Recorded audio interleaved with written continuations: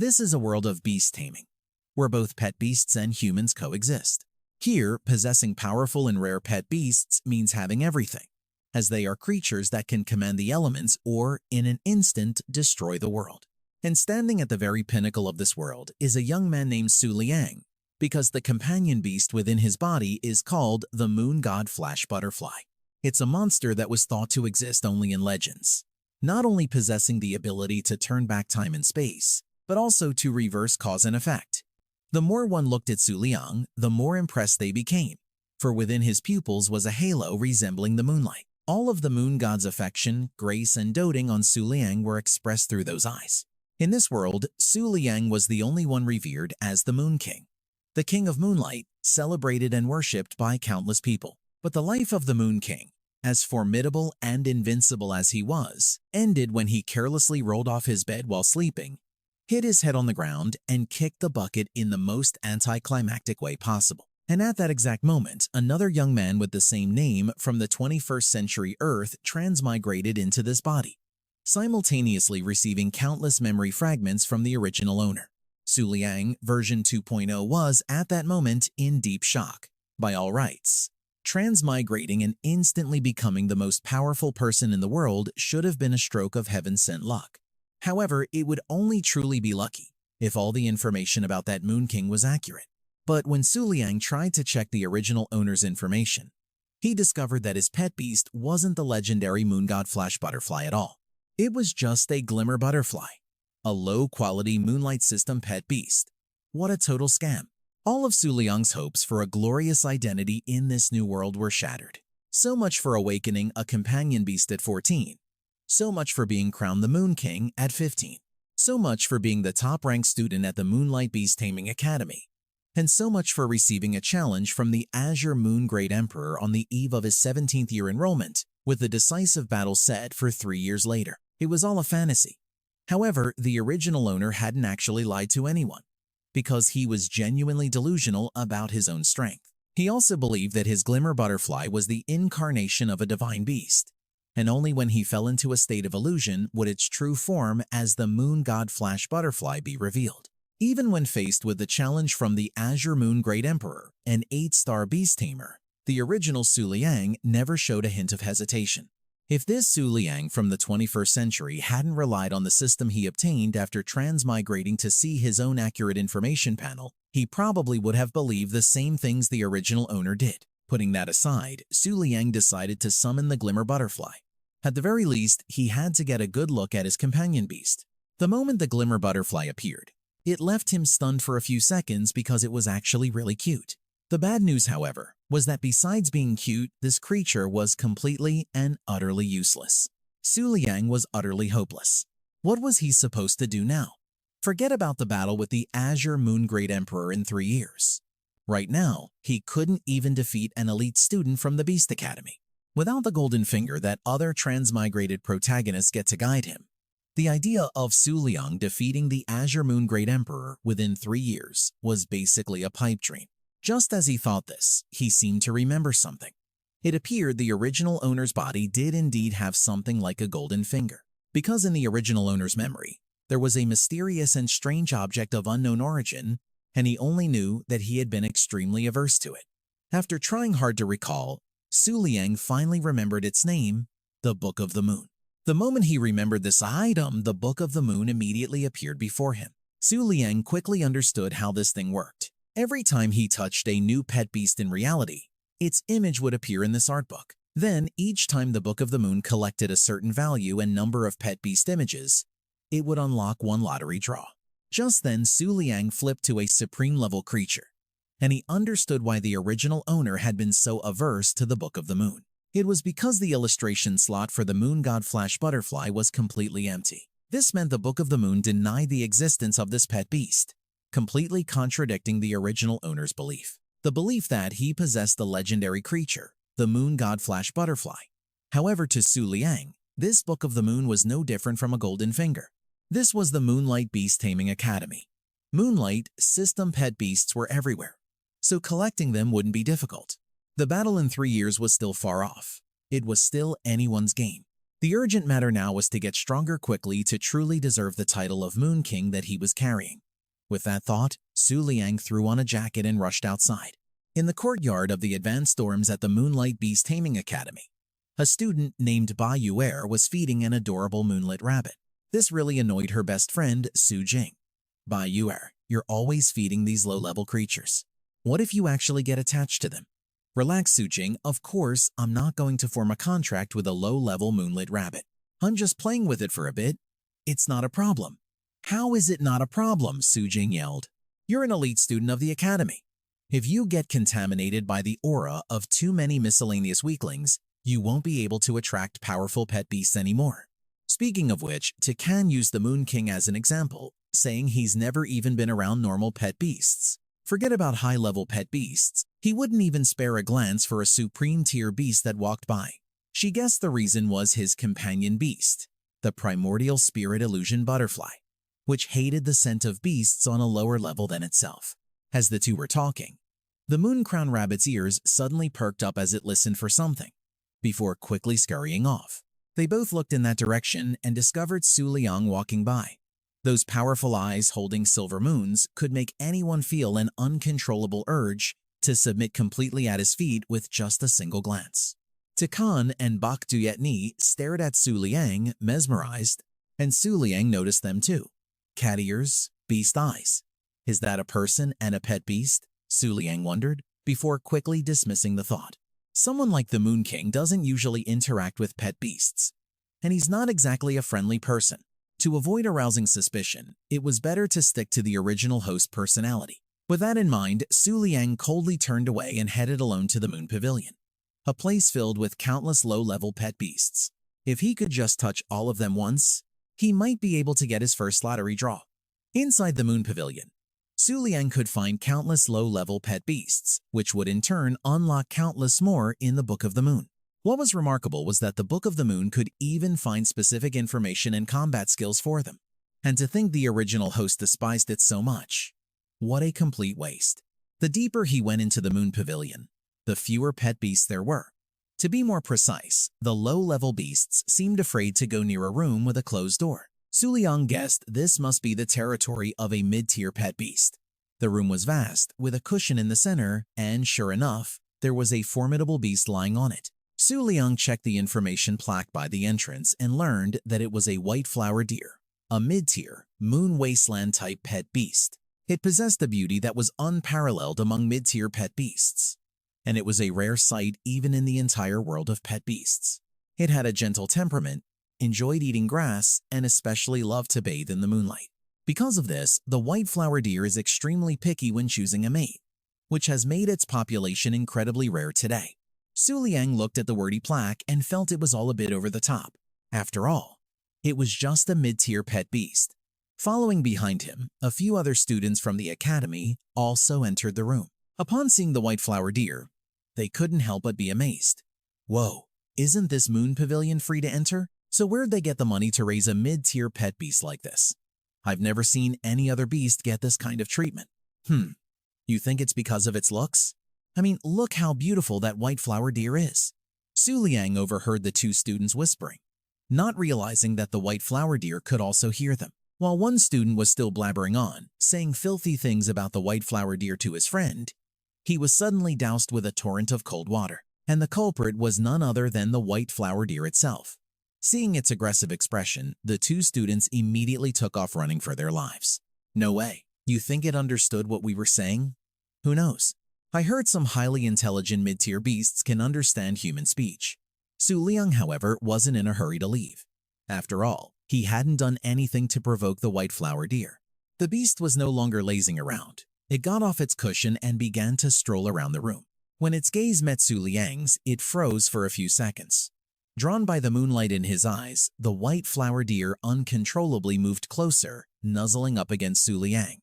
The moment they made contact, the Book of the Moon was instantly activated, unlocking the image of a new pet beast.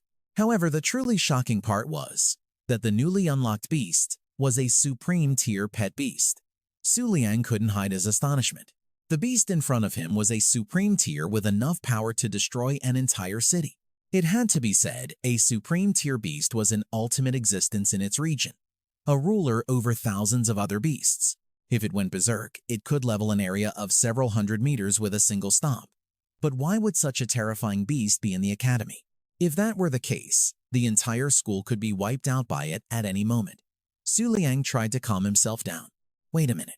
If this supreme tier beast is living here so peacefully, it must be because it has a gentle nature, right? The school must know it won't just harm people randomly. A moment ago, those two students just had mouths faster than their brains, which is why they got splashed with water. But he couldn't rule out the possibility that it was playing dumb to hide its true strength. Just like those protagonists in web novels who clearly have heaven-defying power but always hide it and pretend to be idiots. Totally unlike Su Liang, who was the one who was truly pathetic, with no real power. Lost in thought, Su Liang finally realized the deer was staring intently at him. A sense of unease rose within him. At all. Wait, this deer isn't about to attack me, is it? Could it be that because I've been standing here for so long, it's realized its identity might have been exposed? If it attacked now, he would be completely outmatched. So Su Liang started to play dumb and praise it profusely. Aya, this mid-tier white flower deer is so beautiful. I must have gotten carried away staring at it. Haha, it doesn't matter why this ferocious beast is here. Long story short, just pretend to be admiring the scenery around you. Then, when you get close to the door, make a run for it. Even though that's what happened, in reality, from the white flower deer's perspective, it was only staring at Su Liang for so long because it was fascinated by the patterns in his eyes. After Su Liang ran off, the white flower deer lazily returned to its cushion. Surprisingly, this pet beast pulled a smartphone out from under its cushion, then went online to search for the keywords human with moon-like eyes. After seeing the information that popped up, the white flower deer couldn't hide its surprise. As for Su Liang, after leaving the Huan Liang Center, he quickly returned to the dormitory area. Right now, Su Liang still feels like that situation was way too dangerous, and he has no idea what kind of jerk would do something like that. That's no different from letting a T-Rex loose in a zoo, right? Besides, that white flower deer was much stronger. I'm afraid just one kick from it would be enough to take out a few T-Rexes. If he had been kicked, chased and bitten, or attacked, Su Liang would have definitely been toast. After all, it's a supreme-level pet beast, while his pet beasts are currently the lowest rank possible. If it weren't for the Book of the Moon, Su Liang would be the weakest of the weak. Speaking of which, back at the Huan Liang Center, the Book of the Moon didn't just provide a clear image of the pet beast, but it also displayed all the skills and traits they possessed. This meant Su Liang could understand everything about any pet beast after coming into contact with it. This is extremely useful during a battle when you already understand your opponent's pet beast. Thinking about this, Su Liang got particularly excited. But when night fell, he wanted to find a small pet beast at the academy to test this feature of the Book of the Moon.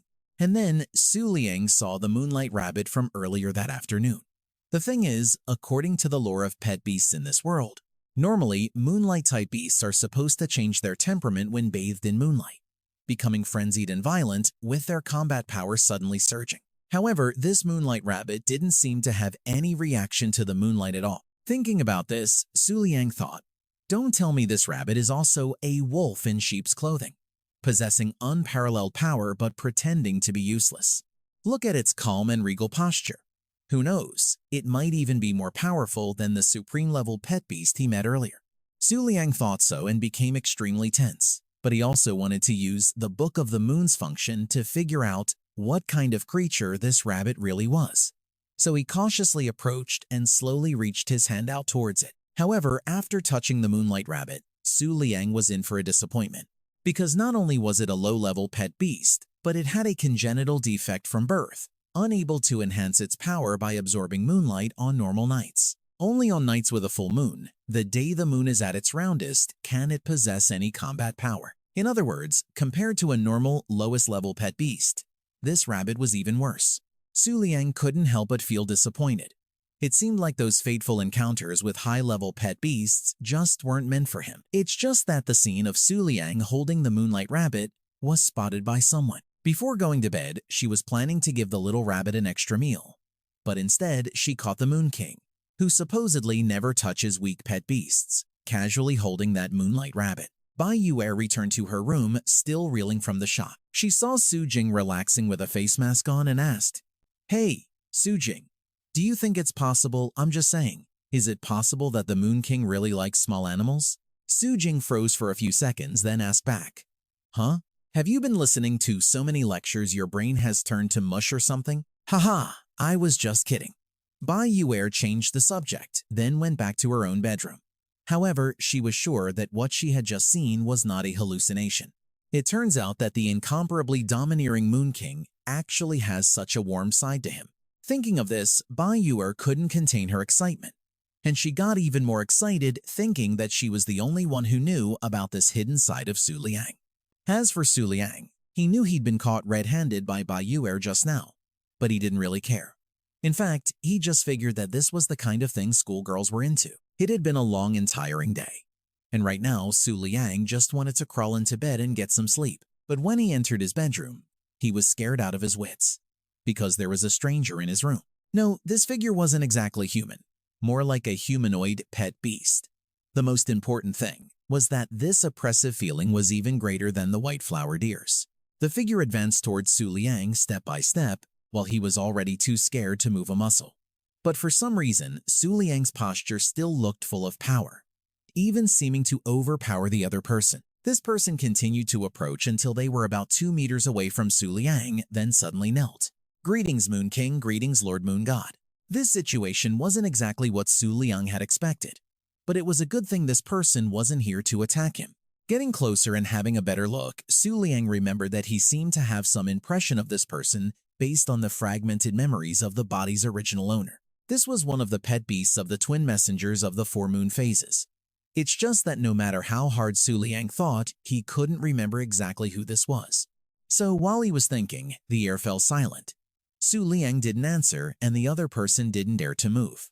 She didn't even dare to breathe too loudly.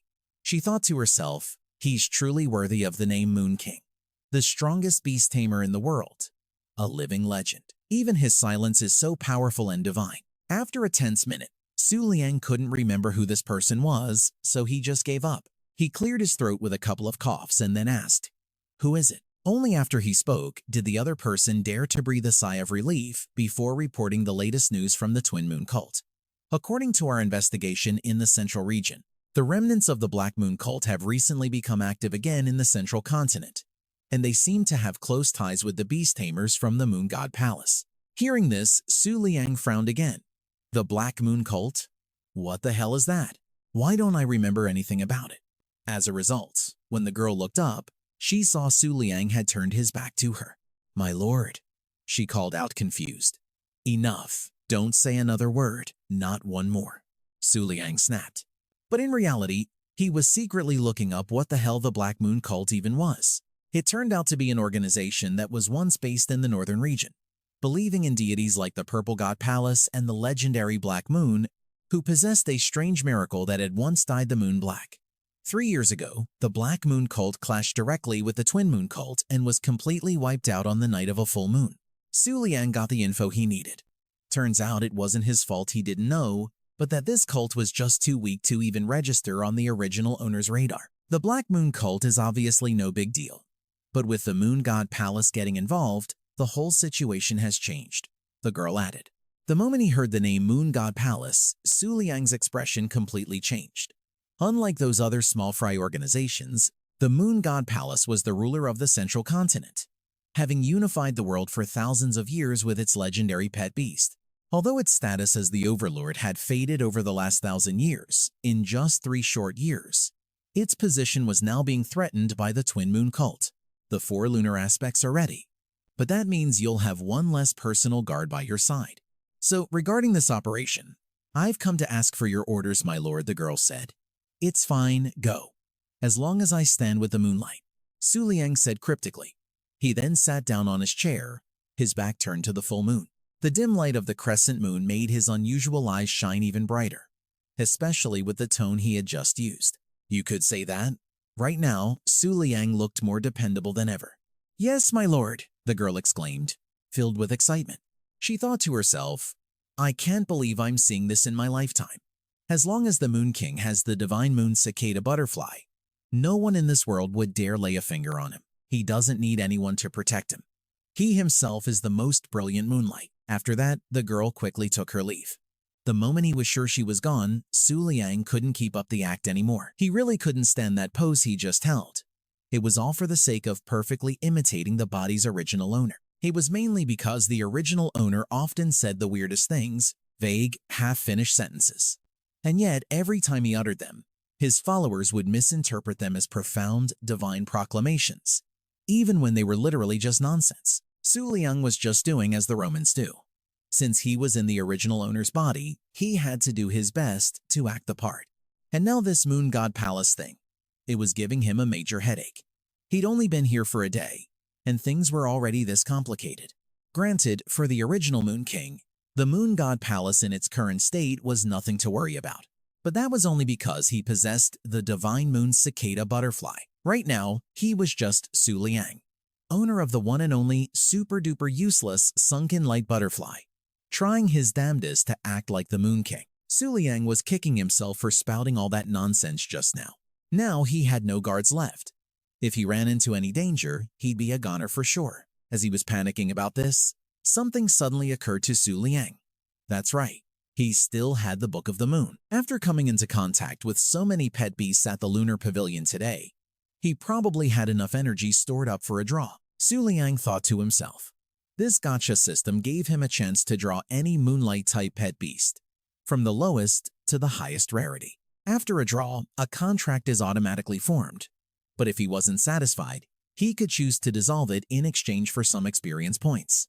So it wasn't a total loss. Before making the draw, Su Liang prayed like his life depended on it. He was in a pretty tight spot right now. But if he could just pull a supreme level beast, he could totally turn the tables and wouldn't have to be afraid of anything. After Su Liang activated the draw, the Book of the Moon began to glow. Following a series of dramatic special effects, it announced that Su Liang had drawn a transparent moon shadow, a high-tier moonlight-type pet beast with 2 combat skills, Moon Scale and Latent. Even though it wasn't a supreme-level beast, pulling a high-tier one wasn't half bad. In fact, if Su Liang had been just an ordinary trainee, he would have been ecstatic the moment he pulled a rare high-tier beast like the transparent moon shadow. But for the leader of the Twin Moon cult, the Supreme Moon King, this transparent moon shadow was practically nothing. So, after weighing his options, Su Liang decided to dissolve the contract. The system actually has a conscience, because the experience value from breaking the contract made his ability skyrocket, bringing him to the verge of becoming a 2-star beast tamer. But even so, Su Liang could hardly feel happy about it. Thinking back, the original owner of his body had plenty of chances to sign contracts with supreme-grade pet beasts back in the Twin Moon cult. But it seems because he thought he truly possessed the moon god body butterfly, he didn't give them a second thought. Later, as he was getting into bed, Su Liang realized the problem. Even if a high-grade pet beast, like the transparent moon shadow, couldn't solve the fundamental problem of fighting He Shiliu, at the end of the day, it was still stronger than his low-grade Shangwang butterfly, which had 0 combat ability. It could have still been of some use in an emergency. And yet, he just broke the contract without a second thought. Was his personality still being influenced by the original owner? No, that's not quite right. At least, I don't believe so. Su Liang thought to himself, then plopped onto his bed, still fuming about that transparent moon shadow. He swore that if he ever drew a high-grade pet beast again, he would sign the contract immediately. Tomorrow, he planned to go to the Moon Pavilion again to collect the rest of the low-grade pet beasts. And there was also that powder-stepping yellow moon deer. Su Liang planned to give it some tasty food and trick it into coming with him. The next morning, when the powder-stepping yellow moon deer woke up, it discovered its large enclosure had been broken into. Oh my precious, are you awake? My sweet, there will be even more delicious things to eat at the Moon God Palace. In a little while, an envoy from the Moon God Palace will come to pick you up. From now on, you absolutely cannot be a picky eater. And you must listen to your caretakers, all right? The powder-stepping yellow moon deer jumped in fright again. What did this person mean? Had it been sold to the Moon God Palace? Reality proved its suspicion was correct. Because right outside at that moment, the 2 beast tamers from the Moon God Palace, responsible for picking up the powder-stepping yellow moon deer, had already arrived at the Moon Pavilion's gate. I heard the Moon King came here to cultivate. I thought it would be some amazing place. Turns out it's just a bunch of little kids. How ridiculous. One of the two envoys from the Moon God Palace said, "Little sis, don't cause trouble. We only came here for the silver flower deer this time. We absolutely cannot stir up any extra trouble, especially if it involves the Moon King and the Twin Moon cult." The other person reminded her, I know. I don't want any trouble either. All we have to do is take the silver flower deer and leave, right? Before long, a girl with glasses walked out of the Moon Pavilion. Xia scanned the two women, not surprised at all by their condescending attitude. It was a shame that the Moon God Palace had already lost its golden age of reigning over all living things. No amount of arrogance could change that fact. Since you two envoys have arrived, let's not delay. Please come inside with me to see the white flower deer, Xia said. No need. Didn't we already see it in the pictures? We'll give you 10 times the price, just bring it out directly. Stop wasting our time. Hearing this, Xia couldn't hide her surprise. The white flower deer was currently on the verge of extinction due to its extremely picky nature when it comes to mates. Therefore, despite being a mid-grade pet beast, its price was already comparable to that of a high-grade one. What's more, this particular white flower deer at the Academy had an unparalleled appearance. For the people from the Moon God Palace to come from so far away, and to offer such a high price, it proved they were determined to have it. Thinking this, Xia felt she might as well take the opportunity to jack up the price a little. The two of you envoys may not be aware, but this white flower deer is a descendant of a pet beast owned by our director. Therefore, we've always raised it with the same treatment as a supreme grade pet beast. If the price is only 10 times the usual, it's really not enough to cover the resources we've invested. After hearing this, the younger of the two envoys was the first to react, bursting into laughter. What's this about being a descendant of an emperor-grade pet beast? Isn't it still just a mid-grade pet beast, and treated like a supreme grade one? In a dump like this, I doubt you've ever even seen the real thing. Shut your mouth, the older sister said, cutting her off. What? Big sis, what are you saying? 20 times the price is a bit much. That's way over our budget. Despite her younger sister's objections, the woman was determined to pay 20 times the price to take the white flower deer. This was because her pet beast, the Moon's Voice, was an extremely rare high-grade type with a special ability to avoid disaster, seek fortune, and foresee danger. Ever since arriving here, it had been in a state of extreme frenzy, as if warning that something terrible was about to happen. Because of this, she was willing to pay a higher price to leave quickly. But it was already too late, because just as she had that thought, she felt an aura powerful enough to crush anyone. Someone was approaching, and the only one who possessed an aura so terrifying it could freeze you in your tracks was the Moon King. The two envoys from the Moon God Palace turned their heads and saw Su Liang. They began trembling uncontrollably, having no idea why he would come to a place like the Moon Pavilion, which was full of low-grade pet beasts. The younger sister was in an even worse state, as her body was completely suppressed by the Moon King's aura. She could no longer hear her older sister's words. Little sis, can you hear me? Lower your head, now. Don't look at him. Despite her constant signals, the red-haired envoy was no longer coherent enough to hear or see anything. It wasn't until she staggered backward that her older sister stepped forward to catch her, and then they both knelt down together. Su Liang had also walked over by this time, using his distinctive gaze to look down on them from his high and mighty position. That cold and domineering aura, as if he regarded everything in this world as mere dust, gave people the feeling that they were in the presence of a true god. The pair of sister envoys were so frightened they couldn't even lift their heads. The atmosphere was incredibly tense.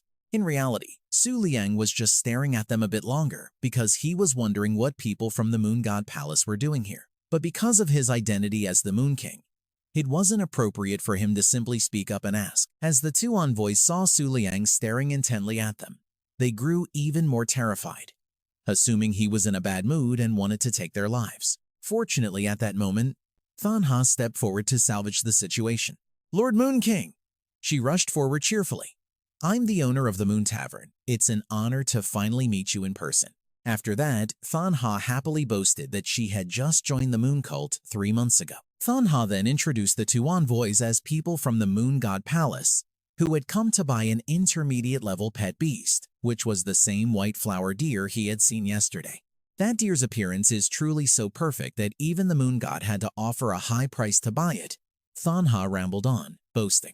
When Su Liang heard that the Moon Tavern intended to sell Dap Fan Huan Yet, he was clearly displeased. Moreover, its luxurious appearance turned out to come solely from its bloodline and looks. The crucial point that its true nature was a supreme-level pet beast was a fact that no one but him knew. This was something that money couldn't buy. So Su Liang became even more determined not to let the Moon Tavern sell it. So Su Liang turned his head, then tossed back a cryptic sentence. Go home. This is not a place you should be. The moon is about to fall. If these words had come from someone else's mouth, it would have been just a meaningless phrase, but it was uttered by the invincible Moon King. Upon hearing it, the faces of everyone present changed color, especially the two envoys. They guessed that the meaning of this sentence for the Moon God Palace could potentially be an unprecedented disaster. The moon will not fall, because the night is eternal. The younger sister, for some reason, lost control of her words, perhaps because her mind was no longer clear. She unconsciously blurted out the Moon God Palace's motto, which also served as a reply to the Moon King's words. Oh my God, did she just dare to talk back to the Moon King?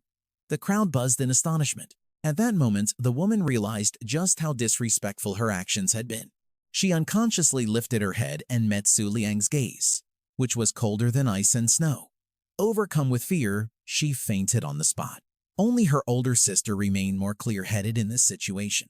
Right now, she felt that the white flower deer was no longer important, as the situation had far exceeded their ability to handle it. The priority was to return to the Moon God Palace and report what Su Liang had just said to Thap Tru Phi, because a great calamity might be about to strike. Thinking this, she immediately helped her sister up to leave. Than Ha was horrified when she saw this scene. She had witnessed it long ago. What was that nonsense about the moon will never set, because the night is eternal? Their dim moon had already set long ago, because the true moon had fallen into an eternal sleep within the eyes of the Moon King, Su Liang. After chasing away the envoys from the Moon God Palace, Su Liang entered the Moon Tavern. Only when he was sure no one could see him anymore did he dare to let out a breath. That situation just now was so dangerous. Having to constantly put on the act of the Moon King was absolutely exhausting. Although he didn't know if his performance was convincing, after saying all that, the people from the Moon God Palace probably wouldn't be thinking about that white deer anymore. Meanwhile, in Dap Fan Hoan Guyet's private room, the staff of the Moon Tavern were starting to move its belongings. But the deer was protesting vehemently, biting the staff's clothes and crying out pitifully. The staff members were all confused, because it was usually very well behaved and gentle. That's right. Is my baby sad to leave her mommy? The caretaker for Dap Fan Hoan Guyet said, Don't worry. Even when you go to the Moon God Palace, mommy will come visit you often. Internally, Dap Fan Hoan Guyet was protesting with all its might. Who needs that? It just didn't want to go to the Moon God Palace. At that moment, Dap Fan Hoan Guyet's cushion was lifted up. The staff member discovered a lot of things hidden underneath. There was a half-eaten bag of melon seeds, a human-shaped doll, a mirror, and even romance novels and a cell phone. A series of question marks appeared above her head. Beasts like this stuff too? Among the items was that phone. The caretaker thought someone must have dropped it and picked it up. Seeing that, Dap Fan Hoan Guyet became extremely tense, terrified that its browser search history would be discovered. To protect the secret, it had to break its usual gentle image, gathering momentum and ramming its closest caretaker. The phone in her hand flew into the air, then landed right in the hands of Su Liang, who had just burst into the room. This situation was even more disastrous than having the caretaker see its browser history. Su Liang looked at the phone in his hand and saw that the screen was displaying a trashy romance novel about a monarch and a beast. He was completely speechless, while Dap Fan Hoan Guyet, out of pure embarrassment, had already hidden behind its bed. At this point, it only wished a hole would open up and swallow it whole. After a few seconds, Su Liang decided to put his cool guy persona back on by tossing the phone in his hand aside, then made an announcement. Today, the deal with the Moon God Palace is officially cancelled. No one needs to pack up anymore. After saying that, Su Liang walked away without a single wasted motion, leaving the bewildered staff behind. His original purpose for coming here today was to discuss the acquisition of the Moon Pavilion.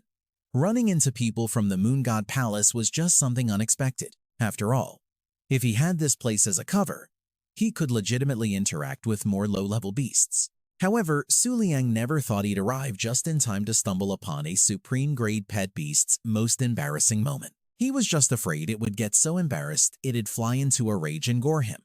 which is why he made a hasty retreat. After a few seconds of processing the information, the staff couldn't help but gasp in amazement. The Moon King really announced that he was canceling the deal? Did he already meet the envoy from the Moon God Palace outside? What just happened? I'm dying to know. I heard he unilaterally terminated the deal. That's so badass. Just what you'd expect from the Moon King. Wait, does this mean he's declaring war on the Moon God Palace? The Twin Moon cult will definitely protect us, right? But I'm more curious about that phone. To make the dignified Moon King show that kind of expression, what on earth was on that phone? Hearing this, Dap Van Hoenguyet's pride flared up again. Before anyone else could touch the phone again, it charged forward, snatched the phone as quick as a flash, and bolted outside. The staff members couldn't catch up to it, and could only stare at each other blankly, not understanding what was wrong with this little one. Could it be going through a rebellious phase? Dap Van Hoenguyet dashed out of the Moon Pavilion, chasing after Su Liang. He had already seen its secret the other day. Dap Van Hoenguyet felt that if it let him just leave the Moon Pavilion like this today, it might as well move to another planet to escape the shame. Stop right there, Moon King. You saw everything, and you're trying to run? It ran very fast, blocking Su Liang's path in no time, and hastily spoke in a human voice. Its voice was beautiful, and what's more, it was a girl's voice. Su Liang instantly understood. No wonder it was reading those kinds of dime a dozen novels. If you dare tell anyone this secret, I will absolutely not let you get away with it. Dap Van Hoenguyet threatened again. Su Liang remained silent. Just when the deer thought it had successfully intimidated him, the Moon King, who always maintained an icy demeanor, suddenly let out a smirk. My condolences. Sometimes losing face is just a way of saying goodbye to your past self, isn't it?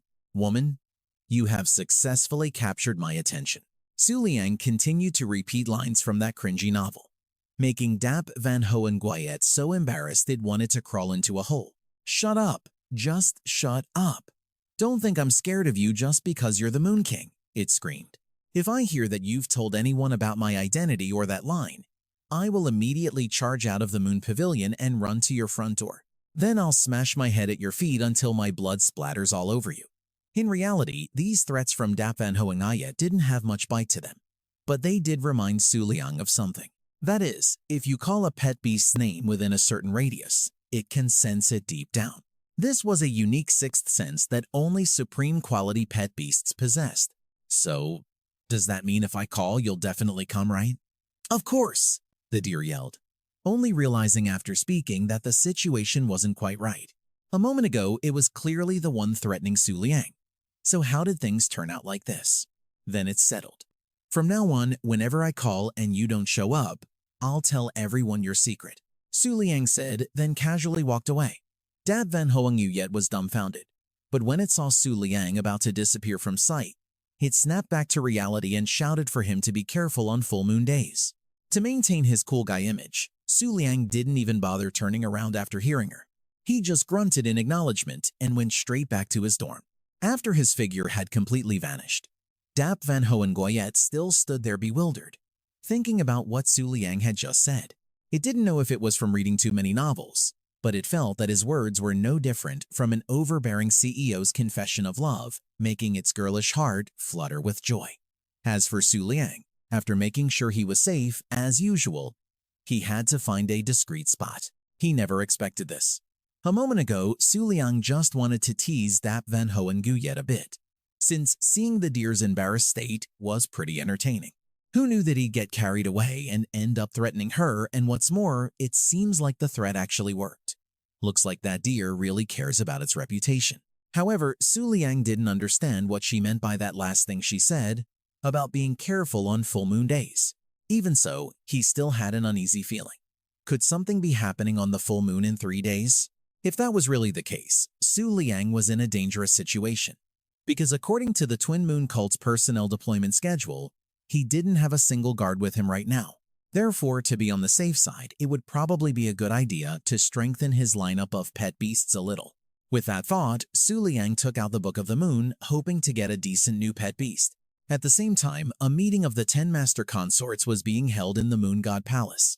The 10 Master Consorts are the top beast masters of the Moon God Palace, and although their identities are unknown, it's rumored that they are all stunningly beautiful women. That pair of sister messengers had returned. Although we don't yet know what that sentence means, the Moon King's words have truly reminded me of something. The season has changed recently, and the time of the full moon is different. So don't you all forget to adjust your clocks. The fourth consort among the 10 master consorts spoke up. Her words seemed intended to ease the tense situation, but it didn't look like it was working, as everyone was sighing heavily. They all believed that a figure like the Moon King, Su Liang, would never bother with low-level pet beasts. Therefore, his appearance at the Moon Pavilion made no sense whatsoever. So, some began to speculate that there must be something in the Moon Pavilion that could attract the Moon King, and the most likely candidate was an Emperor-level pet beast. The moment that person voiced their thought, the room fell into an even more suffocating silence. After a while, a few people sporadically began to speak. Did you say an Emperor-level pet beast? But if the Moon King can control an Emperor-level creature, then that's right. It also means the god dwelling within the Moon King's body is about to awaken. If it truly awakens, then our Moon God Palace will face a great disaster. Besides the in-person meeting of the 10 master consorts, the fourth consort was also representing the Moon God Palace in an online communication with the followers of the Black Moon cult. And given the grim situation, they were increasing their demands for the Moon God Palace's support to ensure their church's safety. If the Moon King has already formed a contract with an Emperor-level pet beast, what chance do you think you have of winning? The fourth consort asked the followers of the Black Moon cult. The person on the other end of the line went silent upon hearing that Su Liang might have contracted a beast. The fourth consort called out several times, but no one answered. Just as she was about to cut the connection, she heard a man's voice respond. Please rest assured, fourth consort, because in this world, the Moon King is not the only one watched over by the moonlight. The people of the Twin Moon cult work at lightning speed. Therefore, it wasn't long before the Moon Pavilion belonged to the Moon King. Su Liang also knew how to seize the moment, sending his followers to search everywhere for moonlight-type pet beasts and bring them to the Beastmaster Academy. This action, which was originally just to serve his personal needs, threw all the major powers into a state of terror and vigilance, where they couldn't eat or sleep in peace. It was even rumored that the way the Moon King grew stronger was by eating small animals raw to boost his energy. And his recent move was a sign that the god inside his body was about to awaken. There were many different speculations, but they all generally threw the situation in the Northern Territory into chaos. Meanwhile, the person at the center of this storm was incredibly calm, so calm that he was completely clueless. But before, on his very first draw, he had immediately pulled a high-level beast. And yet this time, after 5 consecutive pulls, he only managed to get a single high-level pet beast, the Moon in the Lake. Even with the help of the Twin Moon cult, it was still a real struggle over 2 or 3 days. Getting 5 consecutive draws was not easy at all. He couldn't form contracts with low and mid-level beasts, so he had to release all those contracts to turn them into experience points. As for that one high-level pet beast, although he had intended to form a contract, moreover, in the original owner's memories, there was no pet beast named Moon in the Lake. This made Su Liang suspect that it might be a very obscure, toy-like monster. He tried searching for it online, but couldn't find any information related to it at all. This is truly absurd. Is there really a beast in this world that the encyclopedia has no information on? In his confusion, Su Liang suddenly remembered something. If Moon in the Lake was already unlocked, then he could just check it directly in the Book of the Moon. Why did he even need to go online? No sooner said than done. Moon in the Lake was a mutant beast that had appeared in the world 13,000 years ago. It was automatically detected and recorded by the Book of the Moon. It later went extinct due to a lack of reproductive function, and its ancestry remains unknown. Its combat skill is Submerge. Its innate trait allows it to absorb all nearby shocks and vibrations. When the shock energy reaches its limit, it will explode and perish.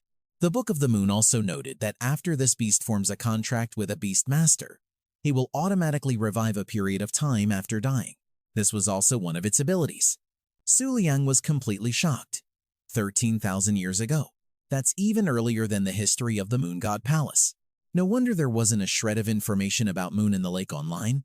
It turns out it's not even a creature of this era. But wait a minute. Not a creature of this era? He originally didn't want to form a contract with a high-level beast, mainly because he was afraid of being recognized, as high-level beasts didn't fit his status as the world's strongest beast master. But what if it's a high-level beast that no one knows about? Moon in the Lake was exactly that kind of existence. Moreover, its abilities are perfect for dealing with unexpected dangers, and its form is hard to detect, and although it has no combat abilities, it suits Su Liang's current situation perfectly. For these reasons, Su Liang resolutely made his decision to form a contract with Ho Trung Niet. At that time, inside Su Liang's spiritual beast space, there was only the soundly sleeping Tiem Quang Diep. But after he formed the contract with Ho Trung and Guyet, a massive wave of water suddenly flooded into the space, soon turning it into a vast lake. At the same time, Su Liang could also sense the existence of this high-level beast, but its profound and mysterious feeling was completely different from the characteristics of other high-level beasts. He finally had a second pet beast, and Su Liang really hoped it could lend him a hand, as the full moon night that Dap Van Hoen and Guyet had warned him about was fast approaching. The following night was that very full moon, and the members of the Hak and Gyet Jiao indeed made their move. Based on the previous day's negotiations with the Moon God Temple, they speculated that Su Liang had obtained an emperor-level pet beast, and that he would make his move on this full moon night. One of the most powerful members of the Hak Gyet Jiao, who was also the spy planted deep within the Beast Academy, was assigned to guard this area, which was also the closest to the Gyet Chivua. He was extremely tense, fearing that if Su Liang detected even a hint of hostility from him, he would surely lose his life when facing him. Meanwhile, Su Liang was still in his dormitory, and strangely, his team Quang Deep was flying back and forth restlessly, something it had never done on previous full moon nights. Ho Trung Gyet was still sound asleep. Therefore, Su Liang deduced that a powerful beast had most likely appeared in the academy, frightening low-level beasts like Thiem Quang Deep. All right. Stop making a fuss. I'll take you outside for a look," Su Liang said to Thiem Quang Diep, which then obediently perched on his shoulder. Although full moon nights were curfew hours at the academy, that wasn't a problem for Su Liang because of his special status. If an unusual situation was happening in the academy, he was most likely the main target. In any case, Su Liang didn't want to get the other students involved. After leaving his private room, Su Liang realized that in the men's dormitory, it wasn't just his Thiem Quang Diep. Many other low-level pet beasts were in an agitated state. Students were running up and down frantically trying to catch their pets. This made him even more uneasy. Could Dap Van Hoen Gyet's warning have been right? Was a strange beast really going to attack Su Liang on the full moon night? Su Liang was both nervous and excited. Someone's bold enough to target me? Just as he had this thought, a huge commotion seemed to erupt from the building next door. Su Liang immediately ran to the window to check it out, only to find that the roof of that building had been blown off. But it seemed like this attack wasn't aimed at him. In fact, the person who had just been attacked was none other than the Hak and Gyet Jiao spy who had infiltrated the Beast Academy. And the commotion was because he was being attacked by a strange creature. It was strange because the creature clearly looked like a low-level Nguyen Quang Tho, but its size and aura were overwhelmingly powerful. It was nothing like a weak Nguyet Quang Tho. In truth, this was the Nguyet Quang Tho with a congenital defect that could only reveal its power on the night of the fullest moon. But aside from Su Liang, who had the Nguyet Chi Thu, no one else knew this, and the spy was no exception. He couldn't comprehend the creature before him. The Nguyet Quang Tho relentlessly attacked with its two long ears, and wherever they struck, even solid bricks and stone were shattered to pieces. In the dormitory, the low-level pet beasts grew more and more frightened and agitated. They were running amok, but strangely, they were all heading towards Dap Van Hoen Gyet's room. This little deer, who had been sleeping, was woken up by the commotion and was understandably annoyed. "What's all this noise in the middle of the night? It's so annoying. All of you, go back to sleep." The pressure that Dap Van Hoen Gyet emitted was of course far greater than the Nguyet Quang Thos. After hearing its words, the low-level little beasts immediately became obedient, each one voluntarily returning to its own nest to go back to sleep. But Dap Van Hoen Gyet, having been woken up, couldn't get back to sleep and started reminiscing about what Su Liang had said that morning, feeling embarrassed. He's the Nguyet Chi Vuong comparable to the Great Emperor Kang Yue. There's no way he'd need to ask for my help, right? Dap Van Hoen Gyet thought to itself. Then it came up with the theory that Su Liang was still too young. In reality, his power hadn't yet reached its peak. That's why he needed to borrow Dap Van Hoen Gyet's power to overcome dangers. That silly deer really thought this way to convince itself. Back in the academy dorms, the Nguyet Kwang To was still in a frenzy. The spy, who was considered very strong within the hack Nguyet Zhao, was also astonished as the creature's power far exceeded his imagination. But seeing the rabbit destroying the academy's facilities to this extent, he guessed that it didn't belong to the hack Nguyet Zhao, but was just a beast that had gone berserk under the moon. He was just afraid that this commotion would disturb the Nguyet Zhivuang, and if that happened, neither he nor the rabbit would be able to escape unscathed. If we disturb him, we'll all be dead meat, the mole shouted, trying to negotiate a ceasefire. But the moonlight rabbit had already gone completely berserk. His words just weren't getting through. It didn't even let him finish his sentence before it attacked again, its powerful strikes filled with murderous intent. The mole quickly commanded his pet beast, Lin Duang Nuyet, to use its massive body to block the attack. As a result, its two fish forms were battered and bruised, but the moonlight rabbit's attack was successfully blocked. Well done, Lin Duang Nuyet. He patted his pet's body, and its wounds began to slowly heal. After that last exchange, he figured he had a good read on his opponent's power. It had immense power, but its movements were sluggish, not at all like an intelligent high-level monster. And it definitely couldn't be a supreme grade beast, or else his Lin Duang Nuyet would have never been able to block that attack. How interesting. If the Moon King hasn't been alerted, then what do I have to fear from you? The mole from the Black Moon cult chuckled. He then leaped off Lin Duang Nuyet's back and allowed his pet to lower its guard and start absorbing the moonlight. Instantly, empowered by the full moon, the two fish fused together, transforming into a vicious shark. But at the same time, the mole felt a horrific pain radiating from his chest. Lin Duang Nuyet, stop absorbing the moonlight, he screamed. Just then, he had nearly reached his limit. Aside from the Great Emperor Kang Yue and the Moon God Palace family, no beast tamer could allow their pet to do that. Otherwise, the price would be their own body exploding and kicking the bucket. As for Su Liang, the Moon King, the mole guessed that he was already in a league of his own, far beyond normal limits. He then unleashed Lin Duang Nuyet's power, letting it charge at the giant moonlight rabbit. The moment the two beasts clashed, a powerful tremor shook the academy, triggering an emergency evacuation. At first, the academy staff thought they were under attack by an enemy force, but they quickly dismissed that possibility. It's probably just a monster that absorbed too much moonlight and lost control. Yeah, probably. But monsters are always dangerous under a full moon. One of them even attacked a teacher once. As they were talking, the two staff members suddenly saw a figure bolt past them. At first, they thought it was just some student running amok. But when they looked closer, they realized it was Su Liang. Yue Liang is about to awaken. Su Liang muttered another cryptic out-of-context line. Even though he had no idea what the hell he was saying, it sounded pretty badass. With that, Su Liang turned and walked away. Even though he now had Hu Zhongyue on his side, for some reason he still felt a sense of unease, especially on a full moon night like this. To express this feeling using the body's original owner's catchphrase, it would probably be something like, "The moonlight is watching me, isn't it?" The traitor's Lin Duang Nuyet launched a vicious and ruthless attack. But who would have thought, after the tremor subsided, he saw the rabbit was still standing there, unfazed. This was a huge blow to his ego. Lin Duang Nuyet was the very beast that earned him his position in the Black Moon cult, and now it couldn't even take down a simple berserk monster?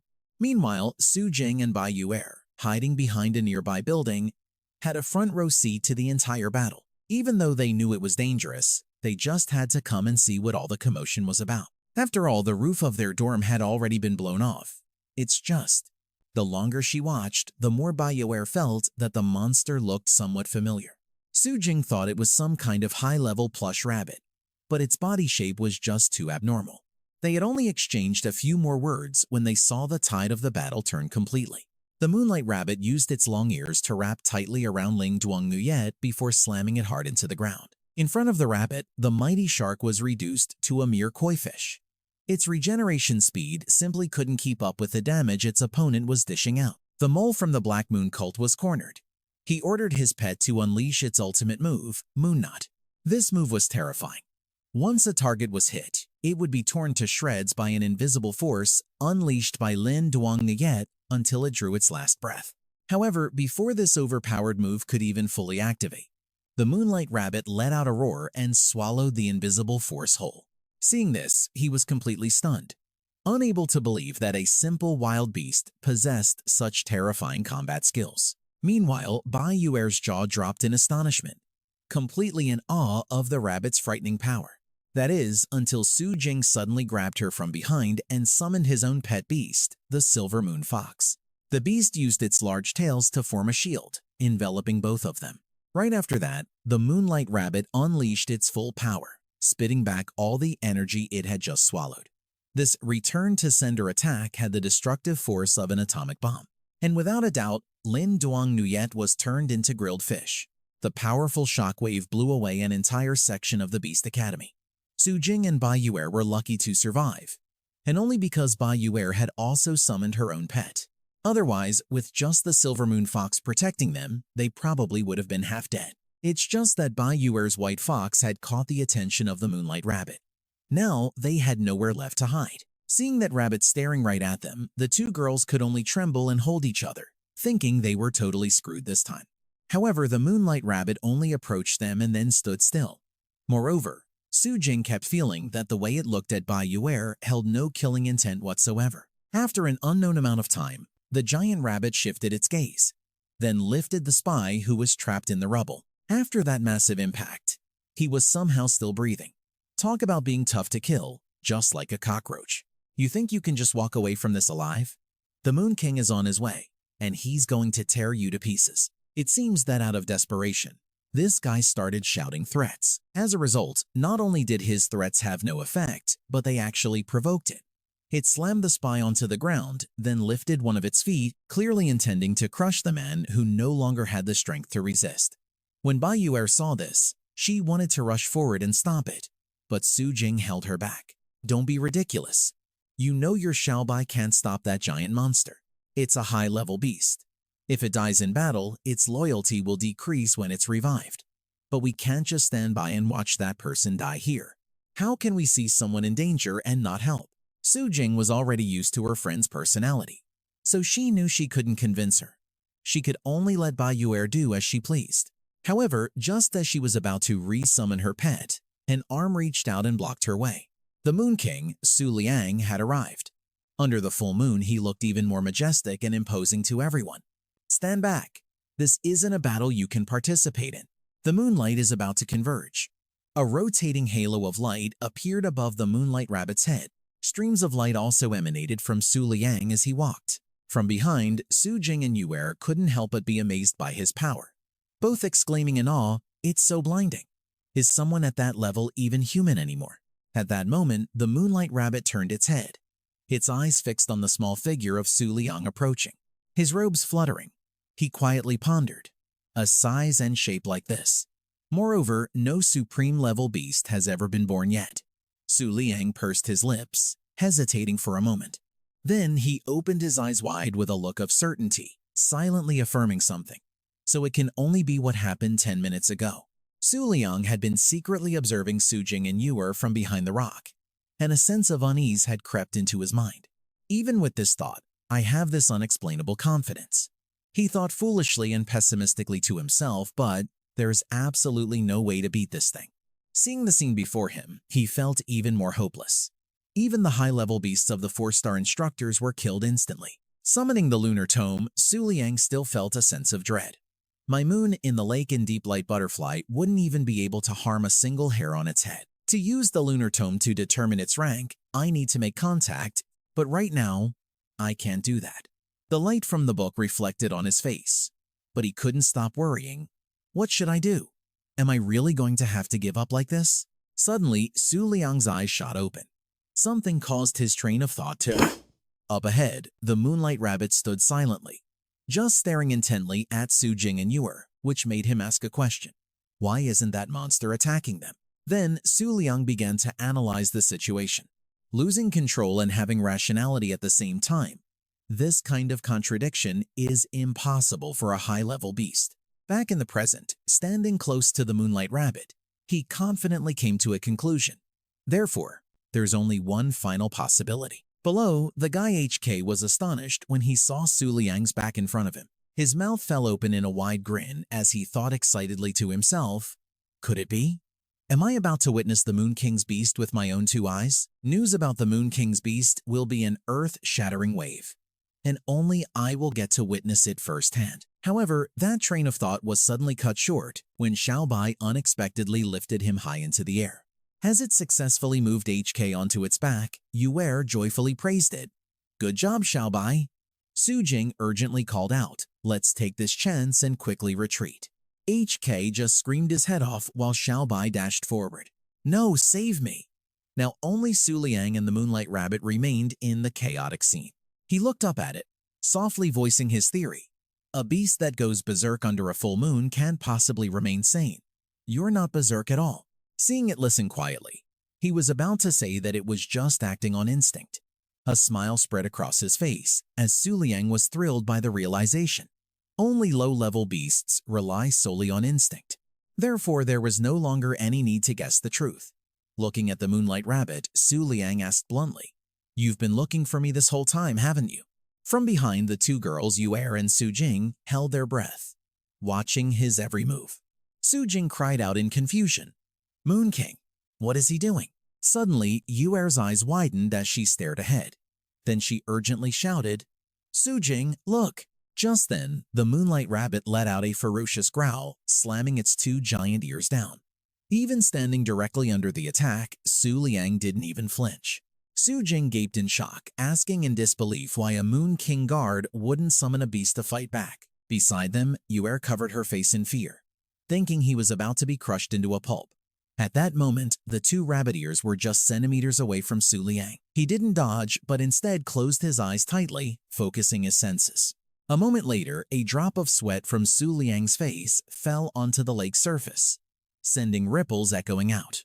At the same time, the ears that seemed about to crush him suddenly curved sharply upwards, stopping in midair. Beneath Su Liang's feet, the moon in the lake emerged from the swirling water, embracing his body from behind. It slowly opened its eyes, while he kept his tightly shut in fear. The scene left the three people watching from a distance, staring, wide-eyed in astonishment. Heijing froze solid, unable to utter a single word as he realized what was happening. The sight of the moon in the lake separating from Su Liang to block the pet beast's attack only made him more certain. Ancient, mysterious, unidentifiable. That's it. This was what the Black Moon cult's internal intelligence had mentioned. His eyes didn't dare to close. Only then did Su Liang slowly open his eyes, looking forward with great apprehension. The sight he was met with made him joyfully exclaim, "Awesome." Then he remembered himself and rejoiced internally. "I'm saved." The moon in the lake successfully blocked the attack. His joy was short-lived, as his face filled with anxiety once more when he realized the attack was so powerful that even the moon in the lake couldn't withstand a second. Su Liang quickly regained his confident expression, looking at the rank identification panel that appeared before him, which read, "Moonlight Rabbit, Blood Moon Constitution." Now that the truth was clear, knowing that the magnificent pet beast was the Moonlight Rabbit, Su Liang was thrilled, muttering in awe, "So it really was you." Because of that familiar feeling, it didn't attack them. My guess was right after all. Then he gently stroked its fur, murmuring to himself, "So that's how it is." The Moonlight Rabbit's eyes still glared down. Su Liang spoke without a hint of fear. "The Blood Moon Constitution can only absorb infinite lunar power on the night of a full moon. That's why you crave the moonlight so much." Hearing those words, it froze for a moment, and its giant paws slowly lowered. Just then, a pair of slender legs landed on the ground. Three female reinforcements in white coats arrived and took in the surrounding scene. One of the women asked, "What happened? Are we too late?" Heijing, sprawled on the ground, panted, "It's not that you're late, it's that you're useless even now that you're here." They asked in confusion, "What did you say?" He curled his lips into a smirk, enunciating every word.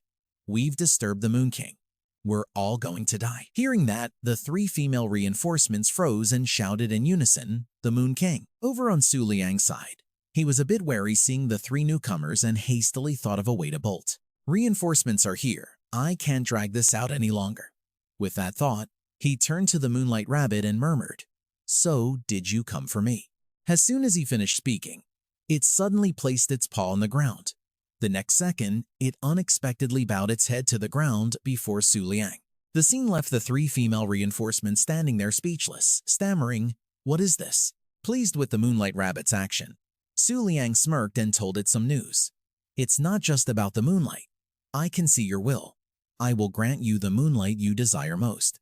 Then he lowered his voice, whispering into its ear.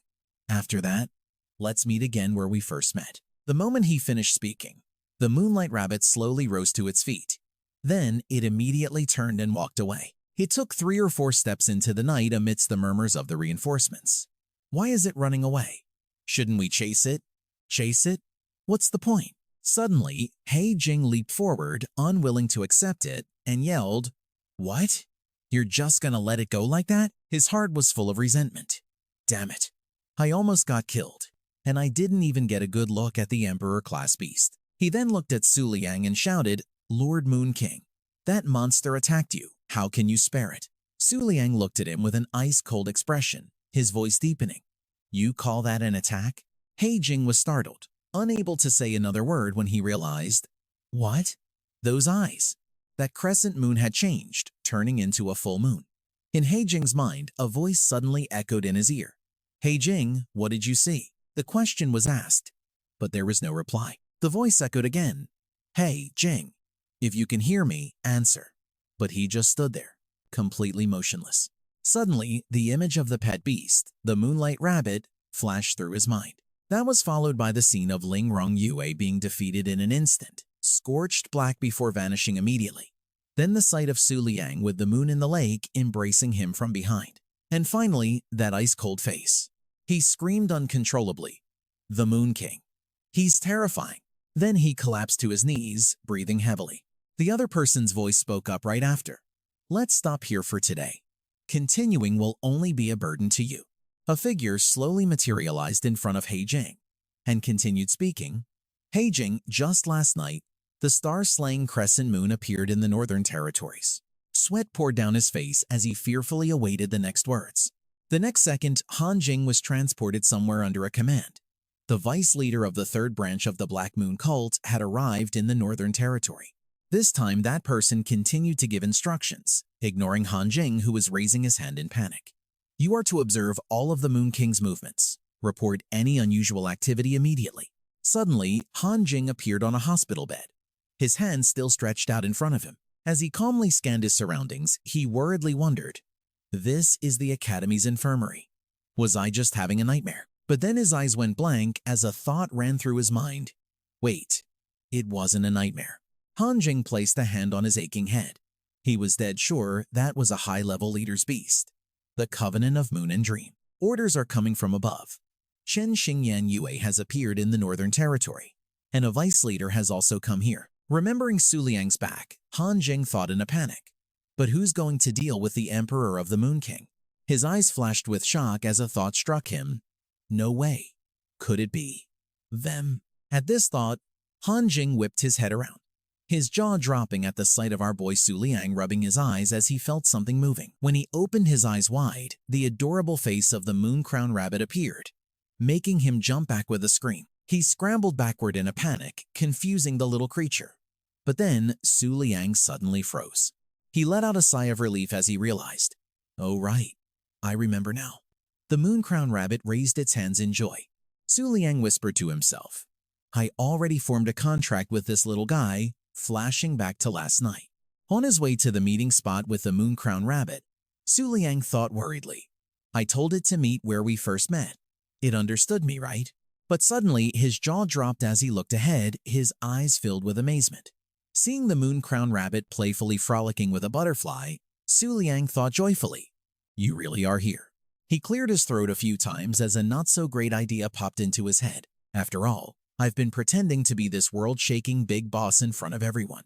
It'd be bad if this little guy found out I'm the Moon King. Then he regained his majestic demeanor, reached out his hand, and commanded it. Well then, Moon Crown Rabbit, form a contract with me. The Moon Crown Rabbit didn't budge an inch within the energy flow, standing perfectly still and allowing Su Liang to tame it as he pleased. After it was done, he looked at what appeared before him with some disappointment, thinking heartbrokenly, this status window. I gotta say, it doesn't look like a Moon King's at all. The 3 beasts Su Liang had contracted appeared one by one. First was the water-light butterfly, a low-rank moon crown followed by the moon in the lake, a high-rank moon crown. But then he smiled, reassuring himself. Even though it looks like a low-rank moon-crowned rabbit, on the night of a full moon, it can be like a high-rank beast.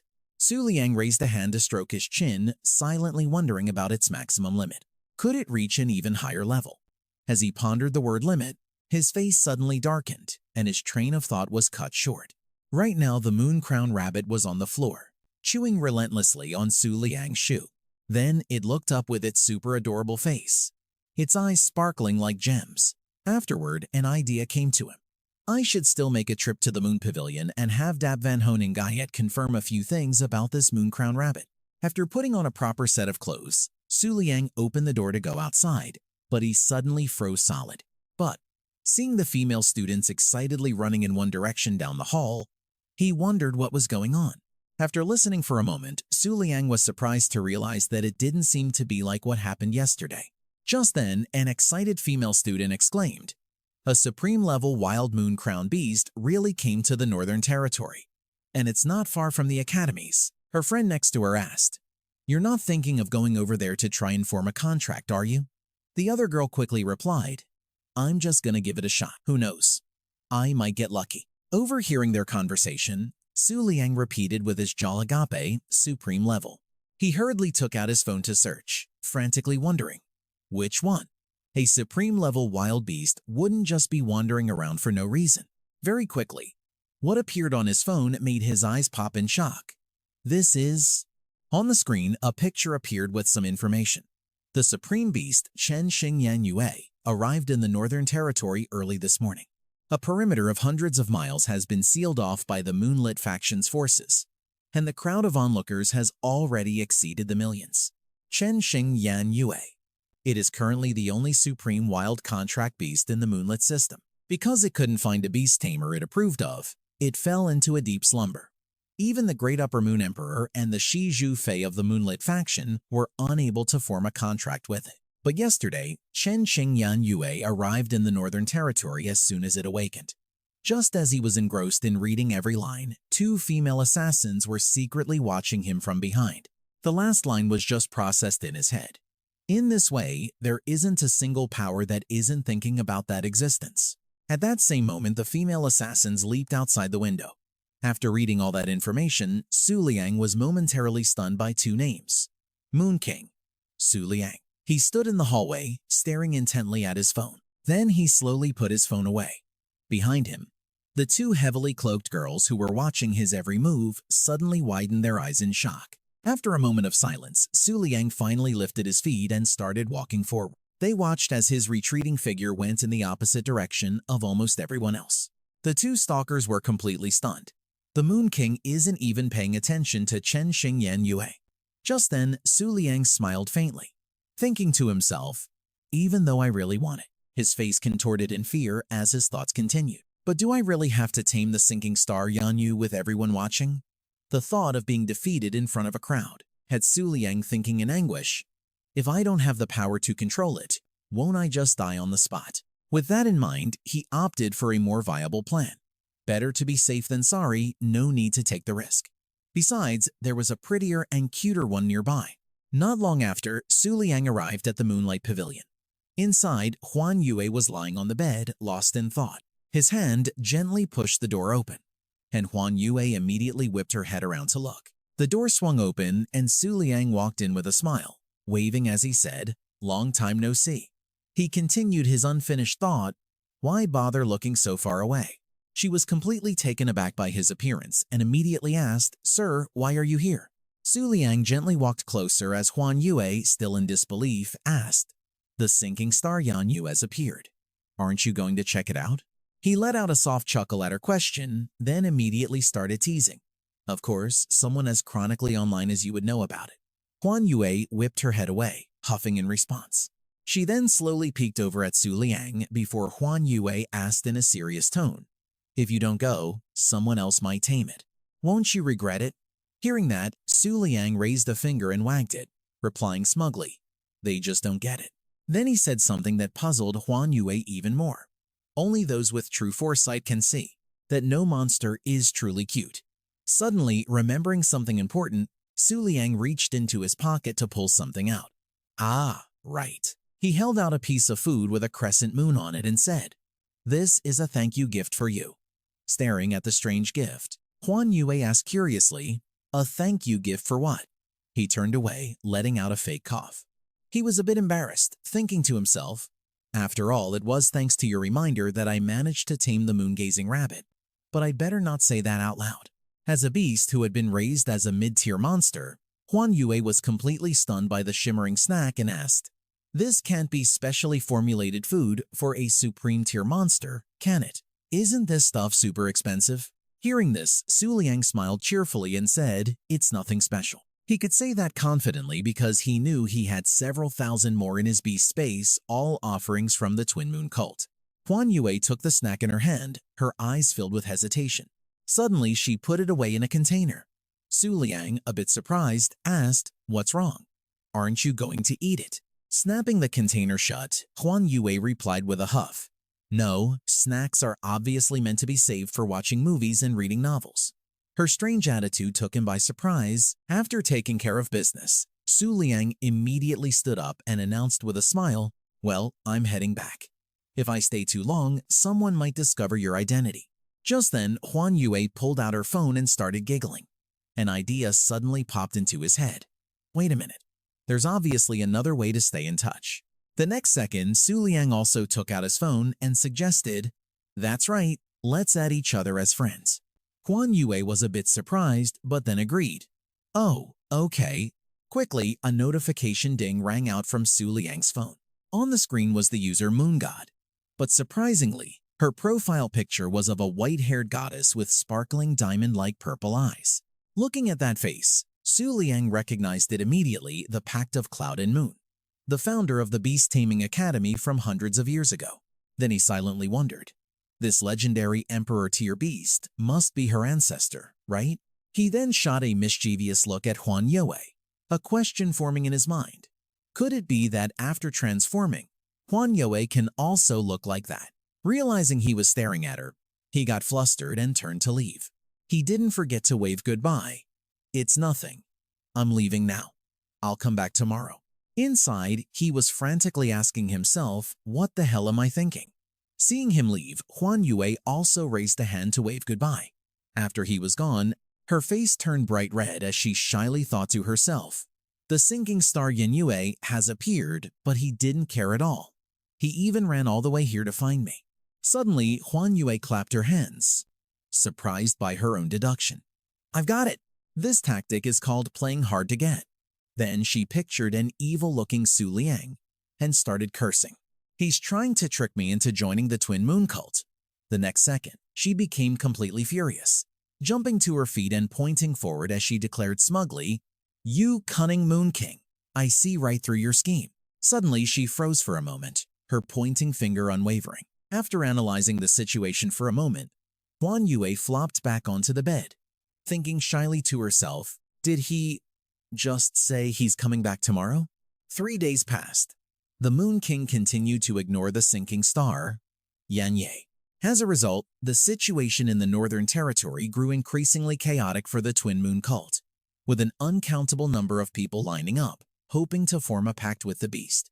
The long chattering line prompted an annoyed woman to shout, "Stop shoving, you're just here to get a look. Do you people actually think you can tame the sinking star Yan Yu?" The woman who had just yelled was none other than Kangru Yu, the vice principal of the Moonlight Beast Taming Academy. She held a sheet of paper forward and warned in a loud voice, "Those who register will be guaranteed basic safety, while those who do not will be responsible for their own well-being."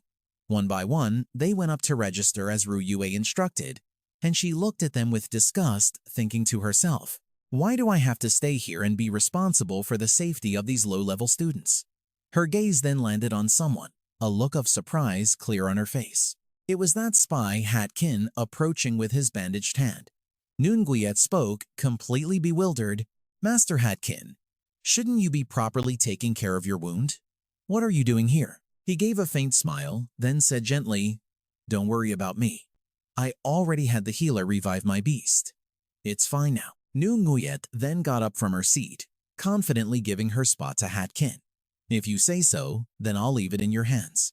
She let out a smug little smile, scoffing internally, "Just another dreamer." As soon as he sat down, a female student from the academy came over and asked him, "Master Hatkin, are you all right? Are you in pain?" Hatkin forced a smile and stammered, I'm fine. As he waited for each person to sign up, he thought to himself with grim certainty, that esteemed person, they've arrived. Looking at the powerful figure before him, Hatkin speculated to himself, even though I've never met them, they'll definitely signal me somehow. Could this be the one? Just then, a cloaked woman stepped forward. Hatkin quickly spoke up. Next. Name. Student ID. Rank. Fill it out here. The woman placed her hand on the paper, and a symbol appeared on it. It was the image of a snake with its mouth open, coiled around an equilateral triangle, the exact signature emblem of the Black Moon cult. Hatkin glanced up. The esteemed person was Za Ko Thong, a beast tamer from the Black Moon cult. At the same time, she fixed her snake-like eyes on him. Slightly terrified by her intense killing intent, Hatkin stammered, "Next person." After the woman turned and walked away, sweat poured down his face like rain. He confirmed in shock, it really is her. In the distance, he could see the shimmering barrier of the Huan Yua. The crowd couldn't help but gasp in awe. Is that the beast once known as the Destroyer of Stars? At that moment, Thuy K stared intently at the barrier before her, adding in admiration.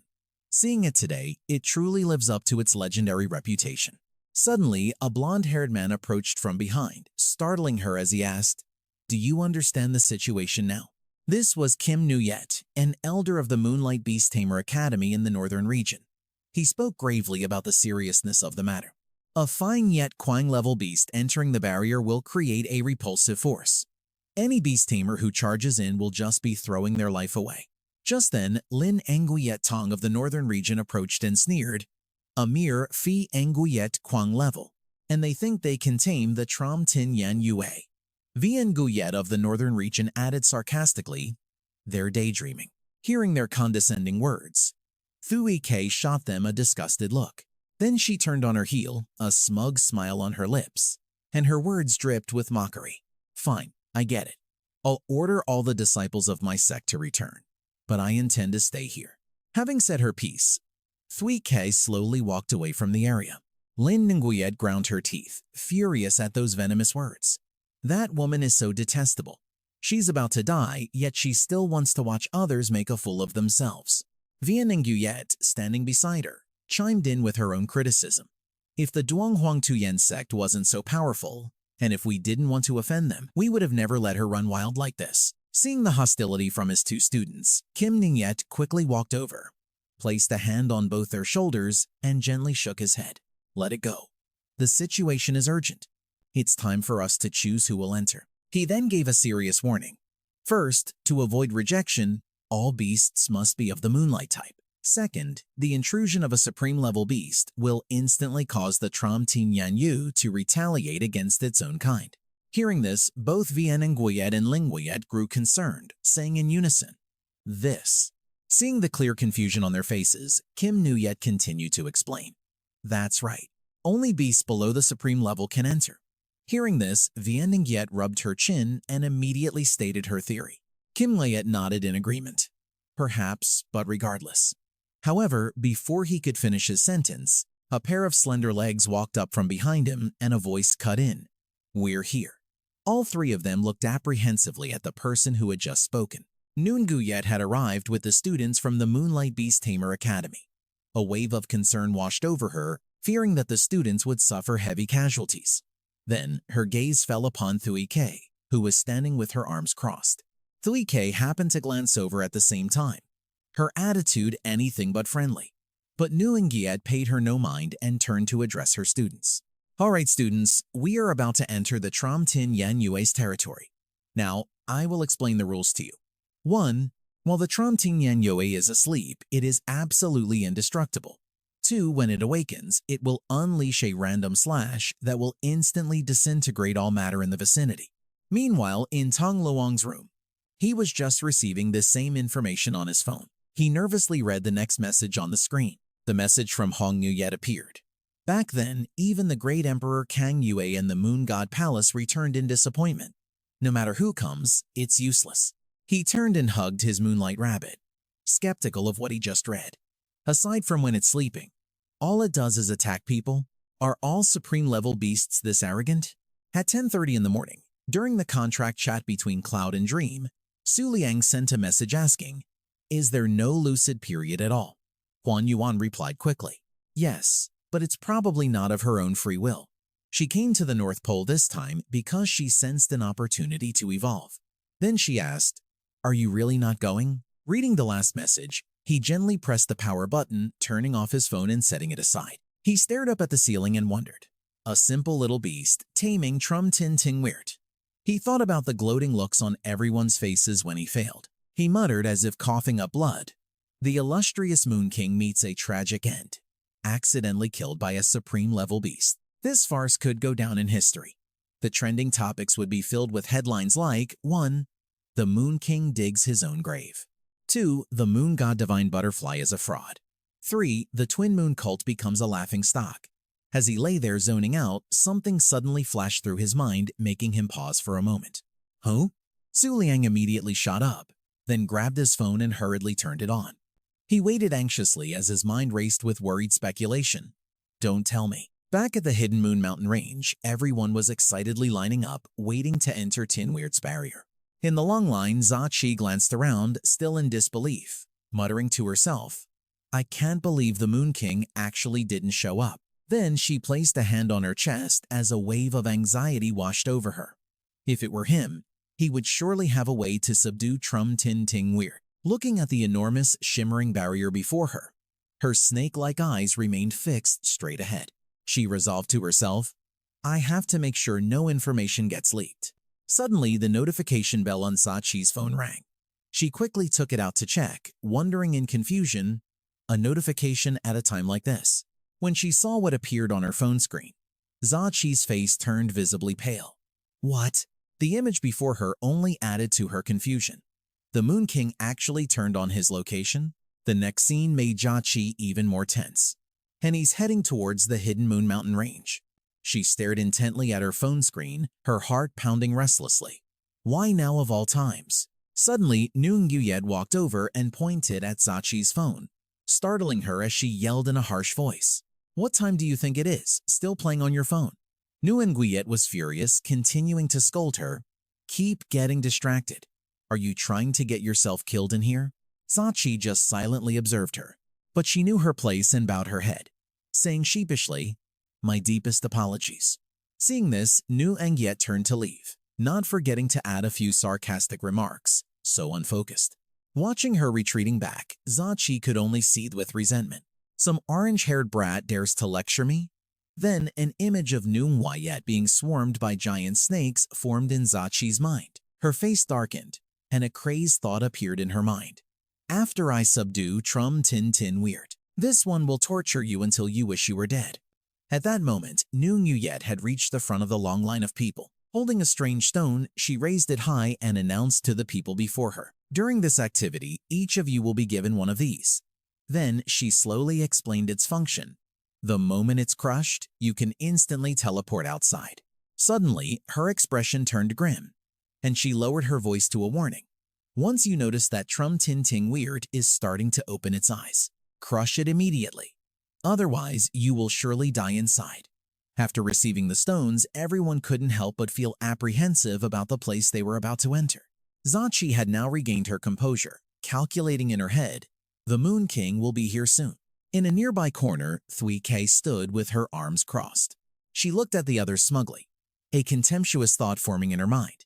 "You all don't really think a 1- or 2-star beast tamer can subdue Trum Tin Ting Weird, do you? Even the 8-star Azure Moon Great Emperor couldn't do it." She continued to observe the line of people waiting to enter Tin Weird's barrier.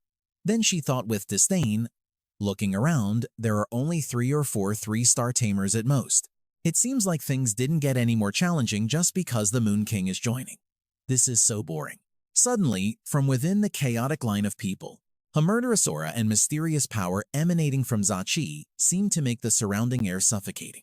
All of a sudden, she whipped her head around, her gaze so intense it could have set the air on fire. It was as if her entire being was discharging bolts of power. Thui K froze involuntarily, unable to utter a single word, her throat feeling as if it were being squeezed by that person's gaze. Zachi continued to stare intently behind her. She kept searching for someone's presence. But then she gave up and turned back to the front, focusing on the task at hand. The recent scene left Thuy He utterly bewildered. Her previous arrogance was gone, replaced by shocked disbelief as she wondered, what the hell was that? The mysterious dark aura emanating from Zachi made her even more uneasy. What star-level beast tamer is that person? To think a monster like that was hiding in Moonlight Academy. Just then, a foot gently stepped inside the barrier. The line had gotten noticeably shorter, as people quickly went inside one by one to explore. With only 2 people left ahead of Zachi, she thought to herself, Yue Feng will be here soon. As the light from the barrier appeared before her, that woman quietly muttered a few words. Silent Angel, block the entrance. The moment Yue Feng steps inside, seal his Emperor-class beast. After a short wait, Zachi's turn finally came, and she stepped up to the barrier. A second later, her body slowly merged with the inside. The last person in line also stepped into the shimmering barrier, and everyone behind them watched with bated breath. Thuy He flashed a fake smile, walking over to ask Thuong Nungayet, vice principal, what's all this? She kept on asking, even though the other woman didn't say a word. He probably knows that the silent star swallow moon can't be tamed. Then she scornfully asked the loaded question. Knowing that, you still send people here. Your goal isn't just to let the students see the beauty of a supreme-class beast, is it? After that barrage of questions, Nu Nguyet's patience was wearing thin, but she reined it in to reply. You don't have a compatible element. So, did you rush all the way here just to watch us make a fool of ourselves? Or do you really think you can tame a supreme-class beast from a different element? Her counterattack instantly pissed Thuy He off, and her face visibly darkened. The 2 of them glared at each other, neither willing to back down. After observing for a moment, Thuy He secretly wondered to herself, what's going on? It seems like she has no clue about that black-haired woman. After a moment of thought, she started to speak. Your academy. But she was cut off as everyone suddenly turned to look in the same direction, their eyes wide with shock. In the distance, the familiar hem of a robe fluttered in the wind like a butterfly's wings. A figure appeared. When they saw him, everyone had the exact same question. Why is he here? Nunguyet was the first to speak. Lord Yue Feng, are you here to tame the silent star swallow moon? Immediately after, Vian Guyet and Lin Guyet voiced the same concern. But what if Yue Feng's Emperor-class beast provokes the silent star swallow moon? Hearing those pessimistic words, Nu Nguyet shot them a smug look and boasted, you blind fools. If Lord Yue Feng has come here, it means he's confident enough to make the silent star swallow moon surrender even without summoning his Emperor-class beast. She proclaimed excitedly, as Ton Luong's figure stood tall and proud in the wind. Elsewhere, Ton Luong was thinking to himself, it's actually pretty simple. All I have to do is touch the silent star swallow moon's body, and I can unlock its entry in the Moon Tome's illustrated guide. He looked at the giant barrier ahead, his heart filled with determination. Once I do that, I might even be able to understand its mechanics and the reason it awoke. After a moment of thought, Ton Luong lowered his voice and ordered, the rest of you, stay put, await my command. Both Nu Nguyet and Thuy He quickly bowed their heads and replied simply, yes, sir. A second later, Ton Luong began to step into the barrier. Suddenly, his eyes flew open as if he had just sensed something. At that moment, the Moon Tome appeared before him, its pages flipping rapidly as if blown by the wind. Much to Ton Luong's surprise, a new page opened displaying the words, Silent Angel. Supreme Pure Class Combat Skills, none. An extremely rare Pure Element Supreme Class Beast. It has no means of attack and possesses a large number of restricted combat skills. It must rely on stronger beings to survive. Fairness. Only Supreme Class Beasts can initiate an attack on their own, and beast tamers entering the Silent Angel's area cannot summon Emperor-class beasts. Silence. It can completely conceal its own existence. He froze for a second, remembering that he was currently only at the 1-star level, mulling over the word Supreme Class. And so, Ton Luong just stood there, his foot raised before the barrier, completely motionless, as the people behind him watched anxiously. A moment later, he slowly lowered his foot, no longer intending to go inside.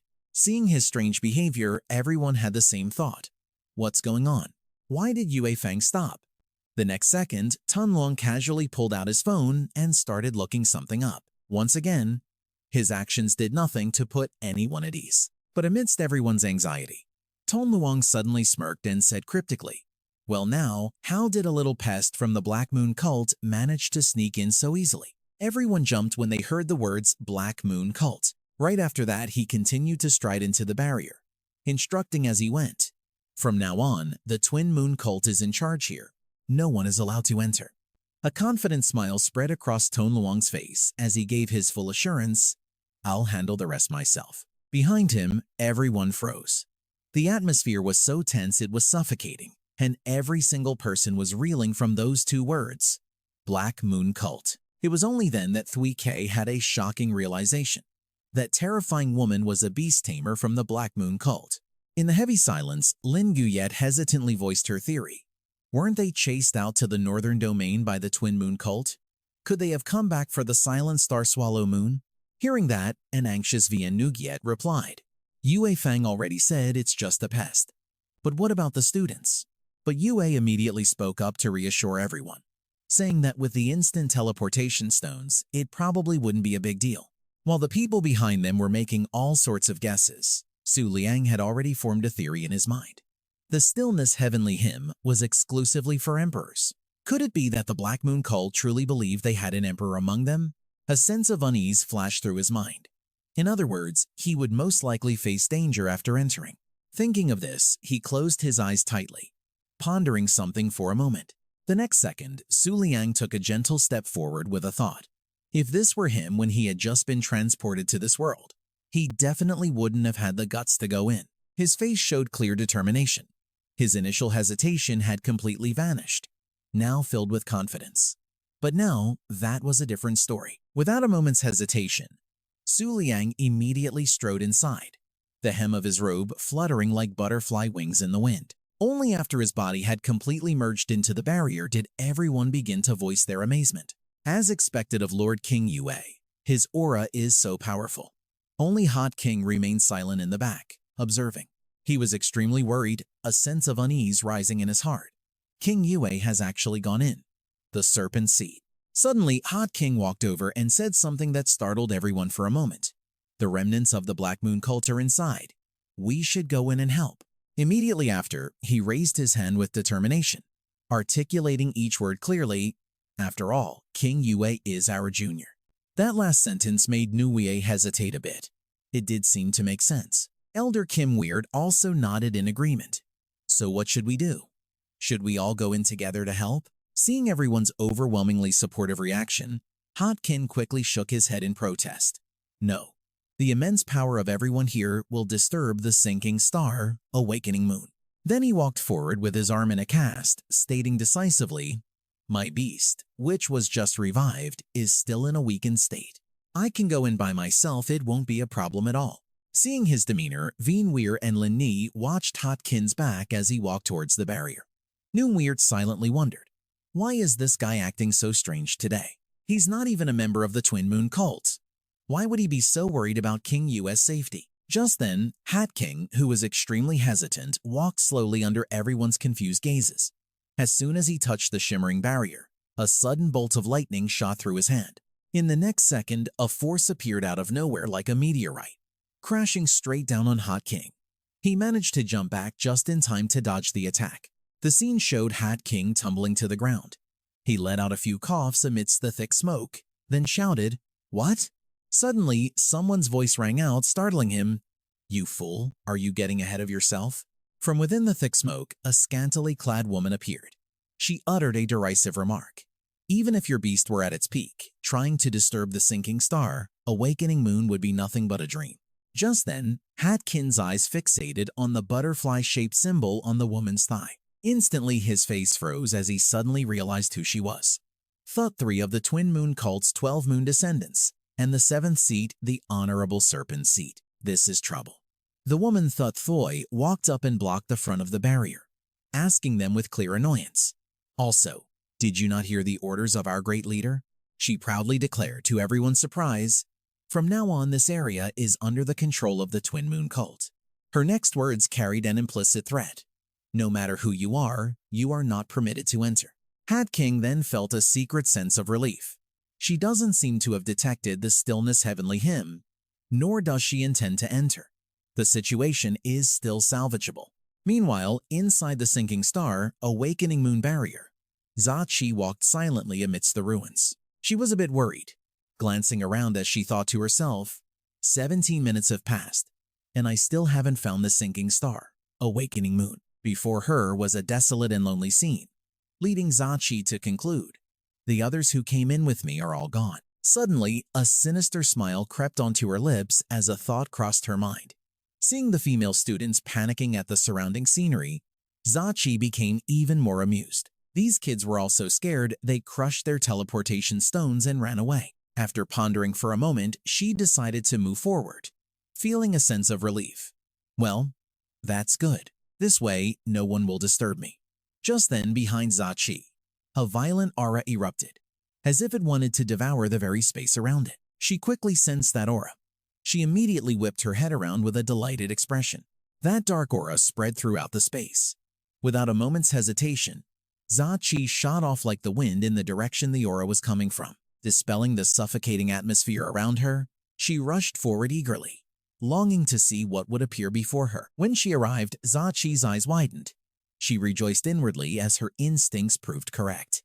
I knew it. Seeing the blade of the sinking star, awakening moon hovering in the wind, she told herself, I finally found you, sinking star, awakening moon. Its body stood majestically in the air, its base planted firmly in the ground below, and a smile began to bloom on her lips. She couldn't take her eyes off the precious weapon, thinking with deep satisfaction. It was worth it. To maintain the purity of my attributes, I didn't even form a contract with the stillness heavenly hymn. With that thought, Zachi slowly walked towards the weapon. She simultaneously gave an order. Come with me. I know what you want. As if she understood its very essence, she kept talking to it. You rejected the great Huan Yua Emperor and the Saintess of the Wish God Palace because they were born Emperor Great. You are a proud weapon. Zachi placed a hand on her chest and said with sincerity, while I may not be their equal, I am a bona fide beast tamer. Reaching out to touch the Yemnigiet, she declared boldly, I will never, ever treat you poorly. But Zachi's excitement was boiling over, and she continued to shout, Silent Star Yemgoyet, become a part of me. Just as her outstretched hand was about to touch Yemgoyet, a fierce light erupted from it, like an invisible force pushing her away. Seeing the immense pressure radiating from Yemgoyet that made it impossible for her to get any closer, Zachi stammered, How? How is this possible? She looked at Yemningyet in bewilderment, a dreadful thought crossing her mind. Am I being rejected?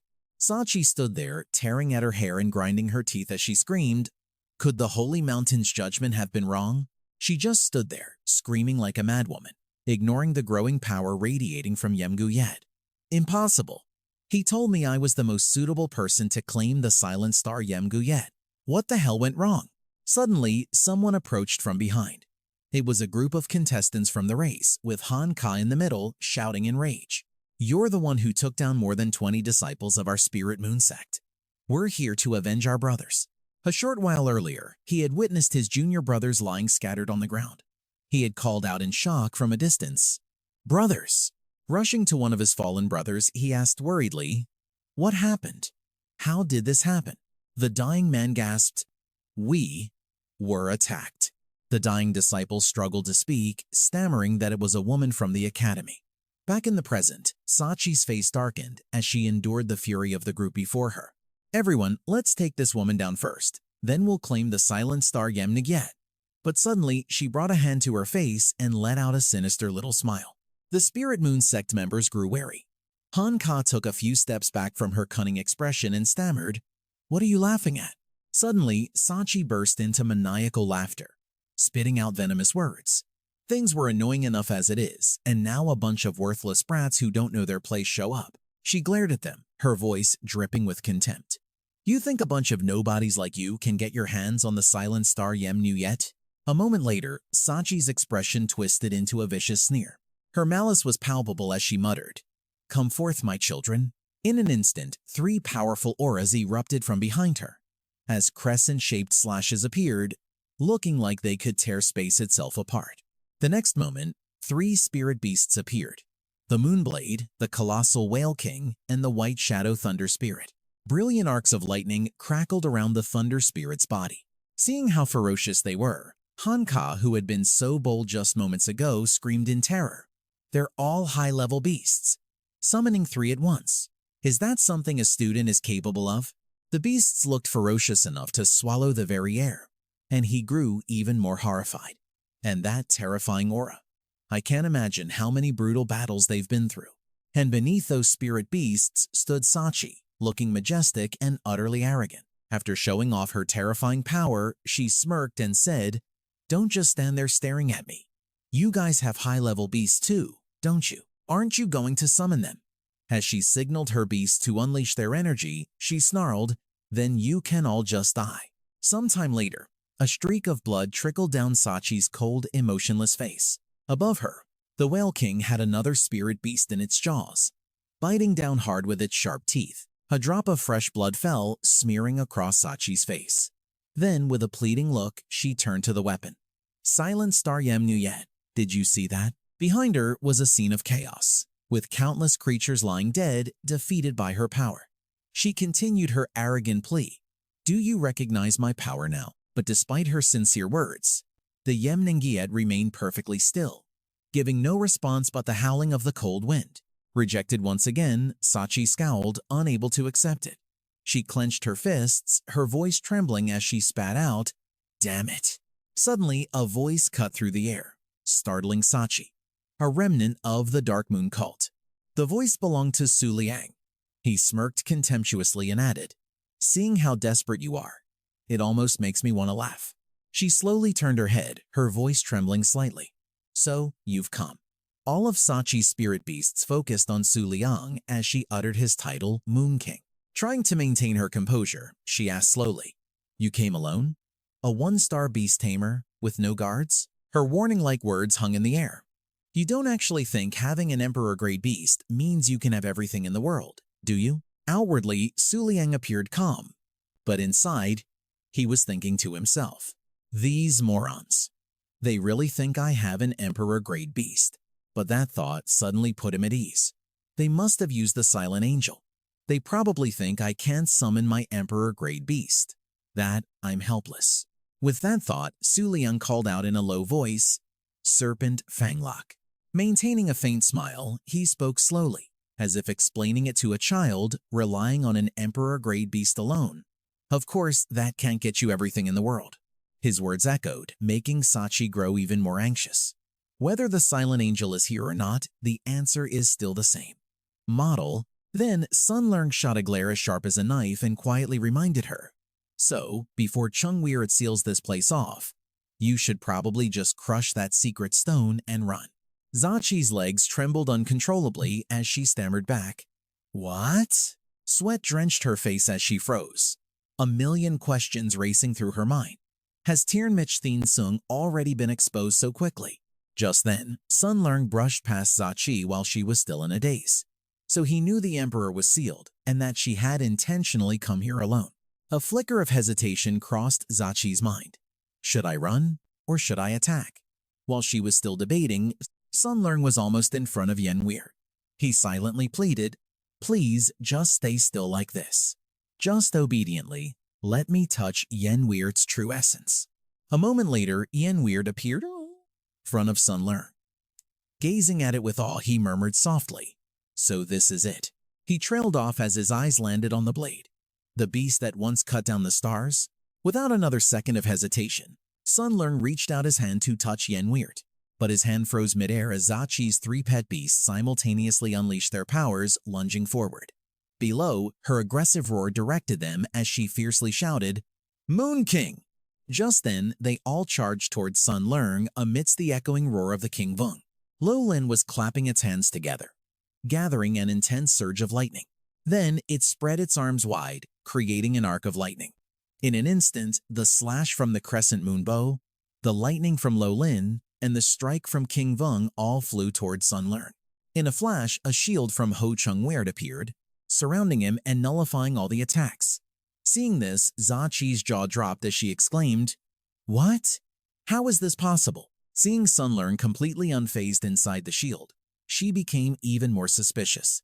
Neither the lightning nor the slash made it move at all. Staring at Sun Leung's ice-cold expression, Zachi couldn't keep her composure, her mind screaming in turmoil. He hasn't even summoned a beast yet. From another perspective, as the shield began to fade, Sun Liang was panting heavily, whispering to himself, "That scared the crap out of me." It looked terrifying, but it turns out it was all bark and no bite. He then thought with gratitude, "Even though I can't fight back, Ho Chung Weird's intimidation factor is incredible." Just then, Zachi's body began to tremble violently. She gritted her teeth and roared, "Moon King!" Ethereal patches of green appeared above her head, next to the crescent moon slash. She spread her arms wide and shouted, "You don't have to act so arrogant." Sun Liang's gaze shifted towards Zachi, whose hand was trembling uncontrollably as she declared, "You don't have an emperor." In the next second, she clapped her hands together sharply.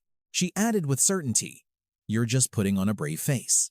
Zachi gritted her teeth, a trail of blood running down her trembling face. At that moment, a magic circle appeared beneath her feet, erupting with intense killing, intense and deadly rays of magical energy. She clasped her hands and raised them high, her face darkening as she mumbled a few words. "Appear, great moon." The next second, an explosion erupted in the sky, and something began to emerge from the center of it. Down below, the students were all shaken by the tremor. Sun Liang also stared ahead, his jaw agape, unable to hide his astonishment. A sense of unease welled up inside him as he realized that Tirmich Tiansung's silent combat skill had concealed its presence. It was thanks to that very skill that Yan Weird's true essence was caught off guard. A serpentine vortex began to form from the rift in the sky, and Sun Liang came to a silent realization. She's summoning a monster. The giant beast's slimy tongue lolled out, preparing to begin its ferocious hunt. The colossal Darngui Demon King landed right beside Zachi, its half-lidded eyes staring straight ahead. Exhaustion was clearly written on her face, yet her words were still filled with arrogance.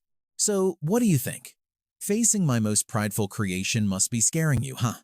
On the opposite side, Sun Liang's figure stood tall, facing the giant beast head-on without the slightest flinch. His expression remained indifferent. Seeing this, a confused Zachi wondered to herself his expression. How can he be so calm? The sheer ferocity of her proud creation only made her more suspicious. Could it be that he doesn't even see a supreme-level beast as a threat? But right at that moment, inside Sun Liang's mind, different thoughts were racing. He recalled a post he had scrolled past before. When facing a large beast, your expression must be fierce. He tried to maintain a calm facade as an extremely pessimistic thought surfaced. That way, at least I can die with some dignity. At this point, Zachi couldn't stand it anymore. She pointed straight ahead and asked in a strained voice, "Moon King, are you still refusing to summon your beast?" The Darngui Demon King beside her let out a frightening growl, then aggressively whipped its tail high into the air. It then slammed its tail into the massive rock right beside them as a form of challenge. The massive serpent slowly lifted its dirt-caked tail. The boulder crumbled with a loud crash, and in an instant, dust and debris filled the air. The sheer violence of the scene made Sun Liang exclaim inwardly, as expected of a supreme-level beast. The next second, Zachi decisively ordered her Darngui to kill him. Instantly, it opened its mouth wide, and a dense beam of purple dark energy shot straight forward. At that moment, Su Liang shut his eyes tightly, betting everything on this one gamble. No matter what, he had to see how Ho Chung Nuyet was doing. He waited in dead silence on the calm surface of the lake. In an instant, the attack from that spirit beast slammed right down on Su Liang's position, followed immediately by a massive shockwave. The mystical black smoke gradually dissipated. Beneath it, Su Liang appeared, so relieved he could cry, thanking the heavens. He then made a serious assessment. The moonlight beast could only unleash half its power for 3 days, and this time it couldn't even deal 30% of its potential damage. Casting a triumphant glance over, Su Liang felt a surge of joy. To break through Ho Chung Nuyet's shield, it would still take some effort, but he figured it wouldn't be too much trouble. Just then, Zachi collapsed to the ground in utter defeat. Her eyes went blank as she trembled uncontrollably. How could this be? Was he a monster? To add to her terror, Su Liang announced in a loud, clear voice, "You remnant of the Black Moon cult, don't be in such a hurry. After I deal with Zhen Xingyan Yue, it'll be your turn." With that, he immediately spun around and left, ignoring the stunned Zachi behind him. Only when Su Liang's figure was far in the distance did Sachi suddenly realize that the Moon King had been ignoring her all along so as not to alert Zhen Xing Yan Yue. His image lingered in her glazed-over eyes as she silently called out, "Moon King." Looking at Su Liang's preparing figure, one had to wonder, could that ridiculously powerful, invisible shield of his really block the blade that was said to have felled the stars? Her train of thought was cut short as she suddenly screamed, startling him, "Star Balance Angel! Cancel the skill!" Instantly, a dark aura erupted from the Great Moon Demon King's body. Yan Yue also flared with a brilliant light, its body now wrapped in swirling streams of jade-green energy. Seeing the blinding light before him, Su Liang cried out in panic, "I'm screwed," as worry flooded his mind. With the shield dispelled, Ho Fan Tran was also lifted off the ground. Her awakened form was revealed, a young woman with flowing green hair, holding Yan Yue high. Her eyes slowly opened, much to Su Liang's dread. Zhen Xing Yan Yue had awakened. At that exact moment, the Yan Yue blade began to vibrate violently in midair. Soon, the shaking grew even more intense. Then, the awakened form of the weapon began to take firm hold of it. The next second, she opened her sharp eyes. Rocks and debris flew up from below, and the tremors made the students ask each other in alarm, "What's happening now?" Just as someone announced, "It's Zhen Xing Yan Yue. Zhen Xing Yan Yue has awakened. Run for it." All the students scrambled to get outside. As the power of Yan Yue erupted violently, Su Liang managed to deploy a shield for protection in the nick of time. He gritted his teeth and looked ahead, thinking worriedly, the Great Moon Demon King only dealt less than 30% damage, so Ho Chang-Niet's remaining shield should be able to block this, right? Suddenly, something flashed through his mind. Right now, inside Ho Chang-Niet's pet space, the surface of the lake was churning with fierce waves. She was hugging Su Liang from behind, her face filled with fear. He thought in shock, this is bad. The probability of blocking it isn't even 1%. Unable to believe it, Su Liang asked in dismay, "What? Is the gap between supreme levels really this huge?" He quickly glanced behind him, desperately searching for a glimmer of hope, wondering how that Sachi woman had managed to protect herself. Before him, while he was still reeling, Yan Yue raised the blade straight into the air. Su Liang's spirit plummeted as he thought, with grim pessimism, that there was still no way to stop it. Her robes whipped violently in the wind, and his train of thought came to an abrupt halt. A moment later, Su Liang's mouth fell slightly open as he cried out in terror, "Ta Feng Hoa Yue, save me!" A few minutes earlier, outside the barrier, a hate-filled voice echoed, "Elder, are you listening?" Everyone said it was a woman from the Ngyet Jia Academy named Han Ka. In his rage, he continued to shout relentlessly, "Someone from the Moonlight Beast Tamer Academy, how could you do such a thing?" Hearing this, Lin Nuyet wearily explained, "Please calm down. That wasn't someone from our academy, but a high-ranking member of the Black Moon cult." She let out a tired sigh, thinking to herself, so, an ordinary academy ran into a high-ranking cultist, they're lucky to be alive. With that thought, she turned to look at that Nguyet, who had been silent this whole time. Seeing that Nguyet's calm demeanor as if nothing was wrong, her cold expression only made Lin Nguyet more confused. Isn't she worried about the Moon King's safety? Suddenly, her expression changed, her eyes widening as she realized something. Instantly, that Nguyet whipped her head around and urgently announced to everyone, "Zhen Xing Yan Yue has been disturbed." Everyone was bewildered, asking in unison, "Zhen Xing Yan Yue is about to awaken?" That Nguyet didn't say a word. She rushed straight towards the group of students, urgently warning, "Everyone present, fall back immediately." A second later, giant boulders shot out from within the barrier at incredible speeds, sending the nearby students screaming and scattering in all directions. That Ngyet watched them run, thinking in confusion, but what was that presence that just flashed by? Could it be the Lord Sect Master's sovereign? Back inside the barrier, Su Liang was still doing his best to resist Ng Ninguyet's overwhelming pressure. He raised his hand to block the fierce aura, unable to help but wonder, I clearly said her name. So why hasn't anything changed? Could it be because of this enchantment? Looking at Yan Yue preparing to strike, Su Liang grew even more anxious, realizing that in less than 3 seconds, Tin Yan Yue would break through. As the third second counted down in his mind, he smirked slightly, thinking smugly, the times have changed. With only 2 seconds left, Su Liang hastily pulled out his phone and started tapping the screen repeatedly. The phone screen showed the Van Dung Meng Chi Uok chat. Instead of replying to its messages, he typed an urgent message and quickly sent it to Huan Yua. Just then, Yan Ye, holding a massive weapon, charged toward him like the wind. In a flash, she appeared right in front of Su Liang. The moment the distance between them closed, he immediately assumed an attack stance. Without waiting another second, Su Liang decisively thrust his hand forward. At the same time, Ying Ngyet was also ready to swing her blade down.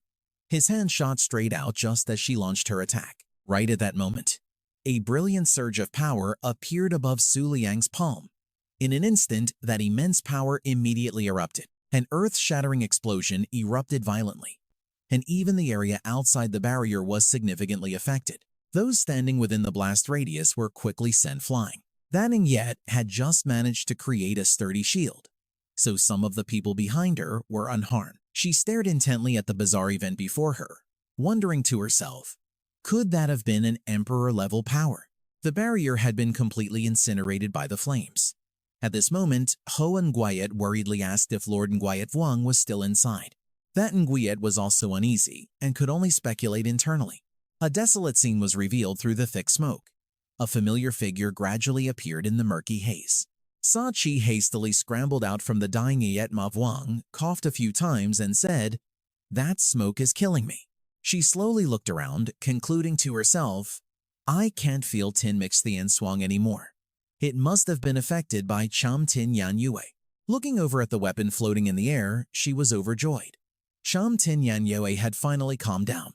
Sa Chi then became bewildered as a realization suddenly hit her. She stepped onto the ground, looking around frantically with a question in her mind.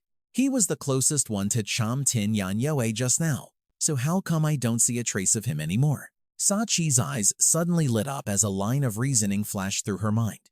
Could it be he was decapitated by Cham Tin Yan Yue, with not even his ashes left behind? Her whole body started trembling uncontrollably right after, her mind still racing, but Cham Tin Yan Yue was only agitated because of my scheme, which means it was my doing. Sa Chi covered her mouth with both hands in excitement, joyfully declaring, "I've defeated Nguyen Vuong."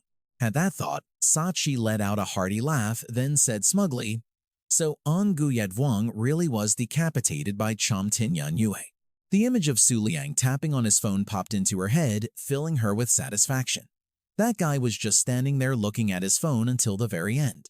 That's hilarious. Then she shouted each word loud and clear, "I have defeated Nguyen Vuong." With that, Sa Chi whipped her head around, her face filled with glee. But unexpectedly, that weapon once again let out a resounding roar. Sa Chi stared at it, completely frozen. She softly muttered a few words. "What?" The next second, the awakened form began to writhe around Yan Yue again, which stunned her completely. Why is Cham Tin Yan Yue agitated again? Sa Chi didn't move an inch, just stood there dazed and said in despair, "In dying Wiyet Ma Vuong's current weakened state, it's clearly impossible." Suddenly, something caught her attention, causing her gaze to flicker. A cloud of dust swirled up from nowhere. From within the smoke, Su Liang's heroic figure gradually came into clear view. Sa Chi broke out in a cold sweat, exclaiming in utter disbelief, "Impossible. Forget being injured. He doesn't even have a speck of dust on him." Just then, a massive silhouette began to appear behind Su Liang. Gigantic legs started to emerge from the thick smoke. Staring at the scene before her, Sa Chi stammered, "What the hell is that?" Huan Yua's sharp eyes appeared, and she asked herself, "This thing is way too big. Is it a low-level, emperor grade?" Sa Chi stood there frozen, her mind racing. If it's supreme grade, it's definitely too big. But if it's emperor grade, why wasn't there a tremor in the northern domain? What on earth is this thing? Suddenly, her face darkened, her features contorting in absolute terror. Sa Chi tremblingly took a teleportation stone from her person. As her two fingers began to squeeze it, a thought stopped her, making her abandon the idea. No, now's not the time to run. Besides, even if I die, I have to see Nguyen Vuong's monster with my own eyes. She resolved to stay as the massive figure had yet to be fully revealed. This might be an opportunity that will never come again. In a moment, its sparkling deer antlers came into clear view. Its pristine white body also appeared majestically. That towering massive deer was none other than the supreme grade, Dab Van Hoen again. Just then, the faint silhouette of a young woman appeared right behind Hoan Yua. Sachi had already collapsed to the ground, her dazed eyes asking, "How? How is this possible?" Her heart was still reeling in shock as she silently assessed the situation. Physically, the Grand Moon Demon King is one of the most terrifying beings in the Dark Moon realm. But to think I'd only see it now, and that there's a supreme being this powerful. Sachi glanced over at Su Liang, her mind filled with suspicion. Besides, with just his one-star grace, how could he possibly unleash the full power of a supreme-level being? Then she confidently concluded that this was clearly his one and only weakness. At this, a faint smile played on Su Liang's lips. His heart was still racing a bit. What a scene. He then looked over at Hoang Weir behind him, marveling to himself. To think such a small deer could transform into something so magnificent, even I was taken aback. He then wondered, but how did she get here? It was like she teleported. I didn't even clearly see how she saved me. Su Liang's gaze rested on the ethereal female figure behind her, his mind still buzzing with questions. Also, is that her ancestor back there? Is that what she'll look like when she grows up? Just then, Hoang Weird glanced at Su Liang and sent him a pleading telepathic message. By the way, can you stop Trum Tin Yen Weird? Hearing this, he snapped out of it and replied, "Stop her? Can we?" Upon hearing that, she said, "Well, since you're standing here, you must have a plan to deal with this, right?" Su Liang sank back into thought as he suddenly realized something. Wait a second. He quickly summoned the Book of the Moon, his train of thought continuing. Taking that slash earlier was the equivalent of making direct contact with her true form. I should be able to see her detailed information in the Book of the Moon now. With that, Su Liang quickly flipped through the pages. Looking at the words before him, he still had some doubts. Just reading about her might not be enough to help. Inside it read, Trum Tin Yen Weird, Supreme Level, is a legendary beast that lost its scabbard after the moon shattered in ancient times. As a result, it has searched for thousands of years. And during this time, it has fallen asleep and reawakened many times. Unable to return to its scabbard, it refuses to communicate with any living creature. The final lines provided more information. Trum Tin Yen Weir Sold Scabbard. The first quarter moon frost flower. Supreme moon crown level not yet unlocked. After reading these lines, Su Liang sank into deep thought. So there's a supreme level scabbard. If I have information about the scabbard, it shouldn't be too hard to negotiate with Trum Tin Yen Weird, right? His eyes suddenly lit up, but even the most ancient moon god palace didn't have a solution. Su Liang stared intently at the awakening Yen Weed as his train of thought reached a conclusion. In other words, does this mean Trum Tin Yen Weed is even older than the moon god palace? At that very moment, Yen Weir began to arch its back. In that same instant, Yen Weir's eyes glowed fiercely, signaling that she was about to unleash a world-shaking attack. A surge of power began to gather in the air. Sachi scrambled away in fear, yelling, "We're screwed! It's waking up again!" She ran straight to her beast's side and hastily commanded, "Grand Moon Demon King, protect me." As Sachi muttered those words, the Grand Moon Demon King was already on its last legs. It immediately let out a ferocious growl. Just then, Yen Weird suddenly glared toward Hoang Weird. But Hoang Weird wasn't one to back down. The next second, both sides glared at each other with hatred, their auras clashing violently, with neither willing to yield. Right at this moment, Su Liang strode forward. He ran straight toward the spot where Yen Weird was about to launch its attack. Sachi, who was preparing to take cover, asked in confusion, "Moon King, what the hell is he trying to do?" He took a few more steps, just as she gasped in shock, "He's left the Supreme's protective zone." At that moment, a smile formed on Su Liang's lips as he slowly enunciated each word. "Trum Tin Yen Weird, submit to me." Immense waves of pressure continuously erupted, forming a force field that enveloped his body. Instantly, Su Liang extended his hand forward, his sharp gaze following its path. His hand was just moments away from touching the massive, glowing sphere of arcane energy above. At that exact moment, Yenware was suddenly startled, its brow furrowing. The sphere of arcane energy grew larger and larger, signaling an impending attack. Even so, Su Liang remained perfectly calm, his voice ringing out clearly, word for word, "The scabbard. Thung Huin Wit Sung Hua." Those words struck Yen Weird like a bolt of lightning, leaving it momentarily stunned. At that moment, his voice continued in a steady tone. "Trum Tin Yen Weird, you're looking for her, aren't you? She looked toward Su Liang with her shimmering eyes, clear surprise written all over her face. From below, he maintained that majestic demeanor and continued his vow. I swear on the name of the moon god, Themdirp, within 3 years. The scabbard. As Su Liang's words ended, Yenweert sank into contemplation, falling silent for a moment to think. Then she slowly lowered her heavy eyelids. Shutting her eyes tightly, her body began to dissolve into the void. In an instant, Yenweert's body had become an ethereal silhouette, hovering in midair. Su Liang's outstretched hand passed right through that massive source of energy.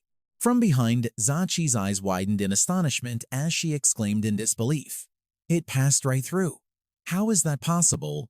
Unless… Just then, from the turquoise water below, a soft, silk-like thread swirled upwards, wrapping around the hovering form of Yenweert. From below, Su Liang watched its every move without blinking. The next second, Yenweert transformed into a ribbon of blue energy, merging completely with that stream of water. Slowly, that mixture flew towards and merged into Su Liang's chest.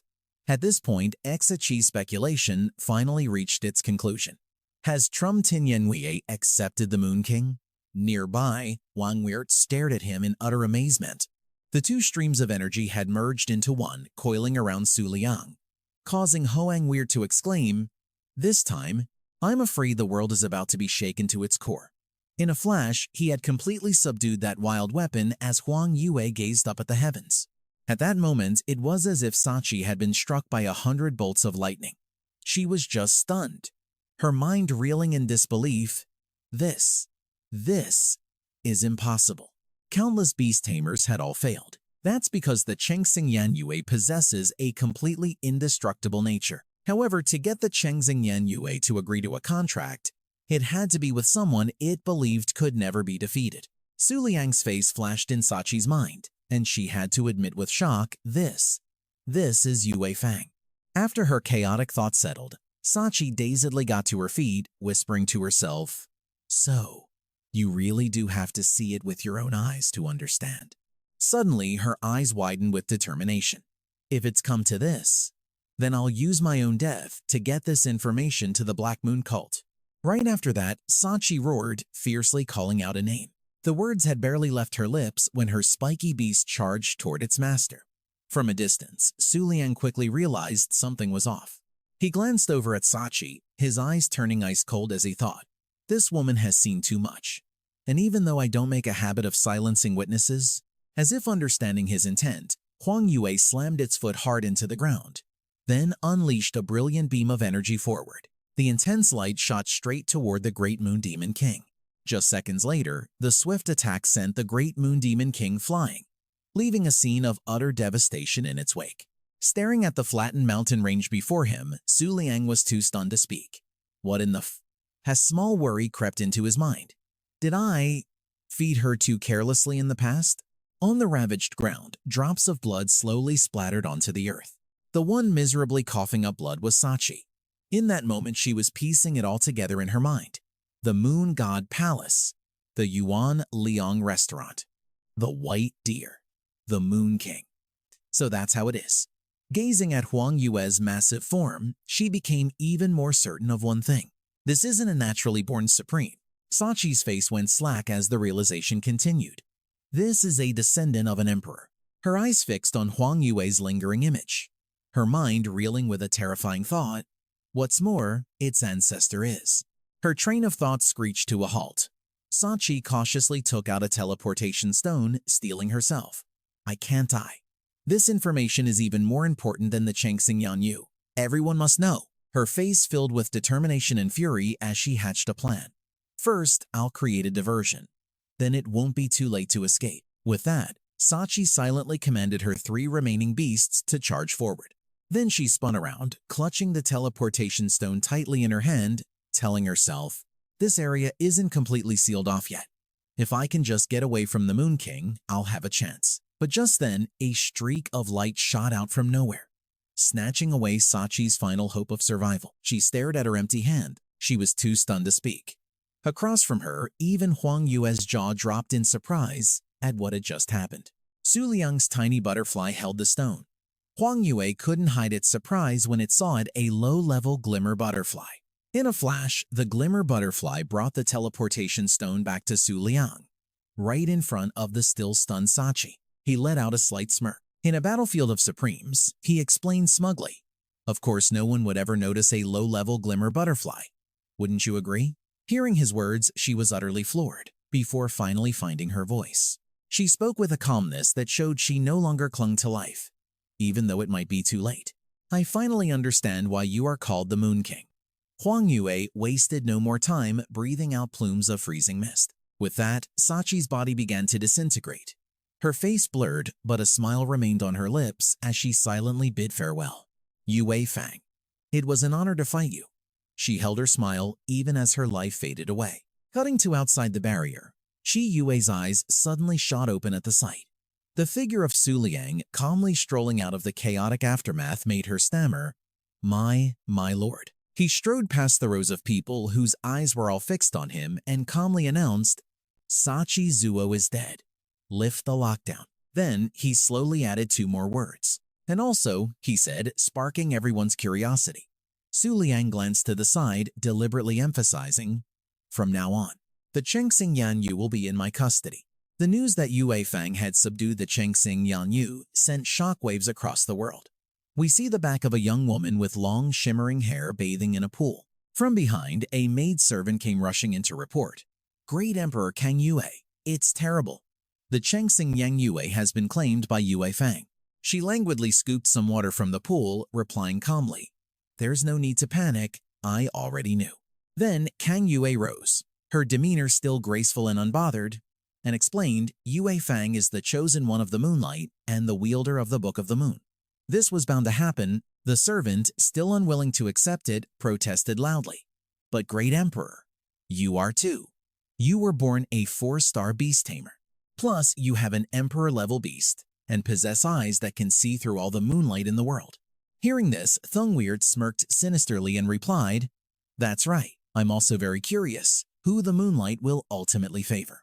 Then he decisively ordered, "For the moon god ritual, have all the participants from the various sects withdraw." His words struck the servant like a lightning bolt. She stood frozen, completely speechless. At that same moment, on the northern edge of the central region, somewhere on the coast, a figure cloaked in black from head to toe was gazing into the distance. Behind him, a woman's voice announced, "Lord Fan Sun, those two are approaching." Fan Sun immediately asked Lin Shi-Tuara, "Do you think this time I will lose to that old man Weird Feng again?" Lin Shi quickly replied with confidence, "Even if I were the only one among the top believers, I would never doubt it. You will definitely defeat Weird Feng and restore the glory of the Black Moon." Suddenly, whirlpools and mysterious flashes of light appeared on the sea surface, and a voice echoed from within one of the vortexes, "Fan Sun of the Black Moon, I hope your plan won't disappoint us." Tin Min Weird, a member of the Nine Eye sect, appeared and declared, "If we die in battle, our sect will voluntarily submit to the Moon King." Beside her was Deng Huang Twin, also from the Nine Eye sect. She added in agreement, "No one can defy the gods. You should understand that." Hearing this, Fan Sun also replied with assurance, "Rest assured." Then he turned and walked away, saying fiercely, "Let's go to the Moonlight Beast Tamer Academy. We'll wait for the Moon God ritual and kill the Moon King." Cut to the stargazing moon hall, where someone was shouting in alarm, "Is the Moon God ritual really about to start?" That was Huan Weird. Still stunned, he continued loudly, "Only when the moon is at its brightest does the Moon God descend to give guidance. The last Moon God ritual was over 1,000 years ago." Su Liang wearily put a hand to his face and replied glumly, "I know." Just then, a multicolored piece of jade appeared and began to explain at length, "After the Moon God ritual begins, all chosen moonlight-type beast tamers will become sacrifices to compete for the throne of the final Moon King. The reward for victory will make the beast tamer's growth terrifyingly fast. It will even reignite the war of emperors until someone is crowned or the others abdicate. Only then can the Moon God ritual end. Therefore, this Moon God ritual will not end until you defeat Great Emperor Thung Weird in 3 years." He opened his phone to show Huan Weird. He read the lines on it with frustration, "And that's not all. The sacrifices can locate each other. So, at the elder's request, I have to help her protect 2 students who are also sacrifices. But the thought hit him like a ton of bricks, leaving him stunned. Why do I have to keep the promise of my predecessor? The old sect used the moon god's name to trick so many people. Suddenly, Huan Yua calmly said something that made his face freeze. You don't have to worry so much. There's a reward for the battle, right? Who knows? After 3 years, the moment he said, plus, there's an extremely rare chance to win the missing pages of the Book of the Moon, something clicked for Su Liang. Seeing Su Liang's surprised expression, Huan Yua slowly explained, You don't know? It's said that the owner of the missing pages of the Book of the Moon can break the contract limit and form pacts with dozens of beasts. Hearing this, he was shocked once again. His eyes widened as he thought, getting the remaining pages lets you contract that many? But I have the whole book. Then he grew uneasy again, wondering in confusion, but I have the Book of the Moon right here. How could other people have the missing pages? Seeing Su Liang just sitting there stroking his chin, Huan Yua pushed him forward hard with its head and demanded, Hey, stop thinking. Go tell the Pearl Moon people to let me move around freely.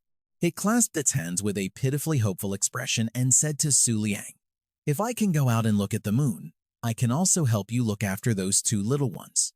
Hearing no reply, Huan Yua looked over curiously. It turned out that its push had accidentally sent Su Liang flying into a wall. He quickly left the room, rubbing his sore behind while pulling out his phone to search for something, grumbling to himself nonstop. A headbutt from a supreme-level beast that nearly took out a kidney. Su Liang shared an article titled 100 Ways to Cook Deer Meat into his chat with Huan Yua, who could only reply with a bitter. Suddenly, a notification popped up on his screen. Su Liang asked in surprise, Oh, the files on those 2 students are here? Inside, an image of a cat-eared girl appeared with her information.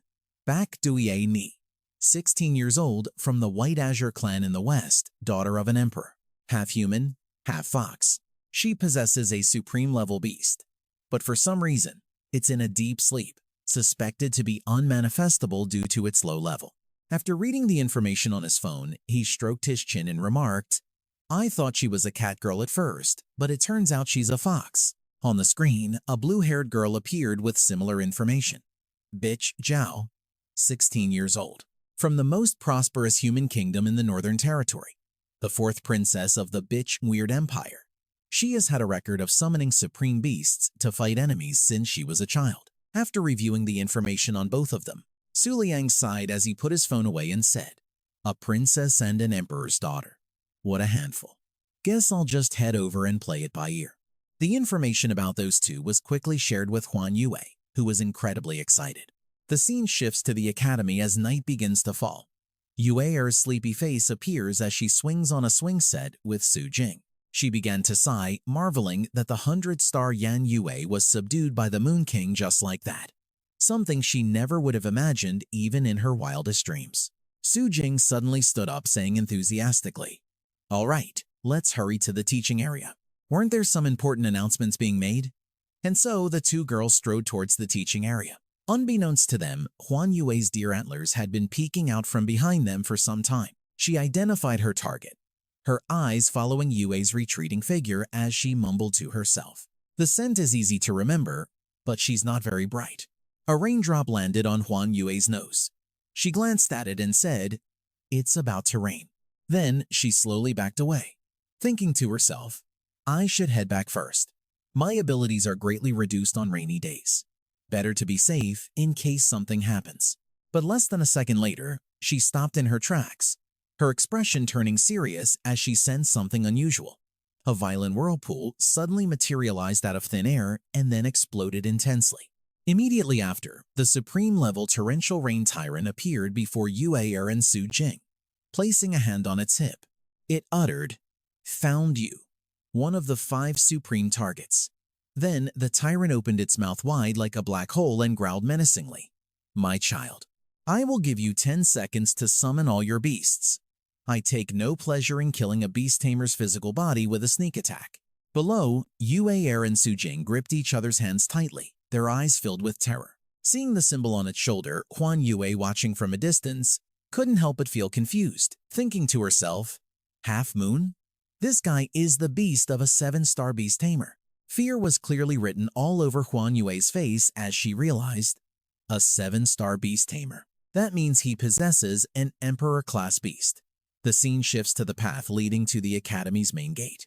A few figures are seen walking as a voice says, "It's raining." Servants walked in the rain while Princess Bai Yao walked in the middle under an umbrella. She spoke with annoyance, forcing us to assemble in the teaching area even when it's raining. Suddenly, a small butterfly flew in front of Bai Yao, catching her eye. Huh? After a moment of observation, she was surprised to realize, this is a low-level trial official butterfly. The trial official butterfly gently landed on Bai Yao's finger, and she held her hand still for it. A female servant quickly advised, "Your Highness, that's a low-level beast. You shouldn't." But before the servant could finish, she cut her off irritably. "What's wrong? Are you following the Moon King's weird philosophy now? What's the harm in playing a little? Who knows, maybe the Moon King is secretly playing around with some young lady too." Suddenly, a voice from behind made Bai Yao and her servant whip their heads around. "Are you talking about the Moon King?" A short-haired woman with a sinister smile on her lips offered. "The Moon King is my favorite topic. Mind if I join in?" From behind, a figure with 2 long horns on its head slowly approached. The female servant, on guard, immediately demanded, "Who are you?" As the servant began to unleash her power, Bai Yao stepped back and snapped, "Get lost, you ugly thing. Can't you see I have a meeting to get to?" The person was Ling Zizuo. She forced a smile and tried to remain calm as she said, "I want to join too," while internally fuming over the words, "ugly thing." Then Lingji summoned her pet beast and said smugly, "It's so infuriating that I have to deal with a child who only has a young supreme-level beast. I feel so guilty I could cry." All the female servants gasped in unison, shocked to realize it was the supreme-level beast Ling Yang Yinzuo. Behind them, Bai Yao also lost her composure at the thought of the 3 words, Black Moon 6. The scene shifts to the plaza of the Beast Taming Academy's teaching area. Many students were already gathered there, all looking miserable in the rain. In the center of the plaza stood Ru Yue and Jin Yue. Ru Yue scanned the crowd below, feeling a sense of unease. Bai Yue Air and Bai Yao are both missing. "I have a bad feeling about this." She then cleared her throat a few times and began the announcement as planned. "Dear students, please listen carefully to my next words." As she spoke of the moon god ritual, Ru Yue kept glancing around, but she continued with the message. "After the moon god ritual begins, Moonlight System Beast Tamers with high potential will be selected as combat sacrifices to please the gods. Each victory will grant unimaginable rewards, and the rules will determine the final winner." But before she could finish, someone's voice cut in, booming resonantly. "The sacrifices will slaughter each other until only one remains alive." Ru Yue and Jin Yue both looked up at the darkening sky. The guardian spirit appeared with an extremely bizarre smile, continuing with glee. "That person will be the true Moon King of this era." Seeing that distorted face, Ru Yue immediately ordered the students, "Everyone, retreat now." But as soon as the words left her mouth, the guardian spirit sent a meteor-like explosion crashing down below, the blinding light nearly illuminating the entire dark night. Ru Yue quickly activated a skill to defend herself. She looked forward, a strong sense of dread welling up inside her. "Damn it, that's the combat skill of a 7-star supreme. But my supreme moon hiding serpent can only protect itself," leaving the students absolutely terrified. The thick smoke from the earth-shattering explosion finally began to clear. The rain continued to pour down as Nu Nguyet stood alone, staring at the uninjured students too stunned to speak. Elder Kim Nguyet walked up beside her, and they both shared the same question. What just happened? The guardian spirit still looked slightly concerned as it realized, "My attack was absorbed. It seems Yue Feng has made a move." Somewhere in the teaching area, Su Liang, in his familiar cloak, stood among the students. His back remained perfectly still as he silently observed the situation. Su Liang's gaze sharpened like a dagger, as the guardian spirit's firm declaration echoed in his ears. "Yu Feng is watching me." At that moment, he assessed the situation internally. Thanks to the battle at Moon Hiding Mountain, the skill and 40% of the shield had been destroyed. If this had happened before, everyone would have been blown to smithereens. However, he smirked, thinking smugly to himself, "I almost forgot. It's been a while since I've really let loose." Just as that thought crossed his mind, crimson lightning tore across the sky. Everyone screamed in panic. What is that? Space itself is ripping apart. Yin Yue, the celestial maiden. A woman with two fluttering angelic wings emerged from the void. Seeing the star wheel symbol on her chest, Nunguyet couldn't help but think in fear. A second 7-star supreme, a 7-star beast tamer. That meant the enemy had at least one emperor-level beast. Suddenly, Yin Yue snarled at the sky. What the hell are you doing? What happens if all these people die? Was that really necessary? The guardian spirit casually retorted, what do you know? How could the Moon King possibly care about the lives of these ants? But she wasn't one to back down. She immediately fired back, you idiot! This is the Twin Moon Cult's territory. Besides, our only mission was to block the two vice principals. Nguyen quickly shouted at the two strangers. Wait, the guardian spirit, Yin Yue the celestial maiden, are you from the starry mist moon? Filled with confusion, Nguyen asked them.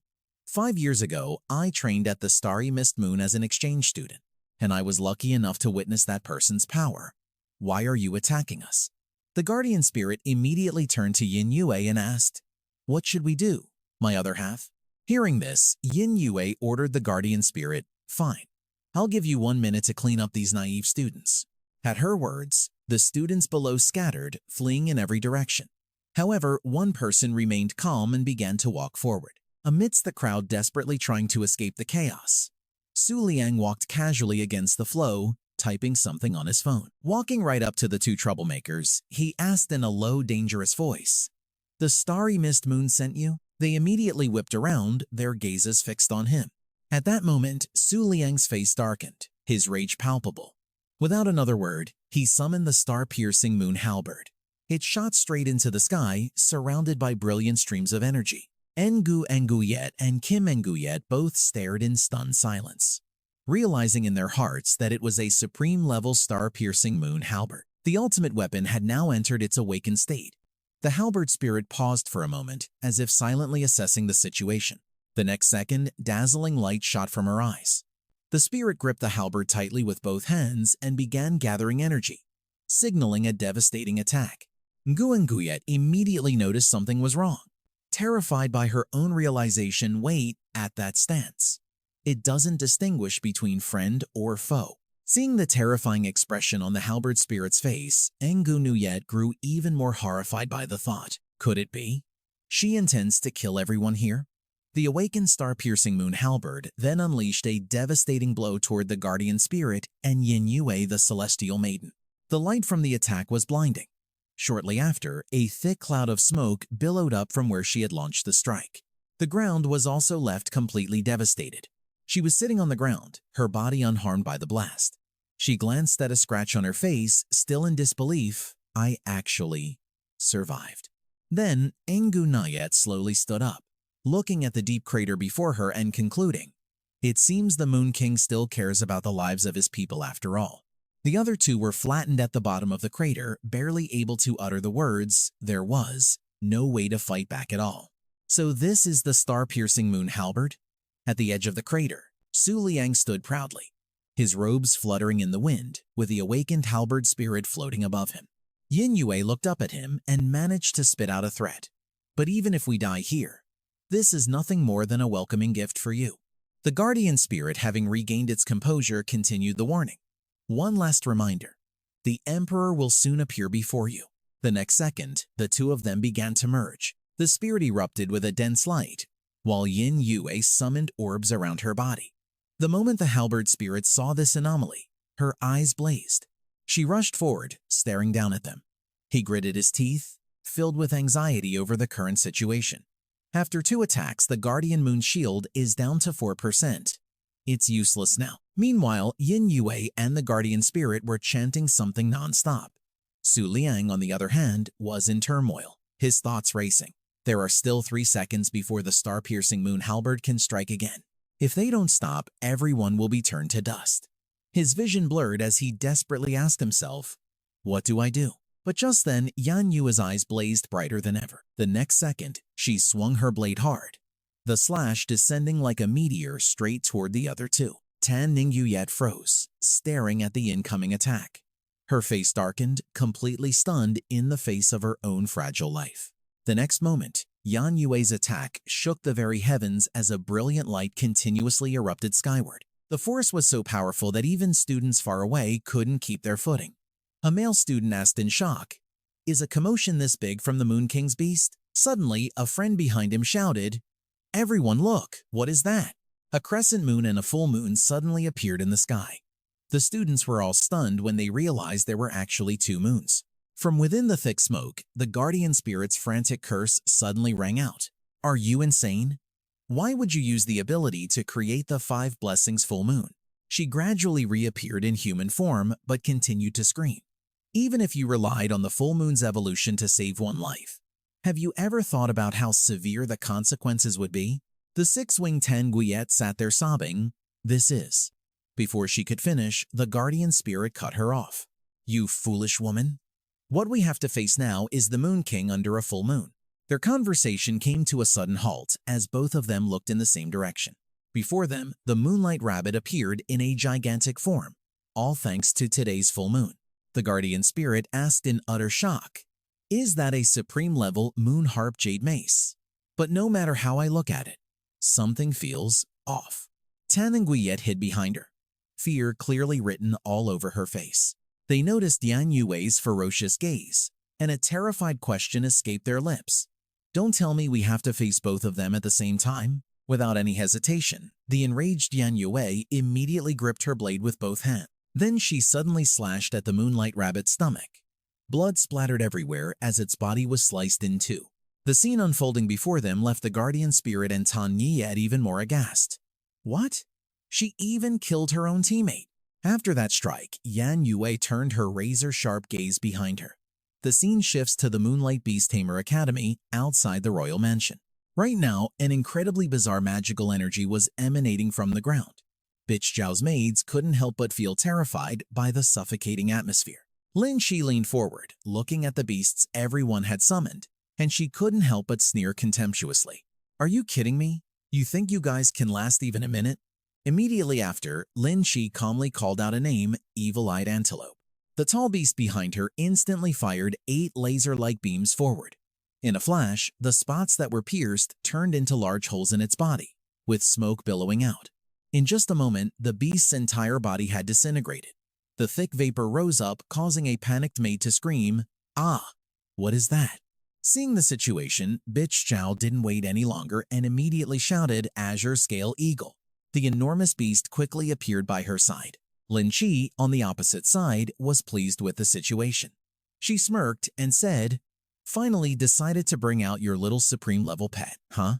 Interesting." Once again, those high-intensity beams shot out, piercing straight through the beast, accompanied by Lin Shi's interrogation. "The Azure Scale Eagle isn't a moonlight type, so it doesn't match your attribute. That's why it's always been stuck in its unevolved stage, right?" A maid immediately summoned a long-legged leopard, ordering it to carry Bitch Zhao away while instructing, "Princess, you must run to the edge of the black mist. You might be saved if you can get out." This scene only made Lin Shi even more contemptuous. She spoke with a casual air. As soon as she finished, the evil-eyed antelope began gathering a ball of energy in its throat, and several small rings of light appeared on its eyes. In an instant, the death beam was fired again, piercing straight through the maids. The leopard carrying the fleeing Bitch Zhao couldn't escape either, collapsing to the ground after the hit. Bitch Zhao's eyes suddenly flew wide open. Her mouth hung open as she stared ahead, so choked up she couldn't even speak. Lin Shi walked toward her step by step, still looking completely at ease, and uttered a threat. "Looks like it's time to end this." Lin Shi was utterly bewildered when she saw the tiny beast. The evil-eyed antelope beside her suddenly staggered. Her own legs began to tremble and she could barely keep her balance. The next second, Lin Shi collapsed to the ground, clutching her pale face as she wondered, "How is this possible? How can there be a deep-gaze butterfly here?" As the deep-gaze butterfly flew in front of her, she was terrified, her voice trembling as she asked, "Why did you have to show up now?" Seeing Lin Shi cowering before that little butterfly, a thought suddenly crossed Bitch Zhao's mind. Could this deep-gaze butterfly be here to save me? A second later, she whipped around to leave, thinking calmly to herself, "Whatever. I need to get out of here first and figure things out later." Lin Shi remained kneeling pathetically on the ground, begging relentlessly, "I'm sorry, Lord Tan-san. I can no longer participate in the operation." Then she hugged her evil-eyed antelope tightly, tears streaming down her face as she thought desperately, "Because we of the Black Moon cult fear the deep-gaze butterfly more than anything." The scene shifts to Suyang and Yua, who were hugging each other in fear as they heard the countdown. 9, 8, 7. Barroquan continued the countdown from behind. 6, 5, 4, 3. Huan Yua couldn't help but watch with curiosity, wondering to herself, "Wu Barroquan, a water-type supreme? Does the Netherworld Road's presence mean that water-type emperor is here too? What if we fight the small fry and attract the big boss? This is big trouble." Just then, the final 3 numbers escaped his lips. 2, 1, 0. Receiving no response, Barroquan immediately thrust his hand forward, his voice threatening, "What a shame. In that case, don't blame me." Instantly, raging vortexes of water shot out from his hand. In a flash, Yua and Suyang were submerged by the violent current. Suddenly, pinkish-purple clouds appeared out of nowhere. The clouds shot straight past Barroquan, leaving him utterly astonished. Luckily, the sudden appearance of the clouds had saved Yua and Suyang's lives. Reacting to the situation, Barroquan hurriedly asked, "Clouds? This can't be a power of the Baisheng clan. It seems our intel was off. Who are you?" The 2 stunned girls also looked curiously in the same direction he was. Ahead, stylish footsteps appeared gently upon the massive clouds. Huan Yua's calm figure was revealed before them. The moment Suyang saw Huan Yua, she couldn't help but ask in shock, "A mid-level Bai Hualu saved us from a supreme." Right now, he was extremely annoyed. Barroquan immediately went to face Huan Yua, putting on a reverent air as he introduced himself. "Netherworld Road. Number 3 under Emperor Tianqiu, Wu Barroquan."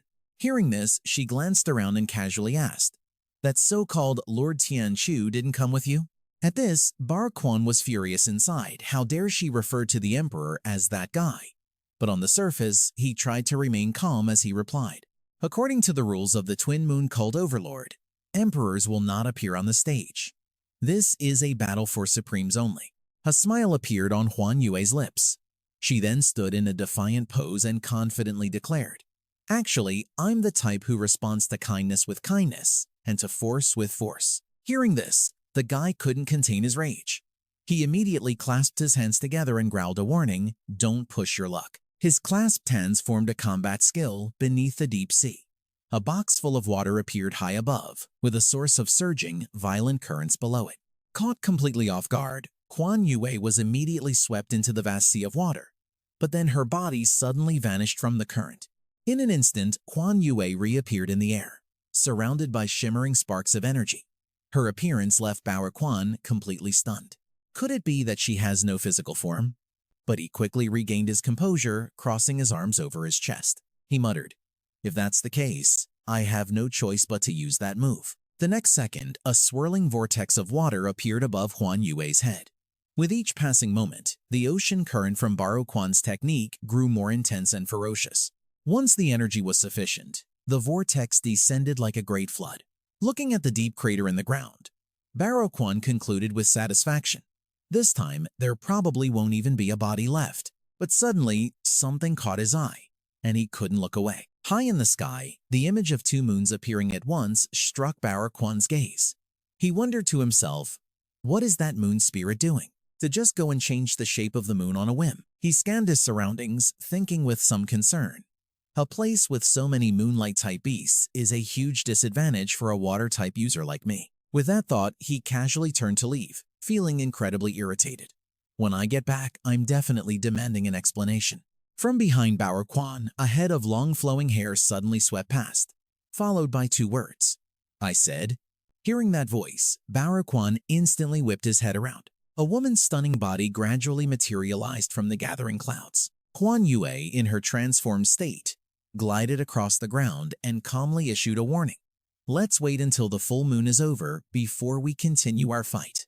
I really don't need the full moon to easily defeat you." This seemed to be Barroquan's breaking point. In a fit of rage, he swung his fist and lunged toward her, shouting smugly, "What did you say? So what if I want to fight during the full moon?" But within seconds, the smug look on his face completely vanished. At that moment, Barroquan's body, along with several unfortunate rooftops, was pierced through by giant antlers. His body began to fade into the void. On the verge of death, he couldn't help but wonder, how is this possible? This power is far beyond a supreme. Is this an emperor's bloodline? Looking at Huan Yua's calm expression, Baroquan finally realized that there was a supreme here who was literally untouchable by her opponent. She then raised her voice, enunciating each word clearly. I really wasn't trying to use the full moon to bully you, you hear me? At death's door, Baroquan struggled to look up at the sky. He sent a silent message, Master, for the next move. You must be extremely careful. His entire body had faded into nothingness, and with it, his final message came to an end. Not long after, the number of students coming to watch Huan Yua grew larger and larger. Hearing the whispers behind her, she wondered to herself, was that a bit too flashy? Her gaze suddenly stopped on something. Looking at the desolate scene before her, Huan Yua made a deduction.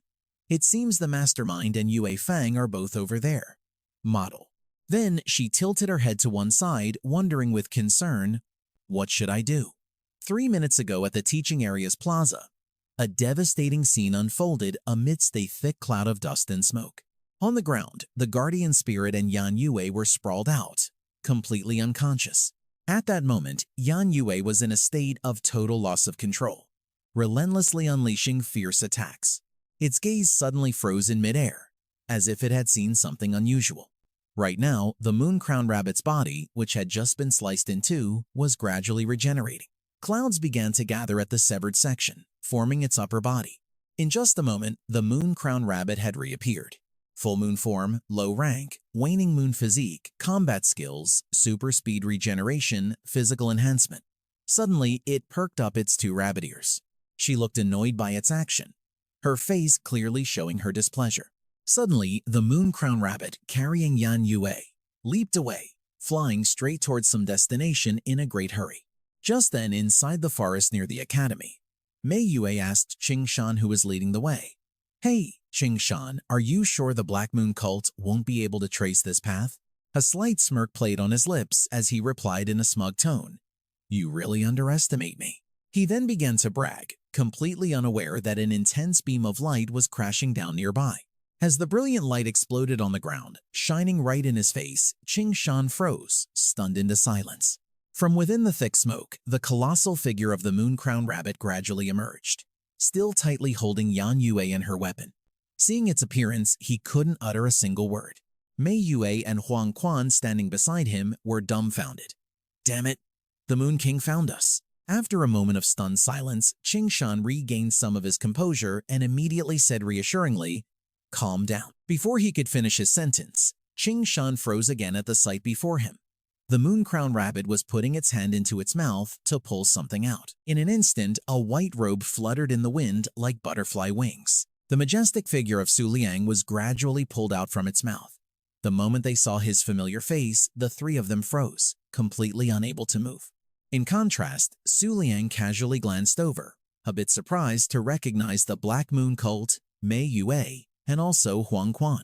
Right now, Huang Quan was in a state of complete shock, her mind racing. Where am I? Who am I? I'm a water-type beast tamer. So why am I facing the Moon King under a full moon? Terrified, she decided to back down first, pleading desperately. Respected Moon King, my mission was to protect the Black Moon Sacred Mountain. I had no intention of fighting you. However, Sheng Shen aggressively declared, Moon King, I've come to declare war on you. Hearing this, Huang Quan stiffened, only able to mutter to herself, We're screwed. This is hopeless. Immediately after, the crescent moon in his eyes shimmered as he mumbled the words, Declare war. Sheng Shan, without any hesitation, fiercely proclaimed, On the next full moon after the moon god ritual begins, I will come with the emperor to end it all, carrying the last wish of all our fallen predecessors to defeat you. As he spoke, he clenched his fists, his entire body trembling with rage as he recalled the memory. 3 years ago, the Black Moon cult's headquarters was destroyed. My eyes were also lost because I had to face some incredible beings. The calm and composed image of Su Liang from that day flashed through his mind. This fueled his enraged thoughts. Back then, you were just like you are today, looking down on us with those pitying eyes as if we were insects. This is the true nature of the Moon King. Just as his train of thought concluded, Su Liang looked slightly bewildered. At that moment, He was utterly confused, wondering to himself, what is he talking about? Does my past self have no memories at all?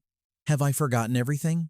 But then he cast a worried glance at Huan Yua, whose energy was going berserk, and thought anxiously to himself, no matter what, I need to come up with an excuse first. Sinking star Huan Yua is about to lose control. After a moment of thought, Su Liang finally replied, though the struggles of insects are quite unsightly, I can grant you one chance. The three below were dead silent, hanging on his every word. His expression darkened as he continued unhurriedly, but as the price for provoking me, I will give an order. Just hearing this, Sheng Shan began to tremble uncontrollably, while Mei Yue and Huang Quan beside him couldn't hide their fear. At that moment, Su Liang turned to leave, not forgetting to add his final words. When that time comes, I will grant your request.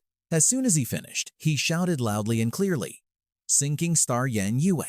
As if she had been waiting for the command all along, Huan Yua, in her berserk state, quickly raised her greatsword high. In an instant, a terrifying attack lit up the night sky, creating an explosion as if a meteor had just crashed to the earth. 10 minutes later, deep in the forest, the smoke and dust still hadn't settled. The trees were scorched, and someone's choking coughs could be heard, along with the question, has the Moon King left? The three of them emerged one by one from the ground as Mei Yue offered her worried assessment. There's something unusual about sinking star Huan Yua's power. If our emperor hadn't secretly intervened, there's no way we would have survived. She then shot to her feet and suggested angrily, but that goes against the rules. Besides, the overlord of the Black Moon cult might have noticed. Let's split up and act separately from now on. Hearing this, Huang Quan sighed and added wearily, next, we need to use our brains and figure out how to evade the Black Moon cult's pursuit. As she said this, she glanced towards the distant mountain range, a sense of unease rising within her. Not to mention Chen Xingyan Yue, the violent tyrant, a 7-star supreme being, didn't even have a chance to escape. Afterwards, Huang Yue firmly concluded that there was still an unknown mysterious force within the Yue Guangbi's Taming Academy. After leaving the forest, Su Liang took a stroll around the academy. Looking at the heavily devastated scenery, he couldn't help but sigh. This battle had truly done a number on the academy. Then he stopped, wondering to himself, but wait, could Chen Xingyan Ye and Ta Yunjue Ye really defeat a 7-star supreme being so easily?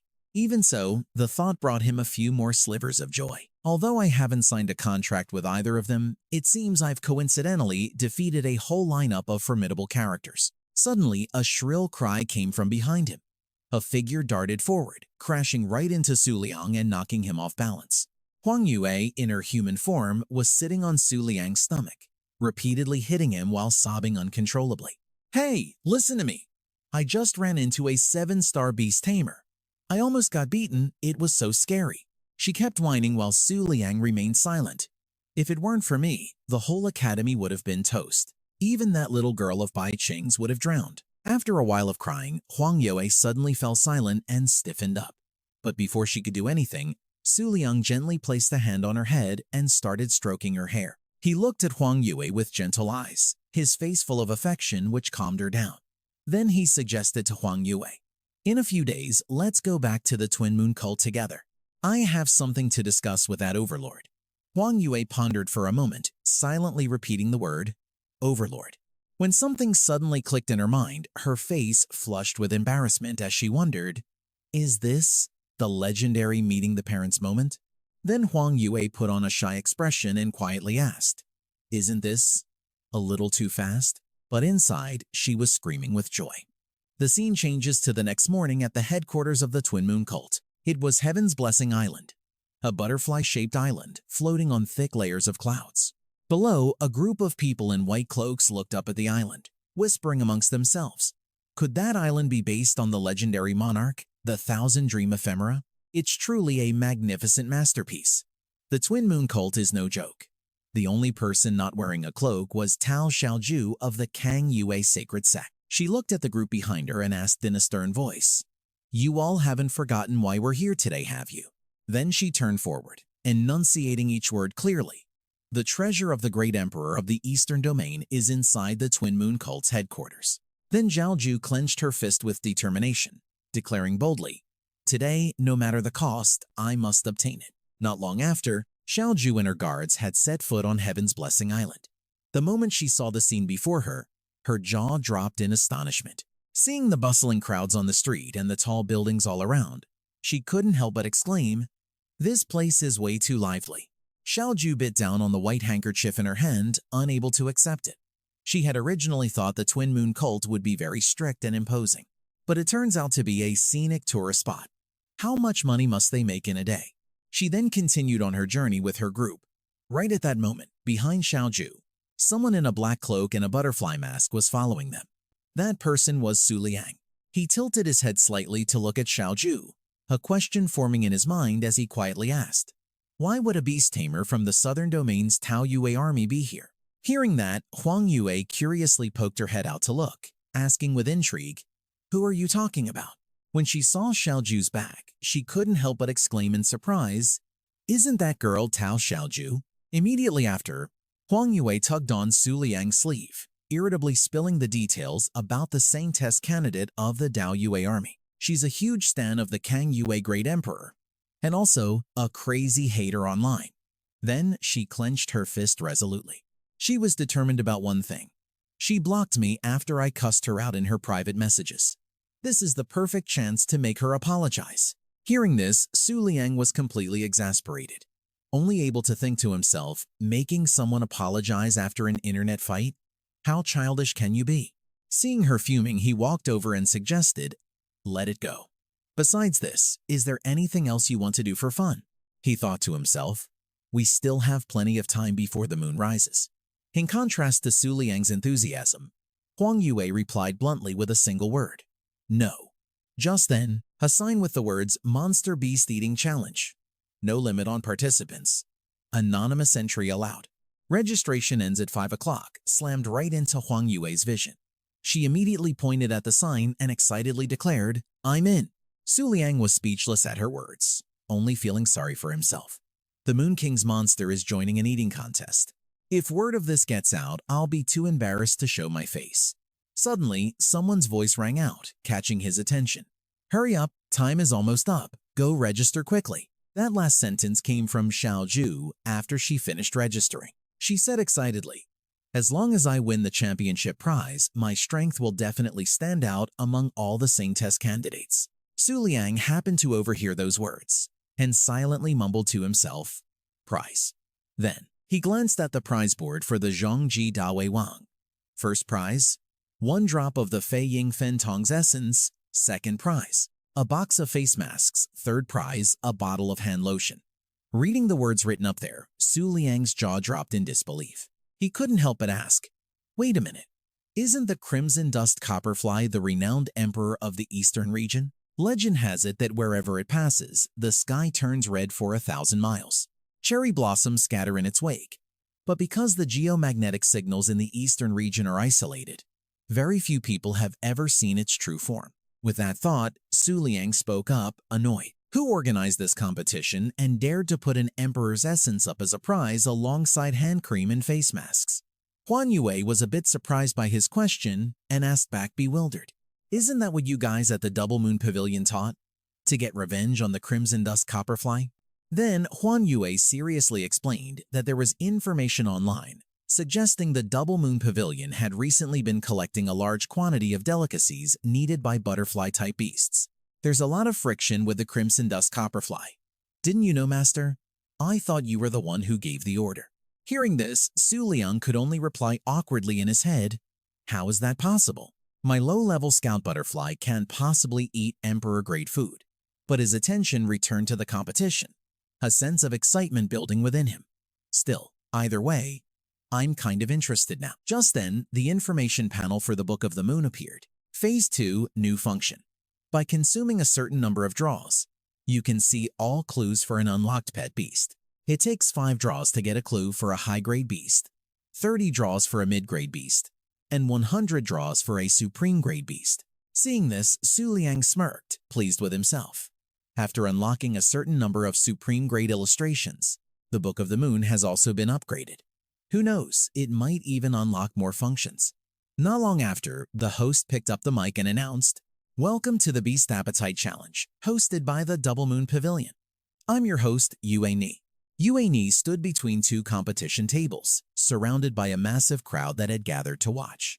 She then exclaimed excitedly, "Thank you all for your enthusiastic registrations." Some people in the crowd below were murmuring amongst themselves who would want to get caught up in the conflict between the Double Moon Pavilion and the Crimson Dust Copperfly. Are these contestants idiots, or are they just actors hired by the Double Moon Pavilion? Ignoring the whispers, the host continued explaining the rules. Each contestant can summon a maximum of 2 beasts to eat, but be warned, this competition uses supreme grade beast food, and it's a level of insane spice that only a supreme grade beast can handle. Hearing this, the two people with Xiaoju's faces went pale, but she still looked completely determined. Plates of bright red cakes were gradually placed on the tables, the rising steam carrying an indescribably pungent spiciness. The aroma shot straight up the noses of the pet beasts belonging to the girls with Xiaoju, making them extremely uncomfortable. In stark contrast, Huan Yua was practically drooling over the intensely flavorful food. Over on this side, Xiaoju was still resolute, declaring loudly, "You guys don't have to force yourselves. I'm not going to lose anyway." With that, she immediately summoned her pet beast. "Come out, heavenly flame butterfly." It was a supreme grade fire elemental butterfly with pink wings. Holding her pet beast, Xiaoju glanced smugly at the audience, thinking to herself, "Looks like even at the Double Moon Pavilion, not everyone has a supreme grade beast." Suddenly, her gaze landed on Su Liang and Huan Yua, standing behind 3 trays of bright red cakes, and she couldn't help but be stunned. What the hell? That guy is using a mid-grade beast to enter this competition. Xiaoju let out a sigh of relief, thinking with utter contempt, is he trying to make his beast die from the spice? On the other side, Su Liang was completely serious, assessing the situation in his mind. Even though that girl only summoned 1 supreme grade beast, if she's that determined to win, she's definitely not as simple as she looks. He glanced at the drooling Huan Yua, then said to himself. A confident glint appeared in his eyes as he thought, but I still have another ace up my sleeve. Across from him, Xiaoju also shot a fierce glare right back at Su Liang. Just then, Yuani held up the timer and announced loud and clear, "The competition has only 1 round, and the time limit is 10 minutes. As the words, "Let the competition begin," rang out, both sides shot looks of extreme confidence at their opponent. An intense belief in victory surged through them all. Very quickly, the heavenly flame butterfly picked up a spicy cake bigger than its own head and opened its mouth wide to eat. Meanwhile, the low-level pet beasts below were struggling immensely, tears streaming down their faces as the overwhelming spice hit their tongues. On the opposite side, Huan Yua was devouring 1 cake after another, completely satisfied and enjoying the flavor. Seeing its breakneck eating speed, Xiaoju felt a bit apprehensive as a suspicion formed in her mind. Could it be a supreme grade beast? Then she looked haughtily at her own heavenly flame butterfly and wondered to herself, who still plays the wolf in sheep's clothing game these days? After that, Xiaoju shouted fiercely, "No matter what, I absolutely will not lose." 3 minutes later, all the low-level pet beasts belonging to the women in white were lying flat on the ground, completely unable to handle the insane flavor of the food. The heavenly flame butterfly was also on the verge of exhaustion. It panted heavily with a bloated stomach, having eaten a total of 30 cakes. Seeing the clear signs of fatigue on her beast, Xiaoju couldn't hide her shock as she admitted, the heavenly flame butterfly can't hold on anymore. She then glanced at her opponents, a persistent worry in her heart. So, what about them? On the other side, Su Liang couldn't hide his astonishment at Huan Yua's appetite. He couldn't help but ask with concern, "Can you still eat? Didn't you just eat a whole bunch of snacks? You don't have to force yourself." It kept eating another piece of cake, explaining that it was no big deal, since he has a separate stomach for snacks and pet food. Seeing Huan Yua still devouring every last bite, Xiaoju thought in utter terror, how is this possible? He's completely unaffected. Then she calmed herself down, calculating inwardly, with my 4-star beast tamer level. She summoned 2 pet beasts at the same time. Then she gritted her teeth, her will to win still burning strong. For the Emperor's fluid, no matter what, I have to win. Without waiting another second, Xiaoju shouted for her pet beast. "Come forth, Azure, Spirit Moon Soul." A powerful-looking pet beast of the Moonlight system and supreme level immediately appeared behind her. Without hesitation, it grabbed a plate overflowing with cakes, poured them all into its mouth, and swallowed them in an instant. Seeing its opponent's insane eating speed, Huan Yua wasn't about to be outdone. Now, Xiaoju had regained her confidence. She clenched her fists, her body trembling as she declared with certainty, "His eating rate has more than doubled. This time, victory is mine for sure." The host's voice boomed, announcing the final minute of the competition. Azure Spirit Moon Soul's count had reached 72, while Huan Yue's count was still stuck at 34. The situation had turned around in the blink of an eye, yet Su Liang remained calm, murmuring softly, "I think it's about time." The moment the thought crossed his mind, he called out the name, Hu Zhong Yue. Streams of water emerged from the lake, and icy whirlpools materialized in midair, engulfing all the cakes on the plates in a flash. Outside the competition area, everyone was completely stunned by the scene that had just unfolded before them. The crowd immediately erupted into a flurry of questions. What was that? What just happened? All eyes were fixed on the 5 empty plates at Su Liang's table. Someone exclaimed in shock. Hundreds of pet food portions just vanished into thin air. Xiaoju was so shocked she froze solid. Barely managing to stammer out, the host pointed toward Su Liang and Huan Yua, whose belly was now bulging, and announced with great excitement, "The winner is this contestant."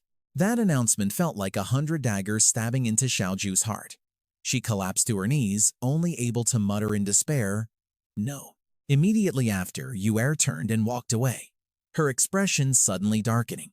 As she walked, she said to Su Liang in a low voice, "Please follow me backstage to receive your prize." A short while later, night had fallen, and a faint crescent moon appeared behind one of the buildings. Inside, Yue handed the vial of fluid to Su Liang, making sure to ask, "Lord Sect Master, there were still over 10 drops of the Fei Ying Fen Tong fluid in the vault. Do you need me to bring it all out?" Taking the fluid from her, he asked, a bit surprised. "You recognized me?" She began to explain, much to Huan Yue's confusion. "At first, I was only suspicious, because there were rumors that you've recently been seen with a white deer. Then you are delivered an urgent message. But just now, the Overlord has awakened. He told me to inform you to come to the main hall immediately to discuss an important matter." Hearing this, Su Liang, though terrified on the inside, pretended to remain calm. His voice came out laced with utter disdain. "Good.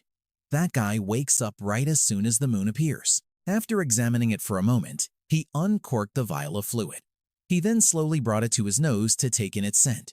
Suddenly, his eyes flew wide open as if he'd sensed something was terribly wrong. Seeing Su Liang suddenly turn away, his body convulsing, Yue couldn't help but call out in concern, "Lord Sectmaster." His body continued to tremble, and in his hand, lines of information appeared from the moon's reward. 50 consecutive draws. Unlock rules changed. All Moonlight System monsters are now targeted, automatically unlocking in the bestiary. He read the line, "Emperor-grade monster entrenched in the East City continent has existed for over 10,000 years. One of the 3 overlords, with combat power nearing that of the Ghost Tower Overlord." Su Liang couldn't hide his shock as he suddenly realized, nearing an overlord. Then that's no longer an ordinary emperor grade. He gently raised a hand to steady his mask, muttering in frustration. Too much information was flooding the screen. Then a smile spread across his lips, his thoughts buzzing with excitement. In other words, isn't it too soon for the Twin Moon Sect to clash with Fei Ying Fen Tong? A moment later, in the main hall of the Twin Moon Sect headquarters, inside the vast main building, Su Liang and Huan Yua walked with a casual air, their eyes constantly scanning their surroundings. Huan Yua noticed the robed women standing with their heads bowed, thinking in awe, "This lineup. Is this the kind of prestige that comes with the title of Moon King?" Soon after, they both arrived before the gate leading to the main hall. Without a moment's hesitation, Su Liang stepped through the portal. He closed his eyes, awaiting his destination. When the blinding light from the portal completely faded, he opened his eyes wide to look. Now, Su Liang and Huan Yua were standing on the surface of a lake. High above, the silhouette of a figure sat upon a crescent moon. He couldn't take his eyes off the person in the distance. Huan Yua asked, full of amazement, "Is that the Overlord?" Su Liang remained composed, slowly explaining to Huan Yua, "That's right. This is the Supreme Overlord of the entire sect. Her name is Baihai Chaosheng Yue." After a moment of silence, the woman on the moon, shrouded in a faint mist, began to speak. "Moon King, it seems you've finally made up your mind." Her expression visibly darkened. She calmly explained that while waiting for Your Majesty's response, the Moon God Festival had to be delayed for 3 years. Down below, Su Liang was listening intently to every word coming from Huan Yua. The people of the Bo domain were furious, and the gods were also very displeased by this. Just as she finished speaking, he was struggling to maintain his composure. Su Liang thought to himself with concern, "It's true, in my memories, the Moon King seemed to be waiting for some kind of opportunity, but I've completely forgotten what it was." Nevertheless, he faked a cough and announced loudly, "That is why I have come. The Moon God Festival can begin." When she heard him say, "But first, I have one question," Huan Yua seemed a bit puzzled and slowly turned her head to look at him. Right then, Su Liang asked, enunciating every word clearly, "How do I win the battle of the emperors?" She quickly replied, "What rank of emperor?" Hearing this, Su Liang stroked his chin thoughtfully, then answered, "I'm not sure, but probably 16th rank." Huan Yua's eyebrows furrowed. She was completely baffled, muttering the words to herself, 16th rank. Immediately after, her reply made Su Liang's face freeze. "Moon King, please stop joking with me. You are the miracle of the moon. You shouldn't waste my expectations on something so trivial." Inwardly, she was in agony, unable to speak her true feelings. "But I'm not joking. As a 1-star beast tamer, there's really nothing I can do." Just as he was despairing, a ring suddenly appeared in midair right before his eyes. Both Su Liang and Huan Yua looked at the object with curiosity. Has Huan Yua's explanation reached his ears? "This is the token of the moon god, proof of your status as the king of the Bo domain. All you have to do is put this ring on, and the Moon God Festival will officially begin." The ring immediately flew towards Su Liang's hand, but it refused to slide onto his finger. It kept gesturing for him to remove the ring he already had on his middle finger. Seeing this, just a second later, a brilliant light burst forth from where he stood, surrounded by swirling halos of every color. In a flash, a strangely silent scene appeared. An ancient town nestled at the foot of a mountain. At that moment, a system panel appeared with a notification, initiating Moon God Festival, verifying Moon God Festival token, confirming the moon's representative for the Bo domain. Immediately after, the system turned red with the message, "Verification failed. Re-verifying." Su Liang opened his eyes to find a question before him. Verification has detected an elevated authority level for the holder of the Book of the Moon. The identity of the Book of the Moon's holder can be disguised. Would you like to disguise it? Yes, no. After reading those lines, he frantically looked all around him.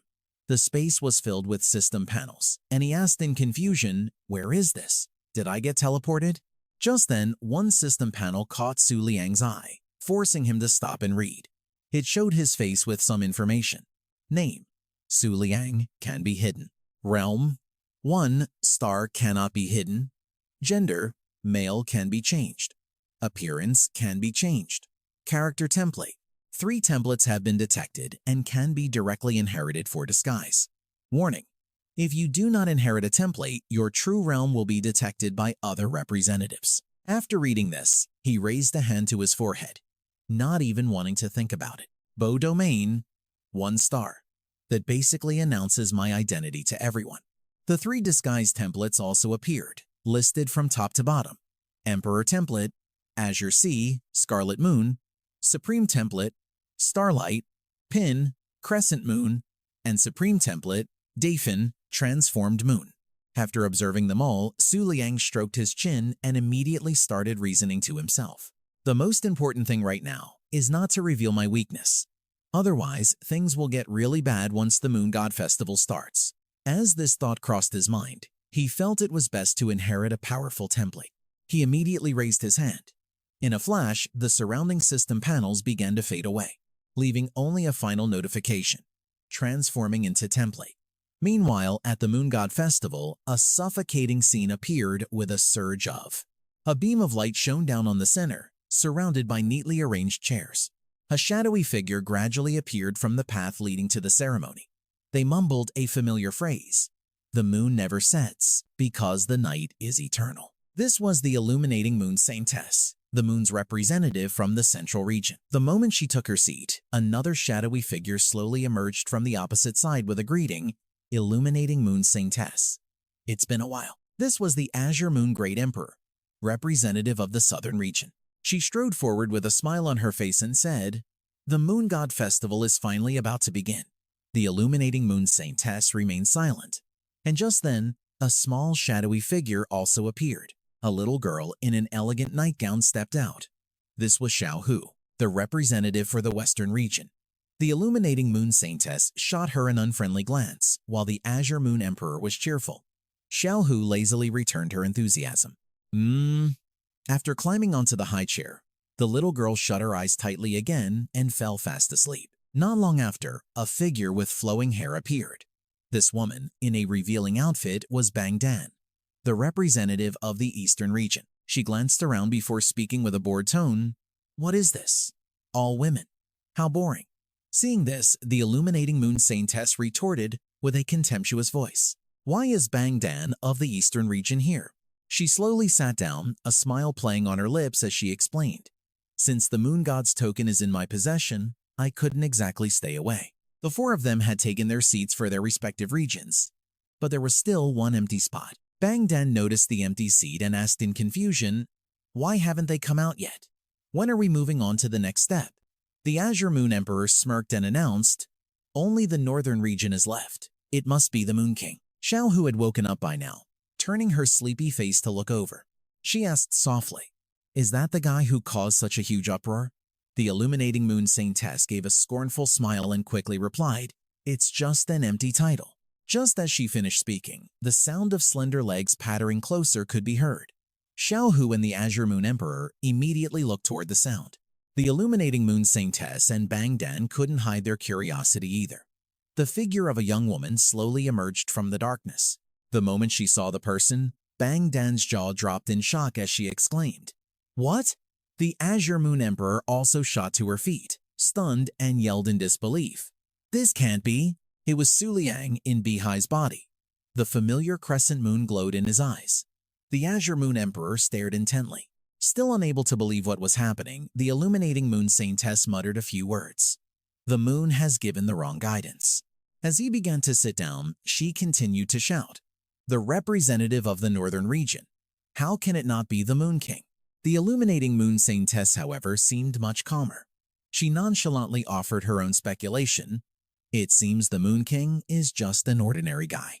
There are many more suitable choices than him." After saying that, the illuminating moon saintess went quiet for a moment. His strangely composed expression made her suspicious. No reaction. Could it be that he really has nothing to do with the Moon King? Meanwhile, on the inside, Su Liang was actually heartbroken. She looked so cute. So how can she be so sharp-tongued? But then he regained his serious demeanor, making a note to himself. The appearance of the Bihai Pearl and the Book of the Moon left them all bewildered. It seemed the authority of the Book of the Moon was truly higher than that of the moon god's tokens. The representatives for the 5 regions had all assembled, and at that moment an announcement rang out. After thousands of years, the Moon God Festival is about to begin again. The final winner will be decided by the sovereigns. The voice continued to echo, much to the illuminating moon saintess's annoyance, but before the final, brutal showdown. The moon god seems to want things to be a little more interesting.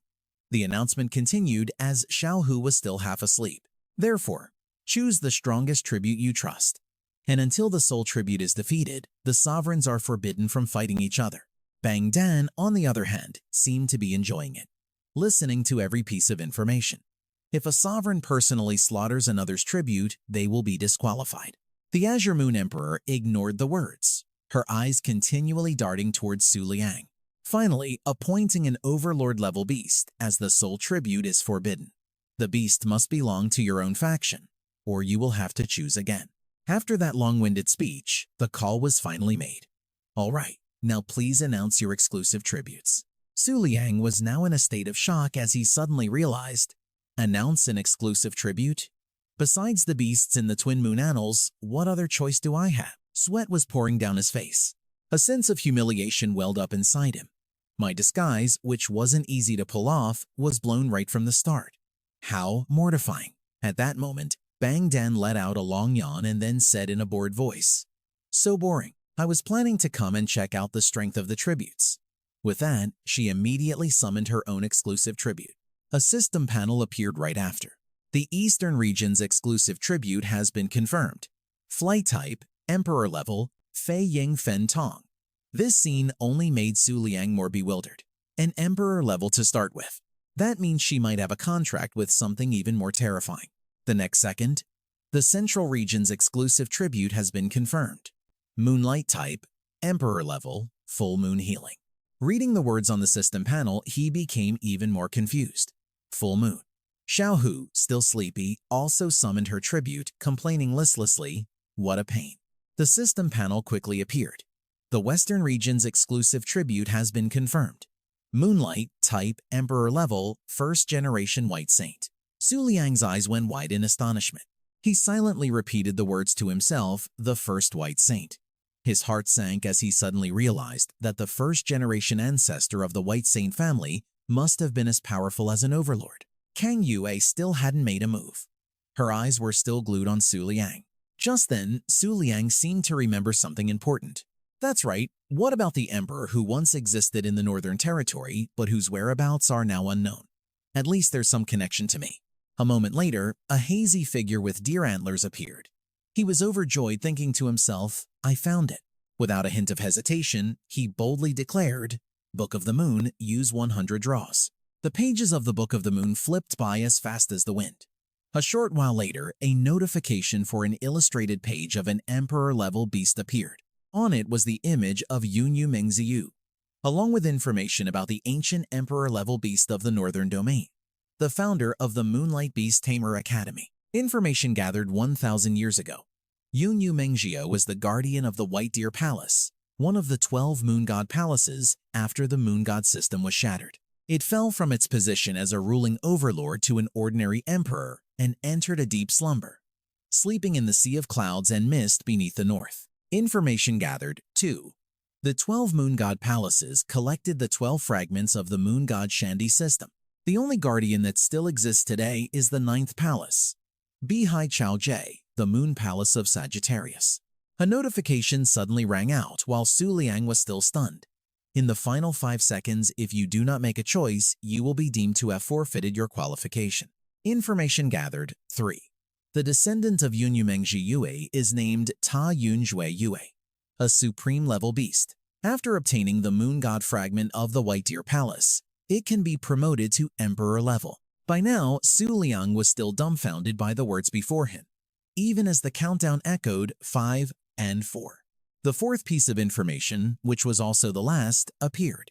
It was discovered that Yunyu Mengziyu and the host belong to the same faction and can pass the judgment for the exclusive sacrifice of this moon god ritual. His hope was rekindled, his eyes shining brightly. As the count reached 3, 2, 1, both Su Liang and Kang Yue presented their sacrifices at the same time. The first line of the notification appeared. The exclusive sacrifice for the Northern Domain has been determined. U system. After reading this, Kang Yue was shocked speechless, because she never expected that. It actually wasn't a beast from the Twin Moon cult. At that moment, Su Liang was also staring wide-eyed in astonishment as he realized, what's going on? The exclusive sacrifice chosen by the great Emperor Kang Yue is only supreme level? On the notification board, lines appeared. The exclusive sacrifice for the Southern Domain has been determined. Moonlight System, Supreme Level, Shang Xuan Yue. Again, that information suddenly reminded him of something rather important. Besides, that prefix is the same as the scabbard that Chen Xingyan Yue is looking for. Shang Xuan Yue, General Yang Hua. Immediately after, rings of light appeared throughout the room along with an announcement.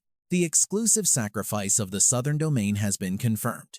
The Moon God ritual is about to begin. Please enjoy the show. Su Liang's body began to fade away. This was the teleportation process back. Little Hu was about to close her eyes and take a nap during the trip. Suddenly, the little girl's eyes flew wide open. Then Little Hu looked towards where Su Liang was disappearing and exclaimed in utter astonishment, "How can that be? This guy, he's actually..." Before she could finish her sentence, the teleportation was complete. Su Liang had returned to the main hall, and he was quite surprised by the scene before him. Just then, Gong Yue, sitting on a crescent moon, called out softly, "Moon King." Then she began to speak to Su Liang. "Have you felt it? Just a few seconds ago, the moon god ritual began. Now, go and claim the throne that belongs to you." Hearing her words, his gaze became resolute. Just a second later, he turned around and began to walk away, not forgetting to say, "Yeah, I should prepare a little. Let's stop here for today." From her high perch, Gong Yue replied cheerfully, "All right. The next time we meet, the moon god ritual may already be over." The figures of Su Liang and Huan Yua gradually faded. Gong Yue continued to watch them, her voice carrying a hint of promise. "I hope that by then our agreement can be fulfilled, Moon King." When his presence was gone from the main hall, she turned her back, asking quizzically, "And yet he asks me how to defeat Heiyue Qingshan? An ant like him?" Recalling his fiercely determined face, she was certain of one thing. He's completely clueless about his own power. Then Gong Yue began to voice her own deductions, questioning the choice of the Book of the Moon, feeling fear towards the other emperors. She smirked, her excitement evident in every word she uttered. "It seems his memories are returning. I wonder how those folks from the Moon God Palace will react. I can't wait." Cut to the center of the Twin Moon cult, where a giant pillar of light suddenly shot straight into the sky as the airflow around it erupted violently. The sight before them sent everyone into an uproar, each person filled with confusion. "What's happening?" In the middle of the crowd, a girl hurriedly stepped out, pointed to the sky and shouted, "Look, quick!" A deep red crescent moon appeared, shining brilliantly in the night sky. That eerie light mingled with unending, echoing screams. The moon. It's turned blood red. Just then, a crescent moon seal, as if carved from blood red light, appeared on the back of the girl's hand, causing her to scream out, "What is this?" To their horror, everyone present suddenly had a seal on their hands, and they all began to wonder if some kind of disaster had just occurred. Meanwhile, as Kangyu was leisurely soaking in her bath, a maid rushed in frantically. She didn't seem to pay the maid any mind, just mumbled in a daze, "No way." Kang Yue's face became expressionless, her eyes completely empty. She kept muttering, "Yue Fang is the answer the moon gave. If that's the case, won't I become a laughingstock?"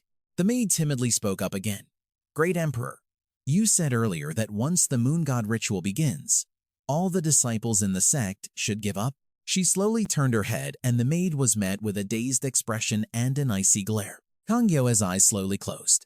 After regaining her composure, she gently brushed her hair back and replied coolly, "No need.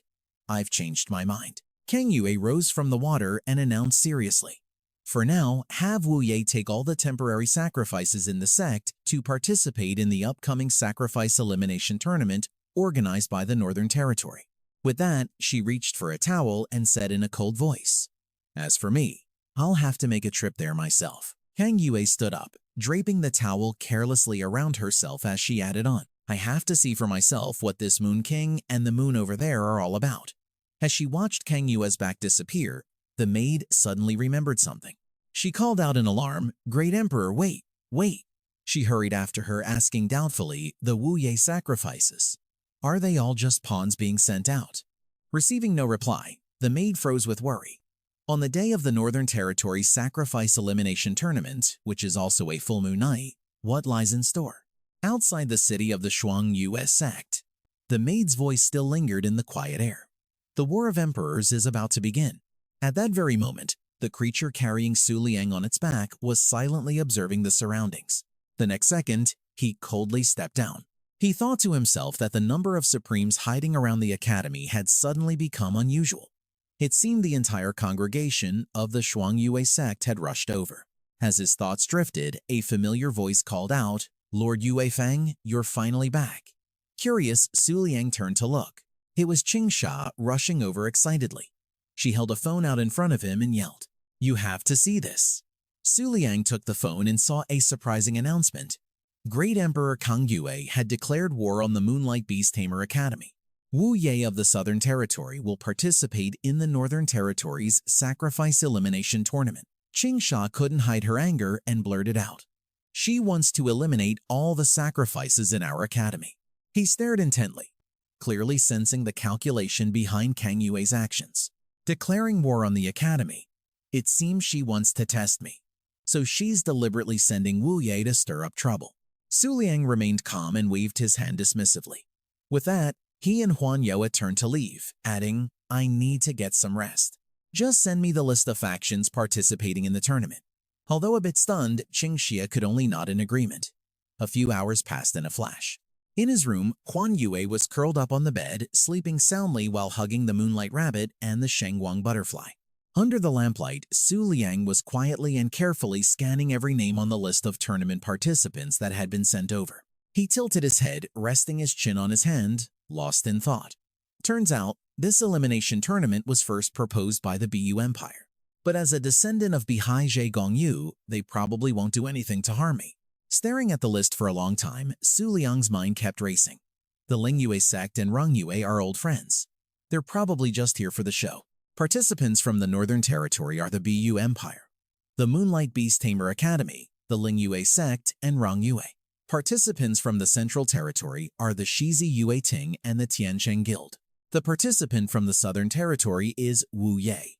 The Shizi Yue Ting and the Tiancheng Guild from the Central Territory are just minor factions showing support for the Shuang Yue sect, so I can ignore them for now.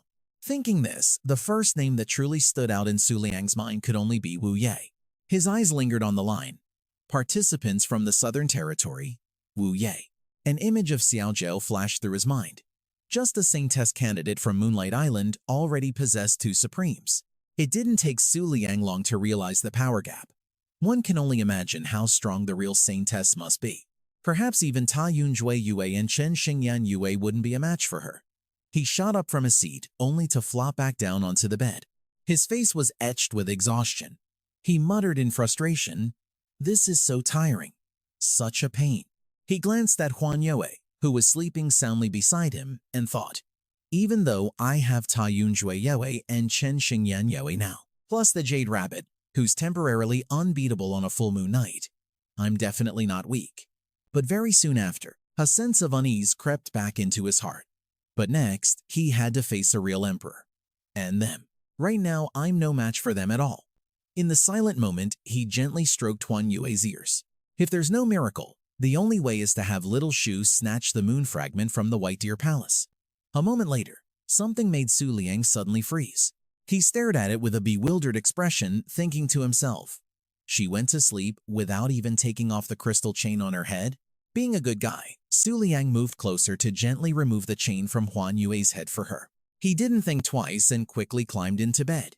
Just then, Tan Long suddenly woke up in the middle of the night, his eyes slowly opening in the darkness. He groggily wondered to himself, it's still the middle of the night. Why am I awake? But he was completely unaware of a strange dark figure right next to him. The moment he realized, Tan Long's eyes flew open, so terrified he couldn't even speak. It was Hong Yet in her human form, completely naked, who had rolled over in her sleep and hugged him, leaving him utterly bewildered. What is this? Their bodies were pressed together, separated only by a thin layer of clothing. Feeling the contact down below, Tan Luang's face instantly flushed bright red, and his whole body went stiff. His eyes went wide, sweat beaded on his face, and his mind was in turmoil. Could it be because I took off her necklace without permission? Tan Long cautiously glanced down at Hong Niet sleeping peacefully on top of him, fear creeping into his mind. When she wakes up, she's not going to kill me, is she? He didn't dare move, afraid of waking her up. He just silently stared at her peacefully sleeping face. She was completely off her guard. Just then, Hong Nuyet's eyelashes fluttered, and her eyes slowly began to open. The two of them were caught in an indescribable position, and an awkward silence filled the room. Then unexpectedly, the bunny girl sleep-talked Dara. Their eyes met, and he managed a slight, forced smile. Panicked, Tan Luang shot up, his face pale. He stammered, unable to form words. The first thing Hong Nuyet did after opening her eyes wasn't to deal with Tan Luang, but to groggily reach up and feel around the top of her head. He thought in terror, it's definitely because I took off her necklace. I'm dead for sure this time. Tan Long could only stammer in reply, on the table. After hearing this, Hoang Niet's expression remained as emotionless as ever, her eyes just fixed on him without saying a word. After a long moment, as she slowly became more conscious, she let out a small sound in response, her face still looking sleepy. Hoang Niet didn't say anything else and just rolled over and went back to sleep, leaving Tan Luang utterly bewildered. Wait, you're not angry? I took your necklace off without permission. Faced with his rapid-fire questions, she groggily opened one eye and mumbled, just put it back on. What's there to be angry about? Only then did Huan Yua notice his unusually flustered expression and ask curiously, "You seem really tense. Did something happen?" Tan Luang blushed and stammered, whispering embarrassedly, Don't you think our current situation is really awkward?" Hearing this, she couldn't hide her confusion, a million question marks popping up in her head. Awkward? Why? After a moment of shock, he suddenly understood the issue. Wait a minute. Aren't only Emperor-level beasts supposed to be able to transform into humans? Could it be that they're used to not wearing clothes? After all, why would a beast need to wear anything? Seeing Tan Luang just standing there frozen, Huan Yua got a little annoyed. She sat up irritably and pressed him. "Hey, what exactly is so awkward?" He could only back away, answering frantically. What I mean is," thanks to his quick thinking, Tan Luang quickly came up with a reasonable explanation. "I mean, your human form is very beautiful. The most beautiful, in fact." Huan Yua was stunned for a moment, hearing an answer she never could have expected. In an instant, her cheeks turned bright red, which only confused Tan Luang even more. So what's so awkward about that?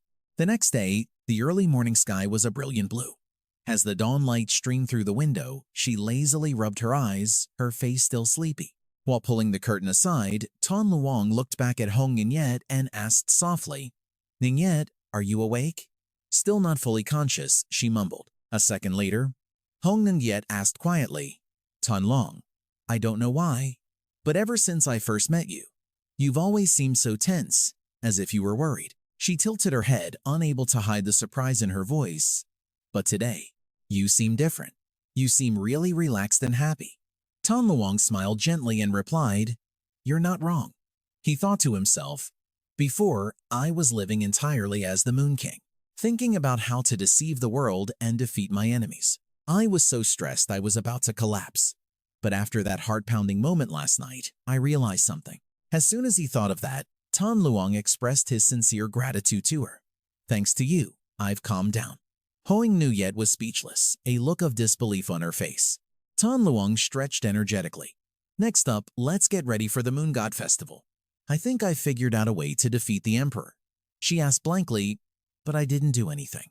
A moment later, Huan Yua finally understood and immediately started cheering with joy. "Wait, are you planning to go out and play?" Seeing her about to run off without a stitch of clothing on, he quickly reminded her.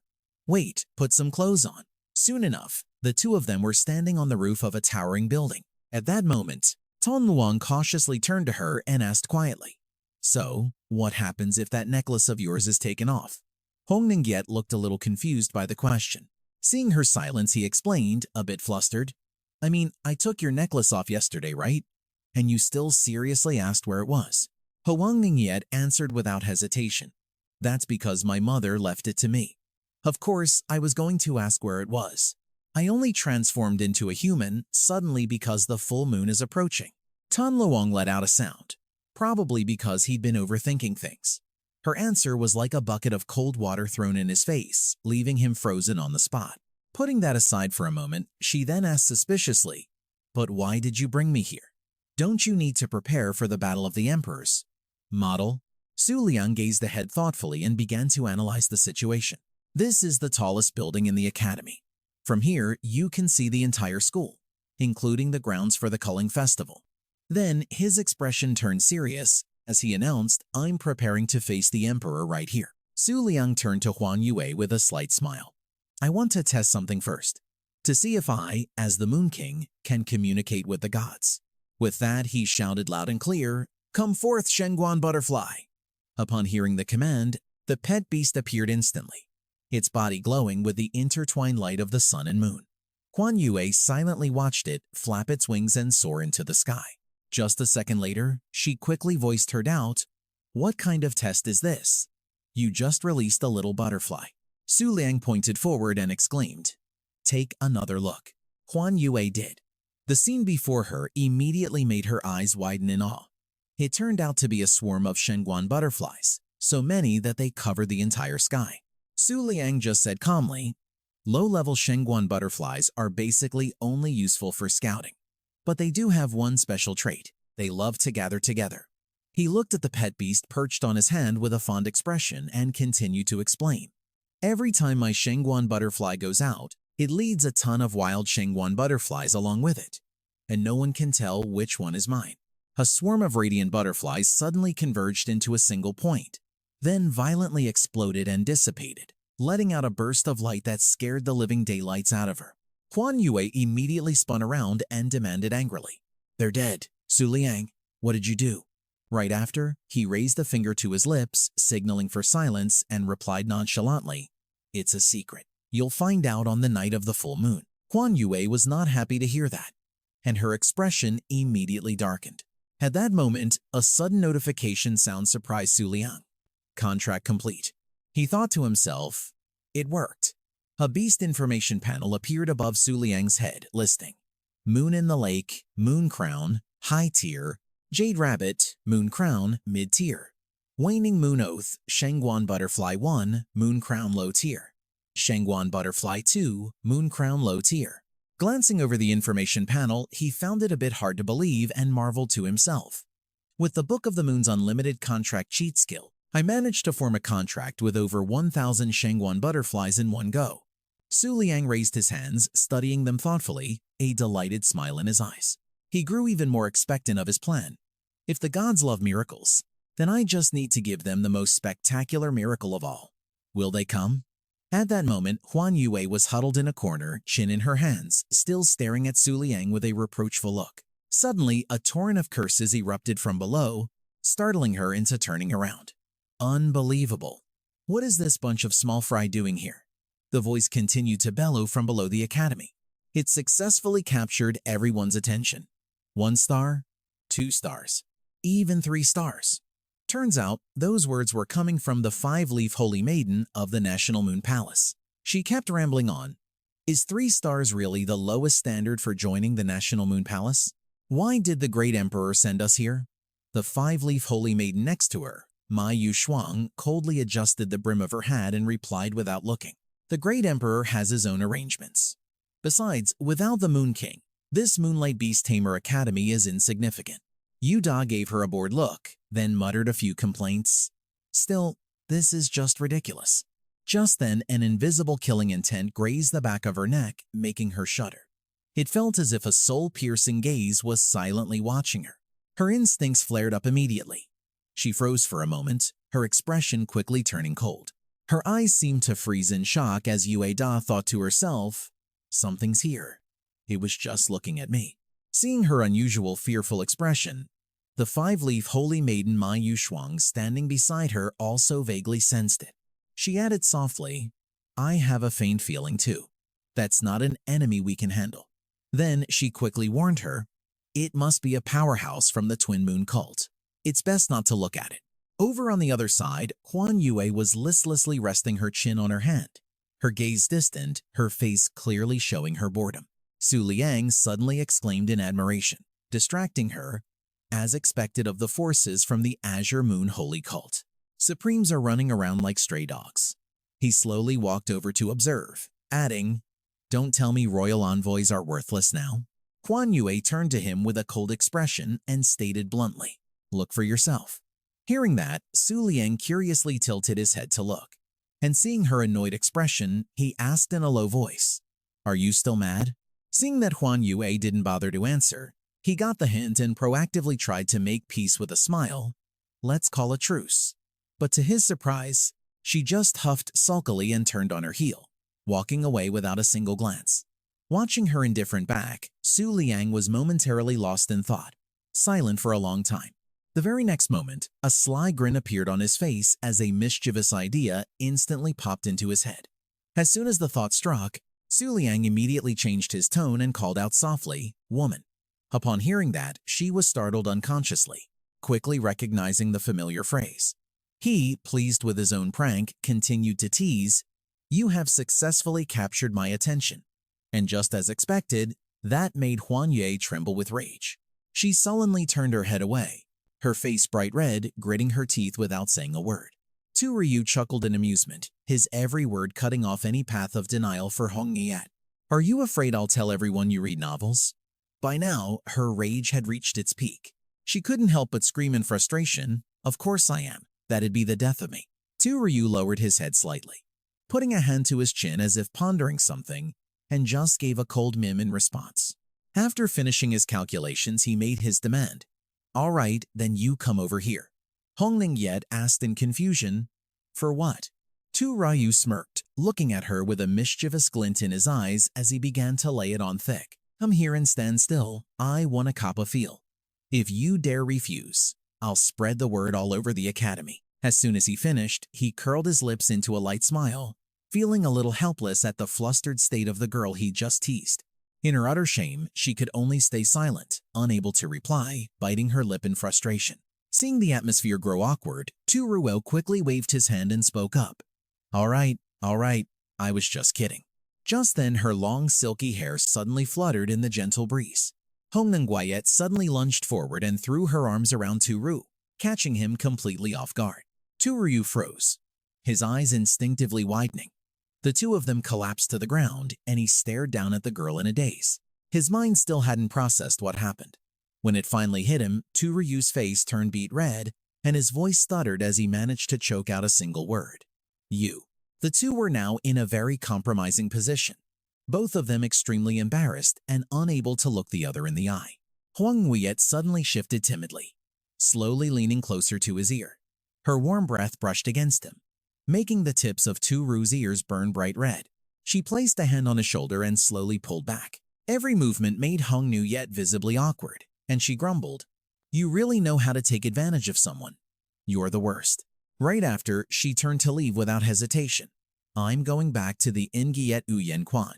She left Tu Rue still sitting there, stunned. Hong Ning-yet leaped up decisively, but her face couldn't hide her shyness.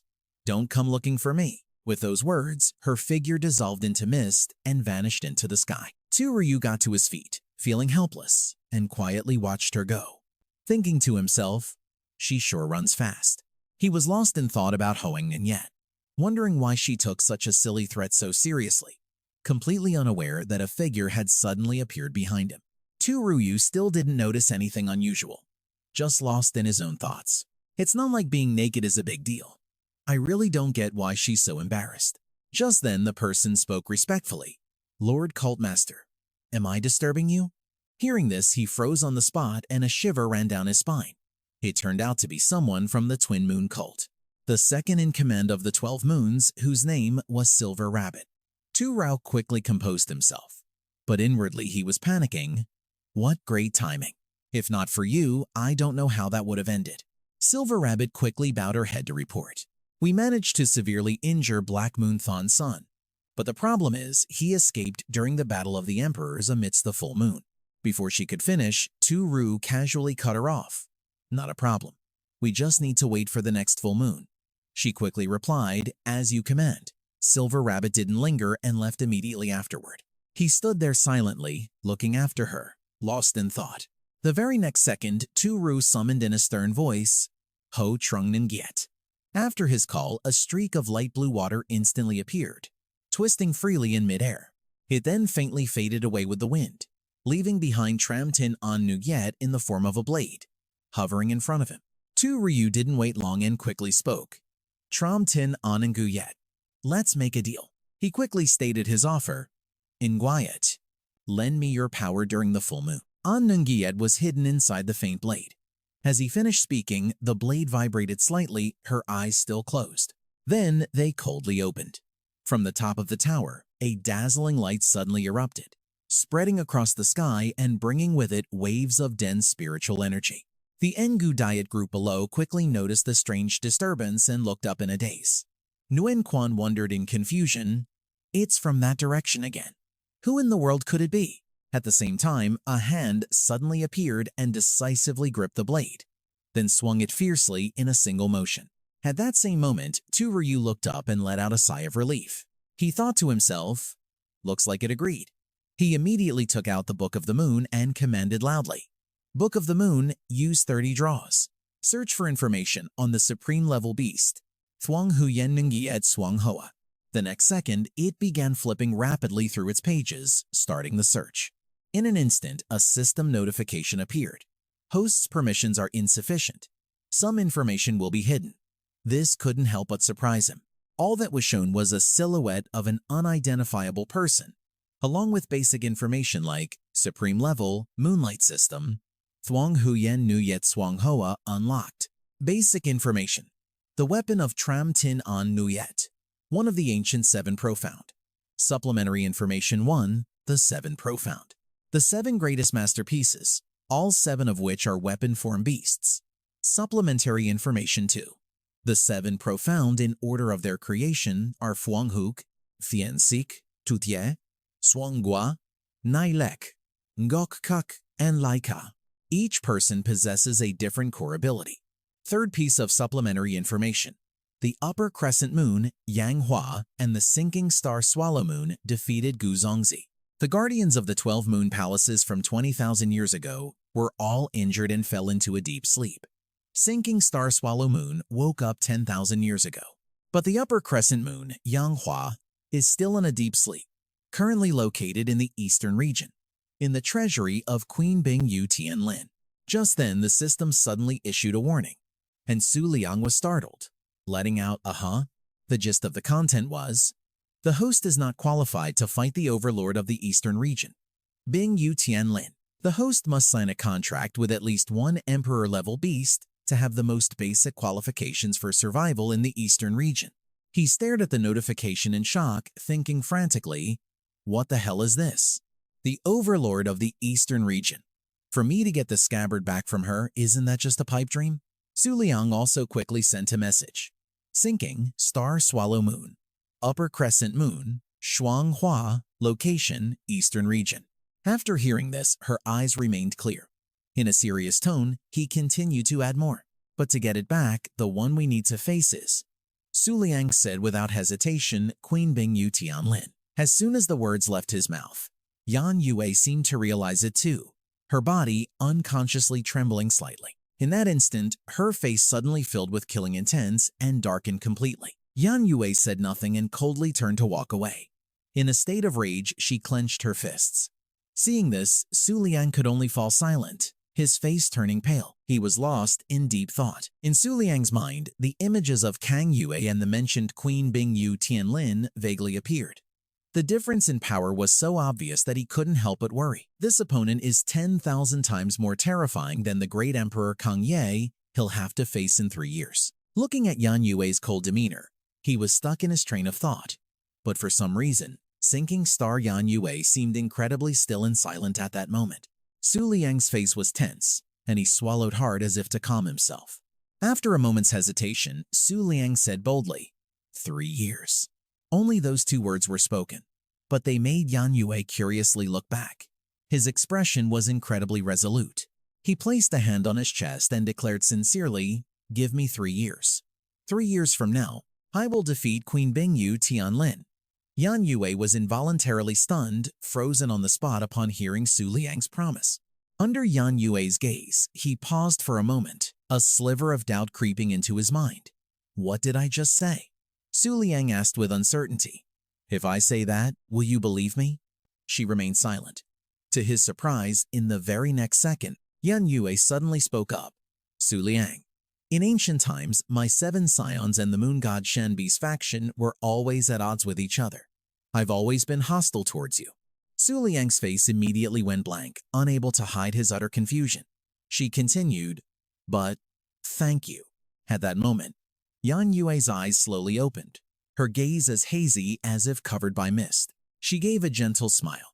Even if it's just for a moment, let me have this short dream. The rage inside him began to boil over. His face darkened as he cursed inwardly. Hold on. So you can communicate properly? Images of Huan Yua flashed through his mind one after another. Su Liang reflected. Was that so-called random slashing just to intimidate me? If it weren't for the guardian of the moon, I would have been torn to shreds several times over. Su Liang sighed helplessly, pushing the thought aside and reassuring himself. Whatever, it's already come to this. There's no point in dwelling on it. At that moment, he casually started walking. He indifferently passed by Huan Yua, leaving behind a promise, no matter what. A sly look appeared on his face as Su Liang turned back with a smirk. If it really comes true, are you going to repay me with your body? She lowered her head slightly and answered in a serious tone. The era of hostility between the gods ended long ago if you find the scabbard for me. A marriage alliance is not impossible, But if you want to produce an heir, I can't do that now without my scabbard." Hearing this, Su Liang's jaw dropped in utter shock. He couldn't believe his ears, thinking to himself, "This kid, she's unbelievably serious." The scene changes to the reception hall of the Moonlight Beast Tamer Academy. At this time, a servant was livid, cursing rudely. "You little brat, what did you say? Say that again." The girl in the black dress stood with her hands on her hips, speaking disdainfully.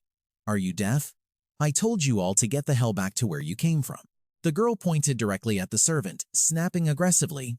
"And another thing, the great Emperor Huan Yua has declared war on us. So I can turn you bastards to ash right here on the spot, you know." She was boiling with rage, screaming, "Damn you!" Before she could unleash all her anger, her mouth was covered by a hand from behind. It was Yue Jun who whispered a reminder in her ear, "Shut your mouth. You can dismember her, but you can't curse at her." Looking at the young girl before them, Yue Jun whispered instructions. "This little brat is a descendant of a branch family of the Azure Sea Folding Moon Palace. Be careful what you say, or not even Emperor Huan Yua can save us." She took the initiative to step forward and speak, but her tone was as if she was putting the other person in their place.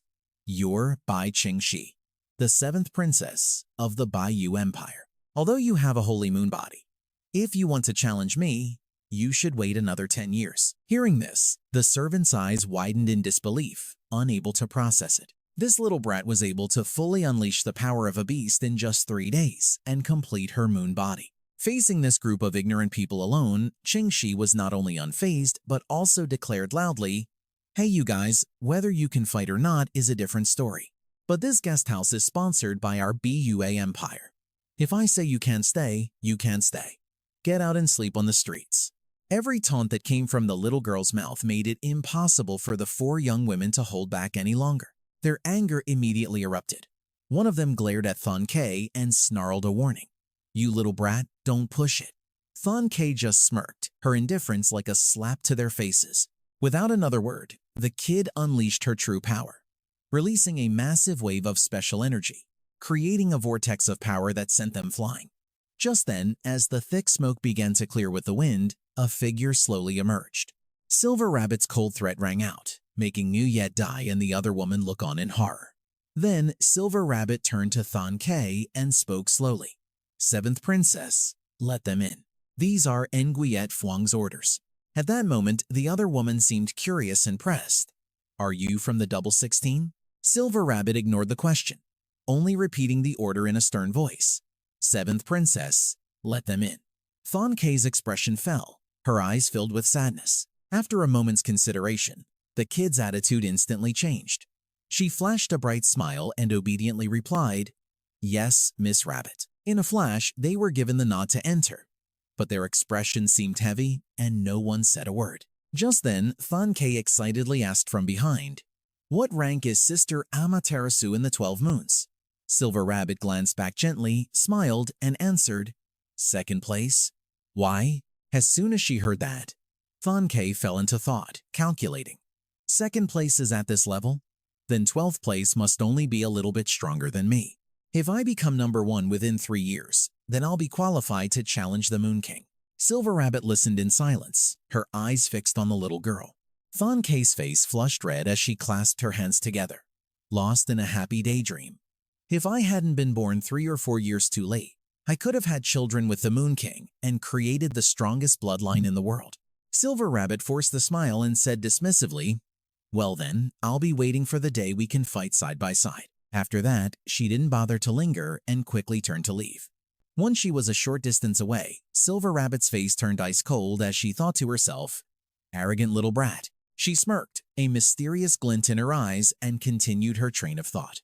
Meanwhile, late at night, under the brilliant moonlight, 2 guards in white cloaks were silently patrolling the academy grounds. As they passed the tree by the road, they were completely unaware that a 6-tailed spirit beast was hiding behind it, stalking them. It was none other than Ju Mu, an emperor-level moon spirit, a 6-tailed fox. She smirked and chuckled, her voice full of pride. "Their defenses are so weak, they can't even sense my presence at all." Luwei stared intently at the leaves on the tree and suddenly spoke up. "Hey, Tang Huang." A large drop of water on a leaf trembled and a voice transmitted from it. You'd better tone it down.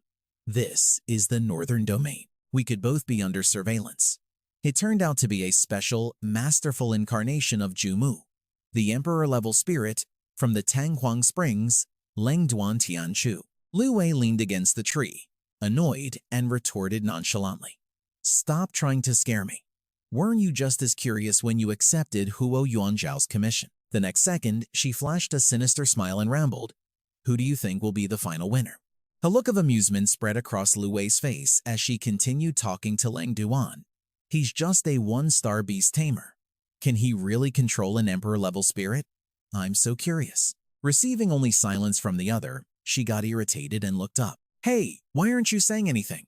Just then, Lang Duan slowly floated down and said, in my opinion, the fact that he's a one-star beast tamer, that's what's so terrifying about the Moon King. Before she could reply, Lu Wei was cut short by its next question.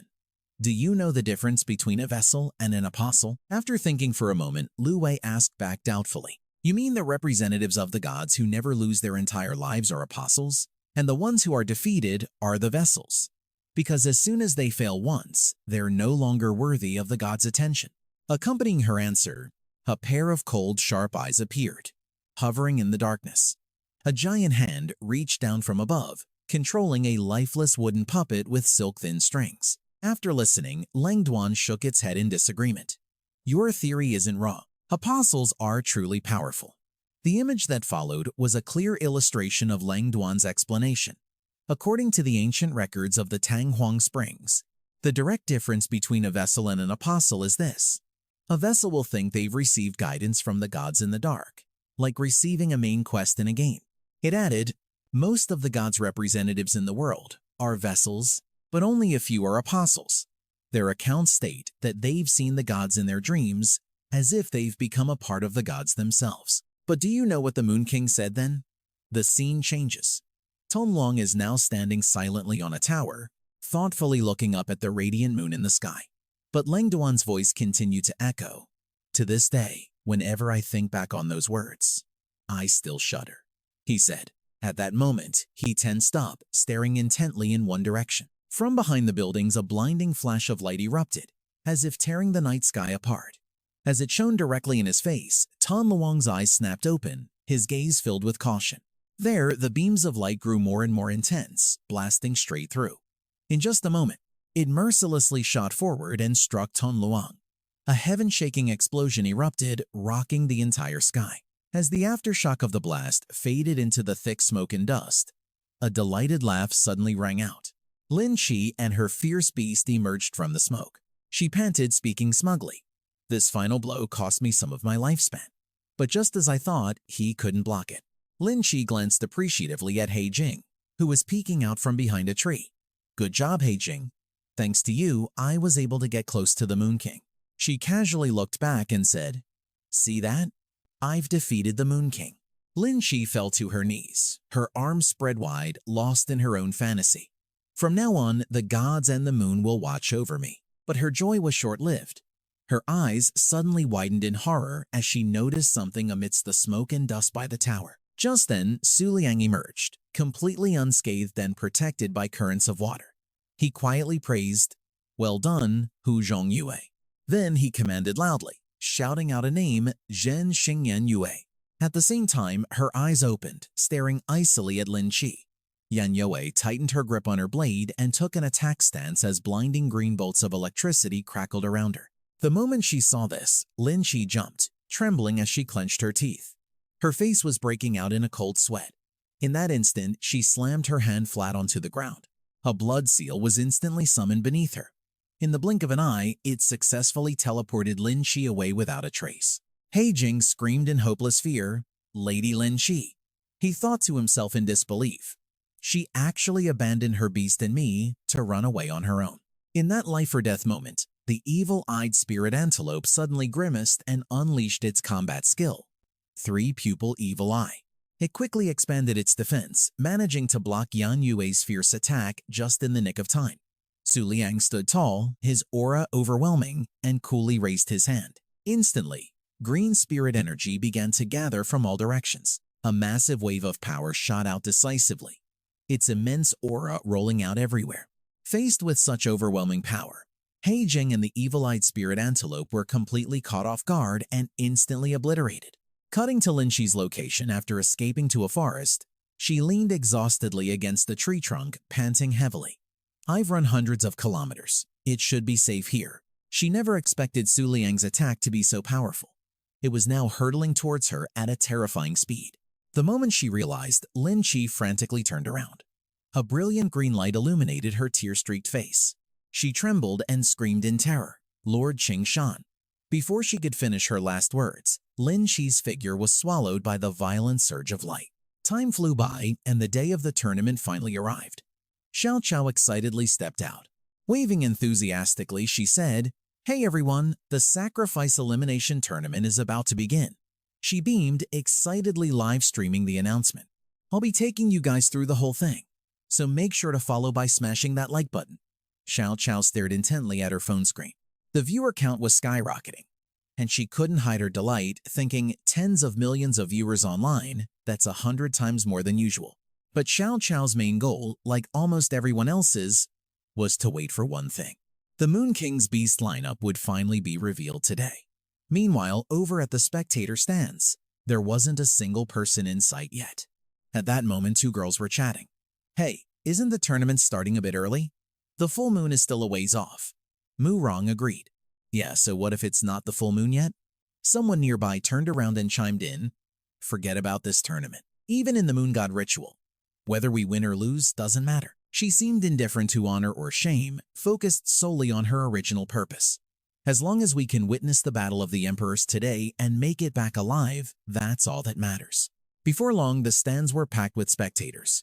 Guo Chengxi was lost in thought, even though our match is just the preliminary. But Guo Chengxi smiled calmly, as if unworried, his thoughts turning calculating. But it would be better if this little brat. He fell silent, his expression tense. His mind spun with calculations. If I let her advance, it could affect the outcome of the moon god ritual.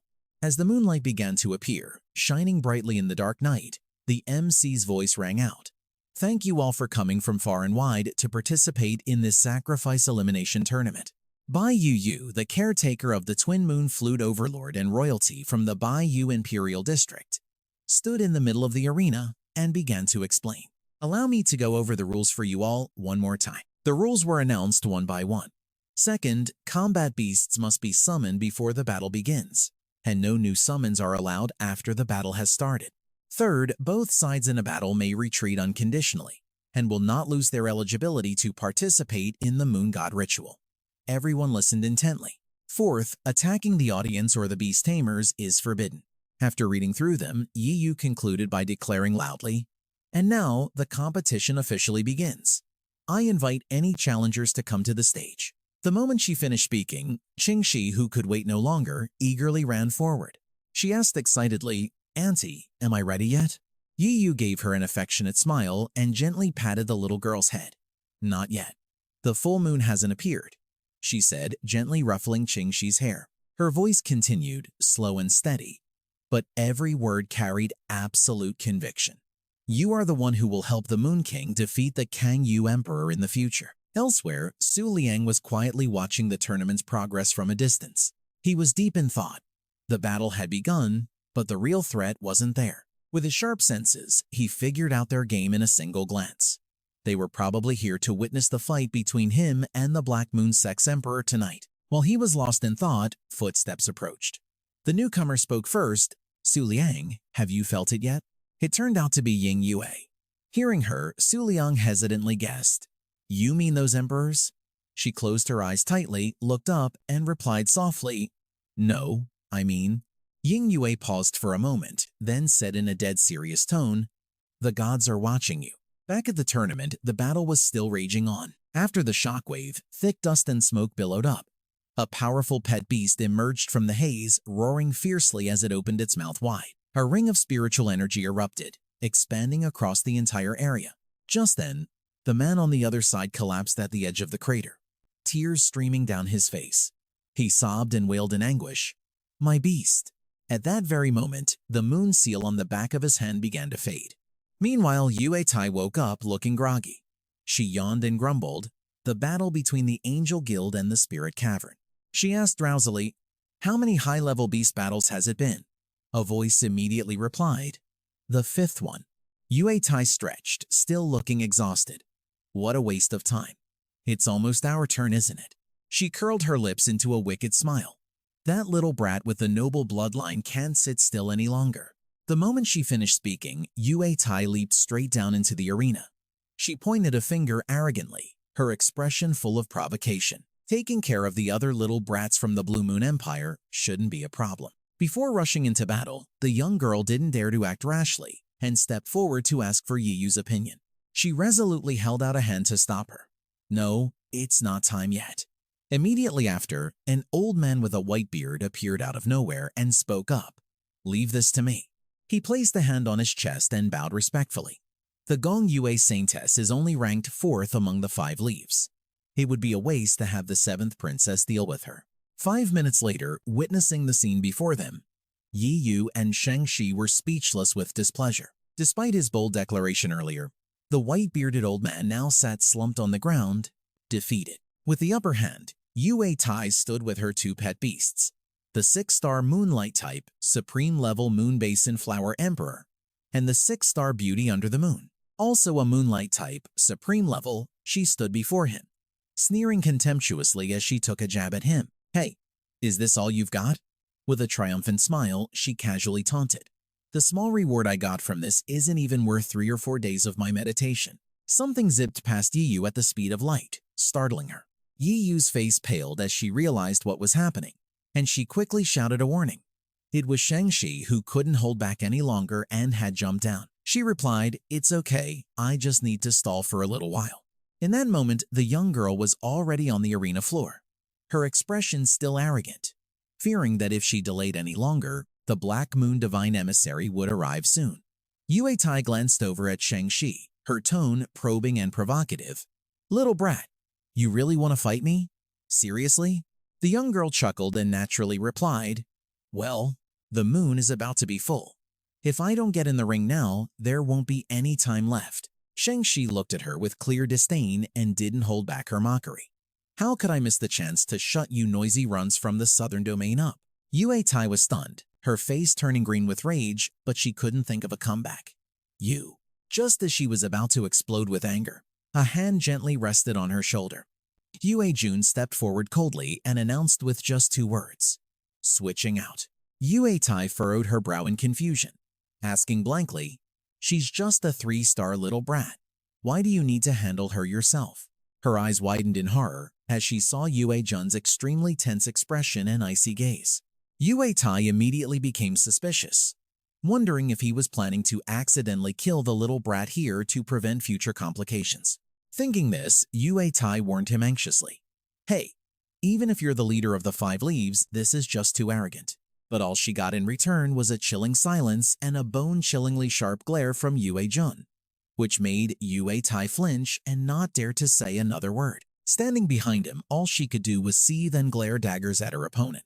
On the contrary, Yue Jun resolved to himself, the 5 leaves absolutely cannot be eliminated in the early stages of the Moon God Festival. I have to see this for myself.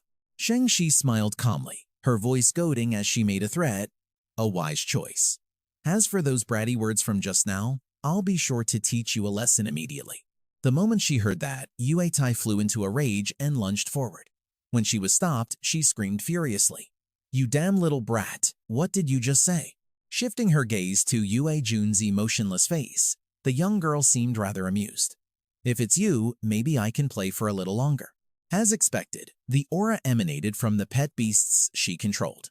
First to appear was a burnt orange sphere, the Origin Spirit Pearl, a Moonlight type, Supreme level. Next was the humanoid pet beast, Huan Yua Fu Shui, a Moonlight type, Supreme level. And the final pet beast was the Moonlight 6-leaf Peach Immortal, a plant type, Supreme level, which was sitting on her head. Looking at her opponent, she asked curiously, "Aren't you going to summon your beast?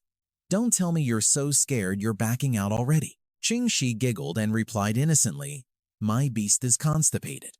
Hearing this, Yue Dai was speechless, her face frozen in utter disbelief. Is that even a real excuse? And yet, the official was strangely calm, readily agreeing, "No problem. Take as much time as you need." The entire stadium suddenly fell silent. A moment later, Qingxi suddenly took out a brown pill. The little girl swallowed it without a second thought right in front of everyone, smiling as if it were nothing. Yue Dai was momentarily startled and immediately pointed accusingly, "Hey, you're using a pill. That's cheating." The official calmly explained, "No, this is not a booster pill, but one to aid cultivation. Its effects are not that strong." Morong, standing beside Yue Dai, also figured it out. Turns out she's stuck at her current realm. So she's trying to break through before the fight? Just then, Qingxi's eyes flew open. Just like that, the little girl broke through to the 4-star realm. Morong watched and calculated to himself that if she broke through to the 4-star realm, she could unleash the full power of a supreme-level beast. But even at this level, defeating the 6-star Saintess Yue Guan was still impossible. Qingxi smirked and said confidently, "All right, this should be good enough." In a flash, 2 auras, one blue and one gold, erupted from behind Qingxi. First came a mermaid-type spirit beast, which the little girl called Qiu Nu Yet On, a moonlight type of the supreme level. Next, Qingxi shouted decisively, "Tan Enguyet Chika." The second spirit beast appeared, a crescent moon with strings as fine as silk woven across it. Tan Guyet Chika, moonlight type, supreme level. Yue Guan sneered, "Let's see. The moment you can't hold on anymore, someone from the Jade Moon Empire will come out and cause a scene to protect your title." Hearing those words, Qingxi froze for a second. Her cheeks soon puffed out, as if she were holding in a massive breath. A few seconds passed before she couldn't hold it in any longer and burst out laughing. Then she said, "You people from the Southern Domain really know nothing about the Azure Moon Vow." Qingxi held her forehead and looked up, trying to suppress her laughter. "Don't worry, you'll understand soon enough." The girl stared intently at Yue Guan. Then, Qiu Nu Yet instantly moved, vanishing from her spot in a flash, leaving Yue Guan so shocked she was frozen for a few seconds. In reality, Qiu Nu Yet was just charging straight at Yue Guan at the speed of light. The two were now face to face. 2 crisscrossing attacks were unleashed in an instant, while Yue Guan was still rooted to the spot, unable to process what was happening. In that moment, an intense blue light shot down, enveloping the entire arena floor. The terrifying pressure caused the ground to crack. Yue Dai couldn't believe what was happening and screamed in horror. "What the hell is that? Is this really the power of a 4-star supreme?" She clenched her fists, unwilling to accept it. Her eyes are blazing, and she hasn't even used the combat skill yet. Morong, on the other hand, was surprisingly calm, offering reassurance. "What are you worried about? This has only just begun." In the thick cloud of smoke and dust, Yue Guan's figure was nowhere to be seen. But then she walked out completely unharmed, thanks to a protective shield created by Lu Dai. Seeing her without a scratch, Qiu Nu Yet gritted her teeth. She became even more agitated. She charged forward ferociously, unleashing a volley of vicious attacks on her opponent. The resounding sound echoed across the stadium, making everyone wince in discomfort. "My ears are ringing. Damn it, I'm going deaf." Yue Guan squeezed her eyes shut, then slowly opened them. She gave Qiu Nu Yet a piercing glare and spoke in an icy tone. "Are you done playing?" At this moment, the Nguyet Lin Chao suddenly descended, blocking the path between the two. It directly launched a frontal assault, sending Qiu Nu Yet flying back before she could react. She crashed hard onto the arena floor.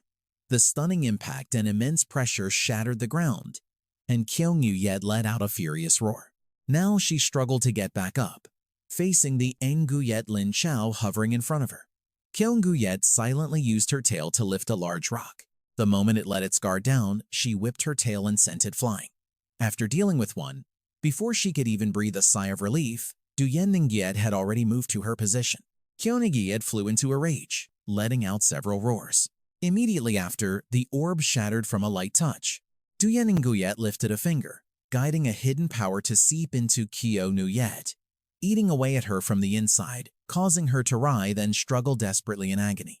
Before long, Qiu Nu Yet's body had disintegrated into dust, leaving only a lone fishtail on the ground. Witnessing this from start to finish, none of the guests could help but be horrified by the cruelty, exclaiming, "It's over. How brutal." Yue Dai held out her hand, shaking her head over and over. At that moment, Qingxi was only slightly surprised, her eyes still fixed straight ahead. A voice rang out like a prophecy, "This match should be over." At that exact moment, a water orb appeared, reflecting the little girl's image inside it.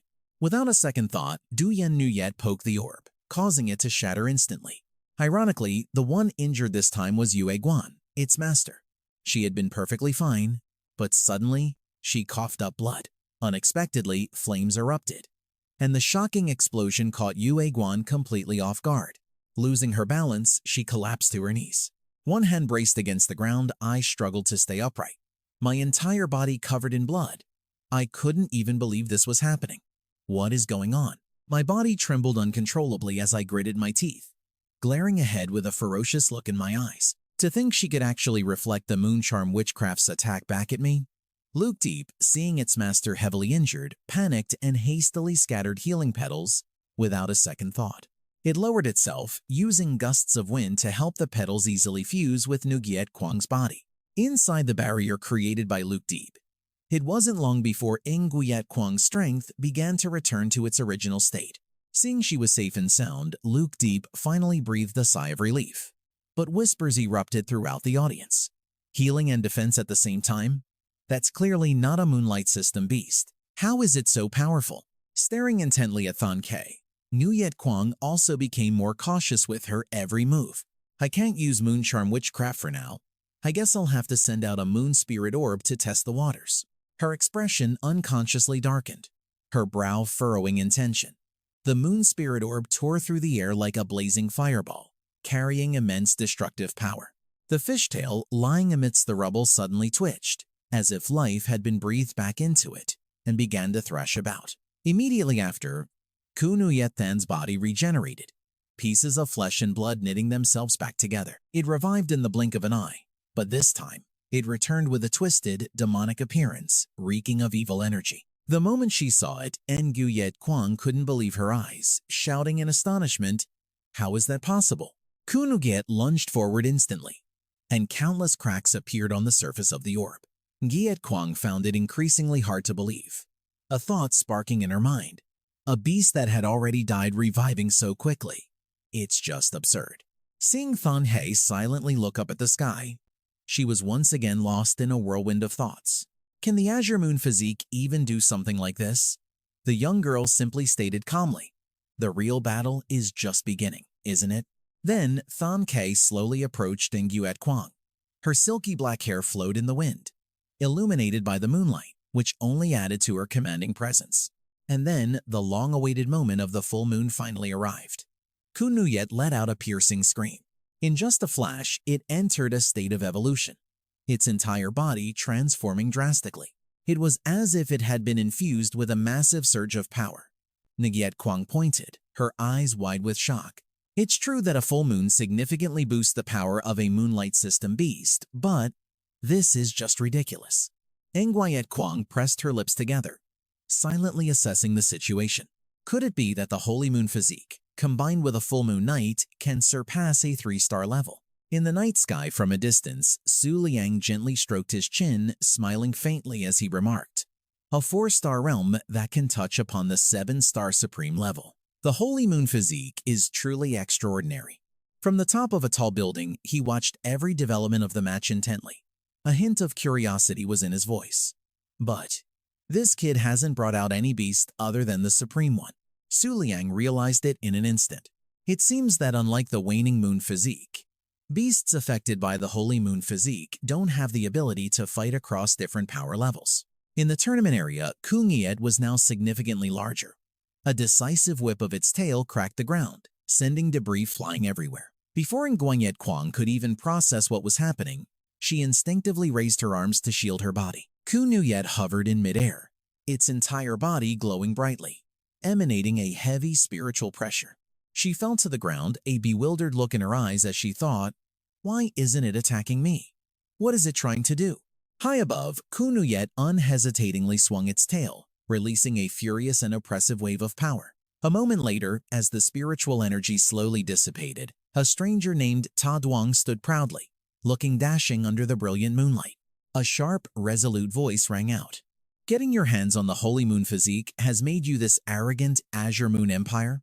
He gave a slight smirk, a malicious smile spreading across his face.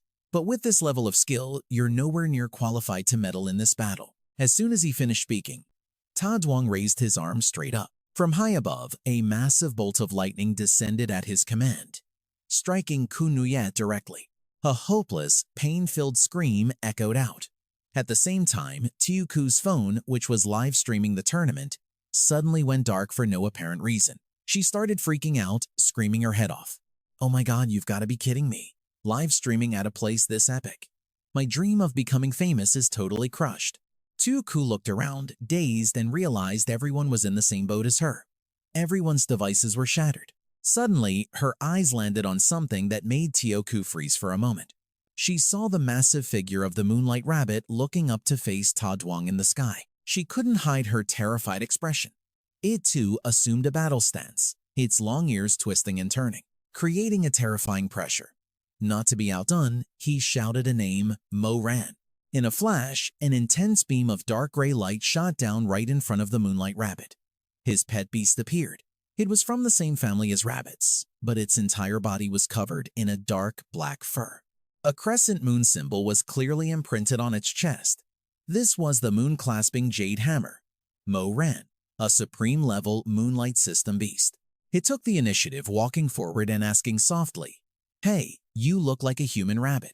In response to this barrage of questions, the Moonlight Rabbit just gave it an annoyed scowl. Mo Ran could only let out a helpless sigh, its tone filled with boredom. "Looks like we can't communicate. How boring." The moon insignia on its chest suddenly transformed into a series of ink-like scribbles. This created a small hole, and Mo Ran nonchalantly stuck its ears right inside to pull something out. Then its two long ears swung up, pulling out two heavy spiked maces. The moon rabbit lost its patience and instantly went berserk, its fur bristling aggressively. It then launched itself directly at its opponent, but strangely, Mo Ran was nowhere in sight. Only a spiked mace slammed hard into its body with a decisive blow. In the middle of the sky, a terrifying explosion erupted. Ta Duang spoke coldly, his voice haunting, each word seeming to hide a dark secret as he drew closer and closer. He glared at the building where Su Liang was standing, a grotesque, bone-chilling smile spreading across his face. Ta Duang's voice drifted through the air.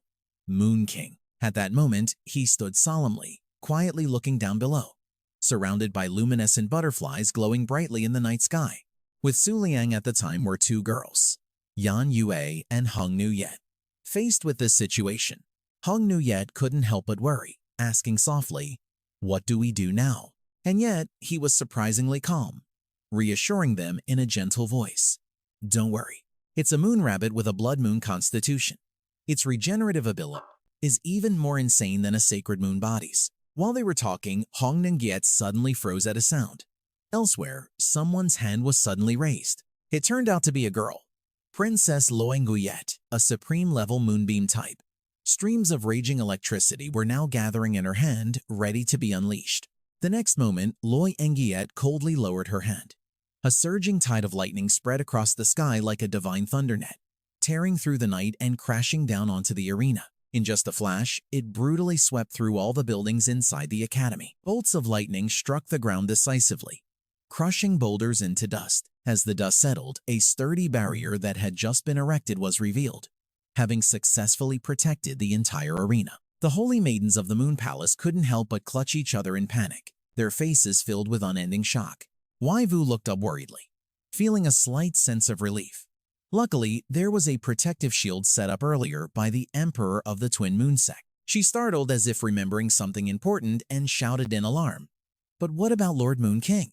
But something made Waivu stop in her tracks, her eyes widening in disbelief, as if she couldn't believe what was happening. She stammered, What is going on?" At that moment, facing those ferocious lightning bolts, the building where Su Liang stood remained towering over the rubble, completely unshaken. Ta Duang, standing on Loenguyet's shoulder, snapped irritably, "You've got to be kidding me, that's impossible." Staring at Su Liang, who was completely unharmed by the fierce attacks, made him even more incredulous. An attack of this magnitude can even defeat the Emperor of the Moon Kings? Contrary to the cool and dashing appearance everyone expected, his face was now deathly pale. Looking at the Guardian Moon, he simply couldn't understand. The Guardian Moon's defense could apparently block even the indiscriminate attacks of the sinking star-hidden moon. Su Liang's HP seemed to be in the red, making him break out in a cold sweat. Yet he was sent flying by a single blow from Princess Lo Nguyen. And Nguyen stepped forward and declared, "Su Liang, let me handle this."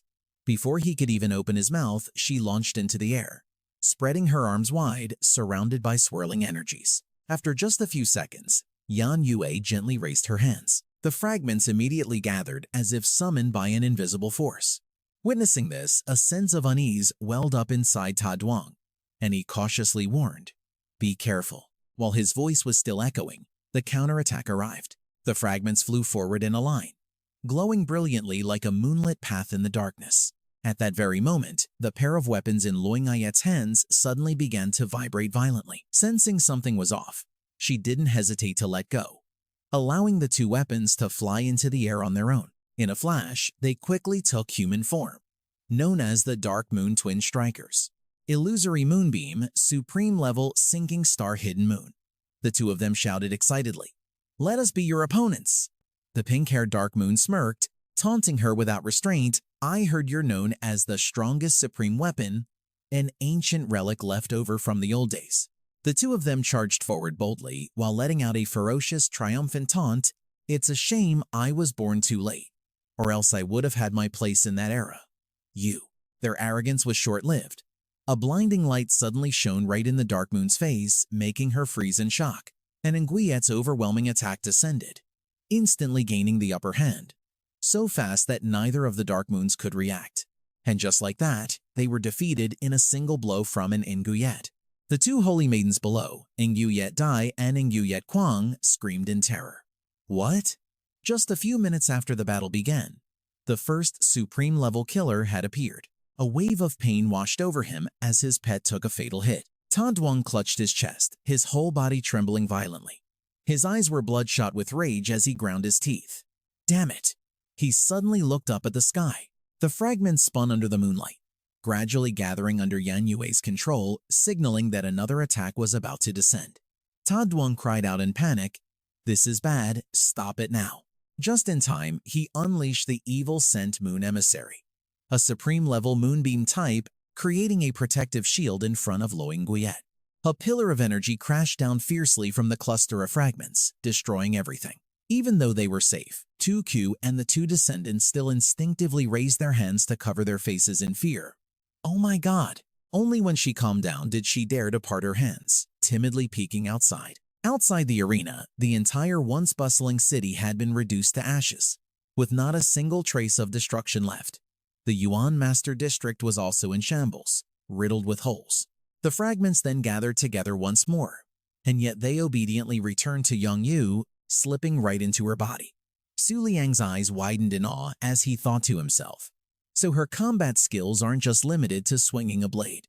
Perhaps the complete form, after her body and the scabbard combine, isn't a weapon at all. An observer was stunned, gritting his teeth and muttering, to think she could severely injure all three supremes of the Huo Yue sect with just one blow. No wonder even the great Emperor Kang Yue. The very next second, she suddenly fell silent, her head bowed and her expression turning grim. Shang-Chi, who was being carried away with severe injuries, couldn't hide his amusement as he chimed in, as expected of the Supreme that even the great Emperor Kang Yue couldn't tame. This is the power of the Moon King, the strongest moonlight system beast tamer. Young Yue suddenly turned her head to face him, as expected of a Supreme. However, the entire Moon Clan still couldn't manage to subdue you. Hearing this, she immediately pouted and looked sulky. He sighed in mock complaint. You really know how to make things difficult. At that moment, a waterlight butterfly suddenly flew to his hand. Following that, all 7 waterlight butterflies swarmed around Su Liang. His voice rang out decisively. It's almost time to prepare for the next battle of emperors. The scene changes to Suyang, who is now standing on the shoulder of a Lei Yuan bird, a ferocious phantom beast. He quickly wiped the blood from the corner of his mouth, his voice dripping with resentment. It's been a long time since I've had to endure the pain of losing a beast. Memories suddenly flooded Suyang's mind. The last time was on the night of a full moon 3 years ago. He remembered it vividly that day. He had knelt before the cold-blooded, white-haired youth looking like a pathetic stray dog. Recalling Su Liang's icy expression from back then, Suyang wondered if this time would be any different. After a weary sigh, he burst into deranged laughter. Suyang looked up, his two eyes glowing, a crazed smile still plastered on his face. Yuan Feng. And so is any representative of the moon god. He screamed. What matters is that you're sick. You're so sick you've forgotten so much. Do you even remember what you said to me? Faced with those words, Su Liang could only stare blankly, unsure of how to react. His eyes widened in shock as a barrage of questions echoed in his ears. Why did you spare me? What the hell happened after I passed out that day? After our battle, how could the Northern Territory have shrunk by a third? Why did one of your most important beasts go missing? Were you abandoned by the gods? As a sharp pain suddenly shot through his head, Su Liang instantly clutched it, bracing himself. Damn, it hurt so much. He couldn't understand any of it, thinking to himself that he had no recollection of what that bastard was saying.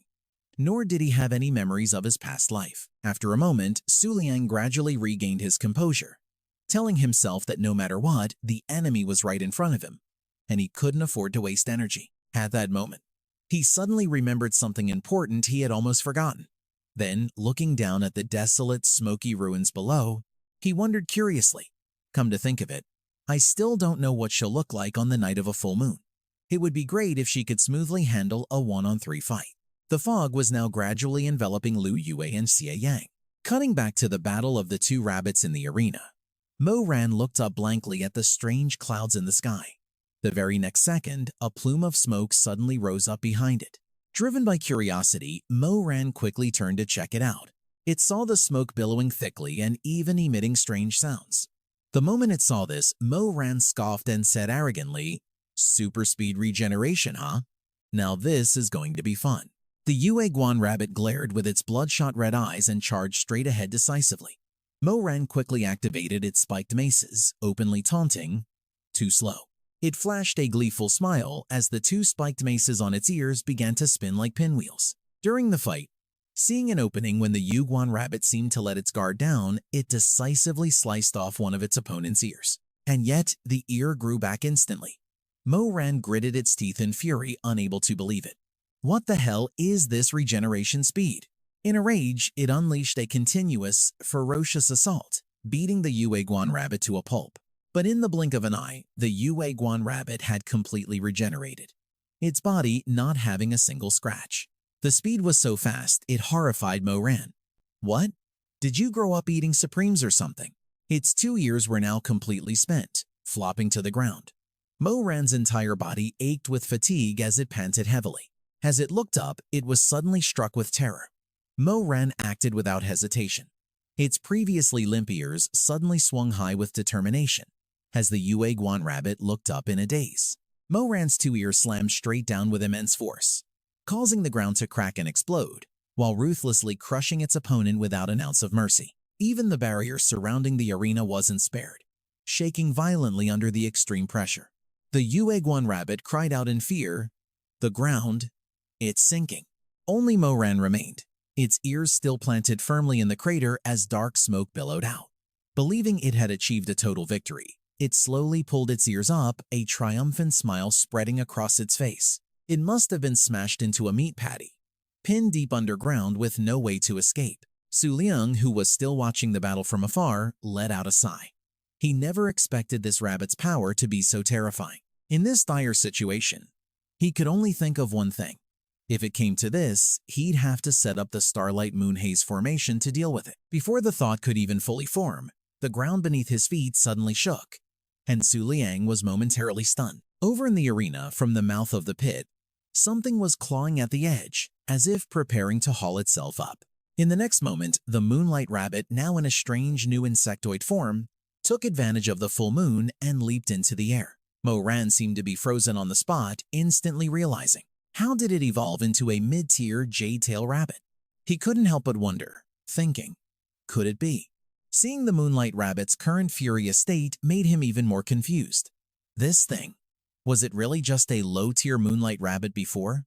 Su Liang hastily flipped through the Book of the Moon, examining the strange transformation that had happened to the Moonlight Rabbit. Jade-tail rabbit, waning moon constitution, mid-tier moonlight system, 3rd stage full moon state. Its combat skills were super speed regeneration, enhanced physique, skin hardening, enhanced leap, and jade star. Specifically, its waning moon constitution gave it a specialization on the night of a full moon. Its ability to evolve over time under a full moon was enhanced, and the evolution cycle could be greatly shortened by emotional fluctuations. He stared wide-eyed as he read, thinking to himself, it really evolved. So the waning moon constitution gets stronger the longer it's active. At that moment, Mo Ran was seething. His face hardened, and he gritted his teeth. No, this kind of thing can't be happening. Just based on its appearance, the Moonlight Rabbit was already on par with him. Driven mad with rage, Mo Ran roared and charged at the Moonlight Rabbit, attacking wildly.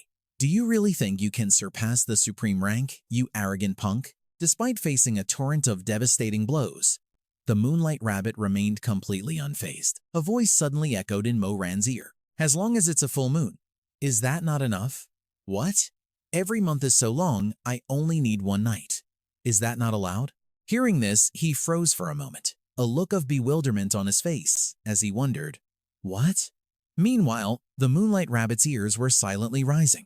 Mo Ran flew into a rage, ferociously charging in to attack. But suddenly, he froze in his tracks, his eyes widening. What? The ears on its head had vanished in the blink of an eye, leaving Mo Ran utterly stunned. Fresh blood streamed down his face. He stared in confusion at the Moonlight Rabbit's ear, which was aimed right at him. This thing. What the hell are you? Before Mo Ran could even hear an answer, in the very next moment, the Moonlight Rabbit decisively unleashed a fatal blow. Ta Duang clutched his cloak, growling under his breath. Damn it, even Mo Ran. Suddenly, a figure appeared. He became aware of her presence, his cold gaze looking down as an aura emanated from her. Ta Duang's jaw dropped, as if he couldn't believe his eyes, thinking to himself, is this a beast that can transform into a human? A realization dawned in his mind. So that's how it is. So you're the one who defeated that Tyrant Rain guy. You, with the blood of an emperor. Ta Duang looked at Hong Nguyet with extreme vigilance, with Princess Loing Nguyet by her side. Supreme Tier Moonlight System. In her hand, she held Da Thane, Supreme Tier Moonlight System. Huang Ningyet Du Supreme Tier Moon System. Ta Duang spoke with a scornful tone. But you can't defeat me alone. As you can see, my companions are. Before he could finish his sentence, Hong Ningyet cut him off with a haughty voice. Enough with the useless chatter. She seemed to look right through them, saying arrogantly, I have no time to waste on these three weaklings. Bring out your strongest. Her arrogance enraged Da Thane, who roared, such insolence! It began to automatically flip through its pages, revealing strange images. Da Thane's words stunned the entire audience. In other words, you are fighting 10 Supremes at the same time. It continued to ramble on. After I defeat you, I'll see if you're even worthy of replacing one of them. But all it got in return was a scornful look and a single word from Hong Nguyet, noisy. She began to close her eyes, concentrating her spiritual energy before speaking. If that's how it is, then allow me to open your eyes a little. Hong Nguyet raised her hands high, and a surge of power appeared with the movement. Her voice continued to echo through the space, a technique that can only be performed on the night of a full moon. Ta Duang and Luan Wyatt shielded their faces with their hands, both unable to hide their bewildered expressions. Luan Nungiet was so stunned he was speechless. It was Hong Nungiet, holding both Vu Tuang and Van Ko standing majestically. Luan Nungiet quickly recognized them and thought to himself, those are emperor-grade weapons. Hong Nungiet let out a soft breath as if regulating her inner energy, then gave the sword in her hand a slight twirl. Like a gust of wind, she swept past Luan Nungiet and brought her sword up to attack, decisively striking down at her opponent. A single move was all it took, leaving Luan Nungiet unable to hide her shock as she exclaimed it was over in an instant. That was a one-hit kill. She declared loudly, Emperor Van Ko. At that moment, thousands of cracks had formed on the ground. Da Thien and Luan Nguyet couldn't hide their fear. The purple fragments of Nguyet Du began to disappear, until eventually there was almost nothing left. Hong Nguyet also seemed quite surprised as she remarked, a self-sacrificial type that redirects damage. Da Tien, seemingly still unconvinced, shouted, don't get too cocky. A butterfly shape appeared and began to glow. Huan Gyet's eyes widened, unable to process what was happening, and then beams of light shot towards her. Thanks to her nimble movements, Huan Yet gracefully dodged the attack.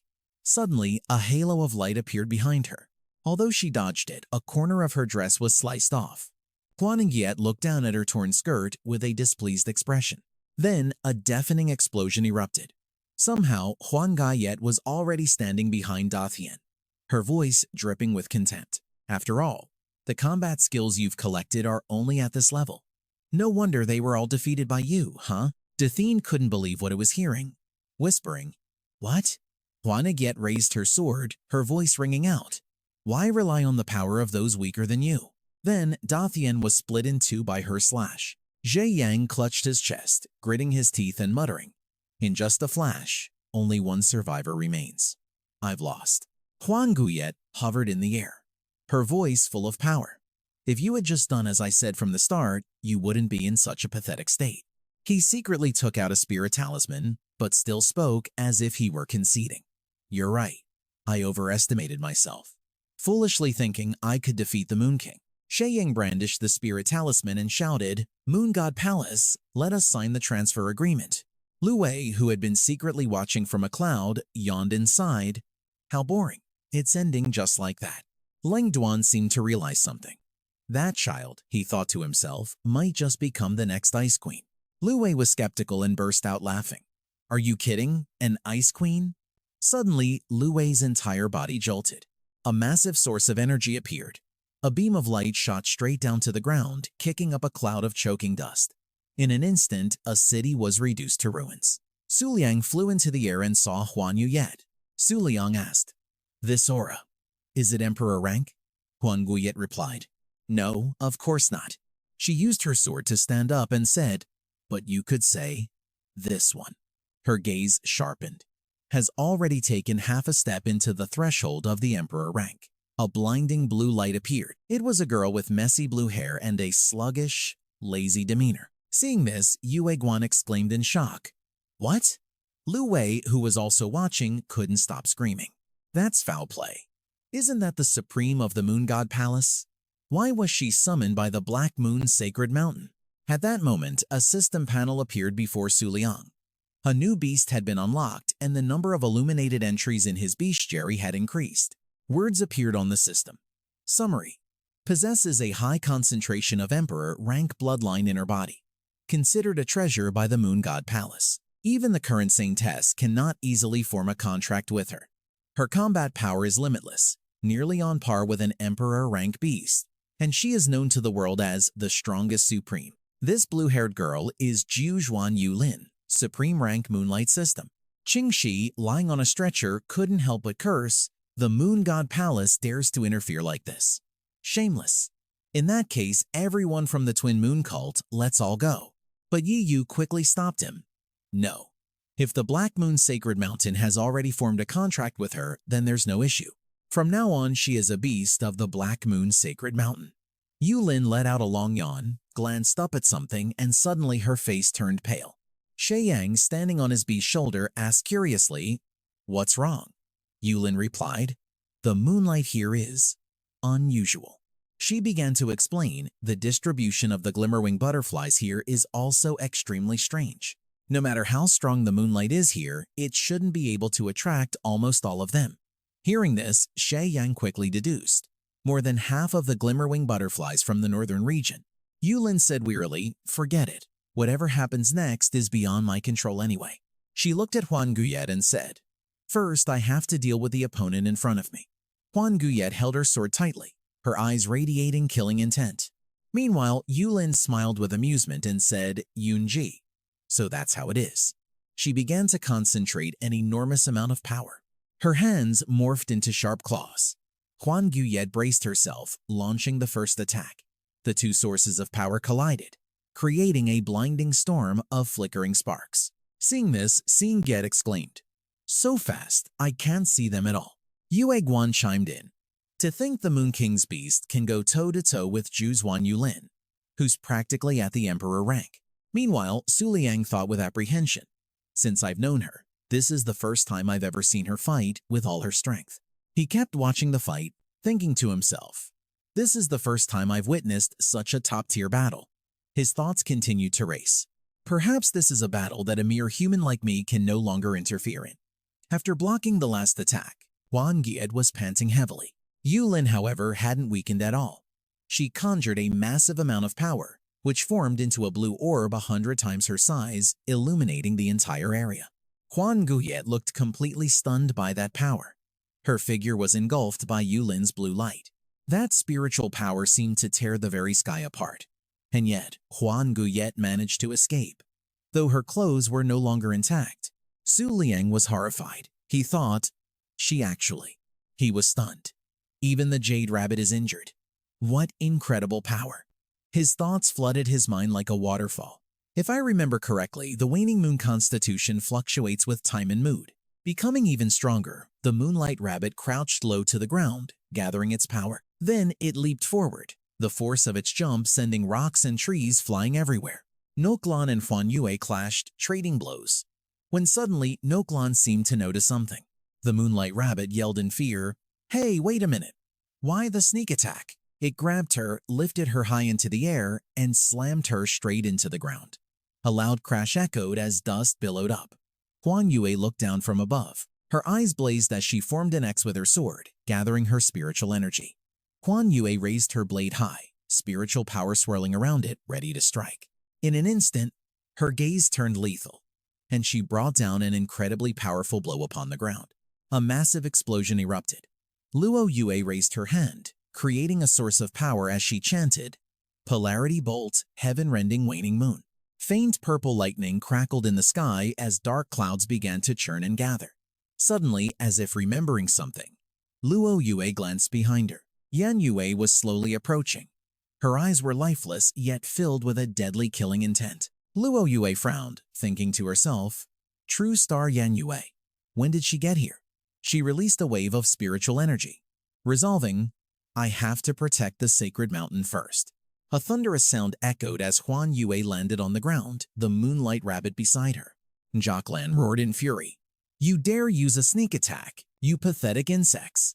She had completely transformed back to her original form. Jacqueline screamed with rage. "Now, feel true fear." She let out a frenzied roar, infinite jade wind, and unleashed countless crescent-shaped rings that shot forward. 3 streams of power erupted along with them, cracking the very ground. A green crescent ring touched her, and Huan Yue dissolved into mist. Huan Yue landed on the ground and let out a sigh of relief, thinking, "That was too close." The speed of my dematerialization couldn't keep up with how fast the rings formed. I was almost torn to shreds. She told herself, "I guess I'll just have to hide behind this rabbit for a while." A thought flooded her mind. Luckily, no matter how badly it's injured, it can regenerate. Hiding behind the moonlight rabbit, Huan Yue calculated, "But if this keeps up, it'll be endless. If only I could stall her for just 1 minute, that would be great." Suddenly, she saw something. Sharp arrows flew forward. Jacqueline saw them and cursed in shock. "Damn it. Is that true star Yan Yue?" She gritted her teeth. "What a pain in the ass. I was so close to finishing this." Huan Yue seized the opportunity, thinking, "This is my chance. Let's end it like this." Then she closed her eyes and swung the sword in her hand. She raised both hands and began to concentrate her internal energy. Su Liang thought to himself, "What kind of embarrassing pose is that?" A source of power began to emerge, gathering into waves of spiritual energy. Noklan was also completely baffled by this sight. The moonlight rabbit still stood its ground. From behind, Jacqueline's voice rang out. "Who in the world are you?" She spoke as if giving a command. "State your name." Hovering high above, Huan Yue replied, "Scattered Moon Chase." She declared in a loud voice, "If you can survive this attack, I might consider taking you as my subordinate." Jacqueline burst out in scornful laughter and roared, "I am your mother." Then Jacqueline clasped her hands together and chanted loudly, "Annihilation Jade Wind." The moonlight rabbit stared in shock at the enormous black hole above its head and exclaimed, "That's the strongest combat skill of the 9 revolutions, Jade Chillin." Its voice rang in Huan Yue's ears. "A single touch from that black hole will destroy everything." But Huan Yue showed no signs of faltering. She closed her eyes and began her spell. She then transformed into a white flower deer, twice the size of the black hole. Its feet glided lightly through the air, before it rammed its powerful antlers straight into Ngoklan's black hole. A deafening boom echoed as dust and smoke filled the air. Everyone in the stands was plunged into a breathless silence. Suyang burst out laughing and said, "Turns out that wasn't the case at all." The four of them, Huan Yua, Su Liang, Yan Yue, and the Moonlight Rabbit stood together on one side. Suyang looked up at the sky and remarked, "That's enough. The gods must be very pleased to see this." He added with a hidden meaning, "Now the real dinner can begin." Yue Tai looked around and cried out in fear, "Why can't I see anything all of a sudden?" Yue Guang quickly reassured her, "Calm down, the night has just suddenly fallen." The bright moon gradually turned dark as ominous black clouds rolled in. Su Liang closed his eyes as if to calm his emotions. Su Liang thought to himself, "But now that I'm about to face the emperor, I suddenly don't feel worried at all." Huan Yua asked Su Liang worriedly, "So, are you confident?" He gave a knowing smile, then said with immense confidence, "I don't see any possibility of us losing." Huan Yua asked him doubtfully, "For real?" Su Liang replied with a gentle smile, "Yes." It sounds very arrogant, just like the previous Moon King. Memories of the past slowly surfaced in his mind. The earlier words from He Yue Qing Shan had triggered some memories in his head. No, rather than memories, they were more like hallucinations. For instance, his predecessor growing up in the Northern Ink Moon God Palace since childhood, or a scene with his predecessor's mother, or his predecessor as a young man, who once wrote a notebook in English just to verify the authenticity of those memories. However, one day, all those memories were erased by some unknown entity. So it wasn't a case of his body being taken over. His predecessor was actually himself. Su Liang was born into this world with memories of his past life, but only managed to recover a portion of them 2 months ago. Snapping out of his thoughts, Su Liang's expression turned serious as he thought, "If that's true, then that entity must be far beyond my current reach." He looked up at the full moon, which had emerged from the shadows, and calculated silently in his mind. Besides, it was just as Haku Yetsu Seizon had said. 3 years ago, I really did forget an extremely important beast. And this is the very reason I became an apostle of the gods. At that moment, the colossal leg was lifted high into the air. It cast its eyes downward. That enormous creature was Xing Yo Wang, the waning moon triangle spirit, an emperor-class beast. Its eyes swept over to where the group of people were hiding. A crack immediately appeared on the defensive shield. Su Liang narrowed his eyes and thought, "The protective shield is about to break. I hope it doesn't go on a rampage and kill innocent people." He looked down below and mumbled, "I don't know what era this is, but the black moon has fallen into great decline." The spirit of darkness asked, an evil light glinting on its brow, "Who is my opponent?" He quickly replied, "Lord Spirit of Darkness. I sacrificed 20 years of my lifespan to allow you to reappear in this world, all to defeat an apostle of the gods." Upon hearing those words, its interest was piqued. An apostle of the gods. It then looked down at the area that had just been destroyed and muttered to itself, "All right then. I can no longer sense the will of half the believers in the northern domain. Has the Black Moon clan reached its end?" Its eyes scanned the destroyed area before it decided, "If that's the case, then let's have one last exhilarating fight." The scene shifts to a distance, where Su Liang's figure appears. His expression remained unchanged as he looked toward the creature. In Su Liang's hand was a vial containing the fluid of the Fei Ying Fen Tong. Hua Yue was stunned when she realized, "That's the vial with the Fei Ying Fen Tong's fluid." Without a word, he opened the cap directly. Su Liang poured the liquid from the vial down below. This sight made both Hua Yue and Xing Yue's jaws drop. She questioned him, "Hey, that's the incredibly precious fluid of a high-level emperor-class beast. Are you just going to throw it away like that?" Su Liang smiled and explained, "I think this might help them find their way more easily." Hua Yue's face went blank upon hearing this. "What?" Suddenly sensing something, she turned her head. Inside the spectator stands, everyone's eyes widened in shock. A viewer unconsciously exclaimed, "What is that?" From afar, we can see golden lights appearing in the sky. As those lights drew closer and became clearer, they were revealed to be his glimmer butterflies. Su Liang closed his eyes, his voice slowly echoing through the space, "I, the master of the Book of the Moon." Back at the base, everyone could hear his words. Along with the apostle of Yue Yao, Su Liang called out, "I summon all the glimmer butterflies in the northern domain." The beast was also horrified by this sight. What? By now, an immense number of glimmer butterflies had flown in, forming a massive swarm. Huan Yua stared blankly at the glimmer butterflies flying all around her. Suddenly, his voice rang out, "I wish to with all of you." Su Liang's eyes narrowed as he emphasized, "Form a pact." The scene flashes back to the past, to a message from Su Liang a few days ago. At that time, many people had cheered excitedly. The glimmer butterflies in the breeding area have all flown away. It was the same in the city. Why did my glimmer butterfly suddenly terminate our pact? He thought to himself, but to avoid attracting attention, I had them hide throughout the northern territories. Su Liang looked at the sky, which was now filled with countless glimmer butterflies. He felt a sense of satisfaction, recalling his plan, only to be summoned back when the War of the Emperors begins. The Book of the Moon opened by itself. Shang-Chi, sitting in Yi Yu's lap, was curious. "Oh, look at the Moon King's beasts. Why did they suddenly abandon the Moon King and leave?" In the sky was Su Liang with his countless glimmer butterflies, and below were the beasts standing behind him. Huan Yua was somewhat terrified by this spectacle. Yue Guang's deadly voice rang out, "All at once, they are joining forces." She looked at Su Liang in the sky, unable to stop herself from muttering, "Because what's coming next?" As he floated amidst the swarm of glimmer butterflies, Yue Guang's assertive voice echoed. Su Liang looked at today's full moon and mumbled, "I wonder if the opening ceremony of this moon god festival will be to your liking." He ignored her sorrowful face and said with a smirk, "If you have awakened, then enjoy witnessing this miracle." The spirit of darkness's heart sank at this sight. Damn it. Even though they're not a threat, this many of them is a real pain in the ass. It closed its eyes, calculating carefully. Even if I truly wanted to kill him with a single blow, I can't do it. The spirit of darkness looked towards Su Liang, who was flying in the air, and thought, because I cannot interrupt the god's entertainment. Meanwhile, he wore a satisfied smile. Almost there.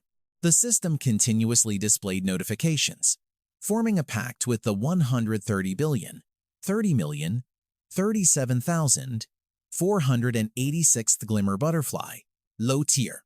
The Book of the Moon was also flipping pages frantically. Suddenly, it stopped abruptly on a page with the words, "Emperor Class Catalog."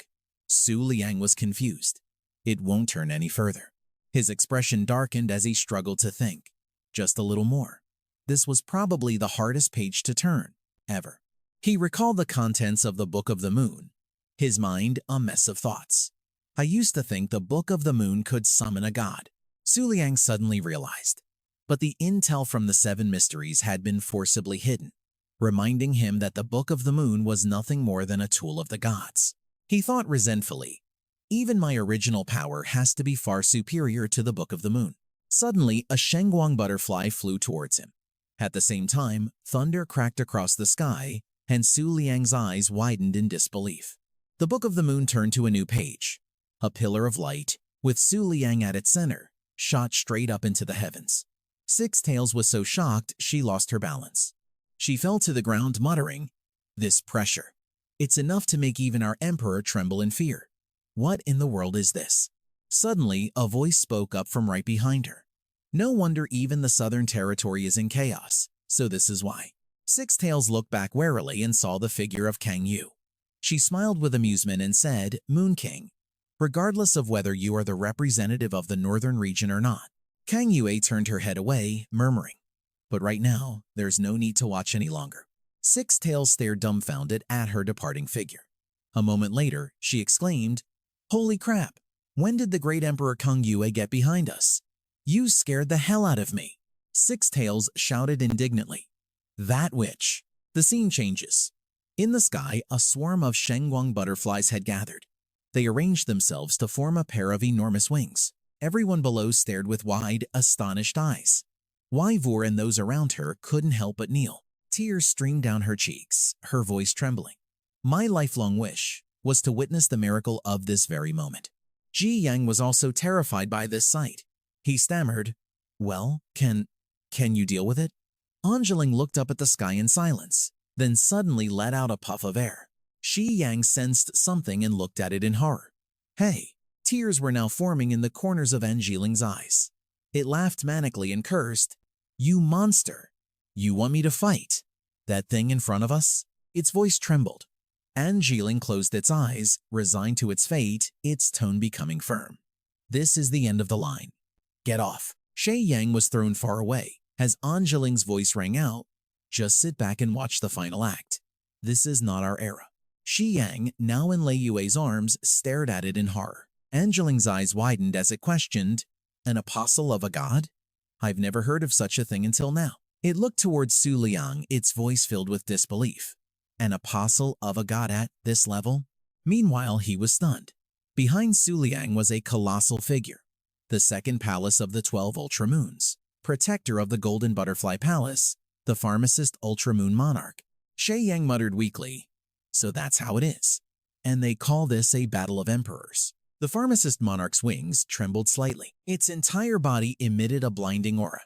Everyone in the base was dazzled by the light, many unable to bear it and cursing loudly. Huan Yua's side wasn't faring much better. She was also suppressed by this power. Huan Yua, Yin Yue, and the Moon Crown Rabbit were no exception. Six Tails shouted, struggling to hold her ground. What kind of power is this? Just the pressure alone can shake an entire continent. This kind of existence. She was sent flying by the force, screaming mournfully. Doesn't even exist in the entire Central Territory. Angeling silently witnessed the scene before it. It struggled to speak. "It's been a great honor. I have no regrets in this life." It looked at the light preparing to strike it and murmured, "After I die." The light swept across it without a hint of mercy. With its last breath, Angeling spoke its final words. "Live on forever." Its eyes grew still, as if completely accepting its fate. Finally, the light passed through Angeling, and it vanished from this space. A silent night fell. From behind a thick layer of dark clouds, a crescent moon quietly emerged. Amidst the desolate battlefield, Huan Yue and Yin Yue lay motionless on the ground, each in the center of a deep crater. Su Liang quietly floated up, a small figure in the vast sky. He bowed his head slightly, his heart heavy. Painful memories came flooding back. Back then, Su Liang had been completely naked. 3 years ago, the scene had been just as desolate as this one. Everything was gone. He was utterly surprised by the people's worship. Back then, for no reason at all, he was revered by the world as the Moon King. Returning to the present, Su Liang looked down at his palm, wondering. But this time, I didn't lose my memories. So what happened back then had nothing to do with the pharmacist Moon Monarch. Suddenly, his eyes flew open as if he discovered something. Su Liang had a suspicion. Could it be? He quickly returned to the base, only to be met with a pile of ruins that made Su Liang gasp. "Just as I thought, the protective shield has been broken." He stood calmly, observing the motionless faces one by one, and surmised. But it seems the people inside aren't harmed. The Azure Seabow moon must have blocked it. Su Liang slowly walked towards Yue Guan, thinking to himself, "She probably doesn't know I lost my memory, which is why she found it strange that I was worried about the battle between emperors." It seemed as if he would bend down in pity, but Su Liang's back only grew more distant. He told himself that he first needed to reclaim the memories he had lost. Su Liang's gaze fell upon Ta Duang, who was convulsing on the ground. His whole body was shaking uncontrollably. He mumbled, "This guy." Su Liang recalled, "Now that I think about it, sacrificing 20 years of one's lifespan is an ancient technique used by the Qi Yue Sao." Su Liang's face grew stern as he thought, "In other words, win or lose, you weren't going to make it out of here alive today. What's the point of a fight like that?" Just then, Ta Duang slowly regained consciousness. Su Liang didn't mince words, asking him directly, "You were willing to throw away your life just for one fight with me. Were you hoping the prize from the Moon God Festival could somehow save you?" The abruptness of his question made Ta Duang fall silent for a moment. Then Ta Duang smirked. For the great Moon King to ask such a laughable question, his weak voice echoed through the air. "As a member of the Moonlight lineage, what's so wrong with wanting to surpass the strongest one among us?" Though still on the ground, Ta Duang spoke defiantly. "Even if it means death, as long as I could defeat you." He struggled to turn over and lie flat on his back. It's a shame the power gap was just too wide. I bet even the gods found this to be a tedious farce. Ta Duang posed a profound question. Why must we please the gods? He closed his eyes, searching for a fitting answer. At the very least, I had my fill of excitement today. That's enough, isn't it? He mocked him in disbelief. Is that so? You found it satisfying? Ta Duang continued ambiguously.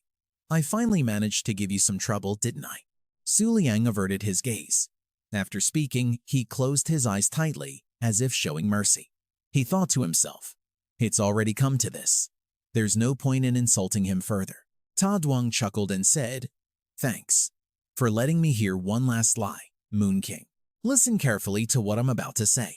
It might have something to do with why you lost your memories." At these words, his eyes shot open. His lips pressed into a thin line as he hung on every single word. Ta Duang said with some difficulty, "Although the one I faced that year was most likely the Northern Region Moon Sovereign."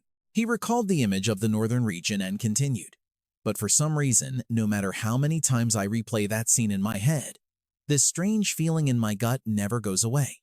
That incident caused a third of the Northern Region to vanish, but no one ever talks about it. Where did all those people go?" This huge, unanswered question left Su Liang stunned into silence. Tiny specks of light began to appear around Ta Duang. He faltered, "Moon King, what happened that year? It's definitely not as simple as it seems. Keep talking." But Ta Duang's body was already starting to dissolve into the wind. He didn't forget to leave one last warning before departing this world. "You'd better watch your own back." With those final words, Ta Duang vanished completely, leaving only a small wisp of light in front of Su Liang. He stood there, silent, processing what he had just heard, a sense of unease creeping into his heart. Su Liang looked up, a troubled expression on his face. With the death of its last member, the Kue Sao is finally finished. But I don't feel any joy from this at all. His hand clenched into a fist. Su Liang tried to reason with himself. The cause of my amnesia has nothing to do with the Kue Sao. He raised his hand, hesitating, as if to touch the motes of light that reflected his face. But this being that caused a third of the Northern Region to be forgotten. It's still beyond my reach. Once again, Su Liang's fist tightened, his entire body shaking. But soon after, he could only let his hand fall limp. He stood alone, silent in the vast, dark space. Time seemed to stand still. Su Liang ran a hand through his hair in frustration, groaning, "Why do I feel so weighed down by this? At the very least, the immediate threat is finally over." He said wearily, "Whatever happens next, for now I can finally relax a little." Su Liang gently swept his robes behind him. He promptly plopped down onto the ground as if ready to rest after a very long day. A few hours later, a voice suddenly echoed through the space. "Looks like it's all over, huh?" Luke Vi complained, scratching his head with a pained expression. "Just the lingering pressure from that fight had us knocked out for hours." London, who was next to him, added, "Well, he is the Northern Region Moon Sovereign after all." She turned her head, frowning as she wondered, "I guess all the spectators must have left by now, right?" Luke Vi's eyes went wide, his face turning pale with absolute terror. London's gaze snapped to the same spot. Her jaw dropped, and she broke out in a cold sweat, horrified by the sight of the white deer before them. The creature, Keep Nguyen, raised its hands, its eyes crinkling in a delighted smile as it asked, "So, what did you think, Van Vu Hai?" Yuan looked at Keep Nguyen ahead of them and asked probingly, "Was the opening ceremony I arranged for the Moon God Festival spectacular enough for you?"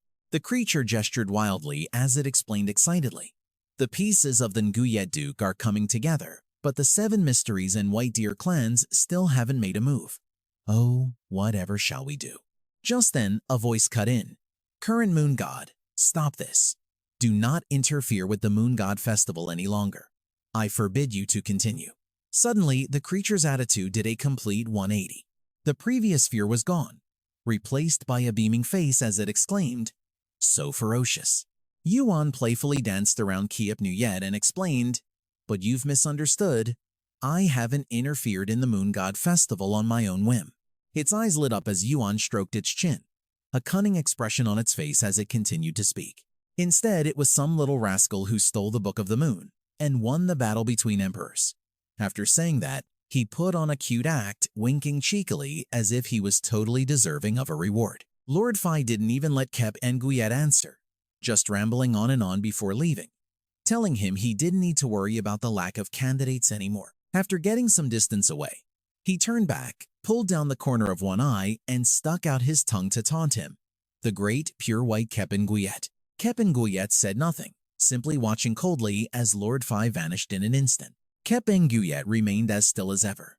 He frowned slightly, his gaze holding a subtle, almost imperceptible hint of helplessness.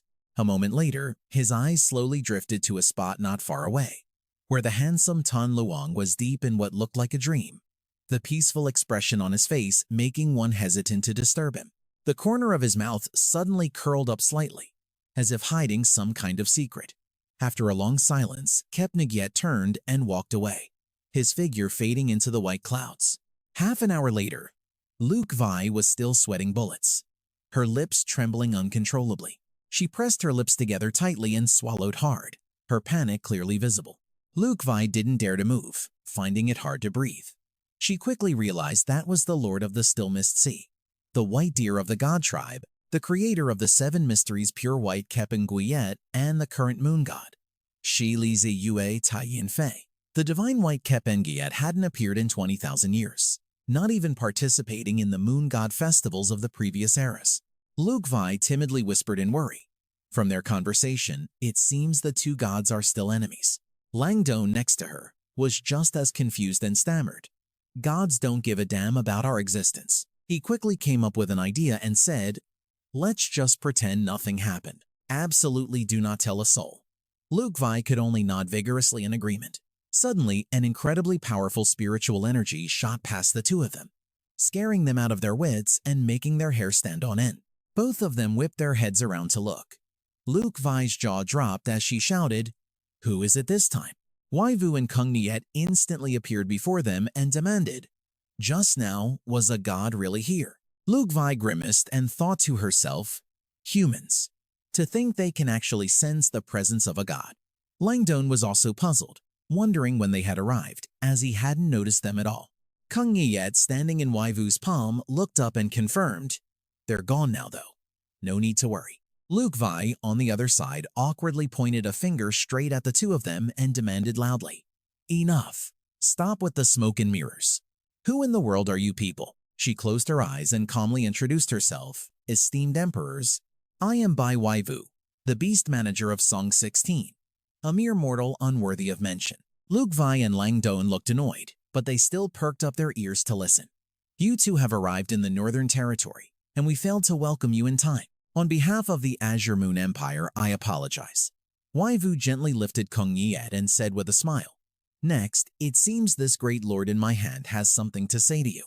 In her form as a bird, she remained silent, opening her large green eyes to gaze thoughtfully at them. That cold, sharp gaze made the other two shudder, their faces turning pale, unsure of what to do.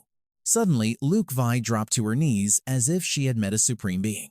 She was terrified, her face drained of all color as she thought, just from a single glance, this person.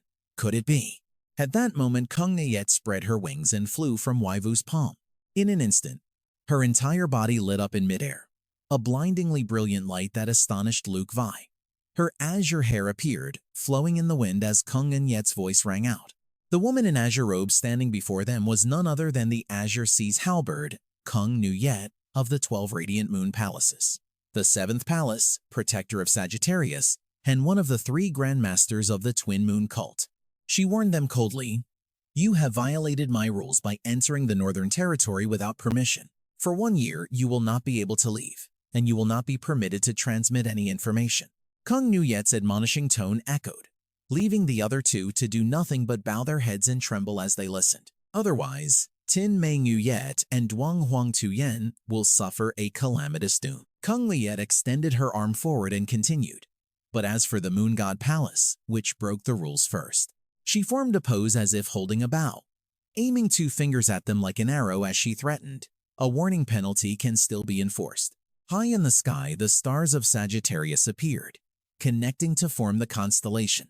Kung Nuyet's posture was now identical to that of the legendary archer protecting Sagittarius. Soon after, 4 pitch-black vortexes appeared in midair, spinning violently as if signaling a slowly forming disaster.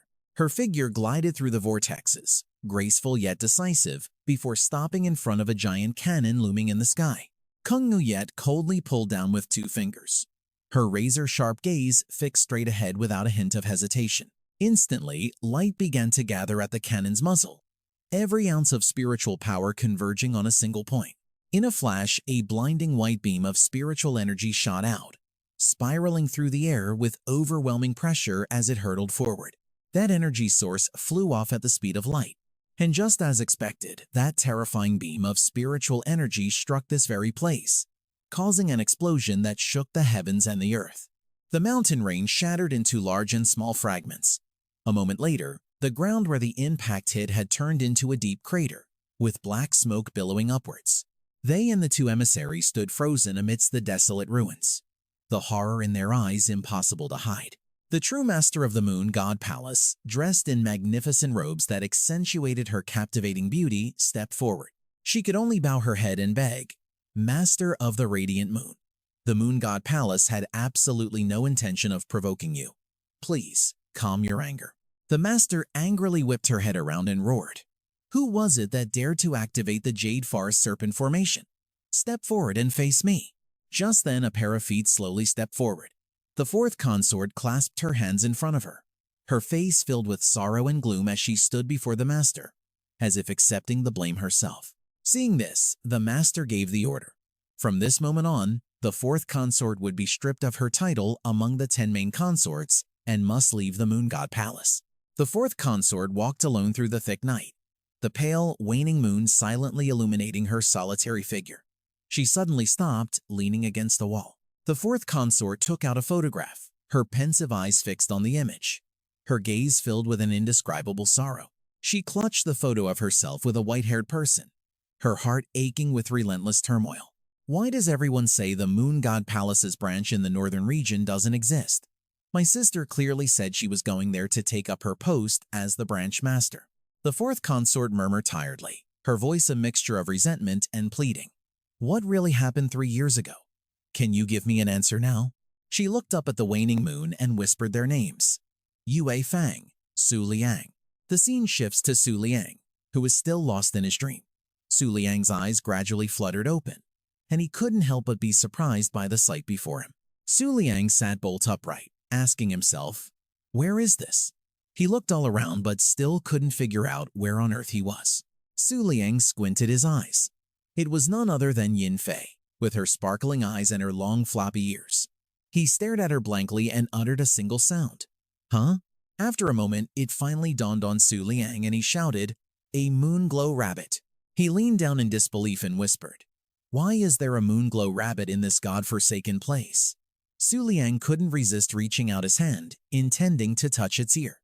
Before he could do anything, before he could even touch her, Yin Fei hugged herself and started thrashing about. "Pervert! What are you trying to do?" Her reaction startled him, leaving him so confused that he broke out in a cold sweat. Su Liang collected himself, frowned, and asked bluntly, "Wait, you can talk?" He thoughtfully observed her smug gestures. Su Liang deduced that it was already extremely rare for a high-level beast to speak human language. For a low-level one, it was absolutely impossible. He stood up and pointed a finger straight at her face, questioning her. "Stop the act. What are you really? And where is this place?" Yin Fei, who thought she was about to be praised, was instead met with a barrage of questions from Su Liang and could only let out a long sigh. "How rude. I came all this way just to give you a gift." He leaned back in surprise. Yin Fei mischievously circled him while listing off the remaining pages of the Book of the Moon, the Supreme Beast Record. Being surrounded by beautiful women, or perhaps immortality. Finally, she looked at Su Liang with sly eyes and asked softly, "Su Liang, what is it that you desire?" Without waiting for an answer, Yin Fei continued on her own. "Oh, I forgot, you already snatched my Book of the Moon, didn't you?" He was shocked as a realization began to dawn. "Your Book of the Moon. So that means you're." Su Liang looked her up and down and it finally clicked. The current moon god. Su Liang pressed his lips together, thinking to himself, "So this is the guide from my dream. But I'm not the one who's supposed to succeed the current moon god." Yin Fei lifted her head and got straight to the point. "All right, no more games. Host of the Golden Butterfly Palace, I'll be straight with you." She called out shamelessly, "Join my side and let's win this moon god ritual." He was truly going from one shock to another. Su Liang protested, "What are you talking about? I'm an emissary of the Radiant Moon. We're on opposing sides." Yin Fei gave a mischievous little laugh as her body and skin gradually transformed into a human form. "Bring the Golden Butterfly Palace to my side." Speaking in the form of Kang Yue, she said, "Don't you want to defeat the Great Emperor Kang Yue?" Su Liang was stunned by this new appearance. He turned his head away, feigning indifference. But Yin Fei persisted in trying to persuade him. "Whether it's the Great Emperor Kang Yue or an even more powerful being, I can help you defeat them with ease." She moved closer and blew softly on Su Liang's shoulder, teasingly. "Your weak little friends can't do that, can they?" Yin Fei lowered her head and her voice, saying, "That moonglow rabbit of yours is just a defective product from a bloodline I've diluted over many generations." As she finished speaking, she created an incredibly mystical spiritual energy that enveloped Su Liang's entire body. Yin Fei gently lifted his chin, her hand pressed against his cheek. Her voice, enchanting and seductive, "Abandon them. I can give you the power to trample over everything. You can even leave behind a perfect bloodline with the most beautiful beast in the world, you know."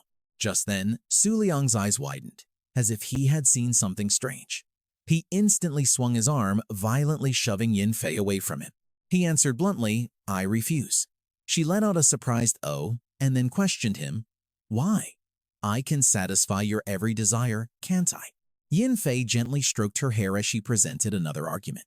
"The little ghost flying rabbit palace of the Radiant Moon faction back then was just like you. But in the end, she followed her heart and joined me." She pointed a finger at Su Liang as if coaxing him. "And your existence is even more important to me. So, for now, it's all right for you to be as angry as you want." Su Liang's tone grew increasingly harsh. "The moon god can grant any wish, but it cannot decide the final winner of the moon god ritual." His brows furrowed. Su Liang had hit a nerve. "Are you trying to pull me in now because you're worried that I, the apostle of the moon's radiance, will be the one to sit on the final throne?" He unleashed a torrent of words that made Yin Fei's face darken. "You have no right to judge my companions.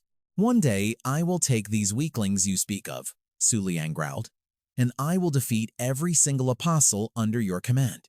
He roared out a curse. "Until the moon's radiance is victorious, you can wait in agony, despair, and torment."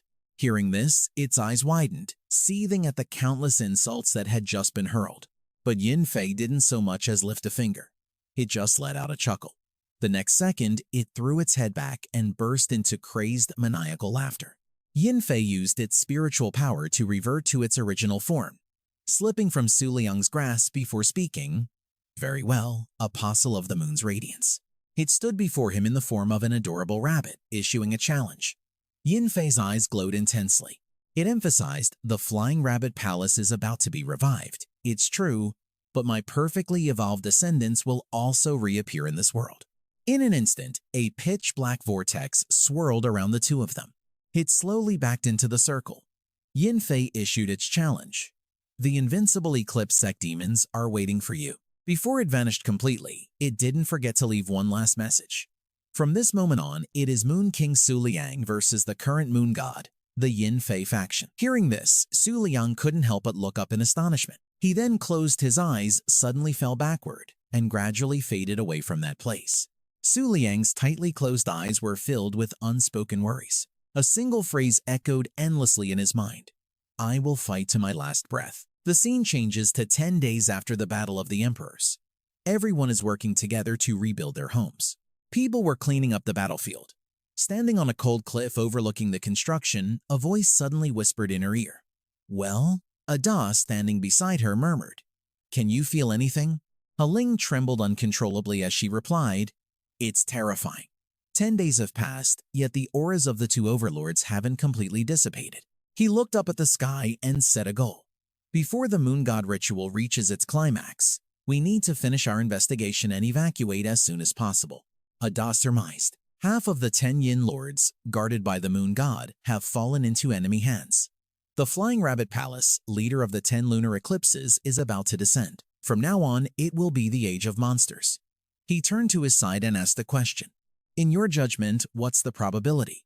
Hearing this, Ling was silent for a few seconds, as if secretly calculating. Then she said softly, 0.8%. Ada was stunned and shouted, "What? How can it be that high?" Ling said nothing and simply opened her book to check. It read, Western Region Gemini, Ba Yu Hang, 0.1%. Southern Region, Great Emperor Kang Yue, 0.3%. Central Region, Holy Moon Saintess, 0%. Northern Region, Moon King, Su Liang, 0.8%. Northern Region, Princess Yun. He retracted his doubt, replacing it with absolute trust. "If that's your judgment, then of course it can't be wrong." Ada recalled the past. 3 years ago. The full moon hung in the sky for 30 days and nights, and since then our gods have fallen into a deep slumber. Although the probability is slim, the culprit must be among their group, the Apostles of the Moonlight. Su Liang had once confirmed it. That's right, those numbers are the probabilities of defeating a divine being, back to the present. He felt a bit uneasy. No matter who it is, once they're discovered, the divine sect will hunt them to the ends of the earth and kill them. Those words echoed ominously, like a premonition of the tragedy to come. The scene shifts to a humble hut amidst the settled ashes of the battlefield, with 2 people standing guard outside. Now, Su Liang was lying on a soft bed, his eyes tightly shut as if still lost in a deep dream. Before long, he slowly peeled his eyelids open. The first person Su Liang saw was Huan Yua. It turned out the soft bed he was resting his head on was her lap. Huan Yua. Before he could even get his bearings, she was already prodding him. If you're awake, then get up already. Stop lazing around. You've been asleep for days. Su Liang just stared blankly, his eyes glued to her plump thighs. Without a word, he closed his eyes again, much to Huang Yue's bewilderment. Su Liang silently summoned the Book of the Moon. It appeared instantly, and the updated beast information panel popped up. Ice-Wing Moon Monarch, Moonlight System, Emperor level status, sealed. Due to the host's realm being too low, it can only be unlocked through nurturing or by integrating explosive energy. When 100 billion low-level corpse-watching butterflies appear simultaneously, the unlock condition can be temporarily triggered. Corpse-watching butterfly, Moonlight System, low level 137 billion, 422 million, 834,056. Status sealed. Because the host's realm is too low, they cannot all be summoned. On the night of a full moon, 100,000 can be summoned at once. At other times, the maximum limit is 10,000. Jade Flying Rabbit, Moonlight System mid-level. Waning Moon Physique. Moon in the Lake, Moonlight System, high level. He frowned in thought. I actually thought that if we had a falling out, the Book of the Moon would be confiscated. Looks like you don't get that privilege. Hong and Ged, thinking Su Liang had fallen asleep again, flicked him right on the forehead. Hey, are you deaf? With a big lump already forming on his forehead from the flick, Su Liang had no choice but to open his eyes. He rolled over and nuzzled his face against Hong Yin's lap like a spoiled kid. She was at a loss for words at his childish behavior. Muffling his voice in her lap, he lazily asked, "How many days was I out?" Just then, he shot upright and faked a few coughs to play it cool. Su Liang's face fell as he took in the awkward scene, locking eyes with the 2 women. He groaned inwardly. Crap, I forgot. Tram Tin Yan Yue was here too. Flailing his arms around to cover up his embarrassment, he tried to sound casual. So, what's the situation? Huang Ningyet, sitting beside him, explained. The school is being rebuilt and things are pretty quiet in the northern domain, but not in the central domain. Yan Yue cut in, mentioning the Hong Nuyet 7 stars. Su Liang listened closely to what she would say next. Once all 10 yin pillars are destroyed, the legendary guardian of the Flying Rabbit Palace will be revived. She closed her eyes, speaking cryptically. When that happens, the true nature of the moon god ritual will finally be revealed. He leaned forward, demanding seriously, "Who exactly is the guardian of the Flying Rabbit Palace?" Yan Yue replied with a somber tone. She once led the Hong Nuyet 7 stars to hunt down the final victor of the last moon god ritual. Her name is Thuong Thuong Tri Dien.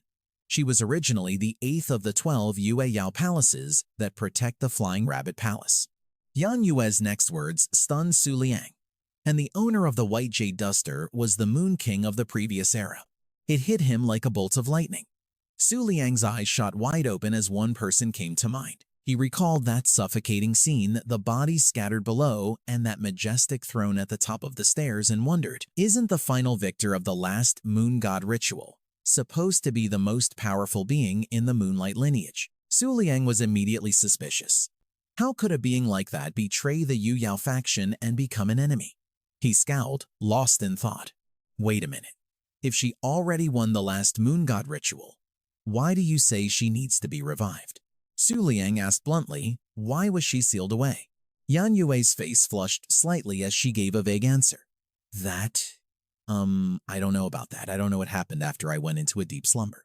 Seeing her expression, he instantly knew something was up. Why is she having such a strong reaction? It's like she's hiding something. Now it was Hong Nuyet's turn to puff out her cheeks and glare at Su Liang. She pouted, thinking, why did they both suddenly go quiet?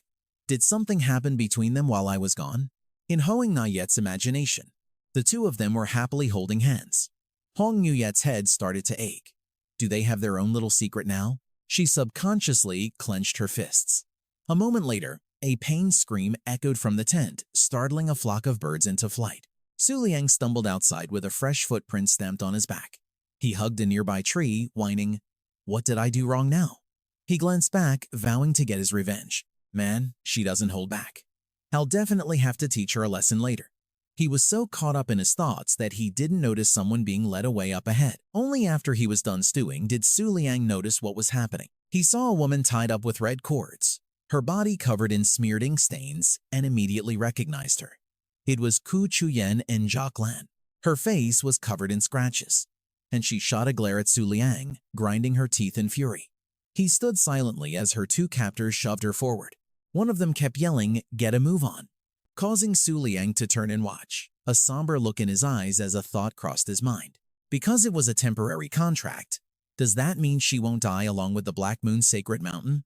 Wai Vu approached him with Kung Nuet on her shoulder to greet him. Your Holiness, we're about to set off for the Jade Moon Empire. She noticed his silence. Wai Vu's words gave Su Liang something to think about. Plans? He thought back to that brutal battle. Back then, all he could think about was surviving the war between emperors. He'd never considered what would come next. Suddenly, the arrogant image of Lao Fei flashed in his mind, and he felt like he'd found his answer. Since I've already declared war on the current moon god, then my next goal is crystal clear.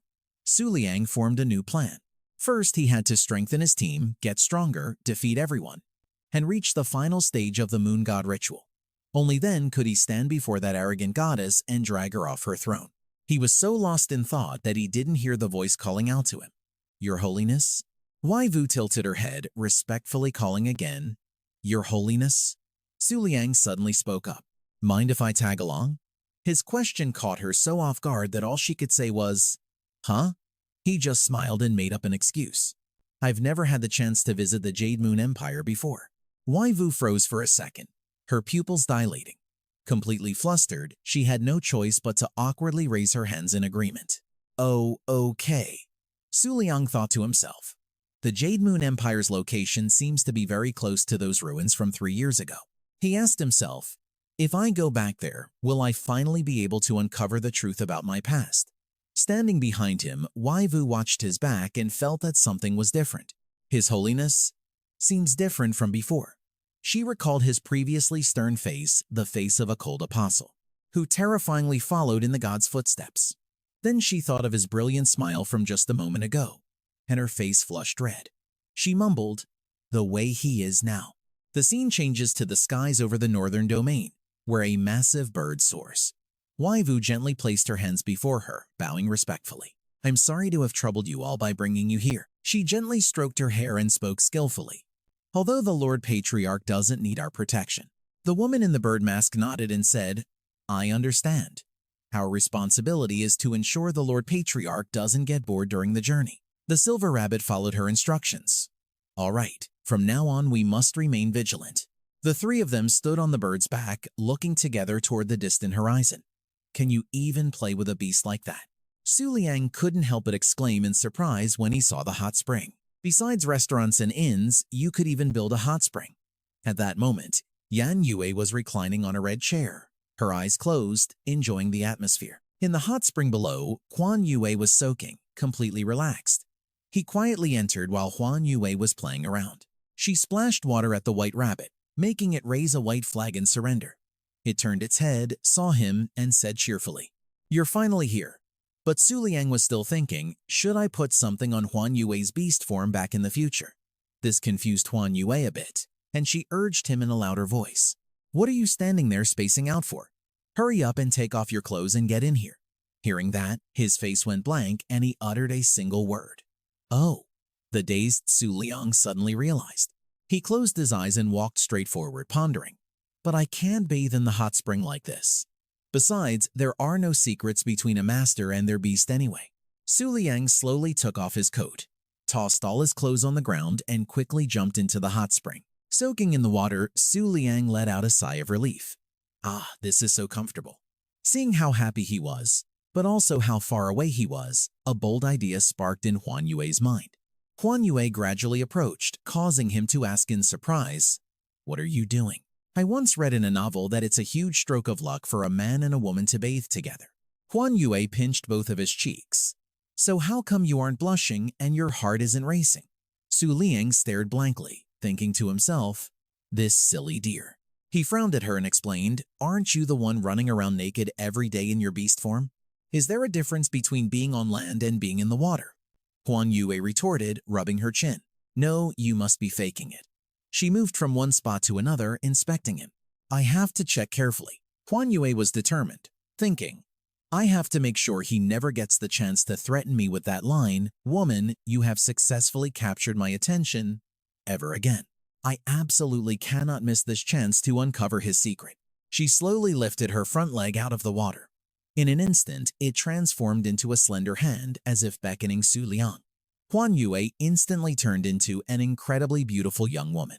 She instinctively threw herself into his arms, and Su Liang easily caught her. His face turned as red as a ripe tomato. Huan Yue's alluring chest was now pressing against Su Liang's six-pack abs, and he was so embarrassed his whole body felt like it was on fire. His mind was spinning as he wondered, what in the world is happening? Meanwhile, she rested her cheek against Su Liang's chest and whispered, "Strange, why was I forced to transform into a human? The full moon pact is still a long way off." Suddenly, Huan Yue's sparkling eyes widened in shock as she exclaimed, "Hey!" Huan Yue looked down at her chest and asked innocently, "What are these?" She looked up at him without blinking, then suddenly shot to her feet, making Su Liang even more embarrassed. Huan Yue took the opportunity to press herself against him, a sly grin on her face as she demanded, "Quick, tell me, what are these?" While Su Liang, blushing furiously, turned his face away, Huan Yue took great pleasure in teasing him. "Isn't this the kind of thing I've seen in novels?" Her hands mischievously roamed everywhere. "So this is what the legendary Moon King is like. No different from a normal person." Su Liang's face was beet red as he said through gritted teeth, "Do you have some kind of misunderstanding about the legendary Moon King?" Huan Yue shot back sarcastically, "Hey, I've clearly got you cornered. What's with that attitude?" Seeing no reply, she proactively moved closer and asked again, "Shouldn't your reaction be a little bigger?" Su Liang couldn't take it anymore and quickly reached out to grab Huan Yue, shouting, "Hey, stop messing around." Annoyed, she struggled and violently shoved his hand away. And then, whether it was intentional or not, his hand slipped down onto her chest. Huan Yue's eyes flew open in surprise, her whole body freezing solid. The dumbfounded Su Liang froze for a good 3 seconds. Huan Yue's demeanor started to change, shifting from bewilderment to panic. Her entire face flushed red, and she stammered, unable to form words. Su Liang's eyes also widened in shock as he looked at his pet beast. Seeing her reaction, he clenched his teeth in frustration. Then he wrapped his arms around Huan Yue, pulling her into an embrace. Su Liang whispered softly in her ear, "Don't be so tense. Don't you, of all people, know the allure of the Three Beauties tribe?" At this, Huan Yue's attitude was a mix of anxiety and a hint of fear. Just then, Su Liang's voice suddenly grew deep and menacing. Huan Yue said nothing, and then suddenly, she opened her mouth wide. You'd think she was about to let out a huge scream, but no. Huan Yue used all her strength to take a massive bite out of Su Liang's shoulder. The action made him scream so loud in pain it felt like the whole house would shatter. Yan Yue, who had been relaxing, was startled awake by the earth-shattering scream. Wondering what had happened, she saw Su Liang walking out sullenly with a very disappointed look. Noticing Yan Yue looking at the teeth marks on his neck, he immediately made an excuse. "It's just a mosquito bite." After saying that, he walked away. Afterwards, Yan Yue's face went blank before she declared, "What a schemer."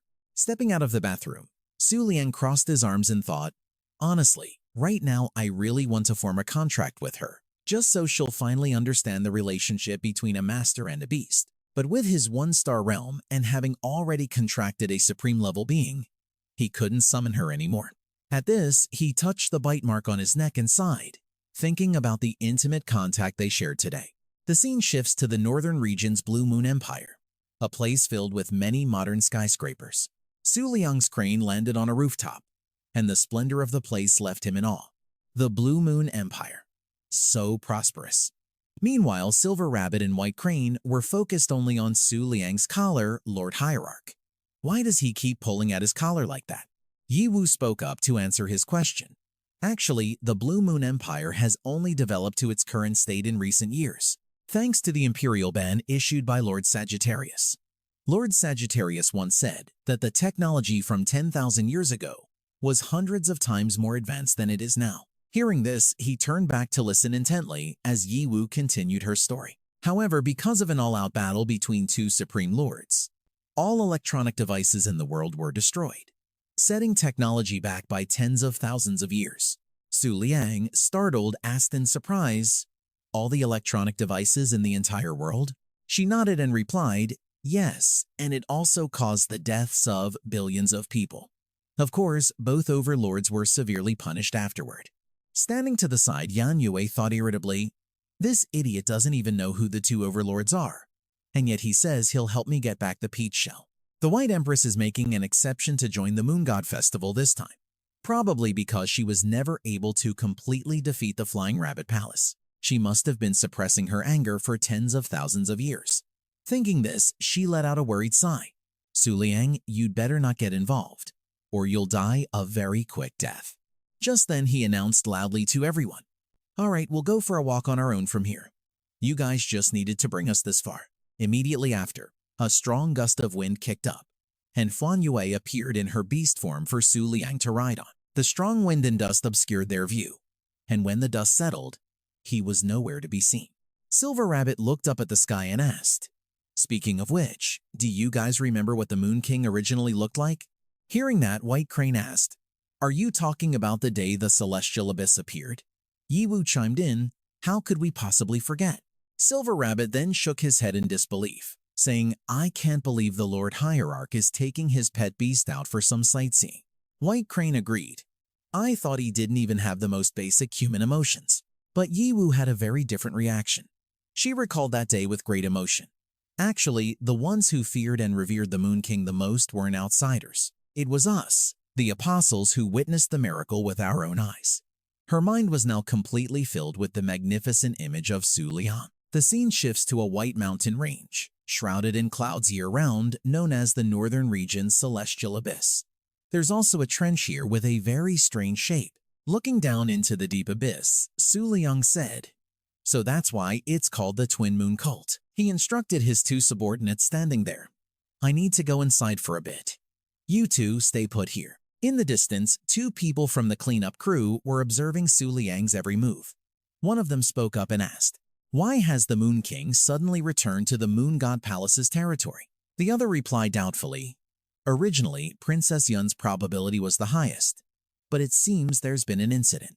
She said, "I can faintly sense the aura of a god.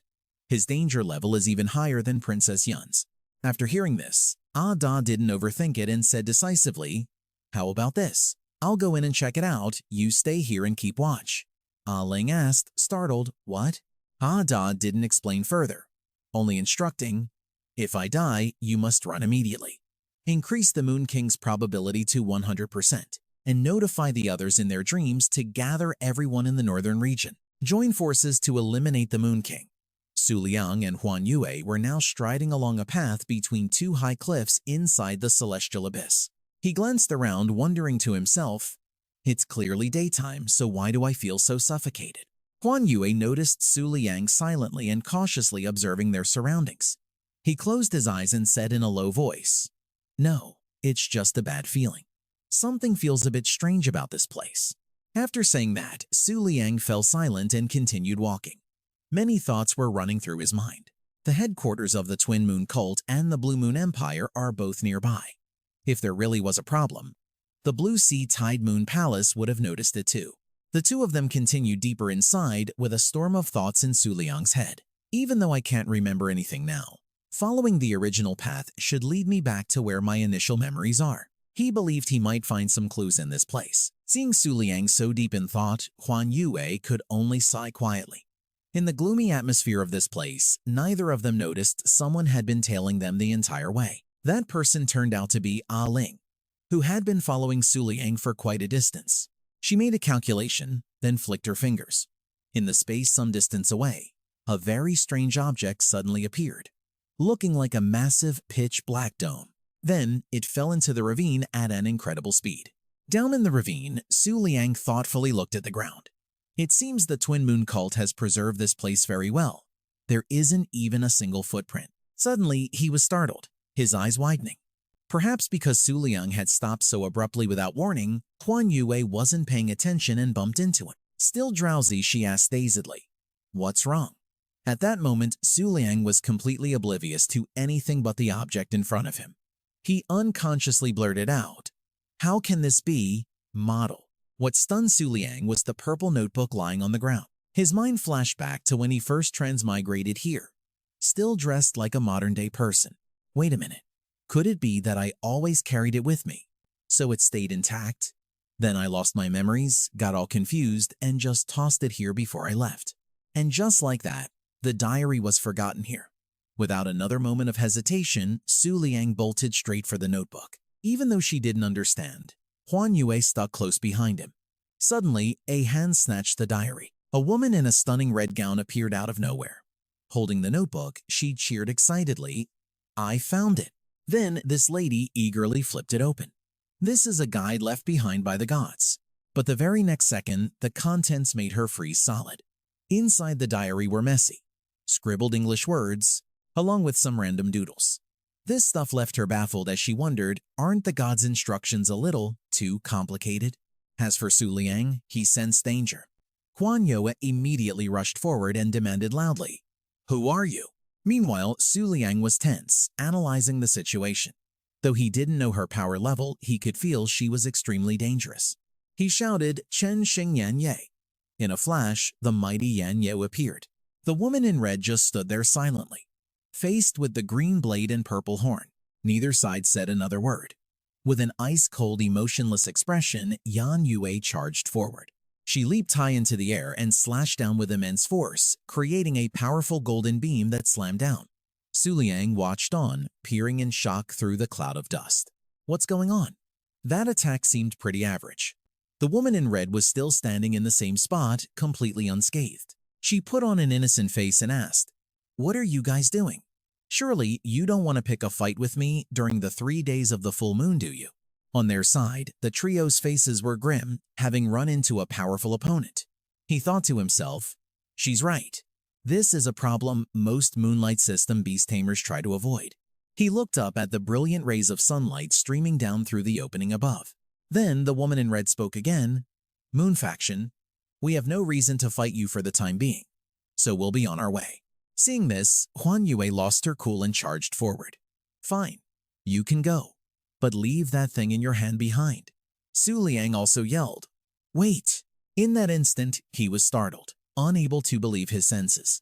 This aura completely surpassed that of a supreme being. This person is an emperor. Su Liang stood frozen, watching the woman in red fly away, his mind racing. The Book of the Moon isn't reacting.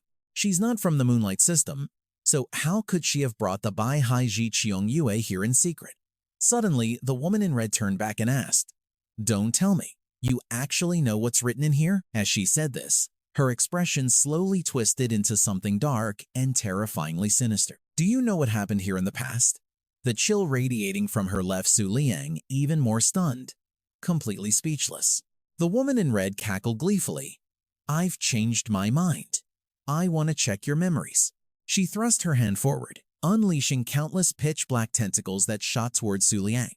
Huan Yue reacted instantly, leaping in front of Su Liang and creating a barrier of pure purple light. The black tentacles suddenly hardened and sharpened, piercing straight through Huan Yue, leaving her in too much pain to fight back. Su Liang yelled, "Chen Xing Yan Yue, materialize." The Yan Yue blade appeared in his hand in an instant, just in time to block her massive hand. The two immense powers collided, creating a massive shockwave. Su Liang was thrown to the side, coughing violently. Having narrowly escaped death, he thought with relief, "If it weren't for Chen Xingyan Yue's immovability trait, I'd be dead by now." Looking at the chaotic scene, Huan Yue lay motionless on the ground. He was incredibly worried. How can this be? That was just a random attack from her. As he thought this, Su Liang struggled to his feet. This was the price for confronting an emperor in the days following the full moon. The woman in red said calmly, Just give up Moon Faction. The miracles of the moonlight system only blossom on the day of the full moon. She withdrew her hand, her voice dripping with smug satisfaction. Right now, you are no match for me at all. This woman in red was the master of the Equinox Divine Cult, the Harvester. She slowly walked closer and spoke. And don't even think about getting lucky. The tree commune won't be able to detect what's happening here. The Harvester boasted arrogantly. This is a blessing bestowed upon us by the gods of the Equinox Divine Cult.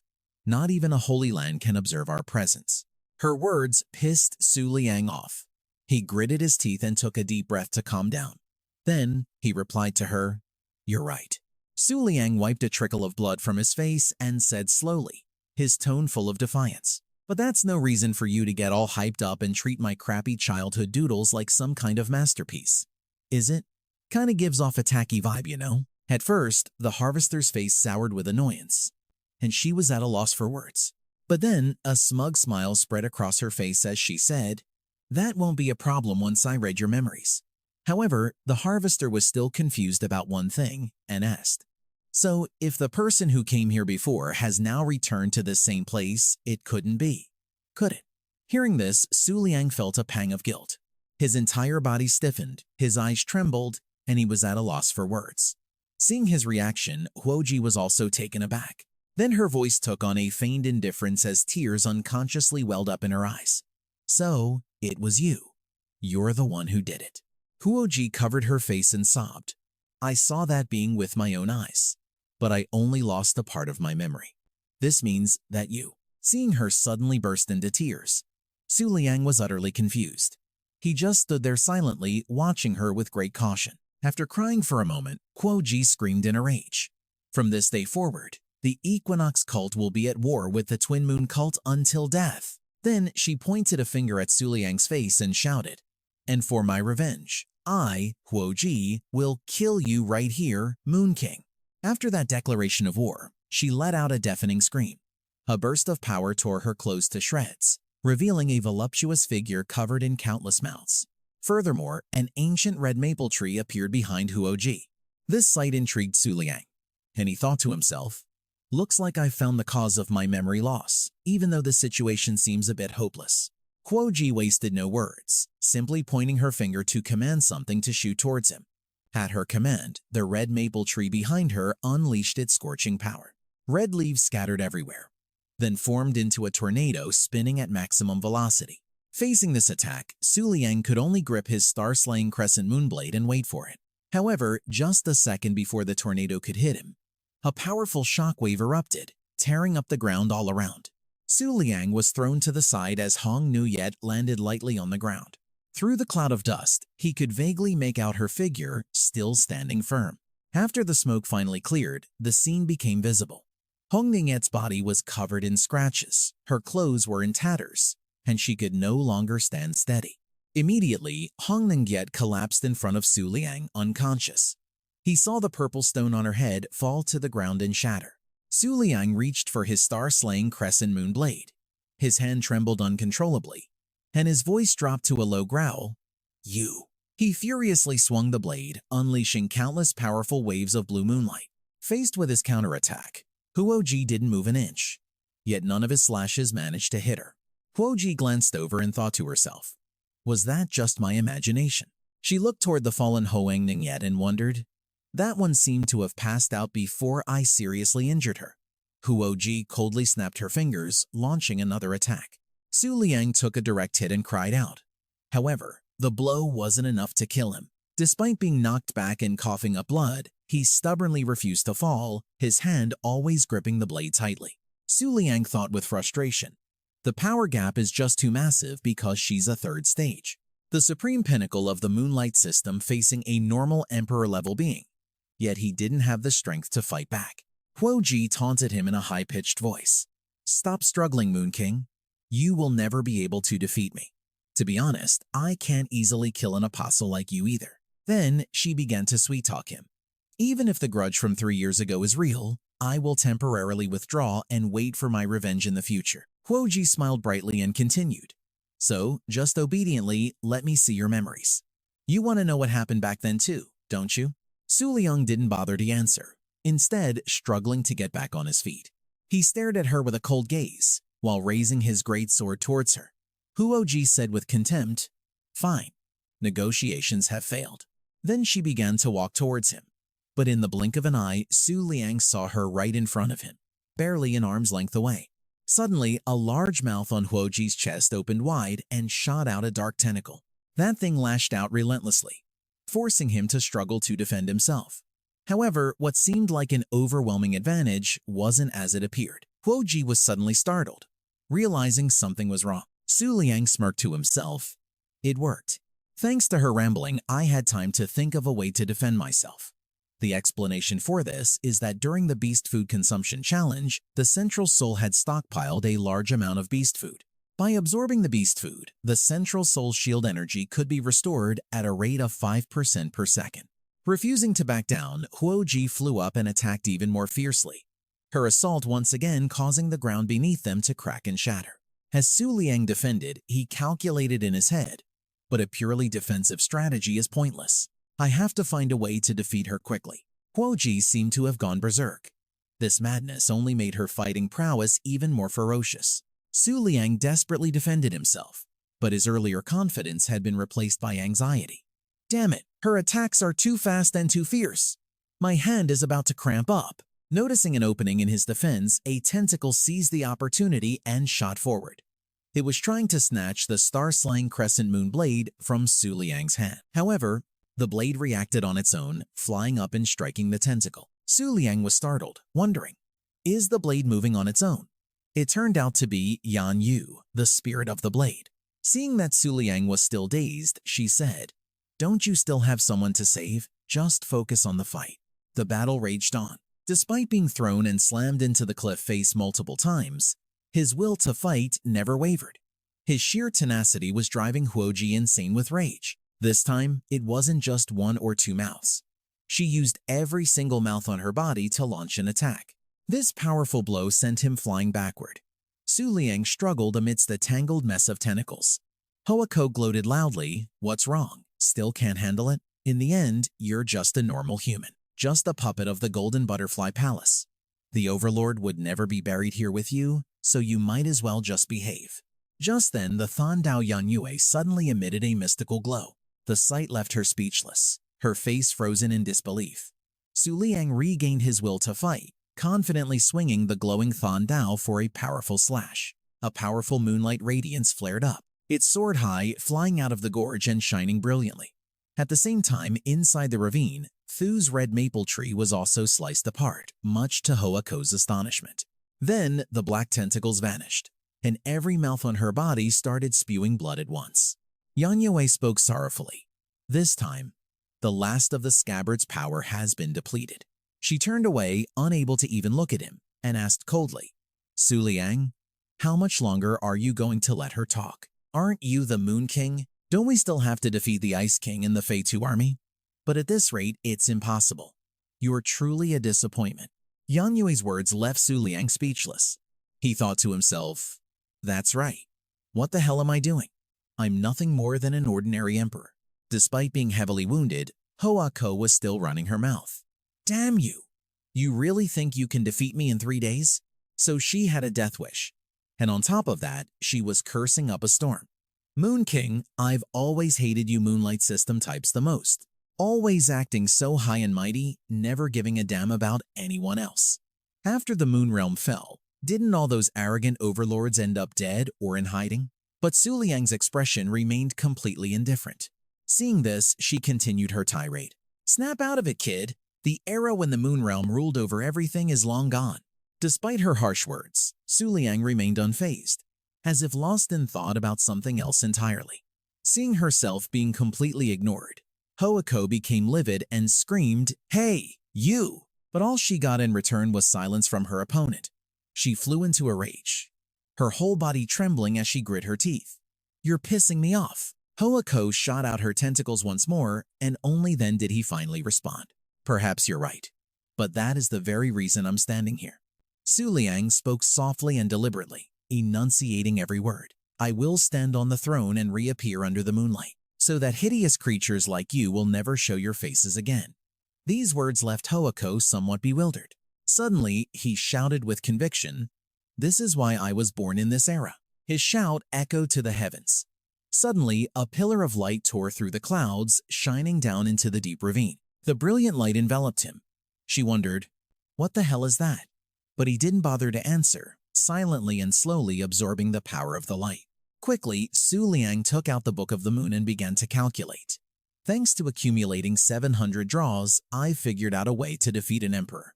He raised his hand straight up and shouted clearly, 700 consecutive draws. The Book of the Moon flew up and fanned out impressively. The system in Su Liang's head announced, "New beast has been unlocked. Number of illuminated illustrations has increased. Imperial color mysterious wheel. Supreme grade moonlight system. Heavenly Father's Ode, supreme grade moonlight system. Frozen cotton moonstone. Supreme grade moonlight system. Waning moon, supreme grade moonlight system." Surrounding him now were 700 purple cards forming a circle. Looking at the information, Su Liang thought, "So no emperor level, but there are still some extremely rare ancient species." Then, after a moment, Su Liang shouted forcefully, "Renounce the contracts! Convert everything into points!" Instantly, all the purple cards were torn to shreds. They then merged together and flew into Su Liang's body. His entire body was now engulfed in a magical blazing flame. Su Liang observed his body's reaction and smiled to himself. "If I absorb all of this energy, I can probably break through directly to the 6-star realm." However, he still felt it wasn't enough. Just relying on the 5-star realm, it would be impossible to defeat an emperor. An idea sparked in Su Liang's mind. He spread his arms, looked up at the sky, and shouted, "Golden Butterfly Palace, I don't want any of this. Take it all back." This declaration caused the magical light to react unexpectedly. Su Liang stood still, watching as the fragments gradually dissipated. He thought smugly, "With this much energy, the Golden Butterfly Palace should be able to." However, another surprise came. The system returned a result that was more shocking than he could have imagined. Monarch rejected. Unlocking progress. 0.01%. Su Liang was stunned. His body froze, and his mind began to scream, "How is that possible? Only 0.01% unlocked. That power is insane." He looked at his trembling hands, feeling a sense of dread. All the energy is gone. Now I look like a total clown. Meanwhile, Hoa Ko had already taken a fighting stance. Suddenly, something appeared that made her eyes widen in shock. A stream of light poured down from the sky onto where Su Liang was standing. Even he was quite surprised by this. So it wasn't the Golden Butterfly Palace absorbing it. It turns out they were the ones creating that brilliant light. Space and time themselves also began to change. Huaji screamed in alarm. "What's going on? Why did it suddenly get dark?" She looked up and saw a gigantic moon hanging in the sky. "What? The moon? Is that what's shining so brightly?" Then she looked over at Su Liang, muttering to herself in disbelief. He actually forced the heavens to change. This guy is no mere apostle. At that moment, a winner's smile spread across his face. "I warned you. If you had just obediently returned my diary, it wouldn't have come to this." After that, the light erupted violently, and the ancient tree was split in two once more. The tentacles on Huaji's body began to disintegrate, her form dissolving along with the red leaves. Before turning to dust, she gave a faint smile and said, "Yue Fang, I'm the one who won." With those words, Huaji vanished into nothingness, leaving only red leaves fluttering down everywhere. Su Liang watched as the red mist slowly dissipated and drifted out of the ravine. He let out a sigh and said with annoyance, "She turned to dust and still claims she won? What a load of crap." Seeing that everything was calm, Su Liang finally relaxed. He just plopped down on the ground, closed his eyes, and savored the moment. "I'll just rest here for a bit." Suddenly, a voice from somewhere pulled Su Liang from his rest. "That's right. We won." From behind a cliff, a girl in a black flared dress slowly emerged. She was Ju Meng, the sister of the seventh dream, Huaji. Ju Meng walked over to a red leaf lying in a pool of blood and said, "Seventh sister, you predicted everything perfectly. It's a good thing you had me hide in the shadows beforehand, because if we had appeared together, we definitely would have both been destroyed." Because of this, even when she saw her sister being completely annihilated, she couldn't reveal herself no matter how much she wanted to. As she said this, her sorrowful expression was replaced by a triumphant smile. But now, it seems, there's no reason for me to lose. Full of confidence, Jumeng fearlessly strode towards Su Liang. As she walked, she spoke with a scornful voice. Even if you've surpassed the apostle realm, it's all over now. She declared with absolute certainty. The invincible Yue Fang will die here. Hearing Jumeng's words, Su Liang was obviously pissed, but it was true that he was exhausted and running on fumes. Just as she was about to get closer, Huan Yua's voice suddenly rang out. What's happening? Why is there a moon out? Hearing that, Jumeng curiously turned to look. Huan Yua groggily woke up, her mind filled with questions. Did I sleep all the way until nightfall? Still dazed, she was suddenly met with the intense stare of a stranger. And what's more, she recognized her. Alarmed, Huan Yua immediately took a defensive stance, thinking to herself, she's not human. That's right, this woman is another monarch. Jumeng studied Huan Yua for a moment with a look of disdain. After a moment, she let out a sigh and said dismissively, after witnessing that last battle, I can confirm this girl poses zero threat. She then glanced at the Chengxing Yanyu and scoffed again. This blade just used up the last of its strength. It's no longer a danger. Then she began to mutter and calculate. The only real concern now is the hegemon's arrival, which should take 5 minutes. No, the hegemon is unpredictable. I need to handle this risk within 1 minute. However, in reality, 10 seconds is all I need. With that, she raised her hand and snapped her fingers. And then a massive black umbrella suddenly appeared out of nowhere, blocking the bright moonlight. Suddenly, a few drops of water fell on Huan Yua's cheek. Confused, she looked up and wondered, is it raining? And indeed, a rainstorm was pouring down on her and Su Liang. At that moment, she boldly declared, I am Jiu Meng of the Beyond Divine Cult, the Wushang Mingjian. From this moment on, the era of the Yue Yao will be brought to an end by me. It turned out the massive umbrella was creating the rain. However, this was no ordinary storm. The rainwater was scalding hot, corroding anything it touched. The Chengxing Yanyu lay silently on the ground, soaked by the downpour. The spots where the rain hit, Huan Yua's skin began to burn painfully, and Su Liang was suffering the same fate. He gritted his teeth, trying to endure the pain. Suddenly, a ribbon of white mist flew in and wrapped itself around Su Liang's body. In an instant, he was teleported out of Jumeng's sight. She immediately recognized it as the Wu Ji of the Bailu clan. A powerful energy radiated from Huan Yua as her eyes, now filled with killing intent, stared directly at Jumeng. She remained silent for a moment in thought, then decided to say a few words to her opponent before striking. You've made 2 mistakes. Huan Yua's words made Jumeng freeze, clearly wondering what she could have done wrong. Huan Yua said, first, at you, and second, you should never have shown yourself before the Bailu clan at night. As she spoke, she reached up to her head to grab the purple jade ornament she always wore, only to realize with a start that it was gone. Staring at her empty hand, Huan Yua thought to herself, it must have been shattered. Oh well, this beauty was never short on treasures. Huan Yua's eyes blazed with a pinkish-purple light as she hugged her chest. Then, reaching into that ample bosom of hers, she pulled out 2 divine swords. This was a special pair of twin swords. One was named Wu Zi, and the other, Yun Ji. However, this did nothing to intimidate Jumeng. She just laughed mockingly. Big words. Jumeng spread her hand and shouted, you're just the supreme and you dare to run your mouth. The drops of acid rain then transformed into a filthy black liquid, as foul as sewer water. At her command, they changed their trajectory, all hurtling straight towards Honan Guyet. However, her entire body dissipated like a wisp of smoke in the blink of an eye. This sight completely stunned Kumeng. She had vanished. Kumeng's mind reeled with confusion. How can this be? Just a moment ago, I couldn't even touch a single strand of Seventh Sister's hair. This unanswered question threw Kumeng into a greater panic. I can't even see her movements anymore. Even now, Kumeng couldn't believe what was happening. Her aura is clearly at the supreme level. So what's the real problem here? Holding 2 swords, Hon and Guyet stared at Kumeng. This look from her made Kumeng's mind race. What is happening? How can a supreme? She clutched her severed arm, guessing. Maybe she's just bluffing. Somehow, Kumeng's arm began to regenerate. She quickly stretched her hands out in front, limbering up for the next fight. This left Huan Yua stunned, staring forward in shock. She stood frozen to the spot, gripping her 2 swords tightly. Seeing this, Kumong let out a provocative laugh and confidently unleashed her phantom assassination technique.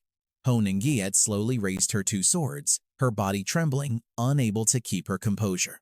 The moment she saw this, Kumong gloated. What now? There's nothing you can do this time, is there?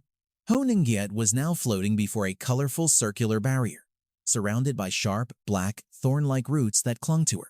They say no one can break through the White Deer clan's Mist Realm circle, and only an emperor can pass through the Mist Realm completely. In the next instant, Honengiet was gone. All that remained was the chaotic, colorful barrier and the black thorns, along with Kumong's scornful voice. If I were facing an emperor, of course I wouldn't be able to fight back. Then it dissolved into wisps of dark energy. Watching her opponent trapped by her own technique, Kumong was delighted. She said gleefully, "You're nothing but an ant, yet you dare to act so high and mighty in front of me." Kumong stroked her chin with a haughty expression. "How rude of me. I've only defeated a single supreme after all, nothing to be proud of." She turned away, speaking with triumph in her voice. "The Mist Realm has been shattered. This time, the Moon Queen will have nowhere left to run."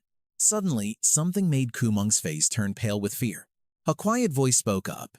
10 seconds have passed, and you still haven't made good on your promise. I'm getting a little bored." Honengiet approached with an eerie calm, her feet planted firmly on the ground. She closed her eyes, sensing the energy around her. A powerful divine aura now radiated from her. Honengiet opened her eyes and said impassively, "Did you know? Even though my mother is dead, she would still be furious if the relics she left me were destroyed. And if she gets angry, the consequences are severe." Kumong's face darkened as she broke out in a cold sweat. Honengiet slowly advanced on her, continuing in a cold tone, "Oh, that's right. You probably don't understand, but the White Deer clan, wielders of the Mist Realm, have a very different concept of death than other creatures." She adjusted her hair as she walked, making herself look even more beautiful. "My apologies. Since I won't be able to return for a while, I subconsciously wanted to say a few more words. Well then, let's end it like this." Kumong's eyes widened in surprise. All that was left in front of her was empty air, tinged with Honengiet's scent. She looked up, her heart filled with self-reproach. Seventh sister. Then a new thought crossed Kumong's mind. No, maybe this isn't so bad. She stood completely still, powerless as pink threads bound her body tightly. I'm all alone in this dark place. At least I won't get anyone else involved. In the end, she smiled in contentment. So, this is the complete Mist Realm journey. Kumong's entire body was sliced into countless fragments. Her favorite black bow was torn to shreds. The fragments of her body drifted on the wind into a cloud of dust, leaving only Huan Yua behind. After awakening, Huan Yua silently contemplated the complete Mist Realm journey. She was lost in thought. There's no telling when she'll be able to return. Under the dark night sky, a circular pink aura appeared between two cliffs. Startled, Huan Yua turned to look. It was an unconscious Su Liang, lying in the center of the pink aura as it floated in the air. Just as Su Liang was about to hit the ground, Huan Yua swiftly caught him. Holding Su Liang securely in her arms, she thought to herself, "Still, I think I understand now why the White Deer clan was also targeted."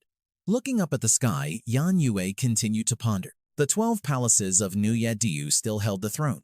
The full moon cast a gloomy light over the night. A while later, Su Liang woke up and Huan Yua watched pensively as he sat on a rock, his head hanging low. Holding the diary, Su Liang began flipping through its pages. As if reliving every memory, his hand trembled as he turned each page. Suddenly, Su Liang gritted his teeth and, in an uncontrollable surge of anger, ripped the page out. Huan Yua watched, startled and confused. After shredding the diary he had fought and bled to get back, Su Liang wearily lowered his head without another word. Suddenly, Su Liang shot to his feet. He adjusted his collar and said softly to Huan Yua, "Let's go." She asked with concern, "Are you sure you're all right?" Su Liang replied impassively, "I'll remember it sooner or later anyway. There's no need to look at that again." He started down the path in front of them. After defeating those two emperors, I remembered a few things.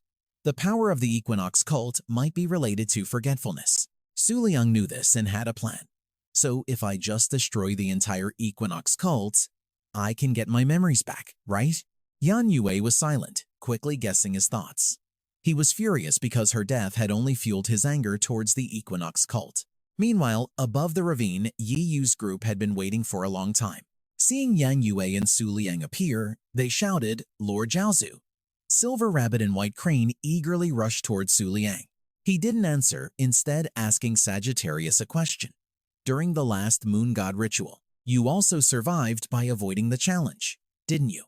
Everyone who heard this couldn't hide their shock. Yi Yu's face darkened with fear, unsure of how to answer. Su Liang just gave her an ice-cold stare and said, "I don't know what your plan is, but I hope we aren't enemies the next time we meet." Silver Rabbit and White Crane were both startled. Tears welled up in Yi Yu's eyes as she watched the furious Su Liang turn and walk away. He thought to himself, the moon is changing. The dark night fell. The Azure Moon Palace couldn't have failed to notice, yet they didn't come to help.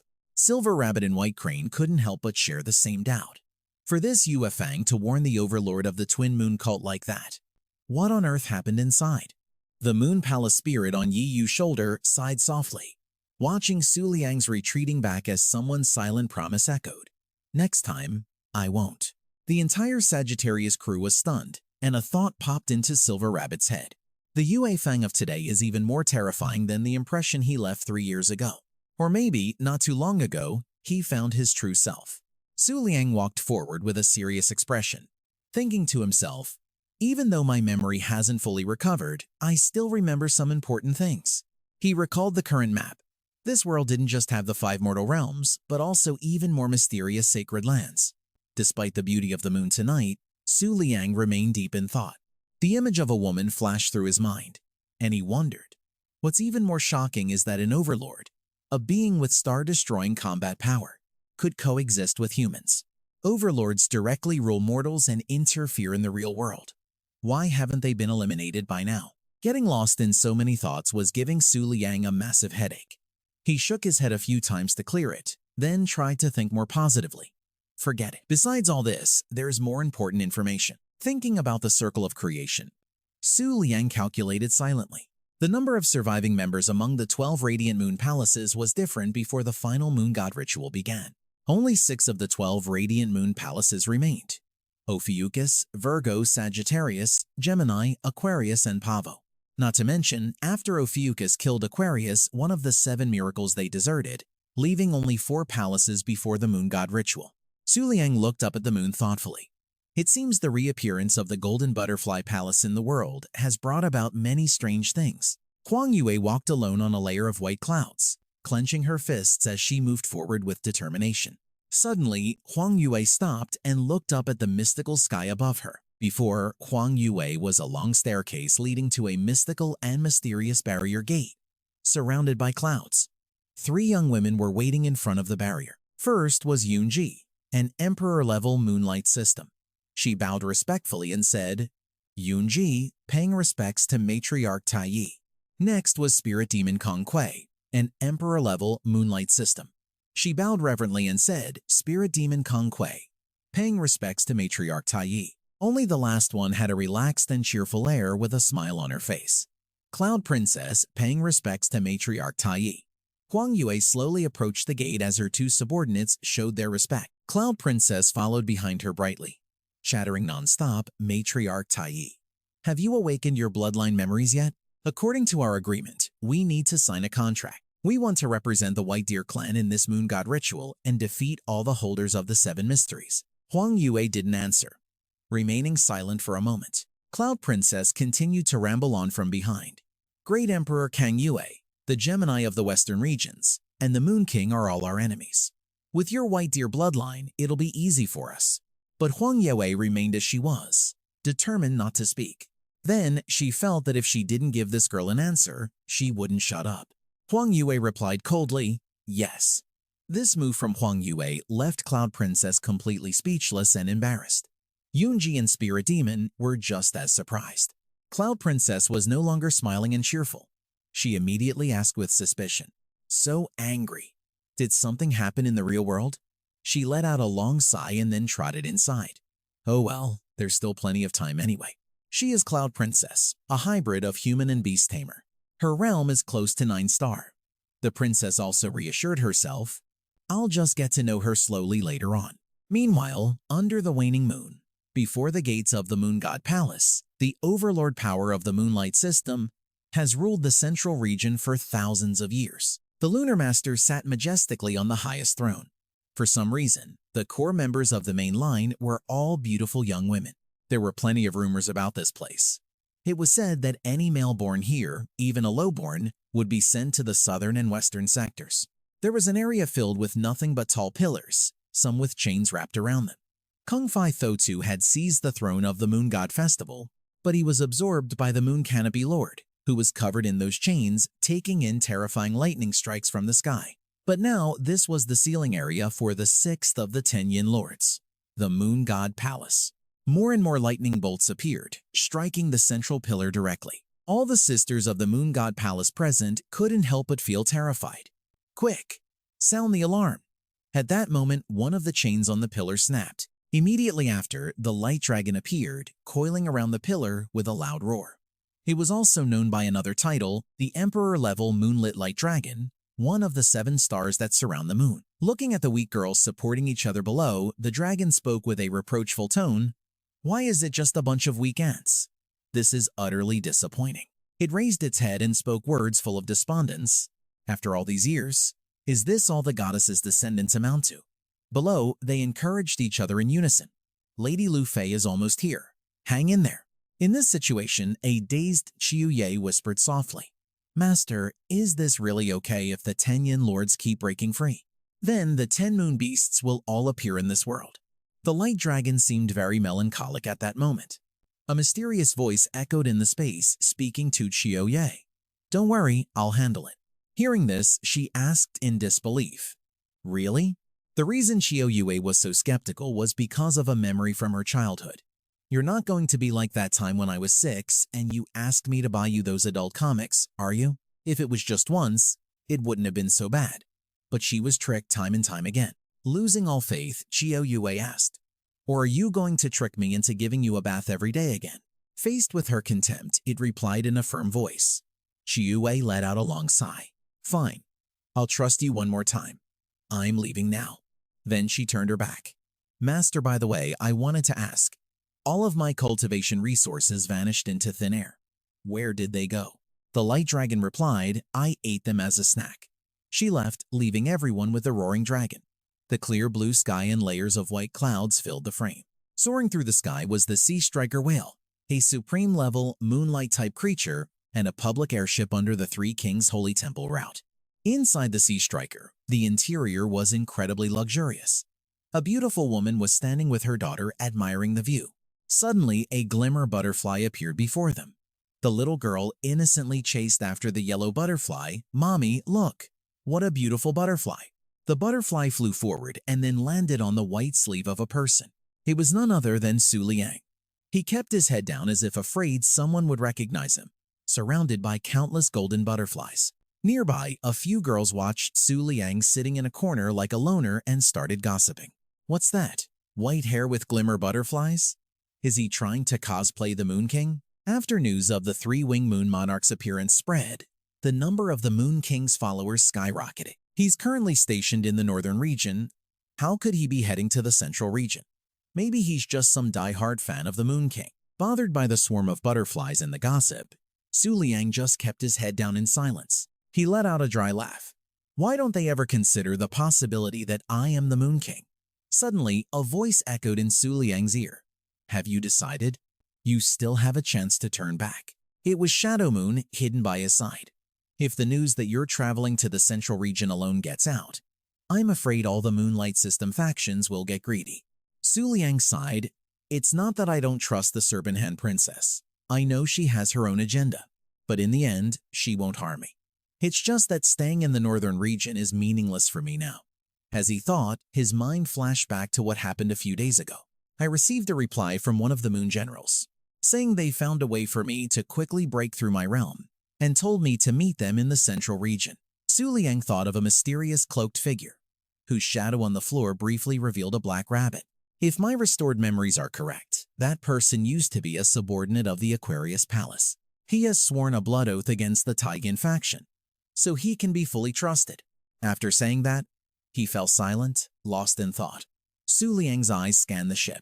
Compared to the limited vision of humans, The Glimmer Butterfly's vision was far more convenient and useful. He could see everything from the inside out, from the kitchen to the swimming pool. Gazing at the peaceful blue sky, Su Liang thought to himself, the most urgent task now is to join forces with the Moon Generals and gain enough power for the 8-winged Moon Monarch to reappear. In his mind, he pictured Huan Yua's slender figure. The stepping cloud-chasing moon is gone, or perhaps it won't be usable again for several years. Then he analyzed his accumulated resources. The number of my accumulated draws for the Book of the Moon have all been used up. Su Liang's face darkened, and he forced a smile, wondering, if I run into another Emperor-level enemy right now, would I have to write my will on the spot? The Sea Striker suddenly started smoking, seemingly having lost its way.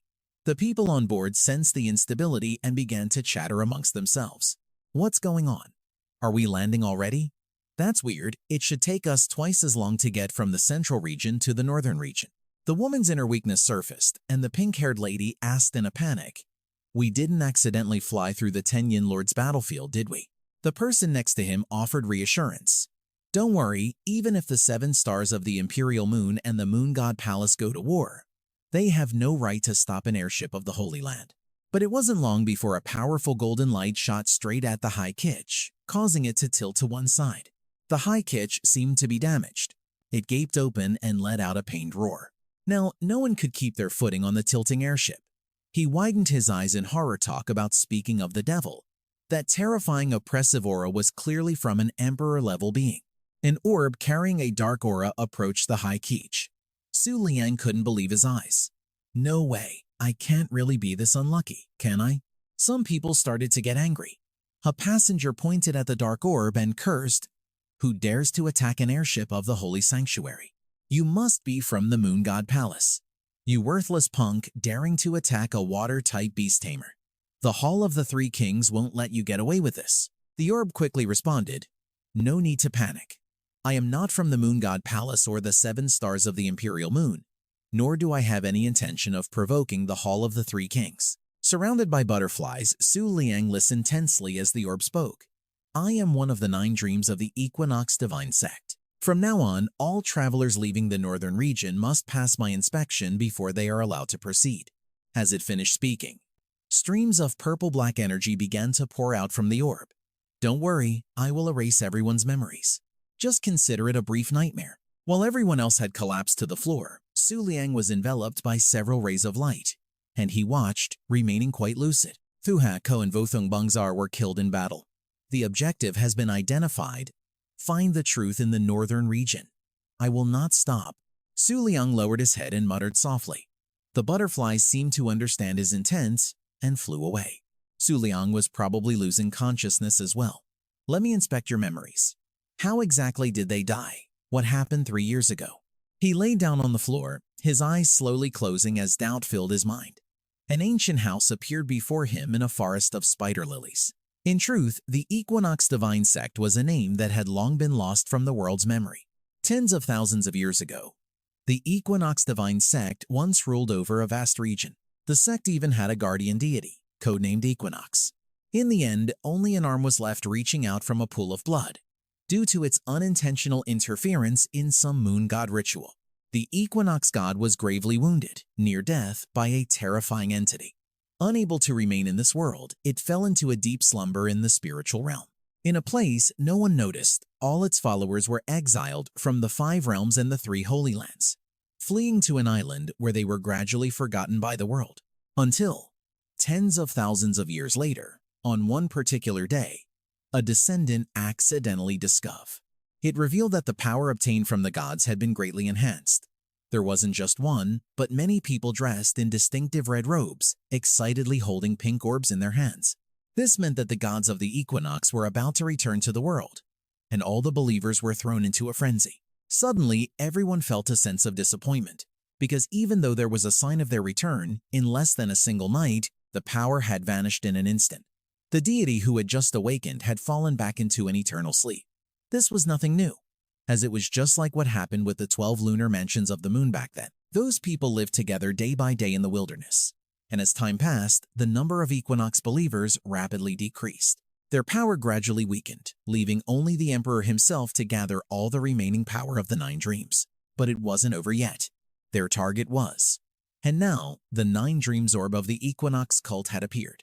If they didn't act before the dust of the Moon God Festival settled, they would never have another chance to turn things around.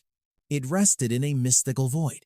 That 9 dreams orb of the Equinox cult resembled an eyeball, and it opened its eye, but within that eye were 3 pupils.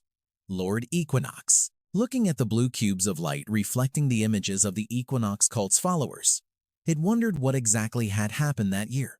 A soft whisper echoed, "If you exist in these memories, then answer me." About 30 minutes later, it asked itself, "What the hell is this? Why is it all just useless junk?" Before, it was a girl in cosplay rubbing her cheek against a rabbit, which made the orb feel contempt. To think she could be so happy playing with such a low-level pet, what a mediocre life. Another person was smiling brightly for a picture with a giant scorpion beast. Getting this excited over taming a high-level creature? I thought these were supposed to be important memories. The 9 dreams orb grew impatient. Why is 1/3 of the Northern Territories map missing without anyone remembering? It glanced at another cube and thought, whatever, this is just the first group anyway. The 9 dreams orb quickly moved closer to observe, its eye not blinking for a single second. From the corner of the 9 dreams orb's eye, tears of blood slowly began to stream down. Suddenly, something caused it to widen its eye. There was more to this story. The image of Jing Yue with her eyes half closed, holding a weapon, appeared. This was a supreme-grade weapon, Jing Yue's Star Needle.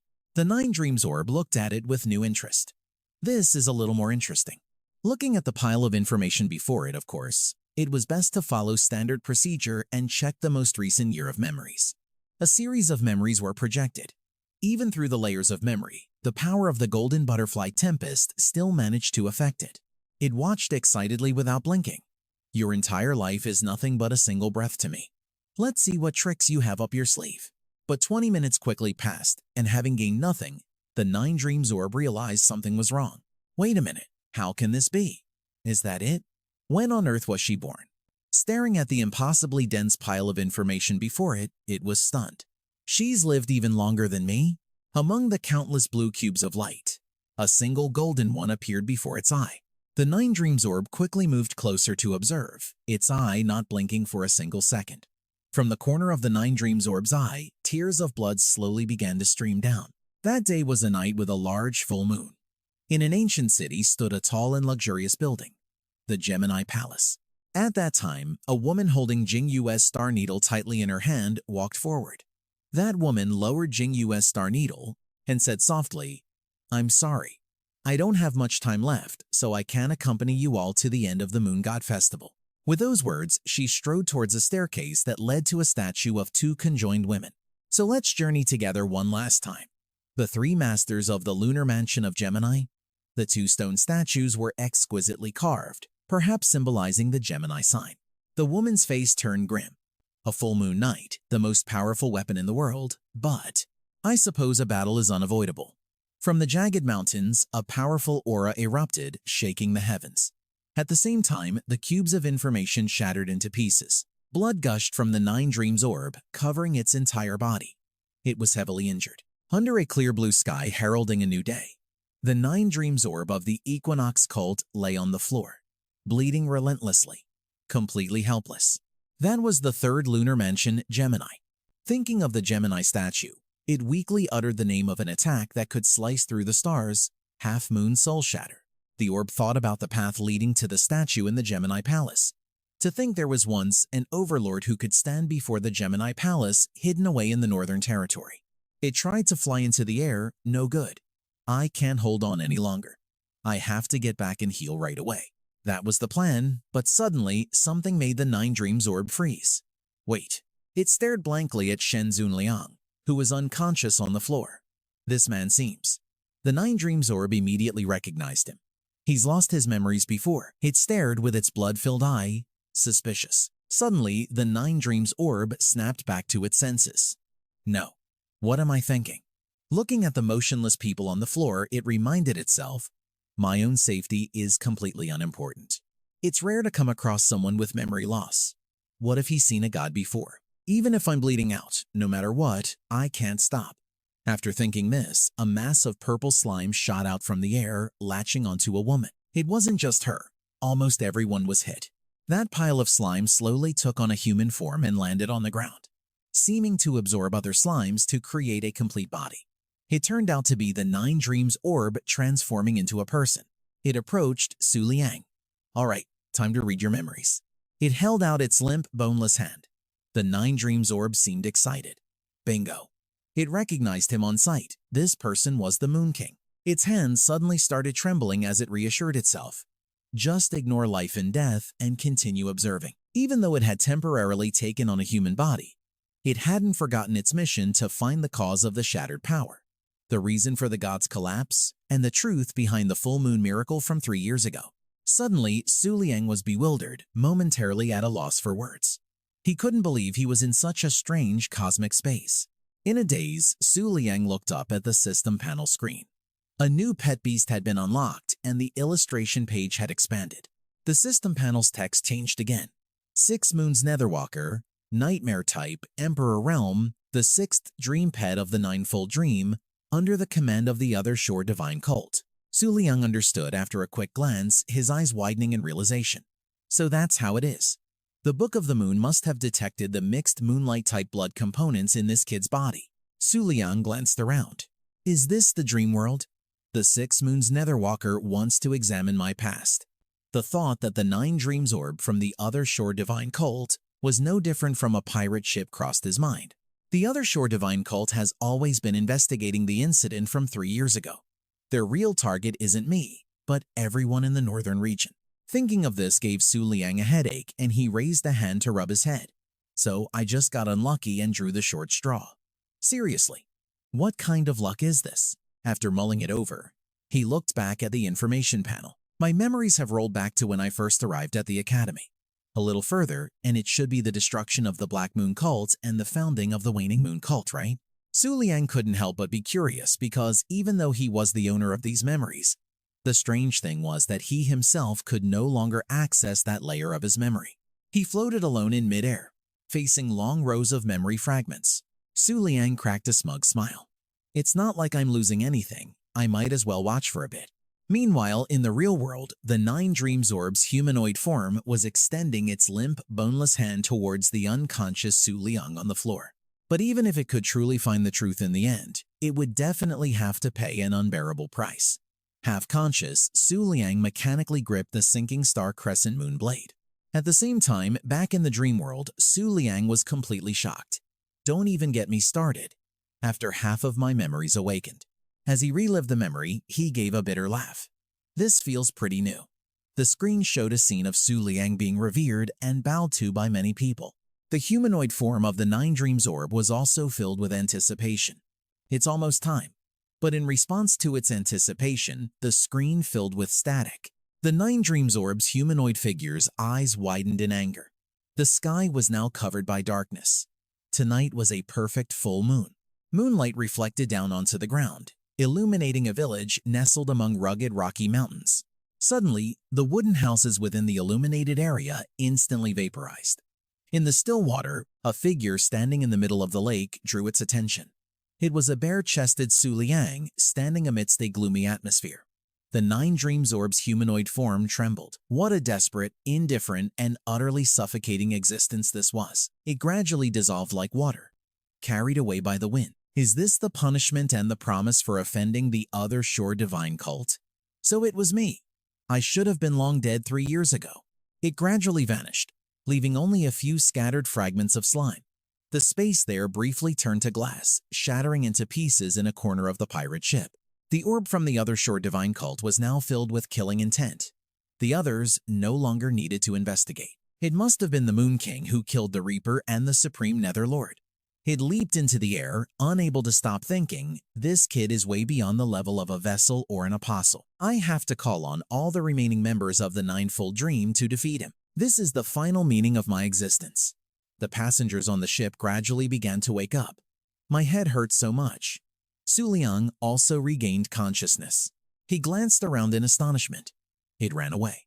Why couldn't I see things from its perspective until the very end? I got kicked out midway while it was chasing my memories. Watching the path the 9 Dreams Orb had taken, Su Liang muttered thoughtfully. What did it see in the end? Why did it have to flee in such a hurry? Could the god of the other shore divine cult really have some connection to me? He struggled to his feet with determination. No, I absolutely have to keep it here. Right here. Su Liang still vividly remembered setting up a butterfly trap in the moment before he lost consciousness. Around where he stood, numerous butterflies emitting a golden light appeared. The number of glowing butterflies in the central region is 4 to 5 times higher than in the northern region. I don't have to be afraid of anyone here. Suddenly, Su Liang remembered something. Wait a minute. Watching the black mist merge with the wind and rush forward, he thought to himself, the 6 Moons Netherwalker has lost its escape route. Even Su Liang had to admit that wasn't a very slick move. All of a sudden, the pirate ship flared with a bright light as if it were about to explode. A black hole appeared in the middle of the airship, swirling with vortexes. The airship was now split in 2. The passengers couldn't help but panic. We're falling. The 9 Dreams Orb was also on it.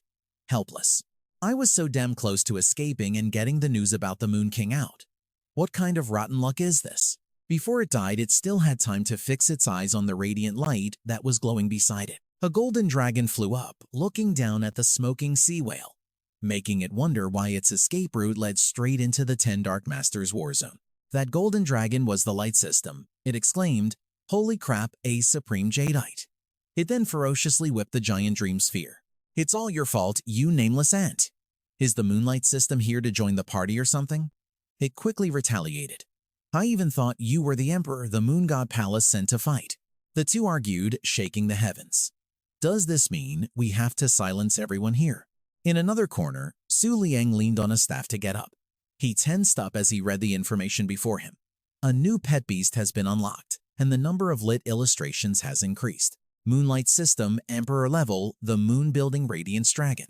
Under the command of the Flying Feather Palace, it was the winner of the last Moon God Festival battle. Its power cannot be read by the Book of the Moon. Reading this, Su Liang's face darkened. He gave a bitter smile. Man, what kind of bad luck did I run into today? Are even Emperor-level beings this common now? Looking at the light system and the sphere from the other shore divine cult before him, he thought to himself, but I'm not the same person I used to be either. Su Liang's eyes hardened as he stared ahead. Perfect timing. This way, the 6 Moons Dark Walk won't be able to escape. His face grew smug at how smoothly things were going. Besides, the glowing butterflies are about to finish gathering. Emperor-level beings are existences that stand at the pinnacle of the world from the moment they are born, because they can have a destructive impact on the world. Most emperors are bound by the gods. After signing a contract, they guard their respective territories. They won't act freely unless there are special circumstances. And yet, even among emperors, the power gap is beyond the imagination of other beings. Therefore, humanity has divided the emperor rank into hegemons and emperors. Among the hegemons, some can crush a normal emperor with their aura alone. There's the breathfire arrow that can pierce the blue sea at the end of the world and slice the crescent moon. There's the ice rain heavenly scale empress, who can affect an entire region's climate just with her body temperature. And then there's the 3 kings chosen hegemon, who wields all the lightning in the seas. If they were to use their full power, they could destroy this entire planet in an instant. And among the high-ranking emperors, the jade cherry-pink pupil can spread its 10,000-mile wings in a flash, blotting out the sky, or the White Star Clan. In the end, 90% of all emperors are just normal emperors. But even among normal emperors, there are existences with an absolute level of dominance. They're virtually unbeatable. For example, after waking from a 1,000-year slumber, one could defeat the entire Moon God Palace in just half a month. And this Moonlight System dragon is one of the Imperial Moon's 7 stars, the Moon-Building Radiance Dragon. At this moment, it let out a deathly breath. A deep voice rumbled, "There's no other way. It seems I'll have to silence you all." I really didn't want to provoke a sanctuary-level power at this stage. After that last attack, the sea whale swayed violently in midair, opening its mouth wide and letting out a painful roar. The light system summoned a blinding beam of light, muttering non-stop. Even if it means officially declaring war on a sanctuary, I should at least wait until all the 10 Moons hegemons have awakened. Instantly, it launched a barrage of light shards, like ammunition, straight at the sea whale. The passengers on the airship were heavily affected, thrown around and screaming non-stop. "No, help us!" The screams grew more and more desperate. A girl within a blurry afterimage quietly approached, but a voice explained, "It's impossible to destroy my true form, but that doesn't change the fact that you are facing grave danger." Meanwhile, she stared intently at Su Liang, thinking to herself, "That's what he says, but it seems like he." Just then, he spoke up to reassure her. "Don't worry, a few seconds ago I already gathered my water-light butterflies. They're converging on this position as we speak." Then Su Liang glanced at the glowing butterflies flying around him and said with excitement, "As long as we can block the initial attack, then." The scene had already descended into absolute chaos, yet he remained calm and composed as a notification line appeared above his head. The number of water-light butterflies controllable by the body has increased from 10,000 to 6 million. He looked forward with a determined gaze and seriously announced, "The shield of the moon in the lake is almost done regenerating. We just need to hold on for a moment and I'll be able to detect the Emperor's attack." The moment he finished speaking, a gigantic, dazzling golden sphere appeared behind the sea whale. The light system had already begun to gather energy in its hands, constantly spouting threats. "Don't blame me, you insects. If you have to blame someone, blame yourselves for being so weak and pathetic." A second later, it pulled its hands wide apart. Strips of light began to appear as it snarled, turned to dust. Then it shouted the name of its technique, Flash Seaver. In an instant, slashes of light appeared on the bodies of the passengers inside the airship, tearing everyone into hundreds of pieces just a moment later. At that moment, Su Liang was doing everything he could to hold on as the sea whale took more and more damage. Then he looked at the innocent passengers and whispered sorrowfully, "I'm sorry. Right now, I can only protect myself. I can't save you." The women who had just been hit by those invisible slashes were in critical condition. Their pupils rolled back to pure white. But surprisingly, the slashes suddenly vanished, and life returned to everyone. Su Liang couldn't help but be astonished by what he just saw. The light system also froze for a few seconds, exclaiming in shock. Just then, a pair of slender feminine legs slowly came into view. A woman in a flowing pure white robe appeared in midair, and both Quan Shi and Su Liang fixed their gazes on her. At that moment, she crossed her hands, forming the symbol of a crescent moon with the command, "Change sun and moon." Then the woman shaped her hands like a butterfly, causing the crescent moon symbol to turn inward as a full sun appeared. Looking at the scene before him, Su Liang couldn't believe his eyes and stammered, "Rebirth?" Quan Shi's jaw also dropped in amazement as he exclaimed, "What?" In an instant, the sunlight from the rising sun caused the falling sea king whale to disintegrate from the heat. Right then, the 9 Dream Orb was also in a state of utter confusion. The bloodstains around it vanished into wisps of smoke, making it cry out in shock, "What happened? My injuries have healed. How is this possible?" Quan Shi was suddenly filled with dread as he realized a high-level emperor. The woman remained poised and calmly explained, "There's no need to wonder. I simply reverted their life states to how they were 24 hours ago. Of course, their memories cannot be erased." Her face was cold as her words echoed steadily, "The Equinox Divine Sect are the ones at fault, not us emperors of the 5 domains. Yet you once again meddled in the lunar god's right, interfering and involving the innocent people of the northern domain, repeating the same old mistakes." The 9 Dream Orbs stared at her, not daring to even blink. With the same cold expression, the mysterious woman calmly uttered 3 words, "Sentenced to death." In an instant, it exploded in the void. Seeing the swift scene unfold before him, Quan Shi couldn't help but recoil in fear. Immediately, Quan Shi whipped his head around and fled in terror. Seeing this, she slowly made a declaration. "The Huan Yua Qi Sheng is a member of the lunar god's right. Eliminating an external enemy is not wrong, but I will report the truth of your plot to silence the Flying Beast dynasty to the sacred land." Quan Shi was still running for his life when he heard her words. He yelled out in confusion, "Who the hell is that? So damn nosy." Quan Shi's figure was reduced to a mere speck of light, but his arrogant complaints could still be heard from a distance. The woman silently watched him go. Then she slowly turned her head and spoke, "Great Moon King, as we agreed, I will take you to a place where you can quickly advance your realm. No matter how many of these scrubs show up, they can't change the outcome of the lunar god's right. You must understand that there's no need to waste so much of your aura." Then she teleported Su Liang to a desolate palace in a heavy snowstorm, and gave a swift announcement. But before you return next time, you must have the power to defeat the Flying Beast Palace. As the temperature dropped, his body began to tremble, and his face turned pale, causing Su Liang to cry out in fear. What? He hugged his shivering body tightly, looking around in all directions before asking in shock, "What is going on?" Su Liang's breaths became more and more ragged, and his face felt like it was about to freeze solid. All he could do was cry out in misery. "It's so cold." His cheeks were flushed from the biting cold, but he couldn't stop remarking on the unusually strange atmosphere and the creepy aura of some bizarre creature that sent shivers down his spine. Scanning the surrounding scenery, a question quickly formed in Su Liang's mind. Why am I suddenly in the Eastern Domain? For a normal beast tamer, this place is even more dangerous than the Sacred Domain. Just then, he suddenly recalled the image from before he was teleported. That's right, while I was flying, I was attacked by the vertical moon radiance horned dragon. The silhouette of that mysterious woman gradually reappeared in his mind. Before I lost consciousness, I sensed the aura of the moon general.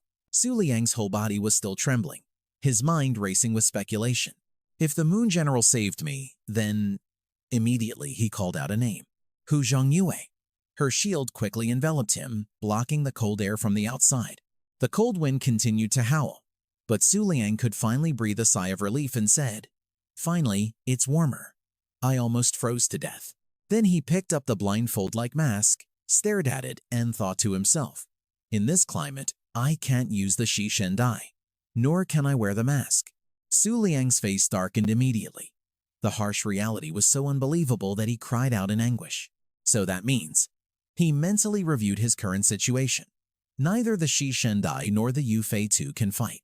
The Chen Xingyan Yue and the Dafeng Huan Yue are both scattered, and Hu Zhongyue's shield is starting to fade. The tip of his nose turned red in the frigid air as a sense of unease washed over him. He thought, the moment Hu Zhongyue runs out of energy or we run into an enemy, I'll die without a doubt. With that thought, Su Liang slowly trudged forward, reassuring himself. Right now the most important thing is to find a way to survive. His footsteps grew heavier and heavier.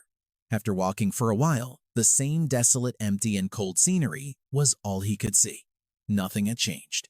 He stood motionless in the vast blizzard and asked in desperation, "Which way do I go now?" Just then, Hu Zhongyue suddenly sent a notification. Someone's here. Su Liang's eyes suddenly widened as he stared ahead. In the distance, emerging from the howling blizzard, were three dark figures approaching. As the distance closed, the three dark figures were about to be revealed. At that moment, his jaw dropped in astonishment as he realized something. They were three girls dressed in flimsy clothes, walking through the snowstorm. He instantly recognized this group, the Zhao sect. Across from him, the three girls with soulless eyes stared in unison at Su Liang, but no one said a word. In the suffocating silence, he also felt something was off and immediately put his guard up. But surprisingly, the group from the Zhen clan didn't say a word and just glided right past him. Su Liang was momentarily stunned by their reaction. Ah! Just then, the girls suddenly stopped in their tracks. The girl with pigtails turned her head to look at him, a fierce expression on her face as she asked the question. "You human, it's not safe this far from the mining site. What am I supposed to do if you can't get back? You should hurry back and get some rest." Hearing those words, Su Liang whipped his head around, shock written all over his face. Ah! An image of the incredibly sinister-looking clan women popped into his mind. Back then, Su Liang had seen that picture on the computer, and only now did he realize. I thought the clan members hated outsiders. Guess you can't trust everything you see online. As the three clan women stared at him with curiosity, he was still stammering. "Hey!" Right after that, he said something that made the pigtail girl's face freeze up. "I'm lost. What should I do now?" Right now, he looked like a teary-eyed little rabbit, making his request with a pitiful expression on his face. "Kind person, could you lead me out of here?" The pigtail clan member tilted her head slightly, asking back curiously. "Lost?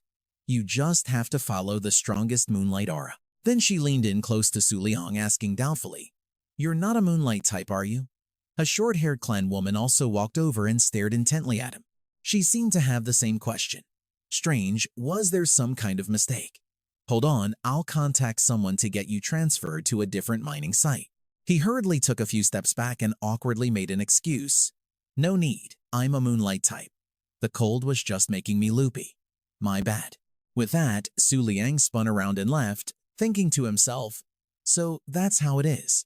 This is the camp for moonlight types. Without another thought, Su Liang started walking forward aimlessly, while the group behind him continued to watch his retreating figure. The girl with pigtails didn't take her eyes off him, muttering, "Weird human."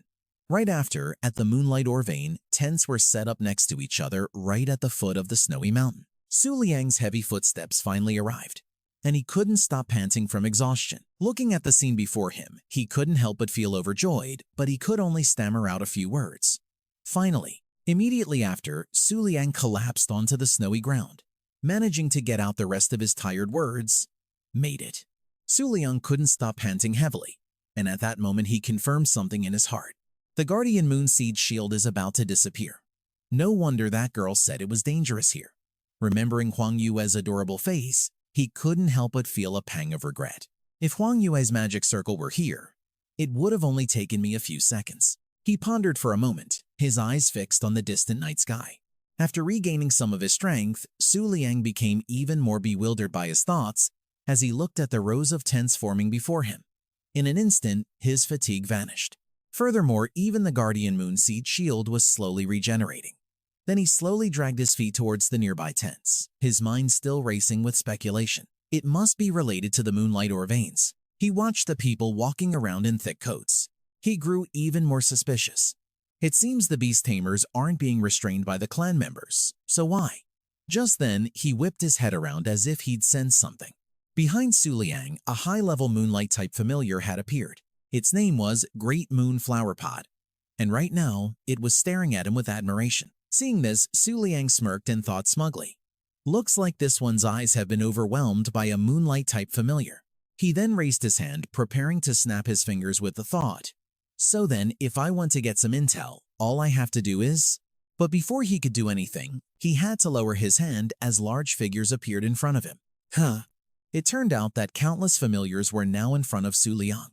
Immediately, the creatures started cursing at each other, spit flying everywhere in their own distinct language, leaving him utterly silent. The beasts kept arguing non-stop, while Su Liang was terrified, unable to understand a thing. Completely exhausted, he put a hand over his eyes and had to give them an order. "All right, now line up and speak one at a time." The first was a blue-haired boy with ox horns. The boy was crying his eyes out as he begged in agony. "Oh, Divine Moon King, please take me home. I was sold by my master." Next up was the pitiful face of a little bear girl, her voice just as desperate. "My lord, the currency in the eastern region is different from other places, so all our assets are useless." Next was a dog in thin clothes, its body shivering non-stop from the cold wind, but it still managed to speak.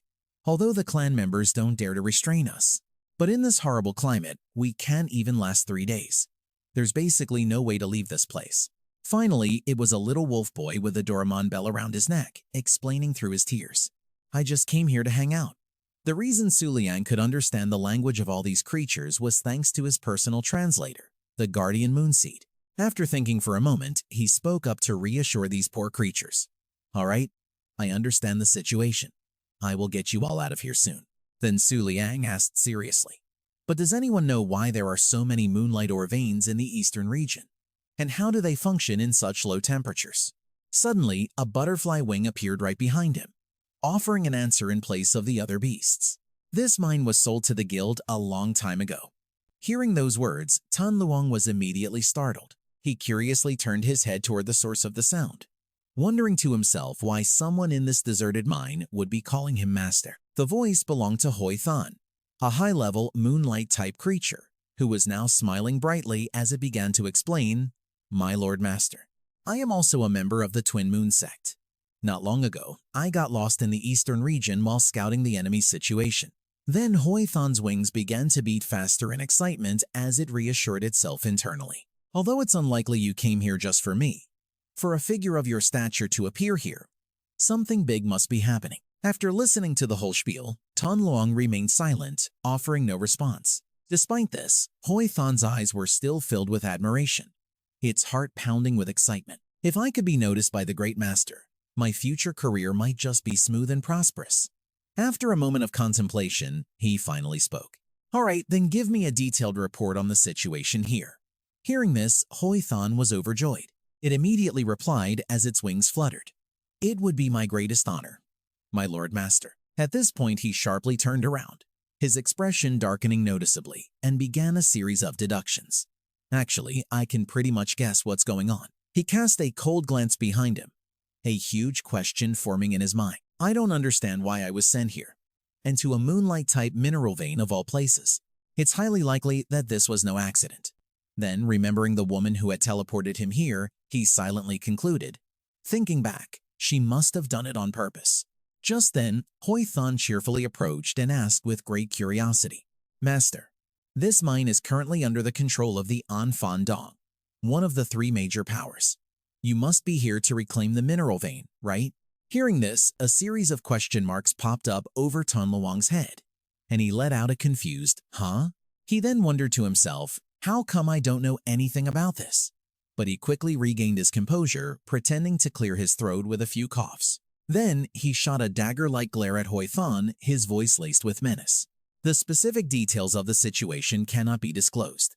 Seeing this, it hurriedly said, "I deeply apologize for overstepping my bounds, Master." Then it held up its hands as if to accept punishment, stammering out a suggestion. Then, "Shall I continue to brief you on the internal situation of the mine?" Without a moment's hesitation, Hoi Thon immediately laid out all the information. First, the moonlight crystals in this vein can only be mined by moonlight-type monsters, not by any other type. Additionally, besides earning travel expenses, we can also absorb the crystals to enhance our own power. It then pointed to a cave not far away. It excitedly explained, "Therefore, it's not just people like us who can't go back. There are also many supreme-level experts training here to become stronger." Everything became clear, and Tan Luang's gaze grew sharper as he quietly replied, "So that's how it is." He stood in silence, recalculating everything in his mind. "Just as I thought. This place isn't exactly a prison, rather it's the only sanctuary for moonlight types."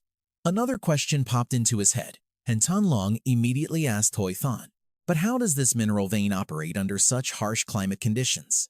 And what do they do with the moonlight crystals that are mined?"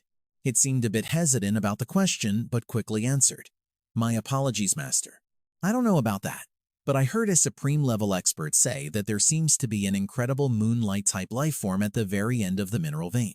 Hearing this, he couldn't help but be astonished. His hand, which had been stroking his chin, dropped. Just then, Hoi Thon suddenly announced, "We've arrived at the entrance." As it led Tan Luang into the mine beneath the snowy mountain, it thoughtfully reminded him, "My Lord Master, you must be careful if you wish to proceed." Then Hoi Thon began to describe the dangers of the place he was about to enter. The concentration of moonlight energy in the mine is extremely abnormal. Weak creatures like us will pass out just by going 1 kilometer deep, even those at the supreme level. I've never heard of anyone being able to go deeper than 3 kilometers. Those words struck Tan Luang like a bolt of lightning. He froze for a second, wondering, how is that possible? He stared resolutely into the mine, questioning silently in his heart. A high-level beast wouldn't understand.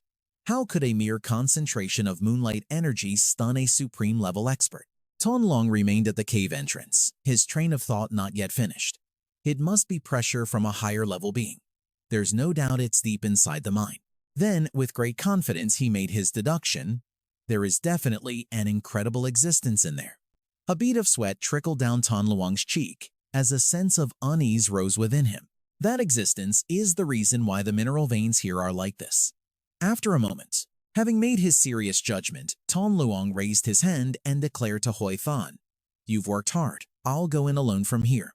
He slowly walked into the strange mine, adding with certainty, "After I've dealt with this, I will take you away from the eastern region." Hearing this, it was absolutely ecstatic, its heart leaping with joy. "Although I don't know the Master's purpose, I have a feeling the world is about to be turned upside down." Then Hoi Thon looked out at the snowy landscape before it, making an assessment in its heart. After thousands of years, not long after, Tan Luang had gone deep into the mineral vein. Suddenly, a dazzling light shone from ahead, causing him to stop and investigate. It turned out to be multicolored crystals lying right beside the path. Seeing this, Tan Luang continued to walk forward. Still, he couldn't help but glance at the thing in the center, thinking to himself, crystals with such low purity are all over the place on the 16th floor. He then pressed forward, his eyes filled with determination as he remembered Hui Than's words. Normally, even high-level individuals can only venture 1 kilometer in. The same even went for the intelligence rank. More multicolored crystals started appearing around him, but still, he didn't hesitate. The deeper he went into the mineral vein, the more tense Tan Luang became. The pressure was unbelievable. Keeping a massive mine like this operational year-round wasn't something your average emperor could pull off. After walking for a while, he reached a point where no light could get through, and he was met with pitch-black darkness. Without a second thought, he immediately summoned his glowing luminous butterflies. Soon, the glowing butterflies flew towards the darkness, and even Tan Luang was a little startled. He put a hand to his head, thinking worriedly, I must be about 1 kilometer in by now. I'm starting to get dizzy. Even so, he didn't give up. He went on to summon Ho Trung Nyet's protective shield. His steps grew bolder, echoing steadily through the passage. However, after just a few more steps, the system displayed 2 words. Warning. Right after, a message appeared that made Tan Luang freeze in shock. Host, please evacuate this area immediately. Failure to comply may result in death.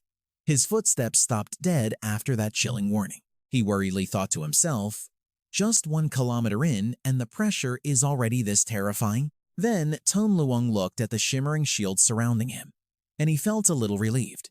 Good thing I have Ho Trung Nyet. This should be fine, right? With that, he no longer hesitated and slowly ventured deeper, thinking, I'll just see what happens if I keep going. Over 10 minutes passed, and by now, Tan Luang had covered 3 kilometers. His pace grew slower and slower, and his strength was beginning to fade. He gritted his teeth and looked ahead, thinking with dread, You've got to be kidding me. I can't sense an end to this tunnel. An image of himself about to be swallowed whole by a giant sea monster flashed through Tan Luang's mind. This terrified him even more. Meanwhile, the glowing luminous butterflies continued to fly onward as he remained lost in thought. Wait, aren't I still 10 kilometers away from the core? He stood frozen in place, his heart pounding with fear. What in the world is hiding in there? By now, the luminous butterflies and his other glowing companions were starting to grow weary. The sight made Tan Luang even more hesitant. If he pushed deeper and something went wrong, he would surely die in here. He just stood there, wrestling with himself. What do I do? Should I go on? Tan Luang's clenched fist was trembling. He thought in despair, after suddenly losing both step on the wind, summon the moon and behead the star, eclipse the moon. I'm completely powerless right now. But then he unclenched his fist. He berated himself pessimistically. As a 1-star beast tamer, I have no right to expect a second miracle. And so, Tan Luang began to turn around. His face fell. He had decided to give up. Looks like. I have no choice but to turn back. But as his next foot touched the cold ground, an image of Kumang's solemn expression flashed in his mind. Then he saw the moonlight-type dragon rampaging through the airship, and finally the sinister face of the red moonlight creature with its blazing eyes. Recalling these events, Tan Luang stopped dead in his tracks. A single thought screamed in his mind. I can't. He stood still in the oppressive atmosphere, telling himself, if I stay this week, there's no way I'll make it through the Moon God Festival. His gaze, now filled with unwavering resolve, was fixed on the darkness ahead. A burning desire to conquer it welled up inside him. Then, he slowly sat down on the cold floor. Crossing his legs, Tan Luang began to think with grim determination. My current realm is too low, so I'll just train right here until I can reach the end of this mine. If 10 days isn't enough, I'll take 6 months. I've been stuck at the 1-star realm all this time because all of my power was being siphoned off to nourish the slumbering golden butterfly. Streams of aura began to gather around Tan Luang. He was filled with resolve. Now that the golden butterfly has awakened, my power isn't needed to sustain it anymore. I can use this chance to finally have a breakthrough. I was so fired up before I came here and I was just about to quit. No way. At the very least, I have to see what's at the end of this. Sometime later, night had fallen outside and the snow fell relentlessly. Inside the mine, a powerful sphere of energy suddenly materialized. It glowed with a brilliant light. At that very moment, fierce streams of energy erupted from Tan Luang's body, looking powerful enough to rip space apart. Immediately after, a large crack appeared on the surface of the sphere. In an instant, the sphere of light exploded violently, and the resulting pillar of energy was so powerful it blasted right through the mine ceiling. From amidst the flying debris, Tan Luang emerged looking magnificent. the glowing silhouette of a butterfly behind him. He had successfully broken through to the 2-star realm. He was absolutely astonished, his eyes widening as a thought struck him. I heard only cultivators who reach the 4th level get a colored aura.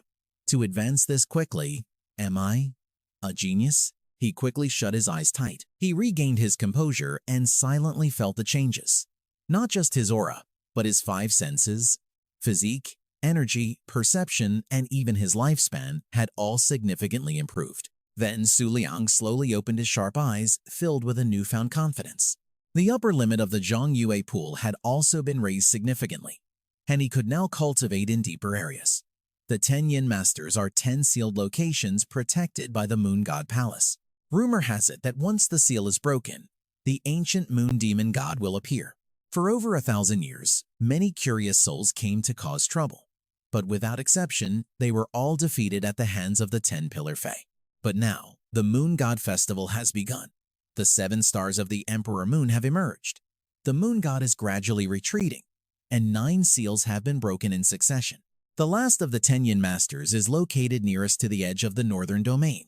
Perhaps due to the Northern Domain's presence, the 7 stars of the Emperor Moon had never touched this place.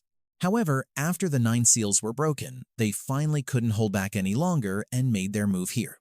On that day, as the members of the 7 stars of the Emperor Moon were taking action, a woman in black suddenly appeared, hovering in midair.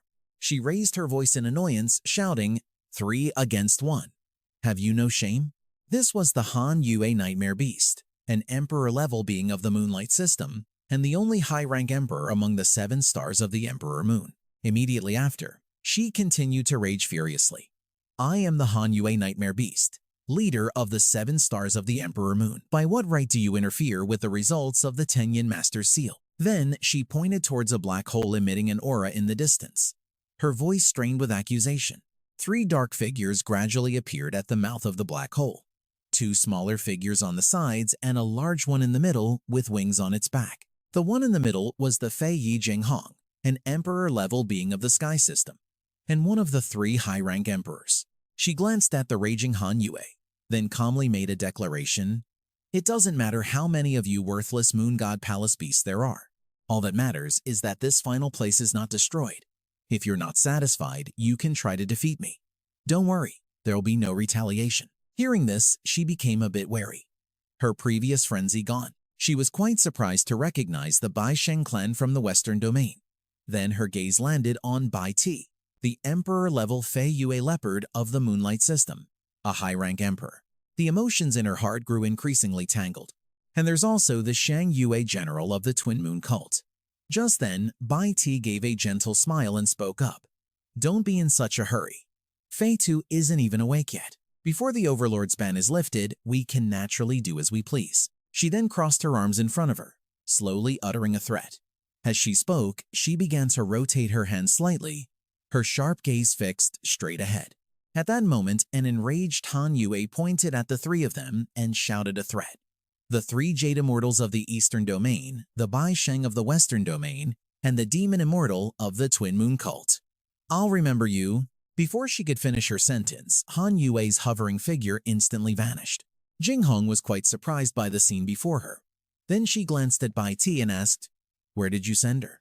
The girl raised her hands, beaming as she replied, to the Holy Land of the Northern Domain, the Sea of Clouds and Mist. But before she could finish, Jinghong cut in wearily.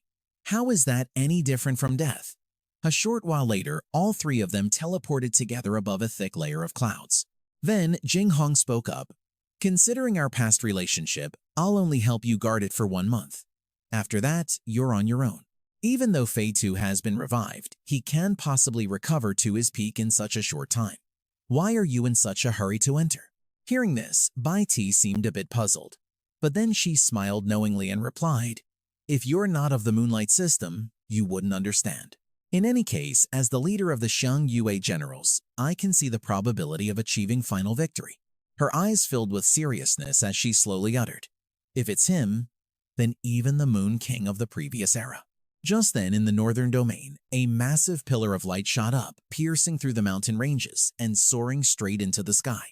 Su Liang appeared once again, looking incredibly majestic, surrounded by a stream of light. The scene cuts back to inside the mineral vein. Right now, at a depth of 10 kilometers, rocks and debris were crumbling down after the powerful tremor. Su Liang's hair fluttered in the gentle breeze. A sharp glint appeared in his eyes, along with a crescent moon symbol. After all his hard work training, at this very moment he had reached the 4-star realm. He glanced at his palms and thought to himself, it took half a month just to cultivate to the 4-star realm. Moreover, the 5-star realm is still not enough for now. His gaze was now filled with confidence, but when he suddenly thought of Huan Yua and Huan Yua, all his motivation drained away. He felt extremely anguished, knowing that right now he didn't have any supreme-level beings he could make a deal with. But then Su Liang looked ahead and asked a quiet question. Forget it. With my current aura, I should be able to make it to the end in one go, right? His gaze remained fixed ahead as he suddenly realized that after breaking through to the 4-star realm, the world before his eyes looked completely different. I can now clearly see the flow of all auras. He clenched his fist, determined to move forward based on his own judgment. Now I'm certain that this terrifying, crushing pressure is coming from some kind of living being. But then, a hint of fear crept into Su Liang's heart. A being with this level of spirit, will, and power. I can count the number of times I've encountered something like this on one hand. Venturing deeper inside, he narrowed his eyes slightly when he suddenly saw something. Far ahead on the narrow path, a faint glimmer of light appeared, making Su Liang excited. It seemed he had finally reached the end. Without a moment's hesitation, Su Liang immediately summoned Moon in the lake's greatest defensive barrier. When he was just a tiny distance from the bright gate, he took a deep breath to build up his courage. His footsteps didn't waver in the slightest as he moved forward. Not long after, a blinding light shone from somewhere, making it impossible for him to open his eyes. As the light gradually faded, he slowly opened his eyes wide. Su Liang had entered a mysterious chamber, hidden at the very end of the mineral vein. Before him was a mysterious figure with her back to him.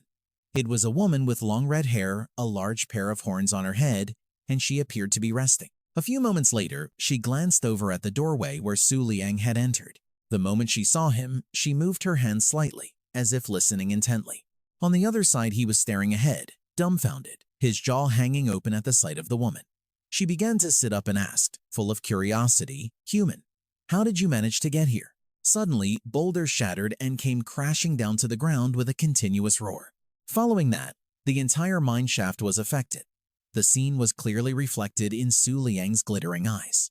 His face suddenly darkened in shock, and he panted so hard he couldn't form a word, muttering to himself that it had to be an illusion. Su Liang's whole body trembled uncontrollably. He clutched his cloak in fear, thinking to himself in a panic, "Her aura was so terrifying, I immediately imagined the end of the world." Still not having regained his composure, he continued to gasp for air. After a few heavy breaths, a small smirk appeared on Su Liang's lips, and he affirmed to himself, "I've won." Then he looked forward with a joyful gaze, thinking with complete satisfaction, coming here was the right decision. Su Liang's legs had begun to tremble, but he still forced himself forward, reassuring himself, "No matter what happens, I will definitely see the Long Moon's divine ritual bell through to the end." At this moment, the Book of the Moon also flipped open. A notification from its pages appeared before his eyes. A new beast had been unlocked. Looking at the woman before him, he made a firm resolution. No matter the cost, I have to make this woman mine. The notification from the Book of the Moon appeared. Moonlight type, Noble Emperor, Mystic King of the Withered Moon, Lantern Flame, status, extremely weakened. The Mystic King of the Withered Moon Lantern Flame was once one of the 12 lunar zodiacs under the Aquarius constellation. Just like the Moon Devourer, it's impossible not to have heard of such a legendary name. This was a legend 1,000 years in the making, one who dared to challenge a noble emperor on the night of a full moon. Realizing all this, Su Liang was stunned, staring at her intently as he thought, "The Mystic King of the Withered Moon Lantern Flame. This woman is actually alive, and she's right here in front of me." Immediately after, he called out, "Mystic King of the Withered Moon Lantern Flame." Hearing him call her name, she stood up. Su Liang walked over and extended his hand, announcing clearly, "I am the Moon King, Su Liang. I've come to get you out of here." His hand hung in midair, met by the woman's strangely complete silence. After a moment of contemplation, she finally spoke. Hearing her words, he became confused and asked, What? Her face had darkened, and she asked in a weary tone, is the abyssal crimson child defeated? Are the crimson devourer and the snowfall follower dead? You're just a mere mortal. With that, the Mystic King took a small step back and continued with utter contempt. A lowly, common realm. And you dare call yourself the Moon King? Then she looked up, her eyes like daggers. Her dark expression was clear as she spoke in a furious tone. Scheming to possess me. Immediately after, the aura in the room exploded. Su Liang was quite shocked by the situation. He instantly used the shield from Moon in the Lake to block it, his mind still in turmoil. What is this? Just this pressure alone has such destructive power. A large crack appeared on the shield before his eyes. Seeing it, Su Liang grew even more frantic. Damn it! Moon in the Lake's barrier is about to shatter. The pressure then stopped abruptly. At that moment, blue chains tightened around the Mystic King from behind, making her cry out in pain. The sight stunned him. The Mystic King had exhausted her strength. He immediately walked over and asked, "What's wrong?" Face to face with her, Su Liang's lips curled into a smirk as he began to taunt her. "You keep calling me lowly, but look at the state you're in. You don't have the strength to challenge a hegemon. You've even lost your freedom. And yet you're still here putting on airs." Hearing his utterly contemptuous words, she gritted her teeth in fury and cried out, "You!" Then she screamed, startling him for a moment. "You think I don't want to leave? With your pathetic mortal realm, how could you possibly save me?" The Mystic King then lowered her tone, continuing with absolute certainty. "Even if the seal is temporarily inactive, once Tambitu appears, I definitely won't die." Then she pointed at Su Liang, loudly proclaiming, "But you will definitely die a horrible death here." Even though she had just unleashed a torrent of warnings, Su Liang remained impossibly calm. He let out a sigh and asked wearily, "How pathetic. You're a noble emperor with a legendary reputation, and you're this afraid of Tambitu?" Then a small smile played on his lips as he said, "Don't misunderstand. I never said I'd take you with me." Hearing her words, he regained his serious expression, his bright eyes glaring. Then he explained, "We have to defeat the 3 blue jades, and then leave the eastern domain honorably, don't we?" Hin Vuong was momentarily stunned, unable to say a word in response to his reasoning. Right now she was thinking to herself, this man in front of me, who knows? She slightly parted her lips, her train of thought continuing. He's 100% a weirdo.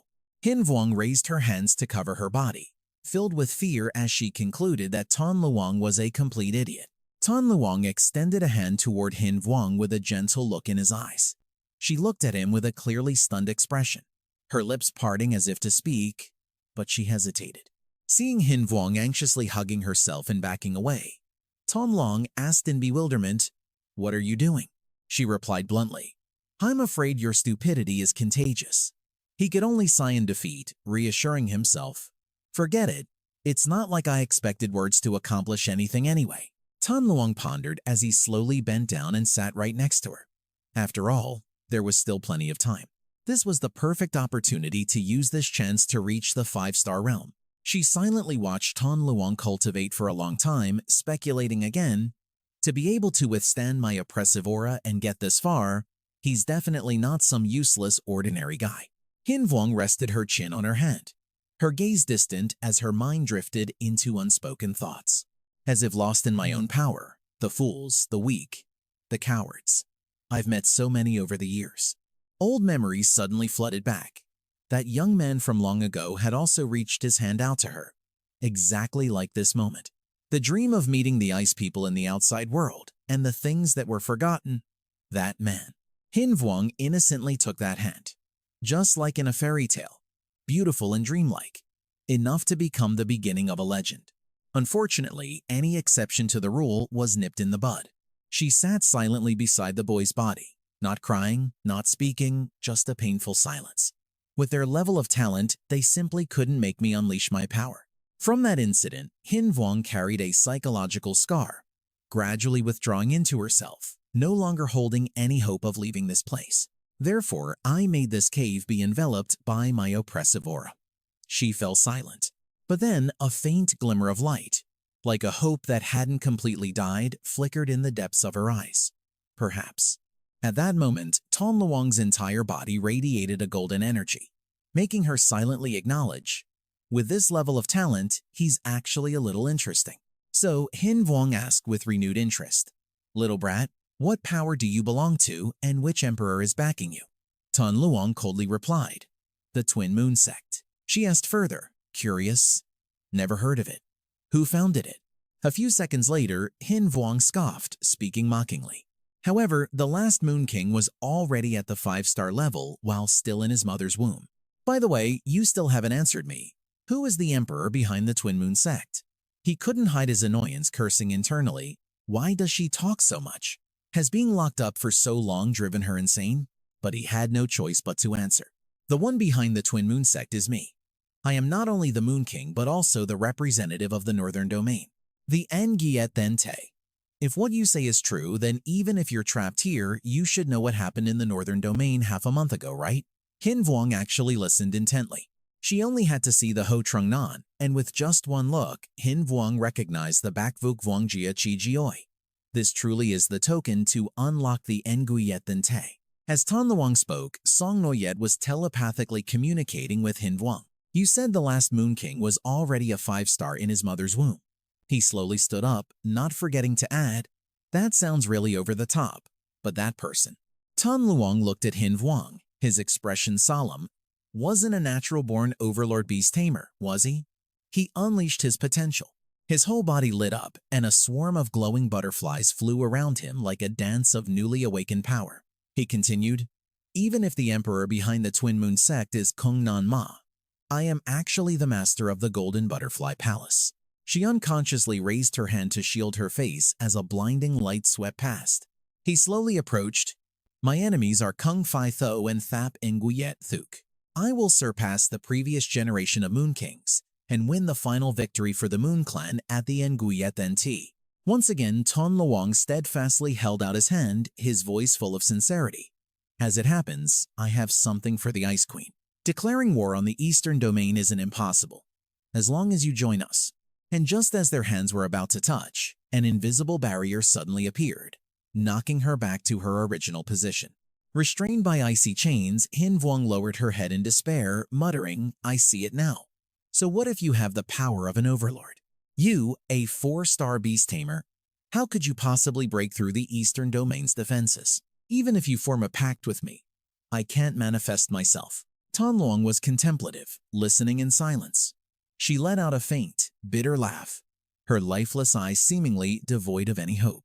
He asked seriously, "Hey Hin Vuong, if we successfully leave this place and you're set free, what do you want to do?" He then answered with his own question, "Would you go to war with the Ice Queen? Are the 3 blue jades the enemy we need to defeat?" She answered without hesitation, "Didn't that old hag from Kung Nan Ma tell you? I have no grudge against the Eastern Domain. On the contrary, the Ice Queen and Lord Tui Lien Tien are actually friends." Hin Vuong clenched her hands so tightly they trembled, finally able to voice her long-suppressed frustrations. "Back then, I fought the Ice Queen, all because she did something I could never forgive." She gritted her teeth, her whole body trembling uncontrollably, her words filled with hatred. If it weren't for the Ice Queen, Lien Tian wouldn't have been harmed. Just then, Su Liang's expression suddenly tensed with vigilance. The Xuan King quickly noticed it too, and at that moment, they both had the same thought. Someone's here. At the same time, outside, a deafening explosion suddenly erupted, and the cave couldn't help but tremble from the force. She looked up and said, "It's one of the 12 heavenly shields of the Eastern region. They must have detected the noise we made." The Xuan King quickly turned to warn him, "You need to run. If you're the one who made a pact with Gong Jin Dai, you can handle a normal emperor-level being, right?" Hearing this, Su Liang paused to think. "To be honest, I can't handle it." He feigned calmness and spoke coolly, "I don't need to run. I still have unfinished business in the Eastern region. You haven't told me everything, have you?" Su Liang realized what she was implying. "You're Jun Baoping's protector, aren't you?" The Xuan King stared blankly, her eyes wide. Su Liang continued, "Everyone knows Jun Baoping was defeated by Gong Fei Tu back then. But you're saying this has something to do with the Ice Queen. Once we get out of the Eastern region, can you explain it to me clearly?" While they were still talking, they were unaware that a giant bird was silently approaching. At that point, Su Liang couldn't help but feel frustrated and repeatedly questioned her. If it really has something to do with the Ice Queen, Is just fighting her once enough? He shouted angrily, trying to persuade her.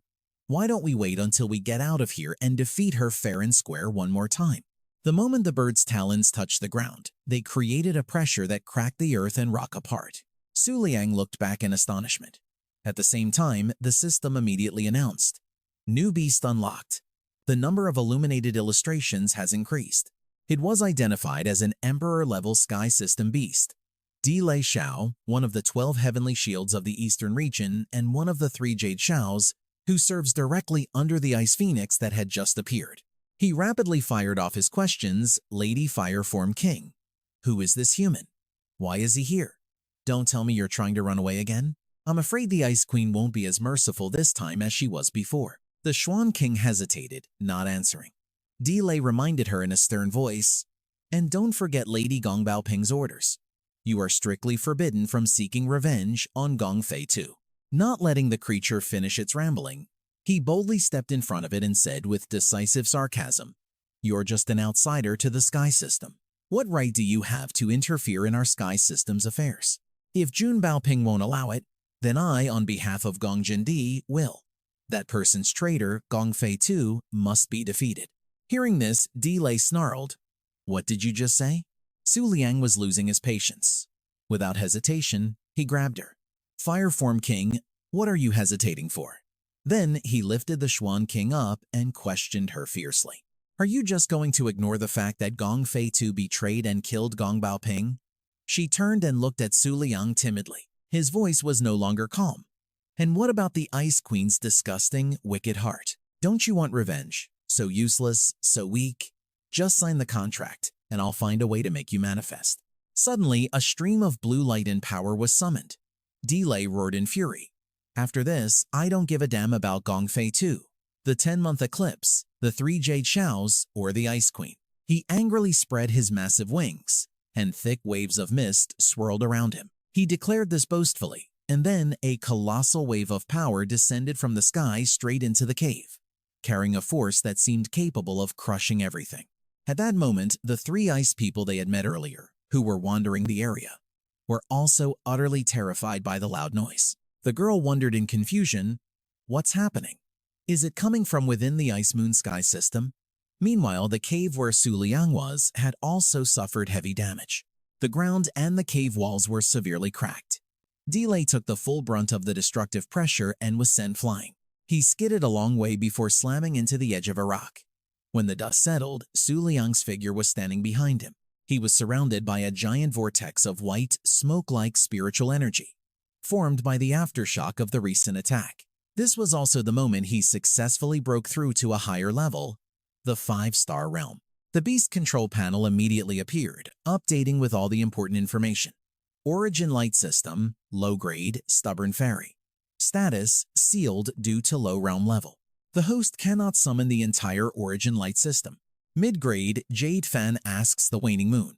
Origin light system, Emperor level, 8-winged Origin sovereign. Status, sealed due to low realm level. Cannot be unlocked until the host reaches the 7-star realm or achieves fusion, and an energy burst from 100 million low-grade stubborn fairies occurs. Realm level is too low. The host must cultivate further. Reading through it, he couldn't help but be amazed as his mind raced with calculations. If I reach the 6-star realm, I can command an Emperor-level being's descent. Isn't it normally the 7-star realm? Su Liang clenched his fist, his eyes filled with determination. He guessed to himself, in other words, if I reach the 6-star realm, I can freely use the power of Ku Yue and the Heartfire Xuan King. At this, seeing him standing there lost in thought, Delay flew into a rage. He started shouting all sorts of questions. "Human, what do you think you're doing? How dare you sign a contract with Lady Fire Xuan King, and even spout such arrogant nonsense about defeating the Ice Queen?" Su Liang just gave him an icy glare. Delay continued to roar aggressively, acting as if no one else mattered. He scoffed mockingly, "You're just at the 5-star realm. You can't even make an Emperor-level being manifest." A bolt of blue lightning suddenly struck down. At that moment, Su Liang looked up pensively, his eyes filled with indecipherable thoughts. Before lowering his head with a sigh, he immediately summoned the moon in the lake, and in the blink of an eye, a solid barrier was erected. The barrier rapidly expanded outward, enveloping a vast area, surging with intense spiritual energy. Even when the lightning bolt struck it directly, it stood firm, not moving an inch. Even Emperor Lei was startled by this sight, his eyes widening as he cried out, "What?" He broke out in a cold sweat. Emperor Lei was stunned and screamed in disbelief. The entire mining area and all the caves had vanished without a trace, after what had just happened, leaving behind nothing but a giant, deep crater. He cursed resentfully, "This damn bastard." Then, with the same disrespectful attitude, he demanded in a loud voice, "Who the hell are you?" After getting a better look, Emperor Lei quickly identified him. Wait a minute. The ruler of the moonlight system, White Hoof, the waning moon pupil. Staring directly into Su Liang's crescent moon eyes only made him more certain. Su Liang couldn't be bothered to care, closing his eyes slightly as he thought to himself, storing the energy of the entire ore vein at once. I think I can do it now. Not long after, streaks of greenish gold energy appeared behind his back. Those enormous wings were proof that he had successfully broken through to the six-star realm, his powerful aura illuminating the entire space. Su Liang carefully calculated in his head. 1/10 of the ore vein's energy had been consumed in an instant. However, there was still one problem. The temporary six-star state could only last for about 5 minutes. Emperor Lei was scared out of his wits, trembling in fear. Seeing this, Su Liang revealed a triumphant smile. Of course, it was all going according to his plan. Immediately after, Su Liang spread his arms and shouted, "Withered moon lamp core fire, queen of destruction, appear." As he finished speaking, a blazing ball of fire ignited on his wings, burning as if it would incinerate the very air. The sphere suddenly cracked open, and the Queen of Destruction emerged from within, answering Su Liang's summons. As fragments rained down around her, she stepped out with an aura of absolute authority, befitting the descent of the Queen of Destruction. Tiny embers scattered throughout the eastern region like a premonition. The common people panicked and fell to their knees, bowing respectfully. The withered moon lamp core fire, the great Queen of Destruction, has returned to the world after 1,000 years. The Queen of Destruction gently approached from behind and placed a hand on his shoulder. She called out, "Master," then thought to herself, "The moment I signed the contract, I instantly knew his plan." Her eyes were fixed on Su Liang's back. She couldn't help but sigh in amazement. "A man this crazy? I've never seen one before." At this moment, he glanced back coldly. But absolutely, the Queen of Destruction was still lost in her thoughts. More importantly, this man, he's not an apostle at all. Su Liang spoke seriously. "Congratulations on regaining your freedom. You know what to do next, don't you?" He held out his hand and asked, 5 minutes. Is that enough?" The Queen of Destruction understood immediately, stroking her chin hesitantly. Even though now wasn't the time to hesitate. Still, 5 minutes. After a moment of consideration, she decided to agree. Fine. Then she took Su Liang's hand, sealing their pact. Wasting no time, the Queen of Destruction quickly released a wave of energy that enveloped them both, and they slowly began to rise. Right after, they shot straight into the sky at the speed of light, leaving behind a dazzling trail of light that tore through the heavens. Emperor Lei still hadn't recovered from his shock, muttering dazedly, "This is bad. I'm so screwed." When he finally snapped out of it, his eyes widened in terror and he screamed with his mouth agape, "I have to inform Lord Shin Bixiao immediately." A short while later, at an ice castle that stood out under a blood-red crescent moon, Su Liang quickly arrived and hovered in the air, silently observing the situation. The Queen of Destruction's voice suddenly reached his ear, reporting, "We can still maintain this for about 4.5 minutes. What is it? Is what you're looking for not here?" Su Liang pointed a hand straight at the castle, then replied, "To save time, just scan the whole thing." He closed his eyes, concentrating intensely, and carefully probed every fluctuation in the surrounding area. Su Liang quietly released his energy, letting his spiritual aura spread throughout the castle. Looking through the castle walls, his eyes fell upon a girl with blue hair and a pale complexion. Observing more closely, Su Liang guessed to himself, this little lady is actually an 8-star beast tamer. Su Liang stood motionless in the air, unconsciously wondering just how many 8-star beast tamers are hiding in the eastern region. Before he could even speak, the Queen of Destruction quickly informed him that this young lady was the current ice consort, the one who made a temporary contract with Shin Bixiao. That name appeared in Su Liang's mind again, the current ice consort. Su Liang's eyes suddenly flew open as he realized an important clue. Wait a minute. The only thing he could think of was, could this girl be that three-eyed ice folk? She's in disguise. A sudden notification sound snapped him back to reality. Warning: a ruler of the eastern region has been detected before defeating Ying Fentong. Do not engage the ruler in direct combat on your own, unless they take actions that severely compromise your formation. At the same time, the current ice consort received a similar notification.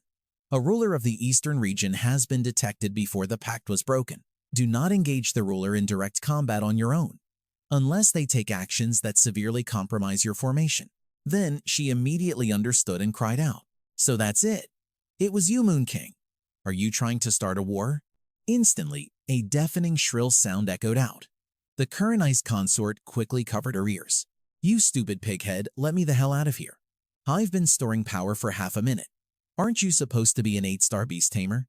Fendong roared furiously. "You're just gonna let the enemy get away with the Firefly King?" The current ice consort pouted and complained. "Please, Lord Fendong, I'm an 8-star ice-type beast tamer, not an 8-star sky-type. Who told you to always hide inside my body anyway? I really miss Lady San Su Bai Shui. It's been over a year since she returned for the Three Kings selection.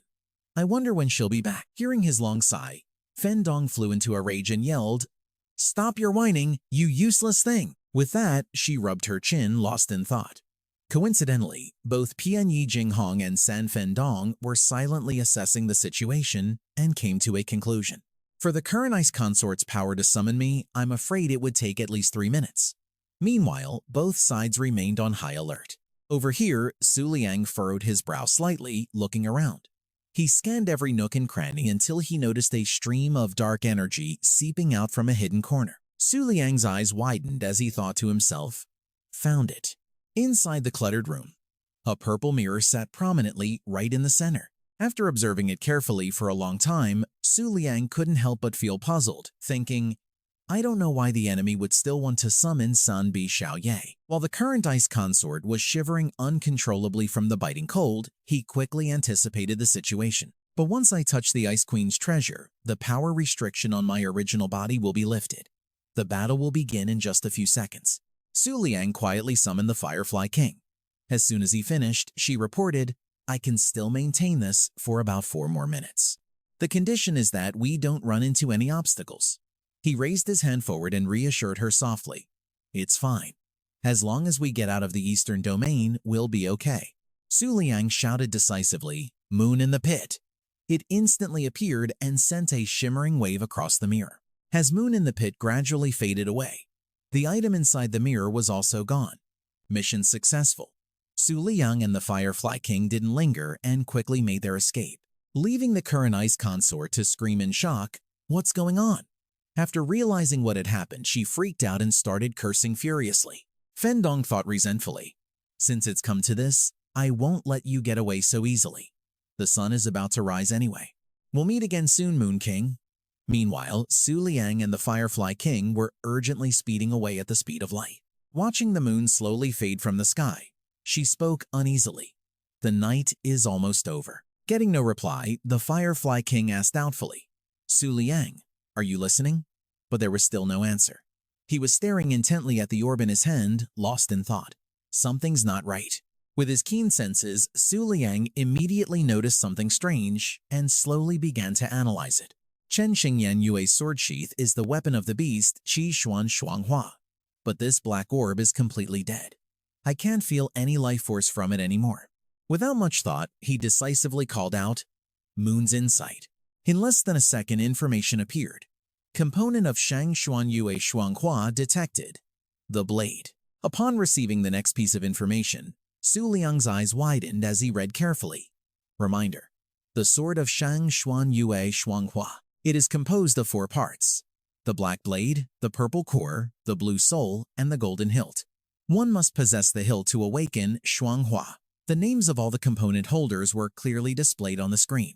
Black blade, holder, Northern Domains Moon King. Purple core, holder, Chen Xingyan Yue. Blue soul holder, Eastern Domains Gemini Bai Yue.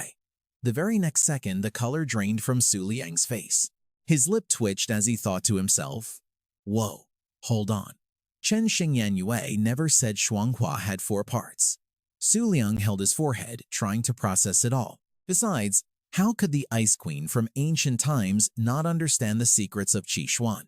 It's only natural she'd keep it with her. At least I'm bringing back a small victory. After all, I did manage to save the Firefly King this time. Plus, I got the blade. I guess this trip wasn't a total waste. He was so lost in the theories in his head that he didn't even notice her calling him. Su Liang rubbed his chin and smiled with satisfaction. I'll just hand this over to Chen Xingyan Yue for now. Losing her patience, she shouted right in his ear, "Hey, Su Liang!" which finally snapped him out of his daydream. The Firefly King said worriedly, "Even though you're fast, this is no time to be slacking off. The night is almost over. We have to cross the border of the Eastern Domain." Although her expression clearly showed panic and doubt, she maintained a polite tone. "I don't mean to doubt you, but right now, with this useless system panel of yours." The next second, the Firefly King couldn't hold back anymore and asked him straight up, "You can't even deal with a supreme-level enemy, can you?" Hearing this, Su Liang could only admit the truth. Next, a list of the pet beasts he currently possessed was displayed on the system panel. Bei Yue Yao Junju, Emperor level, cannot be summoned due to the beast tamer's current realm.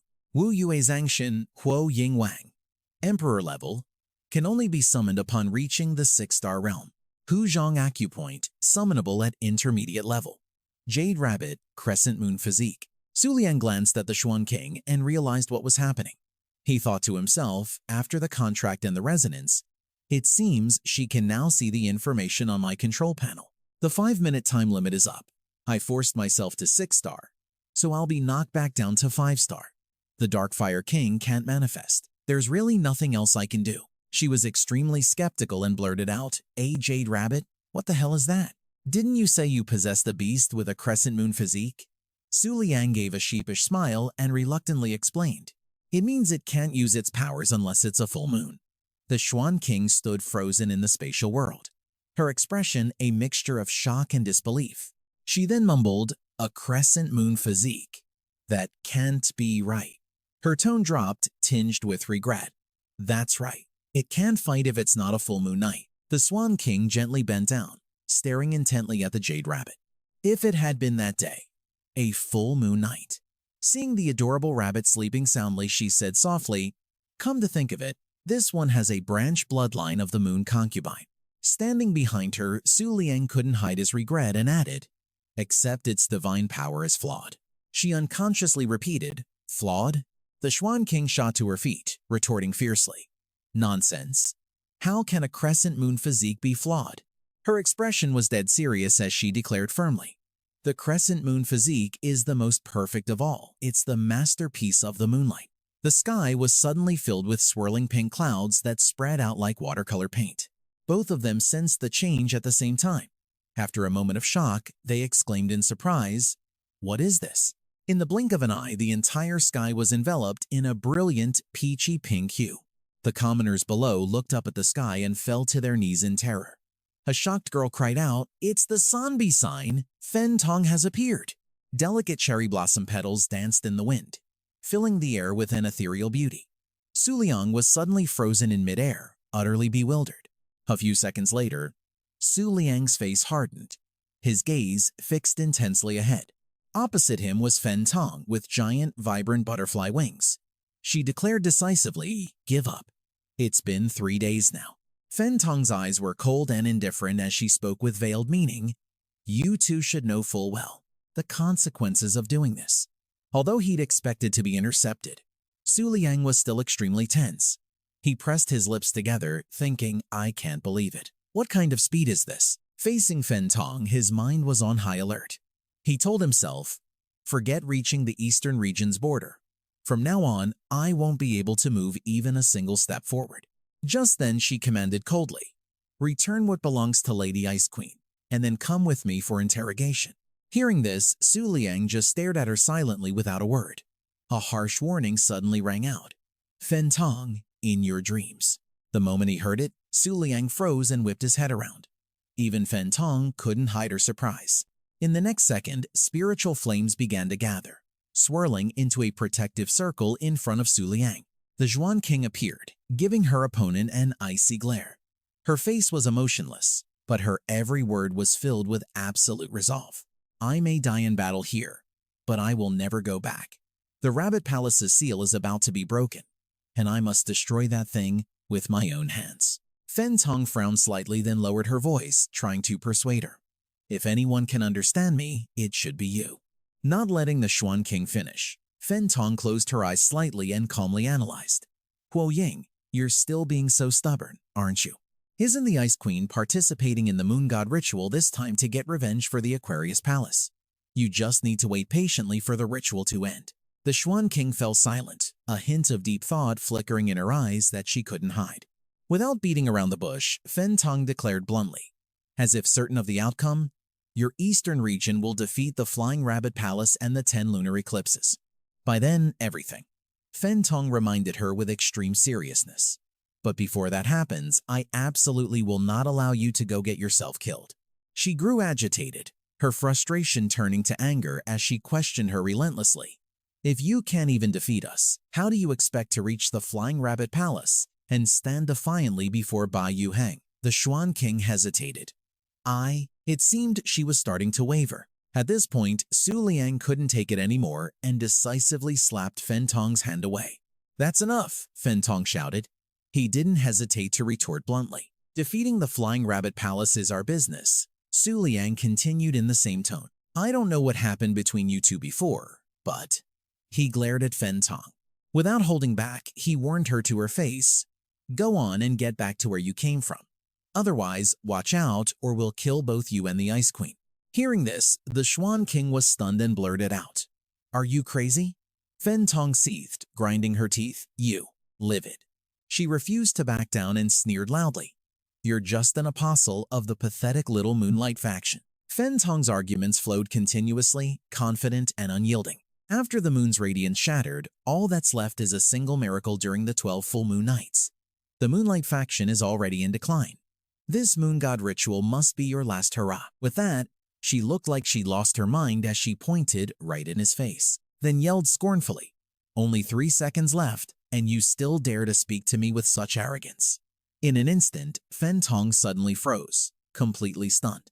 She quietly turned her face toward the light, her expression dazed. Inside the space, the system simultaneously announced a change in information. The Jadeite rabbit, which had been sound asleep just a moment ago, suddenly snapped its eyes open. Su Liang fell silent, muttering to himself, the moon. His crescent moon eyes reflected a bright, full moon hidden deep within his pupils. It's about to rise. As soon as he finished speaking, the moon slowly emerged from behind the swirling dark clouds, its brilliant light spreading across the sky. At that very moment, on the coast of the northern domain's border, in the central area of the Nine Hells, Elder Xing Miyue stared up at the moon in astonishment. She looked back in confusion at the person kneeling on the ground in despair and asked suspiciously, what are you doing? It's the moon-guiding celestial maiden, a supreme class of the Moonlight system. Hearing Miyue's question, she looked up, flustered and at a loss for words. The moon-guiding maiden recalled the life-or-death battle and explained with a shudder, back then, during the fight. By the time I could have activated my skill, I was already dead. She sobbed, burying her face in her hands, and in her distress, accidentally released the skill once more. Miyue didn't have time to scold her, saying helplessly, forget it. Anyway, at the Supreme class, the best you can do is simulate a full moon for 5 minutes. The full moon's light shone down on the sea. As they watched in silence, a chilling feeling crept over them. She worriedly said to herself, I hope nothing serious happens. Back with Fen Tong, she stood frozen, staring at the scene before her in utter disbelief. The full moon night, Su Liang lowered his head as a thought crossed his mind. Of course, I'm well aware that everything probably depends on it. The only thing he could think of was the image of the Jadeite rabbit. The transformation of this creature. A simulated full moon has no effect on an emperor class. There were only a few seconds left before the Fire Form King would be recalled. The Form King standing beside him was also silent. In this dire situation, Su Liang placed all his faith in the Jadeite rabbit, thinking, therefore, all hope rests on it. The moment she saw the Jadeite rabbit appear, she covered her mouth with her hand to suppress a laugh. With a voice full of contempt, she said, what's this little show? An intermediate grade Jadeite rabbit?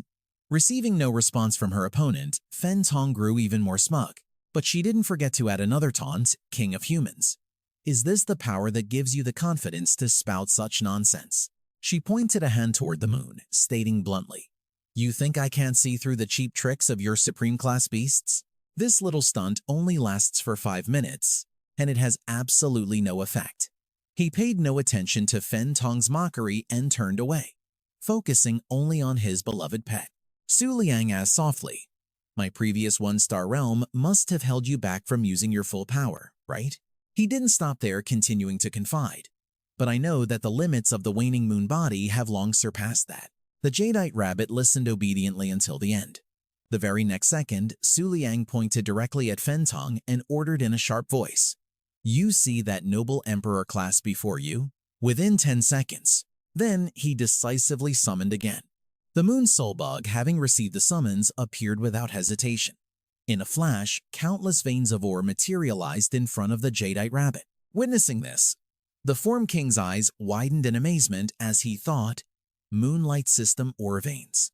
Only then did it begin to devour them. The Jadeite rabbit ferociously reached out and grabbed the chunks of ore.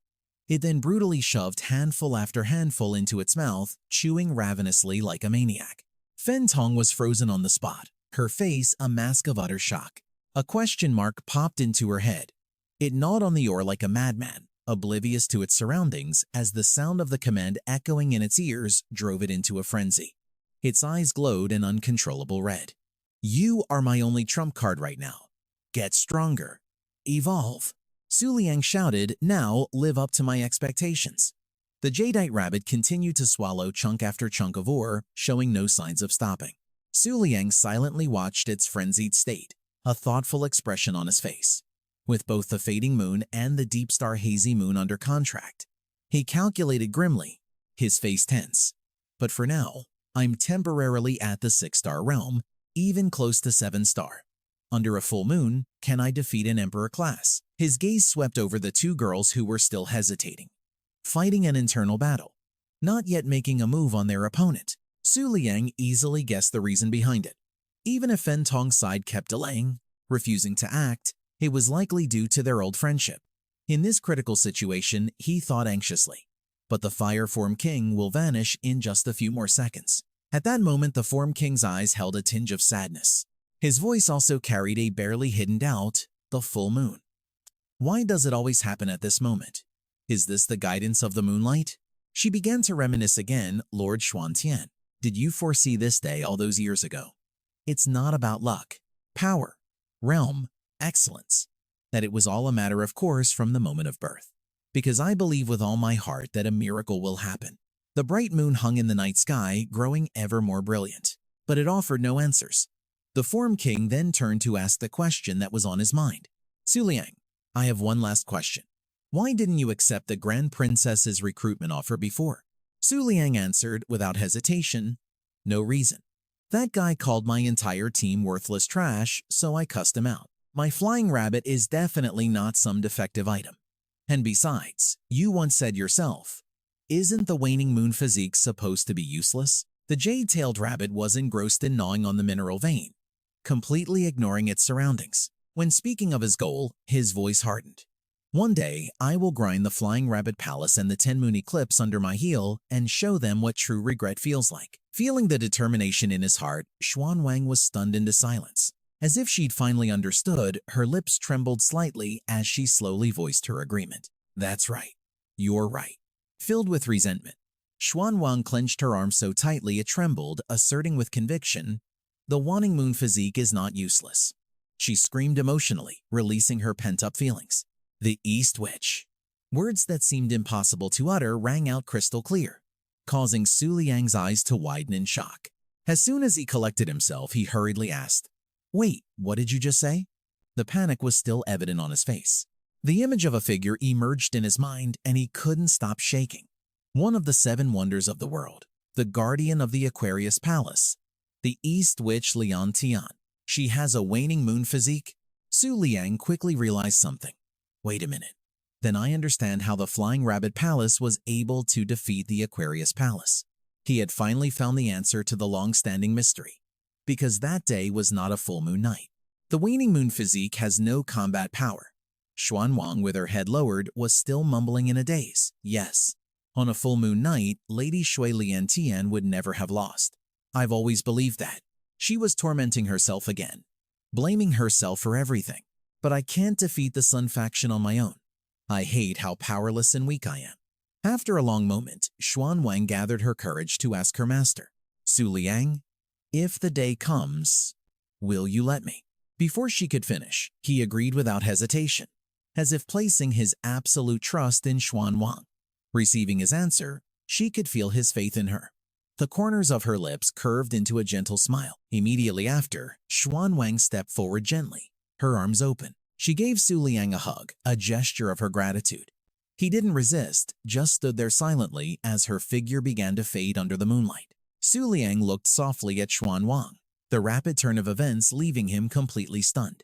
I am furious.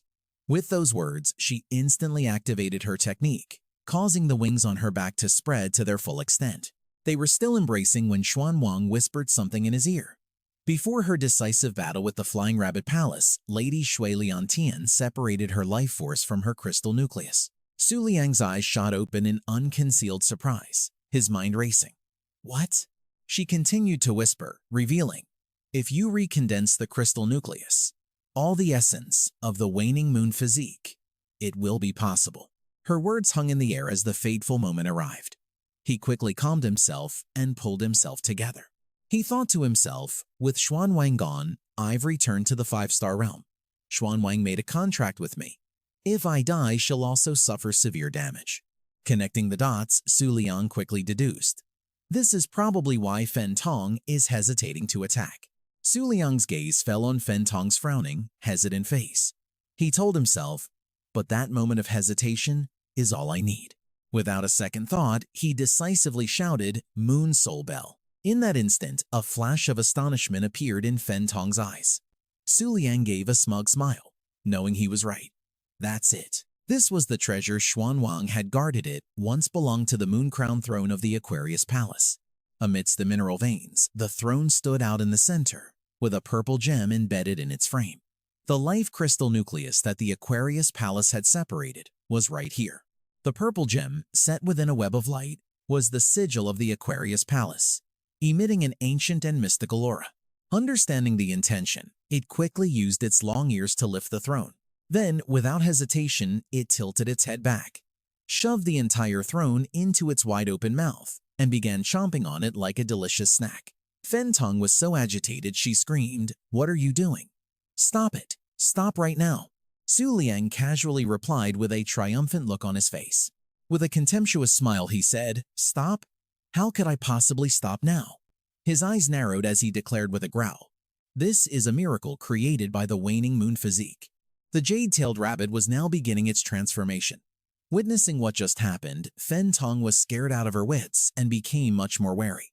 She wondered silently, that strange form of the jade-tailed rabbit, what on earth is it going to turn into? Even Su Liang hadn't anticipated this. He quickly released the Moon Soul Bell to create a defensive barrier. The giant silhouette of the jade-tailed rabbit slowly emerged from the dense smoke, like a divine beast ascending. The Book of the Moon appeared at the same time, displaying a notification, High-grade moon crown system, Sun Moon Rabbit. But it didn't stop there. Su Liang looked up in shock, thinking frantically, what? It evolved to the supreme tier in such a short time. The Book of the Moon displayed another notification, but this time it was a downgrade. Moon crown system, mid-grade, jade-tailed rabbit. Right after that, a notification popped up. Moonlight system, low-rank, moonlight rabbit. The notification panel flickered wildly, with characters appearing and changing in a blur. He was totally confused, wondering to himself, what's happening? Did this spiral out of control? When the smoke finally cleared, the sight of the Jade Fey rabbit's new form left even Fan Dong with a look of utter disbelief. In an instant, the Jade Fey rabbit had devolved back to its lowest rank, and was now named the Moonlight Rabbit. It just stood there as Su Liang and Fan Dong stared intently. She was completely stunned, stammering out, the evolution failed. Then the woman clenched her fists and spat out in frustration, what a disappointment. Hoa Hoin, you lost your bet. Fan Dong pointed right at Su Liang and let him have it. Even with her finger in his face, he remained silent, not saying a single word. Su Liang didn't even blink, his mind completely reeling from the shock. Seeing his stunned expression, Fan Dong asked smugly, "What's wrong? Now that the evolution failed, are you trying to figure out how to save your own skin?" All of a sudden, Su Liang's lips curled into a sinister smirk as he repeated to himself, "Failed." Then, under Fan Dong's completely contemptuous gaze, he declared loud and clear, "No, this is the perfect evolution." At that moment, a notification panel appeared, which read, "Moonlight System, Low Rank Moonlight Rabbit, Form Jade Crescent, Physique Waning Moon." Su Liang stared intently at the moon tome, and as he read its contents, he said, "Thank you. Hoa Hein King, as we agreed, it won't be long now." A triumphant look filled his eyes as he slowly declared, "On the night of the full moon, I will appear before them." Then Su Liang turned to emphasize his warning to the other woman. "Hey Fan Dong, I'd advise you not to make any moves." He flashed a triumphant smile and continued his threat. "If you allow it to develop a grudge, your Tam Diep2's 10,000-year legend of invincibility will be completely shattered." Hearing this, Fan Dong looked down at the Moonlight Rabbit with extreme doubt, repeating his words in her mind. The grudge of a low-rank creature? The pet's adorable face only made her more cautious. A low-rank creature that can withstand my pressure is definitely not normal. Or is this just some kind of bluff? Just then, Su Liang suddenly spoke up. "I have no intention of escalating things today. I'll let you off the hook. In the future, I'll claim the final, crucial piece from the Western Ice Queen myself." With that, he turned his back on her, completely ignoring the woman, and called out, "Let's go, Moonlight Rabbit." His incredibly dismissive words sent Fan Dong into a rage. She gritted her teeth and enunciated every single word. "What did you just say?" Immediately after, Fan Dong spread her enormous wings, and a massive wave of pressure began to build. Her butterfly wings began to radiate a power so ferocious it seemed to shake the very heavens, causing the ground to crack and send debris flying everywhere. At that moment, the two massive wings were about to slam shut, with the only remaining space being right where Su Liang and the Moonlight Rabbit stood. But suddenly, the wings froze in midair, as if blocked by an invisible force that stopped their movement. This left Fan Dong stunned, and she screamed, "What?" She stared at her two wings, held fast in the air, unable to close no matter how much she strained. Fan Dong wondered in fear, where is this incredible force coming from? Her face darkened as a possibility hit her. Could it be the Moon King? But when she looked at Su Liang's calm expression, she immediately dismissed that thought. No, that guy isn't doing a thing. Just then, a white orb appeared in the space between the butterfly wings, emitting an intensely brilliant light. Fan Dong was unable to keep her eyes open against the blinding glare. That glowing orb had been created by the Moonlight Rabbit's skill, and it now stood in the very center of it, blocking Fan Dong's attack. Su Liang glanced at the moon tome as a notification panel appeared with an explanation. Combat skill, Guardian Prototype, Aquarius. Power, Full Moon. Can manifest a full moon at any time. Cooldown, 30 days. After reading that, he thought to himself, I'm not sure why the power of the moon's radiance still works after being destroyed. But this evolution didn't just inherit the traits of Aquarius. It also came with new powers. This is, without a doubt, a perfect rebirth. Looking at Fan Dong's wings, which had now returned to normal, he could see she was completely astonished. Still shaken by what she'd just seen, she wondered to herself, how is this possible? Suddenly, a blinding halo of light appeared above the adorable Moonlight Rabbit, and the image of the Aquarius constellation began to materialize over its head. Fan Dong was so stunned she couldn't speak, her face frozen in shock. The Moonlight Rabbit raised its tiny paw to wave, adding a farewell, "Goodbye, little butterfly." Streams of powerful energy shot past the waving rabbit. In response, Fan Dong offered her own farewell. The Moonlight Rabbit beamed and quickly replied, "Same to you." A second later, an earth-shattering explosion erupted skyward, threatening to rip the very fabric of space to shreds. As a result, massive chunks of rock were sent flying in every direction. The explosion even shook the ocean, causing enormous waves to surge relentlessly. At that very moment, in a desolate stretch of the ocean, a deep maelstrom began to form on the water's surface. Meanwhile, on the coast, the moon spirit was watching the sky intently and asked softly, "It's almost been 5 minutes. The full moon is about to vanish, isn't it?" Dan and Guyet, She joyfully observed the scene before her and announced, "Well, it looks like we're about to go home." Suddenly, a pair of giant butterfly wings appeared above the full moon, flapping loudly. Dan Nguyen froze for a few seconds before asking, "What is that?" Just then, a powerful slash unexpectedly streaked across those giant butterfly wings. Dan Nguyen fell flat on the ground in shock, while Mei Nguyen remained standing there in a daze. At that moment, a massive beam of light appeared over the mountain ranges in the eastern region. The energy erupting from the mountain was incredibly intense. The beam of light struck the base of a large mountain, and the impact caused a considerable tremor. The dust from the violent impact slowly began to clear, revealing an enormous crater at the base of the mountain. Right then, high up in the sky, Delay was flying forward like the wind, shouting, "Lady Fian Fan Dong." She was sitting at the base of the mountain, in the area heavily devastated by the recent attack. Yet her expression was calm as she muttered a few words. "Excellent. After 10,000 long years, I'm finally feeling the sensation of pain." Fan Dong glanced up at the sky and thought to herself, "That bastard still hasn't used his full power." The woman lay flat on the ground, uttering something that made Delay tilt his head in confusion. "No, it's more like that artificial moon is just too damn useless." With that, she began to sit up, saying in a serious tone, "If that's the case." She moved past Delay, her voice ringing out with absolute determination. "The next time we meet, we'll settle this for good." Watching Fan Dong's figure move past, his eyes widened in shock as he silently wondered, "How can this be?" The blood stain on her wing shocked him even more as he was forced to think. Lady Tambik too, undefeated for 10,000 years, has been seriously injured. The scene changes to a certain sea.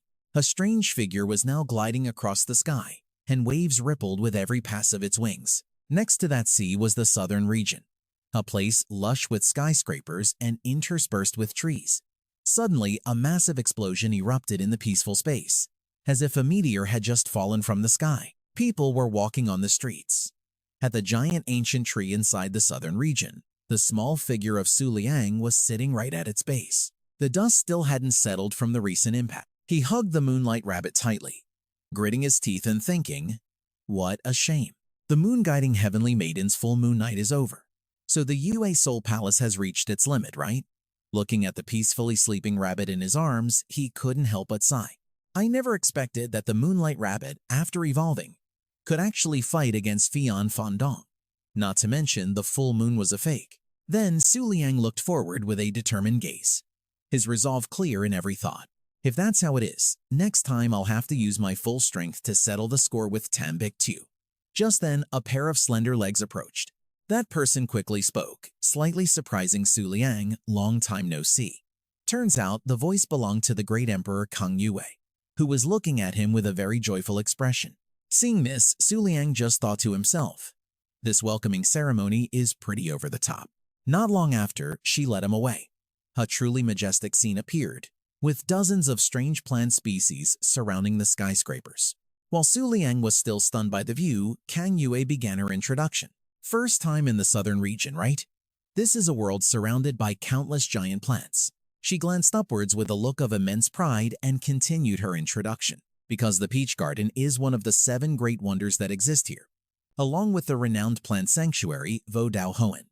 This is also where the surviving beasts are stationed." Then she looked over at the still-dazed Su Liang and asked excitedly, "The number of tourists in the southern region is several times greater than the central, western, and northern regions combined. It's majestic, isn't it?" His eyes remained fixed on the magnificent sights before him, as he silently uttered a word of admiration.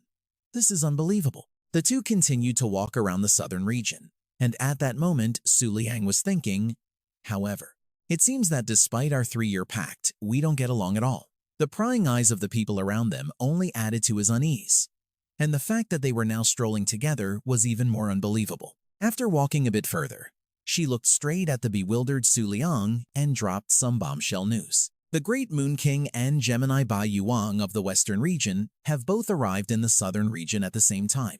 Hearing those words, he couldn't help but ask in shock, "Hold on, you're saying the western region's Gemini is here too?" Because something important came to his mind, based on the information he had previously obtained from the Book of the Moon in the eastern region. The Black Blade, wielder of the northern region's Moon King. The Purple Heart Sword, wielder of Tram Ting Yan Yue. the blue soul sword wielder of the eastern region's Gemini, Bai Yuang. Thinking this, he came to a firm conclusion. The amber peach of the waning crescent moon frost flower is in Bai Yuhang's hands. Just then Kang Yue explained, "Of course. The full moon night is approaching, the beasts of the moonlight system are preparing to ascend to the heavens, and so is Bai Yuhang. Aren't you the same?" As the woman finished speaking, a naive expression appeared on Su Liang's face, and he silently muttered the words, "Ascend to the heavens."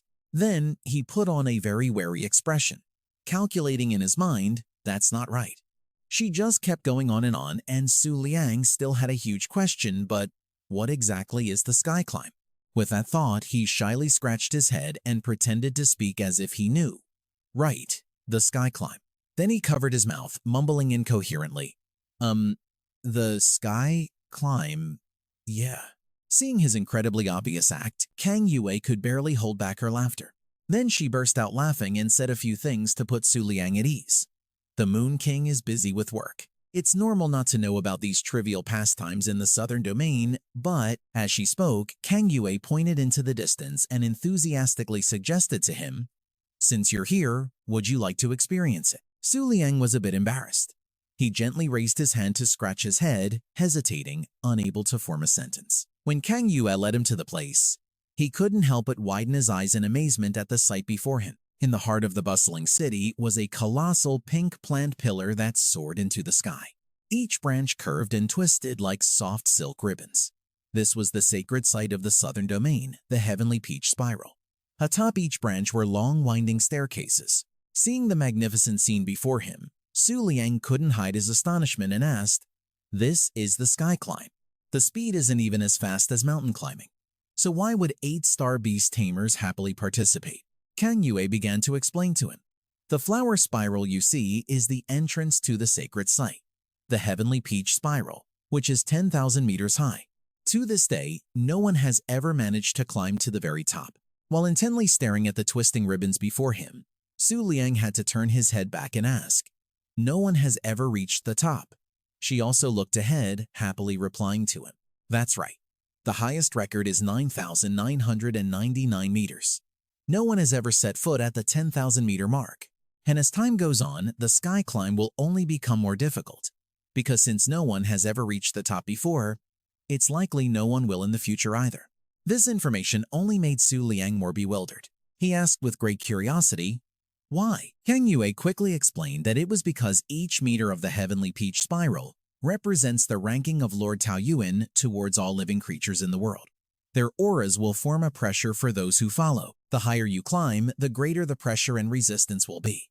If you succeed in the challenge, the power of your beast can cover that 1-meter area, allowing future generations to see the peak realm that you have reached. Then she pointed to the intersection between the vertical part of the plant and the spiral part, continuing to provide information. Below 5,000 meters, the records are renewed almost every year, but above 5,000 meters, especially near the top, it's basically impossible to change, because reaching 8,000 meters is an extremely difficult feat. Hearing all this, Su Liang was even more amazed by the mystique of the heavenly peach spiral.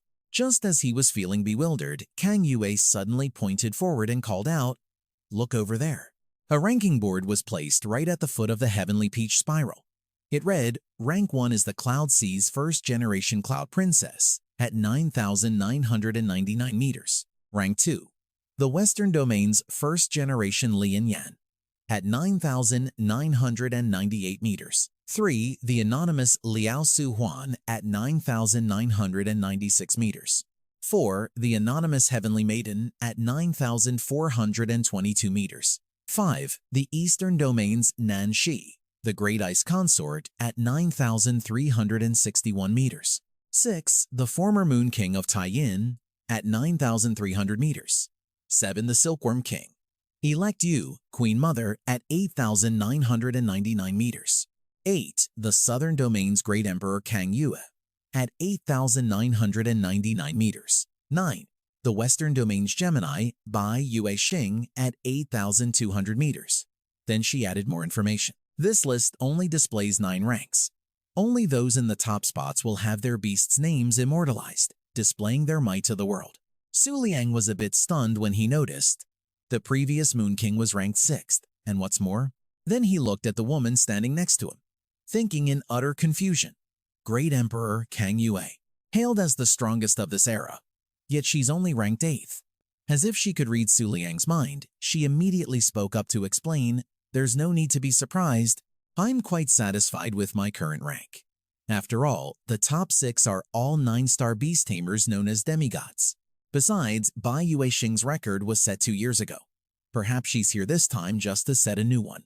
Back with Su Liang, he was now resting his chin on his hand, contemplating very seriously. So that's how it is. This sky climb really can. Just then, a voice suddenly rang out, startling him. Back then, the first-generation Cloud Princess, who stood at number 1, was a person of unparalleled majesty. It was Huan Yua from within the beast space. She continued to give Su Liang more information. In the beginning, she was just 1 step away from 10,000 meters. I wonder what she saw in the end. Hearing those words, he had to pause and think about the name. The first-generation Cloud Princess is an apostle of the Cloud Sea? Huan Yua quickly shook her head, then explained. The word apostle is an insult to my power. Back then, she made a pact with the strongest emperor of the White Deer clan, suppressing the world for 1,000 years. Even the moon god could only temporarily avoid the brink of destruction. Su Liang's determined gaze was now fixed on the heavenly peach spiral before him. Seeing this, Huan Yua immediately offered a word of caution. In short, if you're not confident about defeating these people, it's best not to try climbing right now. Otherwise, your trump card will be exposed. He immediately froze, and Su Liang couldn't help but stare at her in surprise. Seeing his reaction, she put on a sinister expression, her hand still held out in a tempting invitation. What's wrong? You want to give it a try? The sun was gradually setting behind the towering buildings, casting a golden glow across the sky, making the scene incredibly warm. This girl with a dark expression was from the Gemini clan of the White Saints of the Eastern Domain, and her name was Bai Yuexing. After waiting for a long time, she finally looked up, her mind busy with a tangle of thoughts. She carefully read the names of her ancestors from various generations on the ranking board one more time. Once finished, she asked in a serious tone, "If I surpass 9,000 meters this time, you won't reject my power, will you, Shen Xing Yan Yue?" At this moment, Yan Yue was standing right next to Yuexing. In a faint, ethereal form, she gently reminded her, "Ascending to the heavens isn't that simple. Descendant of Liao Sushuan. As you are now, you still can't surpass 9,000 meters." Hearing those words, Yuexing shot Yan Yue an annoyed, fed-up look. Even so, she remained resolute, determined to reply. Seeing Yuexing's unwavering resolve, Yan Yue felt weary, not knowing what else to say. A sense of worry welled up inside her as she recalled, "My master and I once walked to a height of 9,966 meters and carved our mark upon it. So I know that being above 9,000 meters is an astonishing realm." Watching Yuexing's back as she walked step by step towards the heavenly path ladder, she continued to think to herself, after that point, every single step forward means facing a full-powered blow from an overlord. Just then, system panels appeared in everyone's line of sight. Reading what was written on them, the crowd gradually gathered and began to buzz. The commotion made Yuexing look over curiously. What's this? Suddenly, the crowd parted, splitting to either side of the path, leaving a large empty space on the walkway leading to the stairs of the heavenly path ladder. Yuexing kept looking in the direction where everyone's eyes were glued. When she saw what it was, her eyes widened in utter shock. The majestic figures of Kang Yue and Su Liang were approaching, surrounded by 4 women who were holding back the crowd. Yuexing couldn't help but be shocked as she recognized the 2 faces at the front. That's the great emperor Kang Yue. Looking at Su Liang's carefree expression, she was even more stunned, whispering to herself, "The leader of the Twin Moon cult, the current Moon King Su Liang. What is he doing here?" Yan Yue's ethereal form also laid eyes on him. She was a bit surprised as she realized something. There was something different about Su Liang. Half a month ago, Shen Xingyue was supposed to be transported to the Eastern Domain with Su Liang. However, at a certain point in time and space, she suddenly felt a familiar aura, one that was very similar to her master's from 10,000 years ago. So she forced her way out of the transport, determined to follow that call. In the Western Domain, a great sword suddenly appeared before Bai Yuexing of the Gemini clan, so powerful that even an 8-star Beastmaster had to bow down. Later, in order to gain the recognition of Shen Xing Yan Yu, Bai Yue Xing came to this place to test her strength. Yan Yue's eyes remained fixed on Su Liang, her mind racing with thoughts. In just half a month, he's developed the aura to fight against the extremely powerful. A question immediately formed in her mind. What in the world did he go through to jump from the 1-star realm to the peak of the 5-star realm? At that exact moment, inside Su Liang's pet space, Xuan Wang was furiously cursing up a storm. What are you thinking? A 5-star realm cultivator ascending the heavens? She rushed to his side, seething with resentful words. Forget 9,000 meters, even 8,000 is a total pipe dream for you. Kang Yue smiled at Su Liang while Xuan Wang continued her tirade. Have you thought about the consequences of failure? The Heavenly Path ranking is something the entire world, including the Divine Temple, is watching. She gritted her teeth in anger, glaring. Those in the Supreme Yin faction will learn your lineup and your trump cards. Why not come back after you break through to the 7-star realm? After that whole tirade, it was as if Su Liang hadn't heard a word. He just said confidently, Xuan Wang, I'm running out of time. He gazed at the colossal Heavenly Path ladder before them and slowly explained. The Moon God ritual has reached this stage. I can't afford to spend another few months or half a year to cultivate a more stable foundation. Then he looked towards the ranking board up ahead. His sheer determination was clear in every word he spoke. As long as there's an opportunity, I have to act immediately. I only have one question now. After those worthy names on the board ascended, what did they actually achieve? And so he began to mutter the name of each person on the ranking board. Xuan Wang had also calmed down, and she began to answer his question. Everything. Opportunities, fate, experience, enlightenment, fame, the attention of the gods. Everything they wanted. At that moment, Kang Yue was still smiling brightly. Xuan Wang's explanation continued. 10,000 years, 100,000 years, even a million or several million years later, future generations of Beastmasters will look back on their past glory and be shaken by the era in which they existed. As soon as she finished, Su Liang spoke again, slowly and casually. No, you've misunderstood. I don't care about those empty ideals. I only care if the actual reward for reaching the peak is worth risking everything for. Hearing this, Xuan Wang was momentarily taken aback. The very next second, a smug smile spread across Su Liang's face, full of arrogance as he posed the question. If I create an unprecedented miracle here, what will happen to this world? As he spoke, he summoned hundreds of glowing butterflies that fluttered around him. The butterflies also crept towards Kang Yue. At this moment, Tan Luang muttered a few words to himself. This was a once-in-a-lifetime opportunity. The butterflies had also reached Du Yet Han, but what she was paying attention to were his words. Right at this moment, Tan Luang held his head high, emphasizing each word. I must reach the summit. Hearing those incredibly resolute words, the Xuan King couldn't help but object. How is that possible? Those 9-star demigods have never even attempted the 5-star heaven ascending realm, let alone reaching the peak of heaven ascension. You're talking nonsense. Just then, Du Yet Han spoke softly to Tin Nuyet. As it happens, Stinger Tin Nuyet, the Moon King, the one who possessed the previous one, is also here. Her eyes squinted as she looked curiously toward Du Yet Han. In the next second, Du Yet Han became extremely determined and boldly declared, let the entire southern domain bear witness.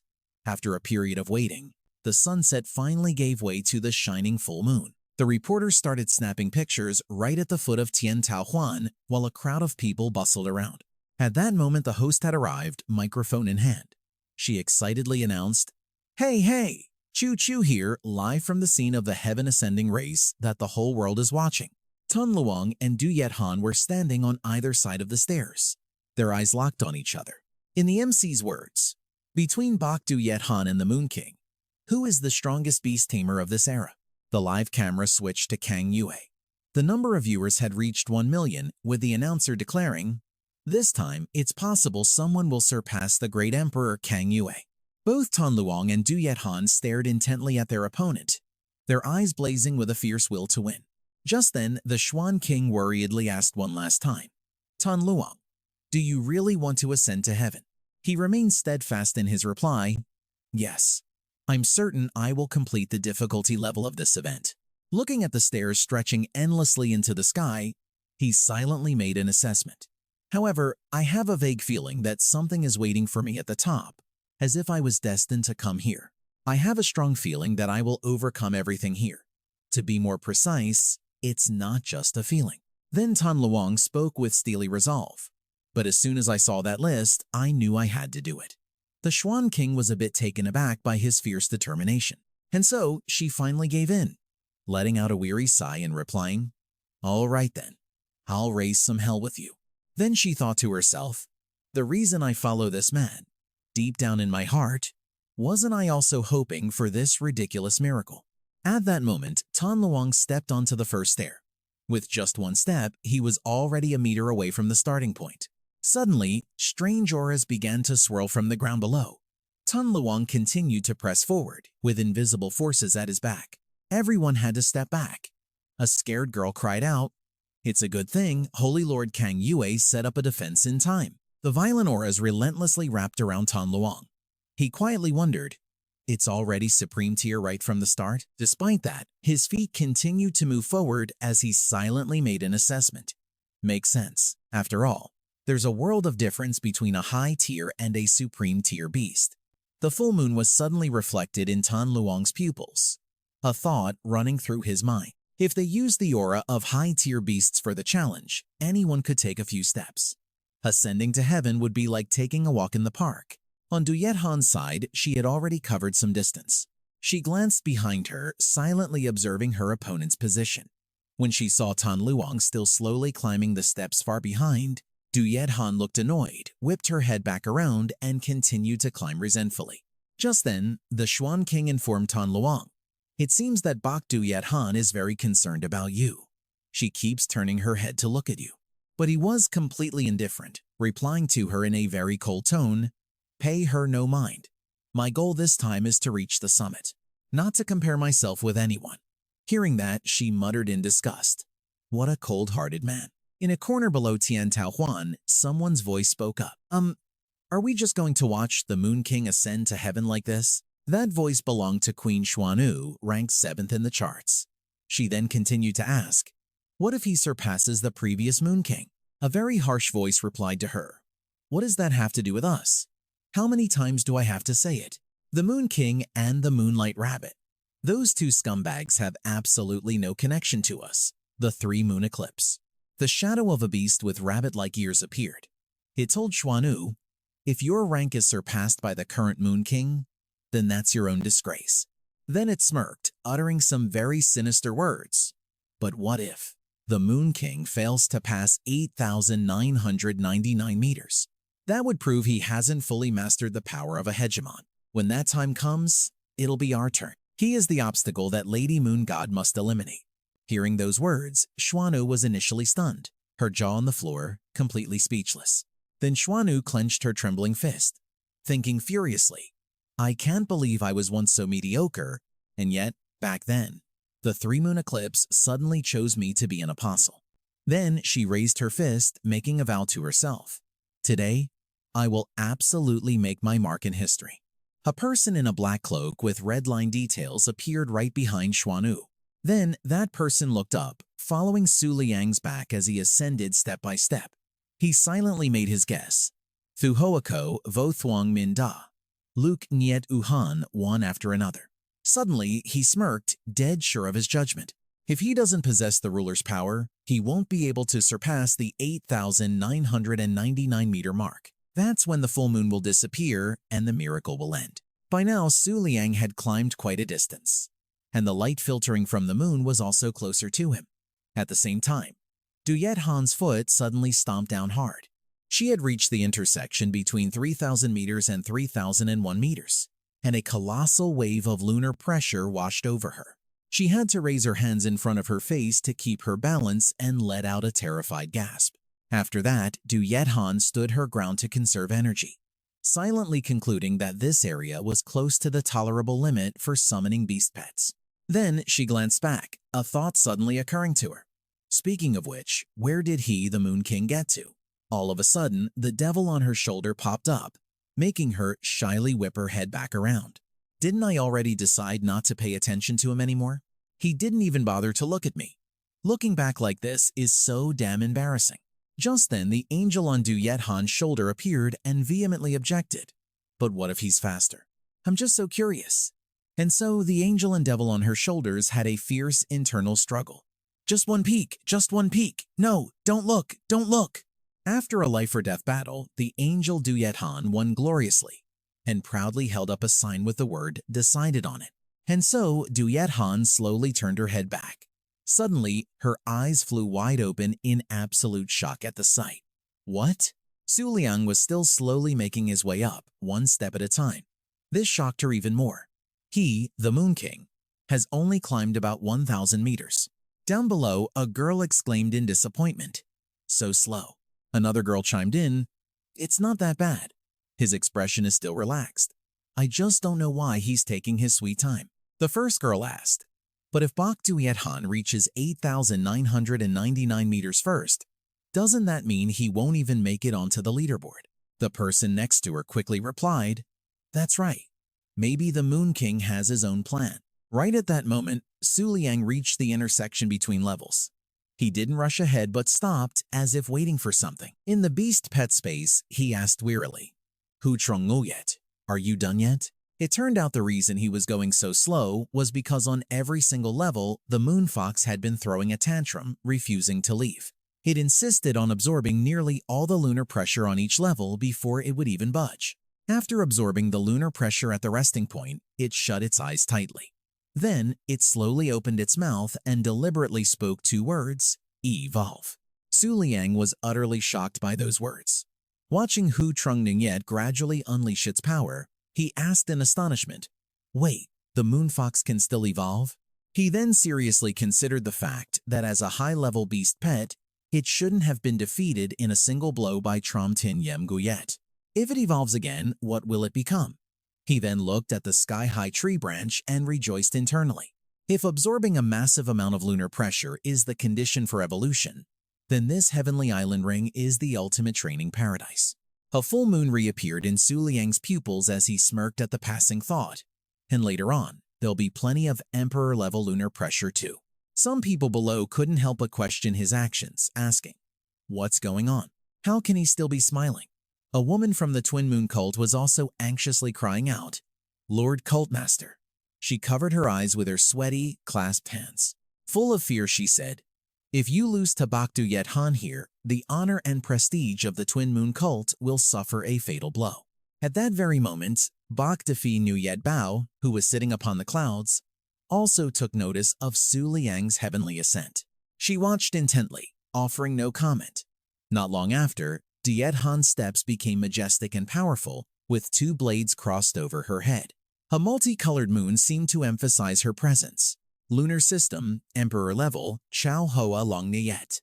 The spectators below were completely stunned by that milestone. Shouting in unison, Bak Diet Han has already reached 5,000 meters. With the blessing of an Emperor-level being, she's even faster than before.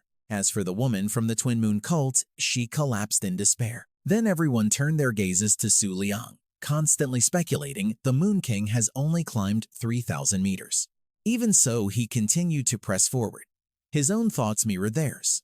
At this rate, I'm definitely not going to make it past the limit during this full moon. Then he gently closed his eyes to sense something. At that moment, a brilliant barrier began to expand behind Su Liang. He remained calm, thinking to himself, but if the moment the full moon is lost is the end, then for me, that's when it truly begins. A large crack started to appear on the surface of that multicolored barrier. Su Liang had climbed to the 5,500-meter area. This was also where Hu Trong Engiet successfully evolved to another realm. It was now Lunar System Supreme level named King Hoa Thui Engiet. Main skill: stillness increases absorption capacity. Counter to stillness: can absorb all surrounding impacts and vibrations. When it endures past its limit, it will explode and die. Refraction: when enduring an attack, it will disperse the power, retaining only a fraction of the original force. This information left Su Liang stunned, speechless. His jaw dropped as he questioned himself. What? It really wasn't me. He just stared blankly at the mirror flower water moon in front of him, his heart filled with confusion. What the hell is 180 times? What the hell is 1/10? But he continued to move forward. his mind still focused on analyzing the situation. So, normal attacks from a supreme-level being won't even reduce the shield's power by 1%. What's even more incredible is that later on, it could even withstand a few attacks from an emperor. Not long after, Su Liang reached the 5,600-meter mark. He stopped on the next step, waiting quietly. Before she could finish speaking, the sight of Mirror Flower Watermoon with its stomach bulging hit him right in the face.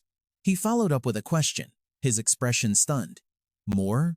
After letting out a huge burp, it urgently prompted Su Liang, "Hurry up." He was dumbfounded by Mirror Flower Watermoon's words, thinking to himself, that was way too fast. Just then, a girl exclaimed in surprise, "What's going on?" The Moon King was so sluggish at 3,000 meters. How is he moving like lightning now that he's at 6,000 meters? Another person silently offered their own theory. The young master of the Twin Moon sect was probably still worried, constantly asking questions, but it was too late. The full moon was about to end. What on earth is the Moon King thinking? Bo Yusing has already passed the 8,500-meter mark. Not long after, the flag of the Moonlight system, an Emperor-level Platinum War Soul, with Emperor-level status, the unique weapon of the Bo Saint clan, was fluttering in the wind. Yuxing's body was covered in wounds, her trembling frame drenched in blood. Exhausted, she collapsed at the intersection between levels, her hand tightly gripping the flagpole. With heavy steps, Yuxing pushed upward. When she reached the 8,900-meter mark, a massive pressure slammed into her body, as if trying to push her down. Even though her body was at its limit, this woman held on tightly to the flagpole in her hand. She gritted her teeth, barely managing to speak. Watch closely. Star-slaying moon eclipse. Her endurance almost gone, Yuxing crawled up each step, saying with a tremble, "I will surpass everyone." Yuxing's wounded hand reached forward, slowly stretching upward, as she silently told Jing Yue, "After this, follow me." This woman's foot finally stomped down, and a notification board instantly appeared. On it were the rankings. In 7th place were the Silkworm King and Queen Mother Wu, at 8,999 meters. 8th was the Southern Domain's Great Emperor Kang Yuan at 8,999 meters. And 9th was the Western Domain's Gemini Bo Yuxing at 8,999 meters. The audience who read the recent announcements couldn't help but jump up in excitement. Great Emperor Kang Yuan also happily clapped in celebration. Then she slowly fell out of the heavenly Dao ring, collapsing onto the large flag. A smile bloomed on her lips, and though exhausted, she managed to say word by word, "I did it." To be ranked with Great Emperor Kang Yuan and Queen Mother Wu, the two strongest of this era, her name would be remembered for ages. The full 9-rank leaderboard has been updated. Then she looked over and asked softly, "How did it go?" Jing Yue was silent for a moment in the space, then asked sorrowfully, "In the end, you still couldn't reach the 9,000-meter threshold?" Then she looked at Yuxing, who was drifting off from exhaustion, and whispered to herself, "As a descendant of Liao Xuan, if you're satisfied with just this, I won't be able to stop myself from wanting to kill someone." Then Jing Yue cautiously looked in another direction and wondered, but then again, where is his stopping point? At this very moment, Su Liang was still strolling forward, having reached the 8,000-meter mark. Then he scratched his head and said sheepishly, "So this is 8,000 meters, huh? From here on out, it's all super experts among the Emperor level." Su Liang continued to walk forward, surrounded by terrifying pressure, thinking to himself, "Being protected by Mirror Flower Watermoon Shield, I don't seem to feel a thing." Then he frowned slightly, a thought flashing through his mind. But from 5,500 meters to 8,000 meters, Mirror Flower Watermoon's evolution progress is less than 5%. Looks like it can evolve to the Emperor level here. Just then the Xuan King's praise startled him. "How impressive. I've never seen anyone ascend so effortlessly." She hugged her knees in the space and said with amusement, "That Mirror Flower Watermoon spirit inside you, it's truly ancient. Even I have never heard of it." As soon as the Xuan King finished, a gruff voice rang out, "Are you calling me an old man?" She looked completely baffled. "Ah." Mirror Flower Watermoon crossed its arms, annoyed, and continued, "Are you calling me an antique?" Outside, Su Liang was also stunned after hearing that. He silently speculated. After evolving to the supreme level, its way of expressing itself has become clear. Just then, the Moonlight Rabbit started repeating 2 words over and over. old man, old man, old man, making Mirror Flower Water Moon about to lose its cool. It just rolled around in the space, muttering those words, old man, old man. Furious, Mirror Flower Water Moon pointed at the Moonlight Rabbit and shouted, "You're the old man." Su Liang ordered them in a stern voice. All right, no fighting." Down below, two women were discussing in shock. The one with short hair cried out, "My God, why isn't the Moon King stopping? Did he just pass 8,000 meters like that?" The girl with the ponytail next to her added, "And he's moving more and more effortlessly. Could it be? He wants to break through 9,000 meters." A short-haired woman offered her theory. "How is that possible? The full moon is about to end, no matter how many trump cards he's hiding. Once the full moon ends, they are forced back into their original forms. This is the weakness of the moonlight system." At that moment, Huan Yua quietly glanced at the full moon in the sky. A look of unease crossed her face as she silently agreed with a previous sentiment. That's right, because she knew one thing better than anyone. No matter how mystical a moonlight system creature was, they couldn't hide the moment the full moon faded. When the 3 days are up, forget breaking through 9,000 meters. Even staying above 8,000 meters would become incredibly difficult. Her mind became a tangled mess of questions. Even she truly couldn't understand it. Looking at Su Liang's back as he calmly continued forward, Huan Yua quietly asked, "That guy, what in the world is he thinking?" Su Liang kept his head down waiting. He was currently in the 8,500 meter zone. A great gust of wind rose up, and streams of pink energy swirled into a towering tornado. Fen Tong appeared. Her large butterfly wings spread wide as she hovered in the air, looking down. The moment he saw her, Su Liang quickly recognized her and spoke up to confirm. So the pressure in the 8,500 meter zone was left by you, huh? Fen Tong remained silent, not answering him, her eyes filled with annoyance. Seeing that she wasn't reacting, Su Liang smirked and continued, "Even your true form couldn't defeat me." As he finished speaking, she immediately transformed, shrinking down. The Chongquan appeared right behind him, opening its massive mouth and sucking Fen Tong inside. It ate her with relish, letting out a satisfied burp.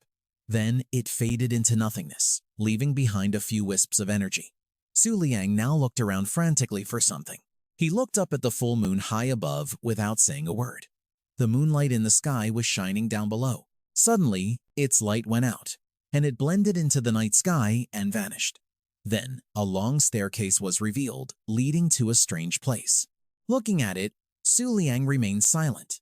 The people below looked up at the sky and wondered aloud in confusion. Why did the Moon King suddenly stop? A woman among them spoke up. The full moon has disappeared and the 3 days are almost up. Perhaps the Moon King is about to give up. Suddenly, a woman in a brown robe pointed to the sky and shouted, "Everyone look! The Moon King, he sat down. Up above, Su Liang didn't step onto the staircase, but instead sat down cross-legged to meditate. He closed his eyes. He pondered to himself the Fire Form King, the Moon Crown Rabbit, the Mirror Flower Water Moon, and finally, wait for me to break through. This is not my final destination.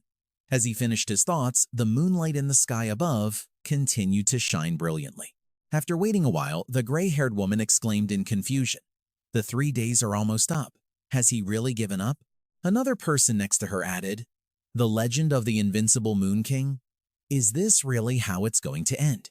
Manhwa couldn't stand it anymore and angrily charged toward Su Liang, screaming, "Go to hell, Moon King." Murong, who was standing beside her, noticed and cried out in alarm, "Manhwa." But Manhwa had already quickly used her technique, her entire body glowing with light. Instantly, a bolt of light like lightning shot out, streaking high into the air. Over here, a cat paw hammock was trembling faintly. Yue Xing, who was severely injured, lay on the hammock and groggily opened her eyes. She was startled by what she saw in front of her. Seeing those lightning bolts shoot up, Yue Xing felt a strange sense of confusion and wondered, how can this be? Why has that person returned here? The lightning bolt struck directly down on Su Liang's head as he meditated, but he was completely unharmed. Su Liang sat calmly amidst the smoke and slightly opened one eye. So it's a Cloudstone Moonlight Rabbit, a Moonlight System, Emperor rank. It spoke arrogantly, "The current Moon King is about to be killed by me in front of hundreds of millions of people." Su Liang silently looked at the book in front of him. As the system's voice rang out beside him, new pet beast has been unlocked. Number of available slots has increased. The system panel appeared, reporting High Emperor rank, the winner of the previous Moon God Festival. Detailed abilities cannot be read by the Book of the Moon. His face was completely unfazed as he spoke. A yellow moon 7 stars. Huh? Even though you're weak, you're still considered high level in the Taiyin realm. Isn't it a bit too early for you to come here and throw your life away? Hearing this, Yunshi gritted its teeth and roared in fury. What did you say? It yelled to clarify. This old master isn't some yellow moon 7 stars trash. This old master follows the esteemed Lord of the Lunar Eclipse Earth Court, not that trash matriarch of the White Jade capital. Yunshi was screaming so loud that Su Liang stuck a finger in his ear and went along with it. Ah, right. Then Su Liang's eyes flashed brightly. His steely voice asked, "Are you the only one?" "No, there's also an ant down below. It hasn't stopped since the beginning." Hearing that, Yunshi turned its head and asked, "What?" Behind it, gusts of wind swirled, forming a circle. The figure of a person in a cloak appeared before it. She threw off the cloak, revealing a body clad in black with strange patterns. This was the 4th emissary of the Blood River Equinox Divine Sect. She had overheard their conversation and spoke as she walked towards Su Liang. "If you already know, then that means you were indeed the one who did those things." Before she could finish her sentence, Yunshi furiously roared, "Get lost! Don't you dare steal my prey!" Suddenly, a large portal appeared on this side, flashing with a few terrifying purple bolts of lightning. Yue Guang, standing behind Kang Yue, secretly observed them and asked, "What should we do? Should we intervene? It looks like a fight is about to break out. If something happens to the Moon King here, our southern domain will be in trouble." She stared ahead, not answering right away.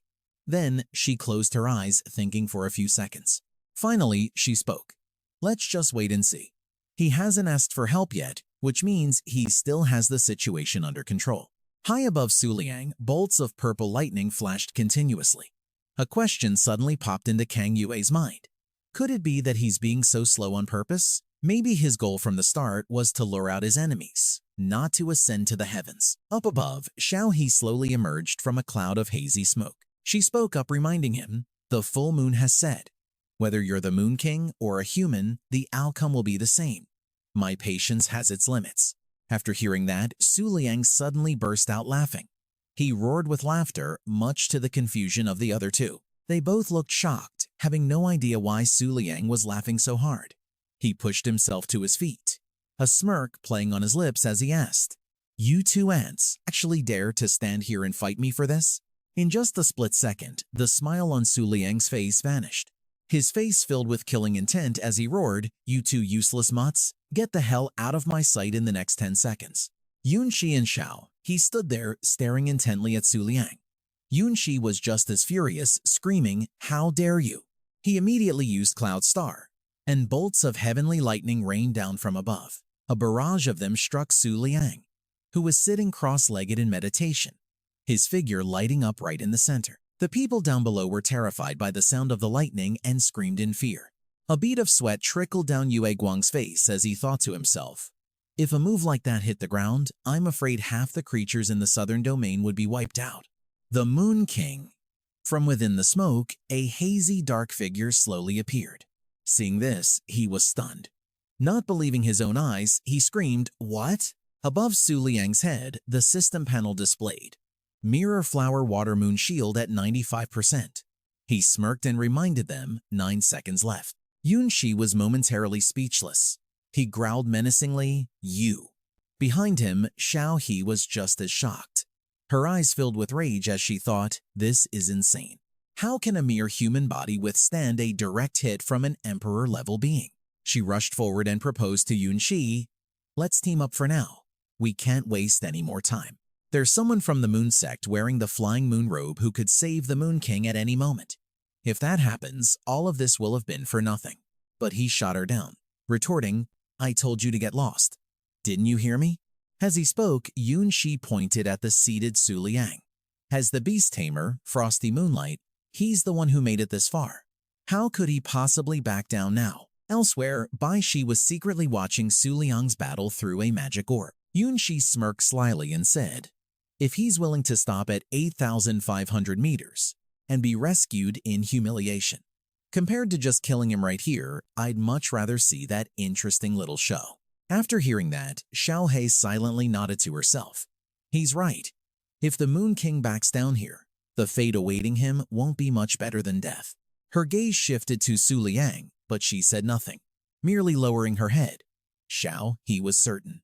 That's why he has no choice but to fight us to the death. That last attack? It seems like I've made a huge breakthrough. Just a few more hits should do it. Maybe I need to provoke them a little more. As the thought crossed his mind, he looked up at them. Su Liang opened his mouth to remind them. 3 seconds left. Hearing this, their eyes widened. They were worried but also furious. At that moment, the moon was finally sinking behind the high mountain peaks. The night sky began to change color, heralding the coming of a new day. The crowd below stared up, mouths agape. Someone shouted, "Look, the sun's rising." Yue Guang looked up, waiting with bated breath. Someone nearby was still shouting, "It looks like he's at 8,500 meters." Kang Yue, however, remained expressionless, listening intently to the crowd's cheers. This was the final battle under the moonlight. Back on the peak, Su Liang's voice rang out again, 2 seconds. At that moment, Yun Shi couldn't wait any longer. His eyes flew wide open. Then, gritting his teeth, he gathered all his strength and unleashed his ultimate move, Cloud Star. Dark clouds instantly swirled and gathered. Xiao He, who had been waiting for this, had the swirling lightning reflected in her red eyes. High in the sky, the massive dark clouds seemed to vanish after taking the full brunt of Yun Shi's attack. Su Liang's silhouette slowly appeared through the pink smoke. Both Yun Shi and Xiao He couldn't believe their eyes, exclaiming in shock. What? The system panel now displayed. Mirror Flower Water Moon Shield at 93.6%. Seeing this, Su Liang wondered in surprise, what's going on? A combined attack from 2 Emperor-level beings, and my shield only lost less than 2% of its durability? As the black smoke gradually dissipated, his eyes suddenly widened in shock at what he saw before him. He saw Yan Yue appear. Over on her side, Yue Xing also couldn't believe her eyes, gasping, "No, how is this possible?" She stood there, stunned, a bead of sweat rolling down her forehead as she wondered. I was clearly the first one to reach 8,999 meters. How could you choose him? Yan Yue turned her head and asked Su Liang, "Looks like you're in a bit of a jam." Instead of answering, he just stared at her and asked, "Why are you here?" She sighed and replied, "I sensed the aura of the martial blade, so I came to check on the previous master's useless kid." Hearing that, Su Liang seemed to understand. He looked up, his gaze landing on Yue Xing. He then opened his mouth to ask a question. "So that's it, huh? Utterly disappointed, are we?" Yan Weir retorted, "More than that. I'm here to take back what she never deserved to own." Just then, a theory sparked in Su Liang's mind, the soul pill of the elder Yan Weird, Sung Hua. He smirked, pushing himself to his feet. "Either way, your timing is perfect." Su Liang extended his hand, an open invitation. "True star Yan Weird, let's climb to the peak together." She was quite surprised by his offer. Nearby, Barkstoert Han couldn't believe what he was hearing. He stared blankly and asked, "What did that guy just say?" Von Thok scoffed, his voice dripping with sarcasm. "You want to reach the peak? You're out of your mind. Not even the ancient demigods, let alone modern beast tamers, could accomplish that." Su Liang paid him no mind, instead reading the lines on the system panel. Cloud Sea's first great cloud princess, 9,999 meters. Western region's first great Luin, 9,998 meters. Anonymous Lear To Huen, 9,996 meters. Anonymous Zen Maiden, 9,422 meters. Eastern region's first great Bang Phi, 9,361 meters. Lunar Yin, Moon King, 9,300 meters. Temporary King, Twin Yu Queen Mother, 8,999 meters. Southern region's Great Emperor, Thung Weird, 8,999 meters. Western region's Gemini, Barkstoert Han, 8,999 meters. Von Thoch smirked with excitement. "You? A puny little 5-pointed star wants to surpass them." Suddenly he froze, his eyes bulging in sheer disbelief. Yan Weir had actually accepted Su Liang's invitation, placing her hand in his. All at once, a blinding aura erupted from the two of them. Su Liang pulled Yen Yiret into his embrace, and together, they glared at the others with piercing eyes. A gust of wind radiated out from their connection. High above, a black orb suddenly materialized, radiating a brilliant aura despite its dark color. Confused, Yen Yiret reached out, letting the black orb settle into her palm. Staring at it in her hand, she breathed. "I can't believe it. You actually managed to retrieve the Pill of Restoration from the Eastern region." Bosch Duithine couldn't believe his eyes, muttering, "The chosen successor? The true star guard of Yen Yiret is with the Moon King?" Von Thok and Tio Ha quickly realized what was happening, shouting in unison, "Are they forging a contract?" Su Liang then declared resolutely to Yen Yiret, "After we reach the peak, I will defeat Bai Xuithang." He nonchalantly walked past Von Thark and Tio Ha, telling her that afterwards, she should go to the eastern region herself to reclaim the pill fire. Hearing this, the two of them could only stare, dumbfounded, at their retreating figures. Su Liang's actions made Von Thark's heart skip a beat as he watched them ascend the steps in perfect sync. This only deepened Von Thark's confusion. The moon had already set completely, and yet, the Moon King still had the power to continue climbing. In no time, they both reached the 8,999-meter zone. Duithon was so shocked his jaw dropped. He stammered, 8,999 meters? She suddenly recalled a past event and murmured, That's the domain of the Peak Sovereigns, the territory of the sun-devouring Crimson Terror. Its spiritual pressure nearly cost me my life. How can he be advancing so effortlessly, as if he doesn't feel a thing?" Meanwhile, Su Liang walked on nonchalantly. He looked up, thinking to himself, "If I go a little higher, I'll hit the 9,000-meter mark." Suddenly, a sensation shot through Su Liang's entire body. He froze, stunned. Ahead of him, the system panel announced, "Co-op shield. Mirrored flower, watery moon at 60%. Beads of sweat trickled down Su Liang's face. He thought with growing anxiety. Just from the passive spiritual pressure alone, the co-op shield, mirrored flower, watery moon dropped from 93% all the way down to 60%. From behind Su Liang, Tio Ha and Von Thark charged forward, attacking in unison. A voice boomed out as Von Thark, enraged, threw a punch and roared, "Since your little girlfriend is also from the Moonlight sect, I was kind enough to let you choose your own burial plot." Tio Ha lunged forward, continuing the thought, "The full moon has set. Even its last glimmer of light is gone." The two of them yelled in unison, their target aimed squarely at Su Liang's back. No matter what kind of incredible miracle you pull off under a full moon, by day, you're just another ordinary beast tamer. The crowd below watched intently, their eyes glued to their every move. Weir Quang glanced over at the umbrella-wielding Thung Weir, his killer gaze fixed upwards as if about to unleash an attack. Nearby, Bhakti was also poised for action, ready to jump in as backup. Su Liang remained motionless on the steps, contemplating for a moment. He bowed his head, a smirk twisting his lips as he spoke. "Full moon, day and night. What a load of crap. You call that pathetic imitation light of full moon. If that's all the moonlight you've got, then there's no difference between day and night anyway." Hearing this, Tio Ha and Von Thark froze on the spot, their eyes wide with astonishment.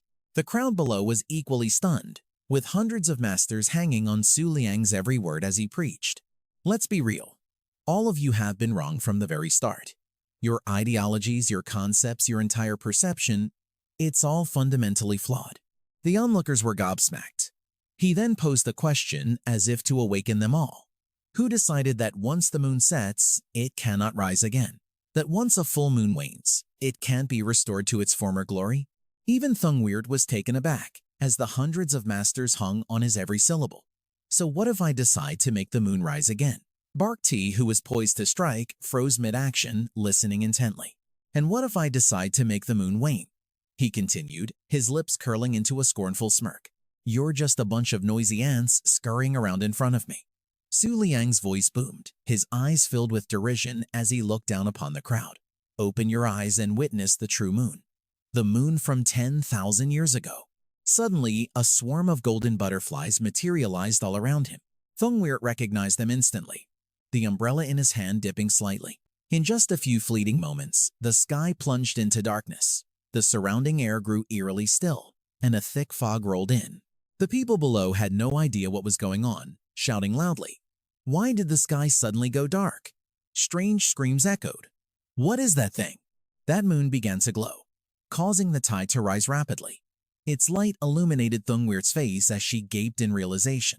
It was the moon from 10,000 years ago. On that moon, the constellation of Aquarius appeared. Thungweird screamed, "That's a power. It's the lunar eclipse power of Aquarius." One of the 7 wonders, the national treasure of Aquarius, has been revived. Su Liang, standing very close to the moon, saw that the time had come and said, "All right, we can begin." He stressed, "Time to truly ascend to the peak." Just then, Quang Thaw appeared, cutely blocking the stairway. Seeing it, both Von Thike and Tu Ha were so shocked their jaws dropped. Quang Thaw smiled adorably and raised its soft arm. Then it floated into the air, its entire body emitting a blinding light. Billowing streams of blue energy surged forward, wrapping around Quang Thaw. In an instant, it transformed into a human form.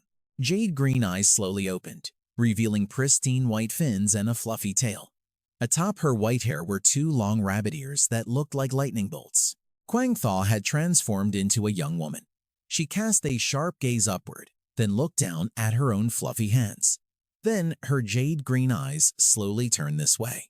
Von Thok and Teal Ha were already standing there, staring at her like some bizarre creature. A woman from below saw this and shouted, "What's going on?" She ran. A single glance was all it took to make an emperor-level fighter flee for her life. Thungweird was utterly astonished, thinking to herself, "That's a pet beast that transformed into a human." Looking at Quang Thaw's form, she wondered, just what realm of power has it reached? Meanwhile, over in the southern domain, high above, Ti-Ha was fleeing at supersonic speeds, her red eyes spinning into circles. Thungweird narrowed her stunning eyes, marveling to herself. She reached the southern domain in just a few seconds. Then she turned back to Quang Thaw, thinking, to be able to terrify a high-level emperor like that, what in the world is this humanoid pet beast? She held out her delicate snow-white hand, catching the golden butterflies, only to ruthlessly crush them all in her grip. Something bright yellow like a horn gleamed from within Quang Thaw's hand. With all her might, she drew her arm back, raised it high, and hurled the object in her hand, sending it soaring into the sky at incredible speed. This thing was so violently powerful that a great wind erupted, tossing the people nearby into the air. Even trees were uprooted and sent flying. That golden light flew across the southern domain and quickly caught up to Tio Ha, who turned her head back in surprise. Unfortunately, the beam of light shot right through her, striking her directly in the chest. A terrifying explosion rocked the entire sky. With such devastating power, Tio Ha was torn to shreds, her pieces scattering across the ground. Witnessing that scene, even Su Liang was astonished, thinking to himself, so this is the crescent moon form, the most perfect bloodline, just as the Fire Xuan King described. Giving up possession of the bloodlight just to embrace the full moon, the ultimate evolutionary form. After finishing the job, Quang Thaw turned to look at her next target. Von Thark, standing opposite her on a tree, stared with wide-eyed shock, not daring to make a sound. He was so terrified he was drenched in a cold sweat, thinking, right now, I finally understand the truth. Von Thark trembled at the realization.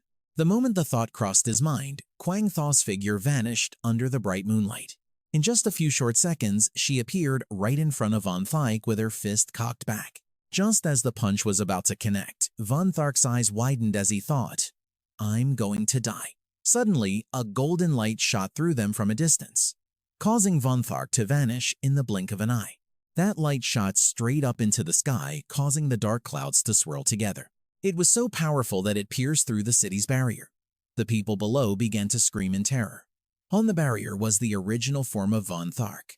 Someone cried out, "He's about to fall." Thungweird frowned, realizing her chance had come. She pushed off her elegant heels, leaping high into the air, and rushing toward the spot where the barrier had been pierced. Thungweird held out her hand, unleashing her power as a burst of energy. That power caused the barrier to shatter completely, sending shards of glass raining down. She struggled with all her might to block Quang Thaw's golden light, but it was too strong. Thungweird gritted her teeth, straining. A blue crescent-shaped energy blade grazed Thungweird's cheek, leaving a long cut. The golden energy beam shot straight down, aiming for everyone standing below. Thungweird whipped her head around in a panic and screamed, "Lord Dalveen, The people below squeezed their eyes shut and screamed. Suddenly, the golden object changed direction, flying past them and slamming directly into a nearby forest, creating a massive explosion. The girls looked at each other, bewildered, and asked, "It missed? What just happened?" Kwang Thaw's gaze was razor-sharp. Even as a flower petal fell, she remained motionless, her expression unchanged. Kwang Thaw just watched without a word. Then she immediately turned and left, not attacking anyone else. Returning to Su Liang's side, he turned his back to her and praised her. "Good job." Su Liang, holding Ting Weirt's weapon, continued, "It seems we are all ready." He quickly set foot on the steps, and the three of them ascended to the upper floor. A red glint flashed in Su Liang's eyes as he commanded, "Go, Firefly King." A spark of fire lit up above Su Liang's head. In the northern region, the magic orb could no longer display any images. Bark Tea was utterly dumbfounded, staring blankly with her mouth agape. She wondered in surprise, Dan Tam Hoa Hien Vuong is still alive. What is the power of the Aquarius Palace? In the beginning, the Moon King was only teleported to the eastern domain for the mineral veins there. Watching Su Liang move, a question ran through her mind. So what did the Moon King do in the eastern domain? His footsteps lightly touched the highest area. And suddenly, a system panel radiating a brilliant aura appeared around him. On it was written, "First Generation Cloud Princess of the Sea of Clouds, 9,999 meters. First Generation Lian of the Western Domain, 9,998 meters. Anonymous Lu Su Xuan, 9,966 meters. Anonymous Heavenly Maiden, 9,422 meters. First Generation Ice Consort of the Eastern Domain, 9,361 meters. Su Liang had just set foot on the 9,996-meter mark when a terrifying surge of power was released. He used Huan Yua's weapon in his hand to create a barrier to withstand it, but it was no use. The barrier shattered to pieces in just a second.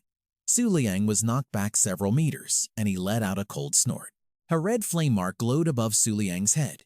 It then began to spin, shooting out sparks of fire that attacked forward. A fireball exploded, with lingering sparks glittering in the air. Su Liang gritted his teeth, tightly gripping the weapon in his hand to defend himself. The power was terrifying, pushing his body back. His feet carved glowing marks into the ground, kicking up dirt and rocks. Su Liang's heels stopped just as they reached the edge of the area.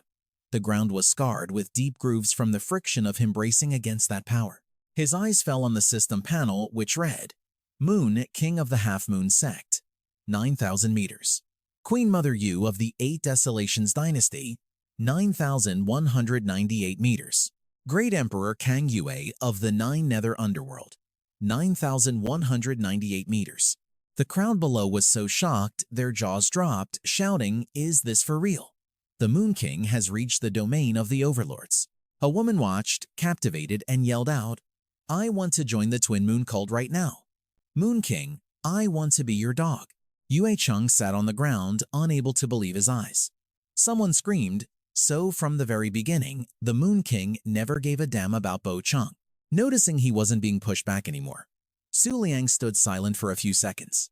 He found it strange and wondered to himself, "So, that's it?" Su Liang rolled his shoulders. "Is this an overlord's attack?" he thought. "It feels a lot weaker than I imagined." Yan Yue at his side spoke up. "Well done, Su Liang. You've become the leader of this era. This is far enough." She smiled at him and continued, "From ancient times to now, everyone who has climbed to the 9,000-meter mark has been a 9-star demigod. For someone at the 6-star realm to climb to the steps of the overlords is beyond imagination." Hearing those words, Su Liang remained silent, his gaze sharp and intense as he looked ahead. The Fire King, wreathed in flames, walked over and said, "That's right. Try again after you break through to the 9-star level. There's no need to use all your trump cards just to go a few more meters." She emphasized, "If your goal is to reach the very top, don't get too fixated on this single moment." Suddenly, a strange sound came from the distance. All three of them were puzzled, listening intently. Su Liang looked up and wondered, "What's that sound?" Something white suddenly shot out from the pitch-black sky. It glowed brightly. It turned out to be the eyelid of a crimson demonic eye with bolts of lightning flashing around it. Kang Yue Yuran's jaw dropped in realization. This aura. Unbelievable. This is an overlord. Suddenly, a loud laugh came from nowhere, startling her. Over on her side, Manhwa clutched her head in confusion. Her jaw hung open as she thought, after his body died, only the spirit of Lord Jade Rabbit Meteor remains. Yunshi suddenly appeared, shouting with excitement, "It's Lord Waning Moon Eclipse! The full moon that the Moon King summoned has loosened the seal on Waning Moon Eclipse." Yunshi let out a smug smile and continued, "If I die, I'll provide the complete coordinates to Lord Waning Moon Eclipse. The Moon King won't be arrogant for much longer. You will face the punishment of an overlord. That Crimson Demonic Eye is a detailed ability that cannot be read by the Moon Tome. It belongs to the winning team of the last Moon God Festival, the Moonlight System, the Burst Emperor King, and the Moon-Slaying Emissary." Looking up at him, Kang Yue thought to herself, this level of power shouldn't have appeared in the early stages of the Moon God Festival, but now it's been resurrected. Kang Yue's gaze shifted to Su Liang, and she wondered, in this situation, how on earth is he planning to end this? Su Liang looked up at the towering stairs before him. He spoke, "I've said it before. Today is the only chance in this lifetime. The moonlight and miracles won't wait, so I won't hesitate or dream. Ever since I set foot on the heavenly dowering, it was destined." Huan Yua and the Fire King listened intently, their eyes widening in surprise. Su Liang smirked confidently and emphasized, "No matter what happens, I must overcome it all." Huan Yua suddenly asked, "But what are we supposed to do? Are you going to recreate the Battle of the Black Moon faction to make the Golden Butterfly Palace appear again? But at best, that would only help the Golden Butterfly Palace hold off Waning Moon Eclipse for a moment, or let you advance a few hundred more meters." Su Liang smirked and replied, "The miracle last time was just me messing around. I just thought that since the insignificant Black Moon faction was still under the surveillance of the gods, I had to hold back." After hearing this, she was utterly confused, a question mark practically appearing above her head. He stepped closer, patting Huan Yue's head and looking straight into her eyes. Su Liang narrowed his eyes and said, "Anyway, all of you just watch closely." The Crimson Moon Formation's red eye looked down, observing the massive, jagged golden bolts of lightning. Yunshi laughed heartily, his mouth wide open as he shouted, "The villain is about to break free from the seal completely. The Moon King's doomsday is coming." Suddenly, a streak of light shot across the night sky. Startled, he wondered to himself, what was that? Over here, Manhwa was just as bewildered as a golden butterfly flew past her. Suddenly, the brown-haired woman looked up and shouted, "Everyone, look above your heads." Seeing a line of golden butterflies flying high above, someone quickly recognized them as light butterflies. The miracle of that emperor-level battle was happening again. Seeing his chance, Yunshi smirked triumphantly and shouted, "Now's the time." As soon as he finished speaking, golden rays shot down from the butterflies. They flew into the night, creating small fireworks. A drop of sweat fell from Yunshi's face as he laughed and asked, "Moon King, you didn't really think we were defenseless, did you? So you're all out of trump cards. You're nothing but a clown." Hearing those words, Su Liang's face darkened. Quickly, Su Liang's expression changed. He glared with his full moon eyes, confidently reasserting, "I told you. I was just playing around." Hearing Su Liang, Yunshi smiled mockingly. "Still talking big? Don't make a fool of yourself." Suddenly, the crowd stirred, asking one another, "Hey, everyone, look." This made him look up as well, exclaiming, "What is it?" At that moment, everyone looked up at the light butterflies flying around Heavenly Ring Island. The crowd shouted in utter amazement, "The light butterflies! They're completely unharmed." Yunshi was horrified, blood vessels bulging in his eyes. He tore at his hair and screamed, "How is this possible? They're just lowly creatures. How can they block an emperor's attack?" Su Liang stood there, looking completely unfazed. He turned back, his gaze icy as he said, "I told you. Last time I was just kidding." The audience was about to witness another spectacle. Look behind them. It's not just light butterflies flying in. Over here, there's also the Flourishing Wing, a high-tier moonlight type. In addition, there's the New Moon Silver, another high-tier moonlight type. The onlookers were completely baffled. What? How are there so many high-tier beings? Did he summon all of them? Kang Yue, standing nearby with her eyes half closed, answered slowly with a single word, "No." She glanced to the side and continued, "And that's not all." Then the Light Devourer King, a supreme tier moonlight type, appeared. The audience's eyes widened once again as they stammered, "S supreme tier. And there's more. That's Hua Yue, another supreme-tier moonlight type. This time, it was Ying Yue's turn to be stunned. The last to appear was the Golden Crow Heavenly Wing, a moonlight type, a supreme tier. The Star King stared blankly to the side and marveled. A true miracle. The scene before everyone now was truly like a miracle.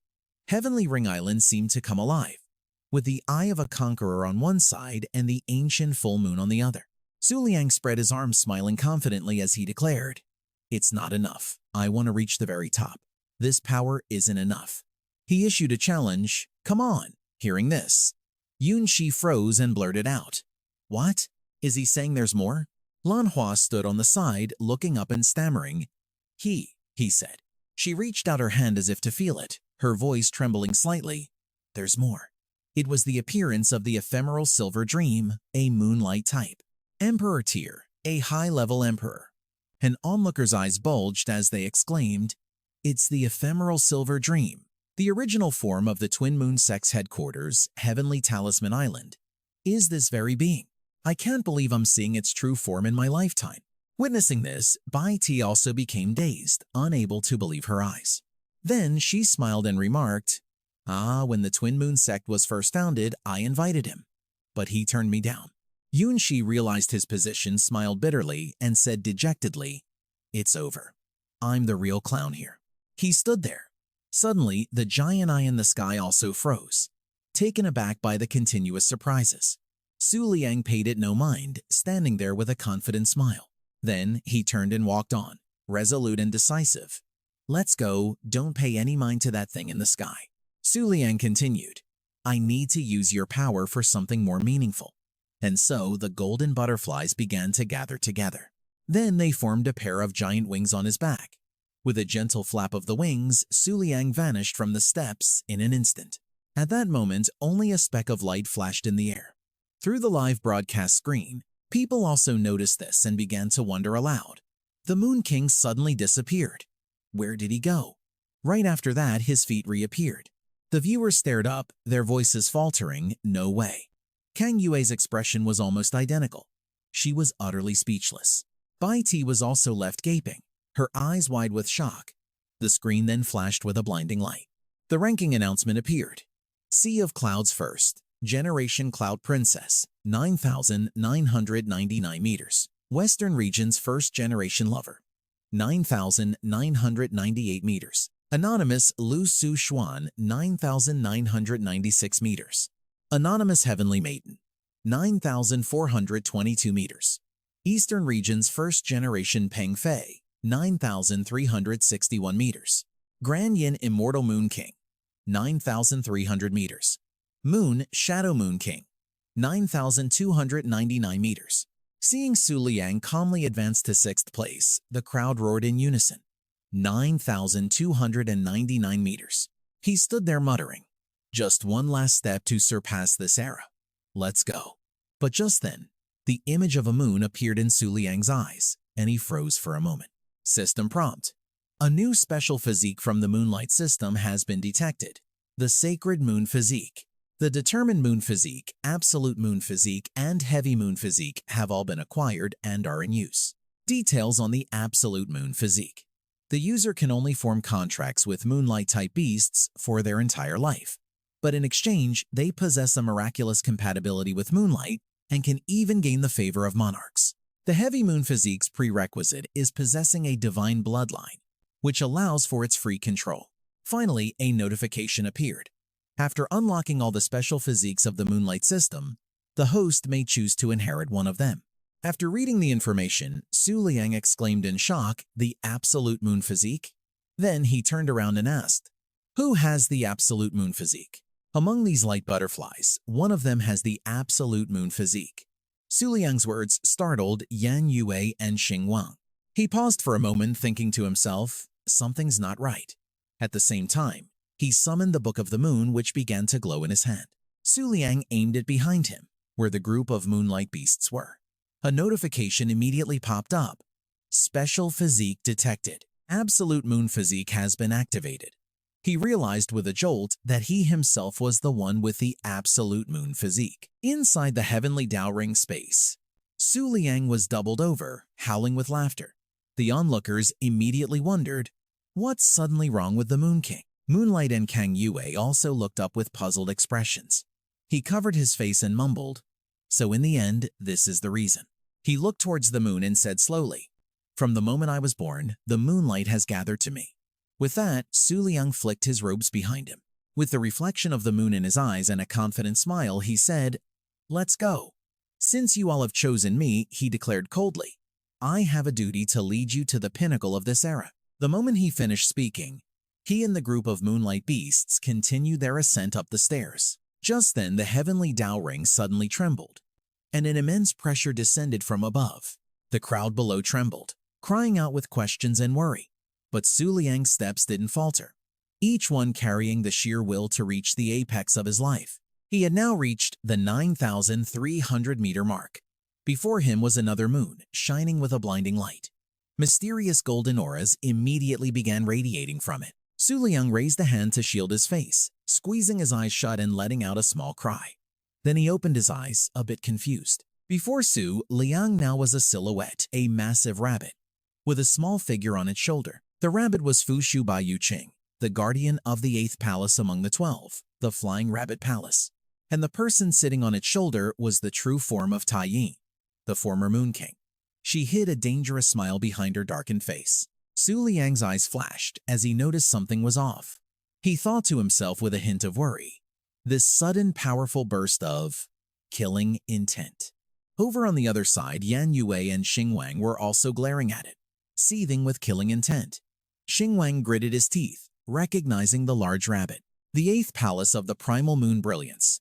Currently the leader of the 10 moon eclipses, the guardian of the Flying Rabbit Palace, Fu Shu Bai Yu Qing.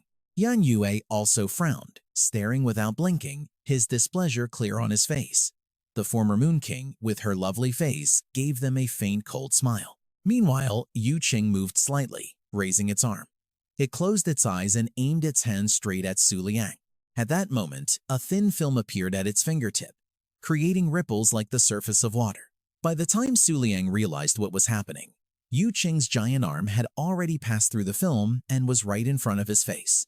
Once again, Su Liang was dragged directly into the depths of his sea of consciousness. A massive burst of energy was unleashed, creating a long streak of light across the night sky. Xingwang was sent flying backward by the attack, his whole body blown away. His expression was pained as his mirror flower water moon skill completely vanished.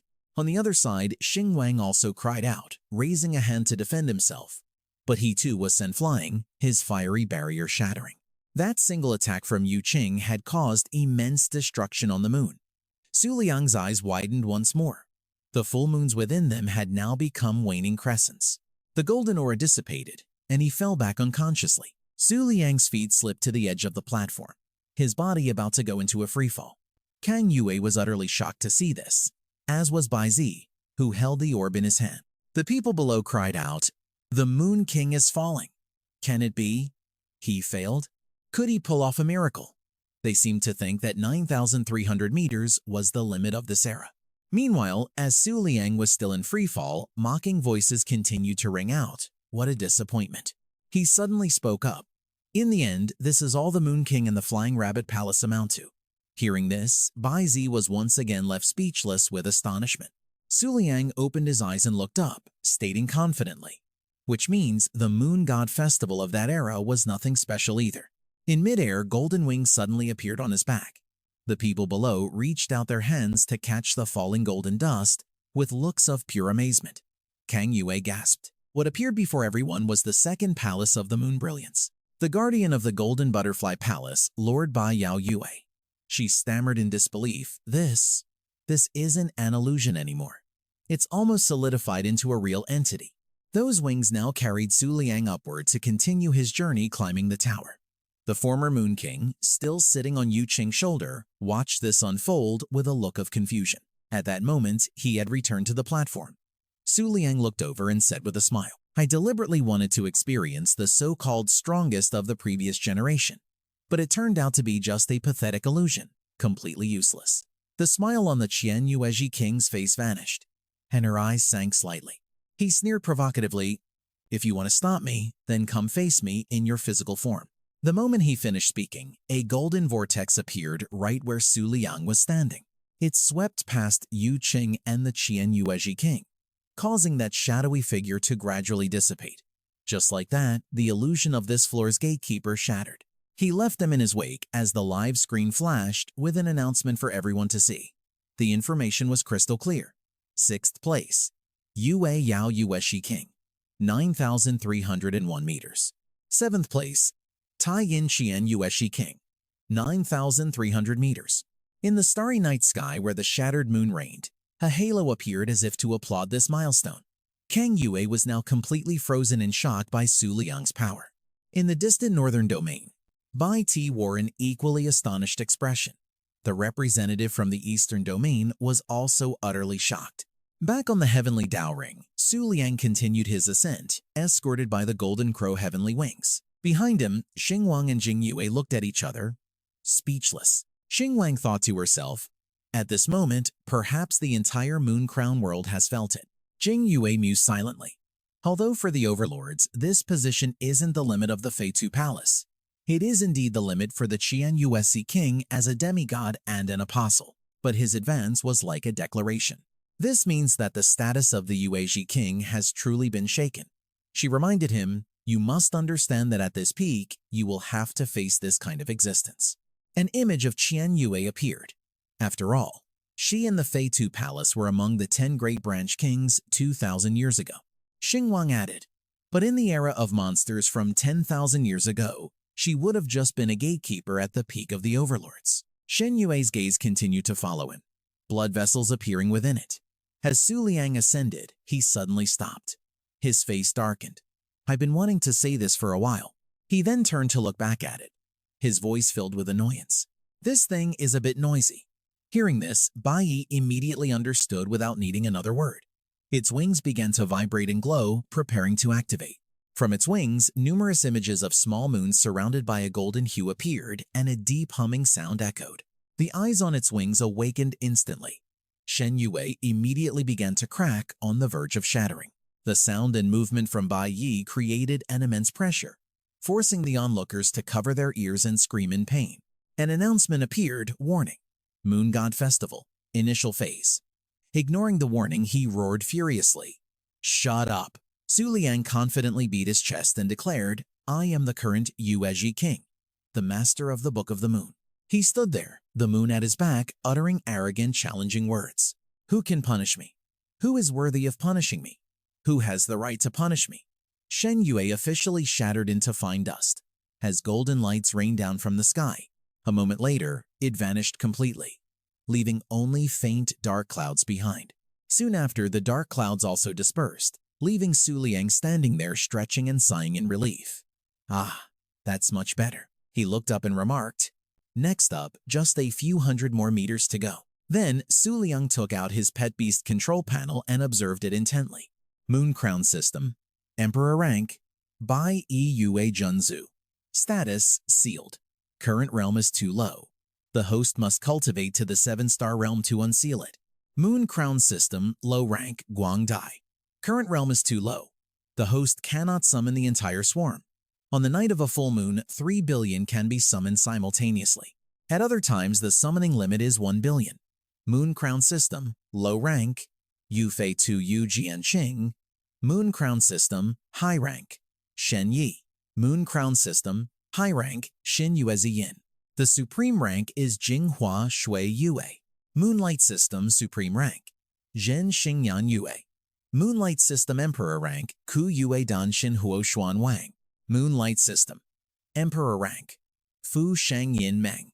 Su Liang then thought to himself, "With the gradual stabilization of my contracted beasts, I can feel my own realm being pushed by these energies up to the limit of the 7-star realm." He told himself, "The moment I break through will be the moment I stand at the very peak." Without a moment's hesitation, Su Liang clenched his fist with determination. "All right." He continued to advance and spoke to his beasts. "Come with me. Let's see what those demigods from the ancient era are really made of." Behind him, the golden crows were showing signs of gathering together. Over the next month, they formed a golden sphere right behind Su Liang. Then it gradually transformed into a pair of majestic, sparkling wings. Kang Yue looked up in amazement. That was a golden aura field formed from immense energy. Su Liang stood there, his presence overwhelming, his newly formed wings glittering and sparkling. In the blink of an eye, he shot straight upwards.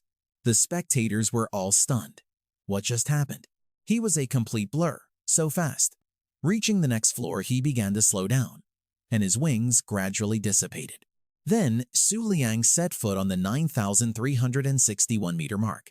Xingwang, standing behind, said, "This is the limit that the first vice leader from the Eastern Domain, a 9-star demigod, reached 26,000 years ago." The moment she finished speaking, a flash of white light appeared in front of them. The chilling auras of the ice soul merging, spreading a freezing energy at a dizzying speed. While Su Liang was still in shock, the Mystic King continued. In her very first move, she defeated that Huyen Trung of Thuong Huyen Wen Fu Kuk. A glowing figure began to materialize in front of him. This was the first generation of the Eastern region, Bang Fai, the one who made the mightiest bloodline of the Dong Hao clan, the Bang Vu Thien Lan Hao, renowned throughout the ages. Su Liang was pretty surprised, thinking to himself, "Is this one of the 7 corporeal miracles of the Bang Vu Thien Lan Hao?" Looking at that enormous block of ice, he thought, to possess such unbeatable power 20,000 years ago. Su Liang smiled faintly. With my current strength, of course I can't defeat them. He was smart enough to realize this was just a demigod's extreme trial, and the figure before him was merely a phantom. The undying wings appeared once more, unfurling with a thunderous roar. A powerful pressure radiated from that person. But with Su Liang's bold way of thinking, I just need to prove I have the strength to fight them, that's all. Immediately after, the massive block of ice crumbled and Bang Fai's figure faded away. Just a second later, a streak of light appeared. But surprisingly, Su Liang broke through and skipped this area entirely, continuing straight up. Kang Yue exclaimed in shock, "What's happening?" The Celestial Maiden's limit was at the 9,422-meter mark, and Su Liang just passed it without any resistance. The ranking board appeared. First place, Fan Buhai, First Generation Cloud Princess, 9,999 meters. Second place, Tae Vuk, First Generation Forge Master, 9,998 meters. Third place, Anonymous, Lulu Sushuan, 9,966 meters. Fourth place, Kang Yue Da, Moon King, 9,965 meters. The Celestial Maiden, known as one of the 9 great demigods of the eternal stars, whose physical body perished but whose divinity is endless, is said to have lived for over 10,000 years. She witnessed the clan's most ill-fated genius enter the Tai Thuong Bich Hoa Kep during the Vin Ki era, and even participated in the very first Moon God Festival herself. A few thousand years ago, she even personally sealed away a Moon God Festival winner who belonged to the Tayam faction. The light from Su Liang's movements continued to flash across Tien Dao Hoan. Kang Yue looked up, her jaw dropping in astonishment. I can't believe he just shattered the 9,422-meter limit like that. But he seemed quite calm, wondering to himself, I don't know why. Even though she's just a phantom, I could feel the Celestial Maiden gave up resisting. Su Liang thought, could it be because she was also an enemy of the Tayam faction? He closed his eyes, lost in thought for a moment. Then he quickly opened them, his expression firm as he declared, but no matter the reason, I won't hesitate or waver for a second. And so Su Liang confidently stepped up to the next level. Suddenly, his gaze froze, a hint of surprise in his eyes. Su Liang looked at his opponent on this level, the 9,966-meter mark, a girl holding a large blade. Just then, Yan Yue called out to Su Liang. She stepped forward slowly and sighed, "Thank you for bringing me here again." Yan Yue continued, "So I can reminisce about that time 10,000 years ago." He glanced at the blade with 3 orbs circling it and thought, that's the Thuong Huyen Nungyet Swang Hoa. Su Liang remained completely focused. This was the master of the Thuong Huyen Nuyet Swang Hoa, the previous master of Tram Tin Yan Yue. This girl is from the 4 saint clans of the Western region. Lulu Sushuan. Born afflicted by countless illnesses, with a constitution prone to disease, she lived to be only 26 years old. When she knew she didn't have long to live and would miss the next Moon God Festival, she took the Thuong Huyen Guyet Swang Hoa and the Thuong Huyen Guyet Lai Xie with her. The one she defeated was considered the world's strongest guardian of the Gemini Palace. Ban Nguyet Chan Hon, which led to the bitter feud between the Nguyet Dio and the That Huyen. Looking at her, Su Liang couldn't help but feel a sense of admiration. Her 26-year lifespan might seem insignificant in the grand scheme of history, but she still left behind her own brilliant mark. Yan Yue warned him, "Be careful. She's not on the same level as all the phantoms you just faced." He replied grimly, "That goes without saying." Lu Suxuan stared at the blade in her hand. She hadn't reacted at all until now. Now, she spoke directly, "What's the point of training? What's the point of getting stronger? In the end, you can't overcome the limits of a mortal." As soon as she finished speaking, Lu Suxuan spun the blade in her hand from front to back. Then she immediately slammed the blade down, shattering the ground as the three orbs began to dissolve into streams of energy. They then flew back, wrapping around the body of the blade. This move is called the second stage, Guai Sao Thuong Huyen Nuyet Swang Hoa. The blade vanished, replaced by a swirling vortex next to Lu Suxuan. Yan Yue frantically yelled for Su Liang to be careful. His eyes widened as he stared at her, hearing the alarm in her voice. "It's really Vo Kiem Thee. It's here." Looking at Thien Dao Hoan from a distance, at the 9,966-meter mark, three rings of light purple, blue, and green appeared with immense pressure. Then a colossal blade materialized in midair, its size rivaling Thien Dao Hoan itself.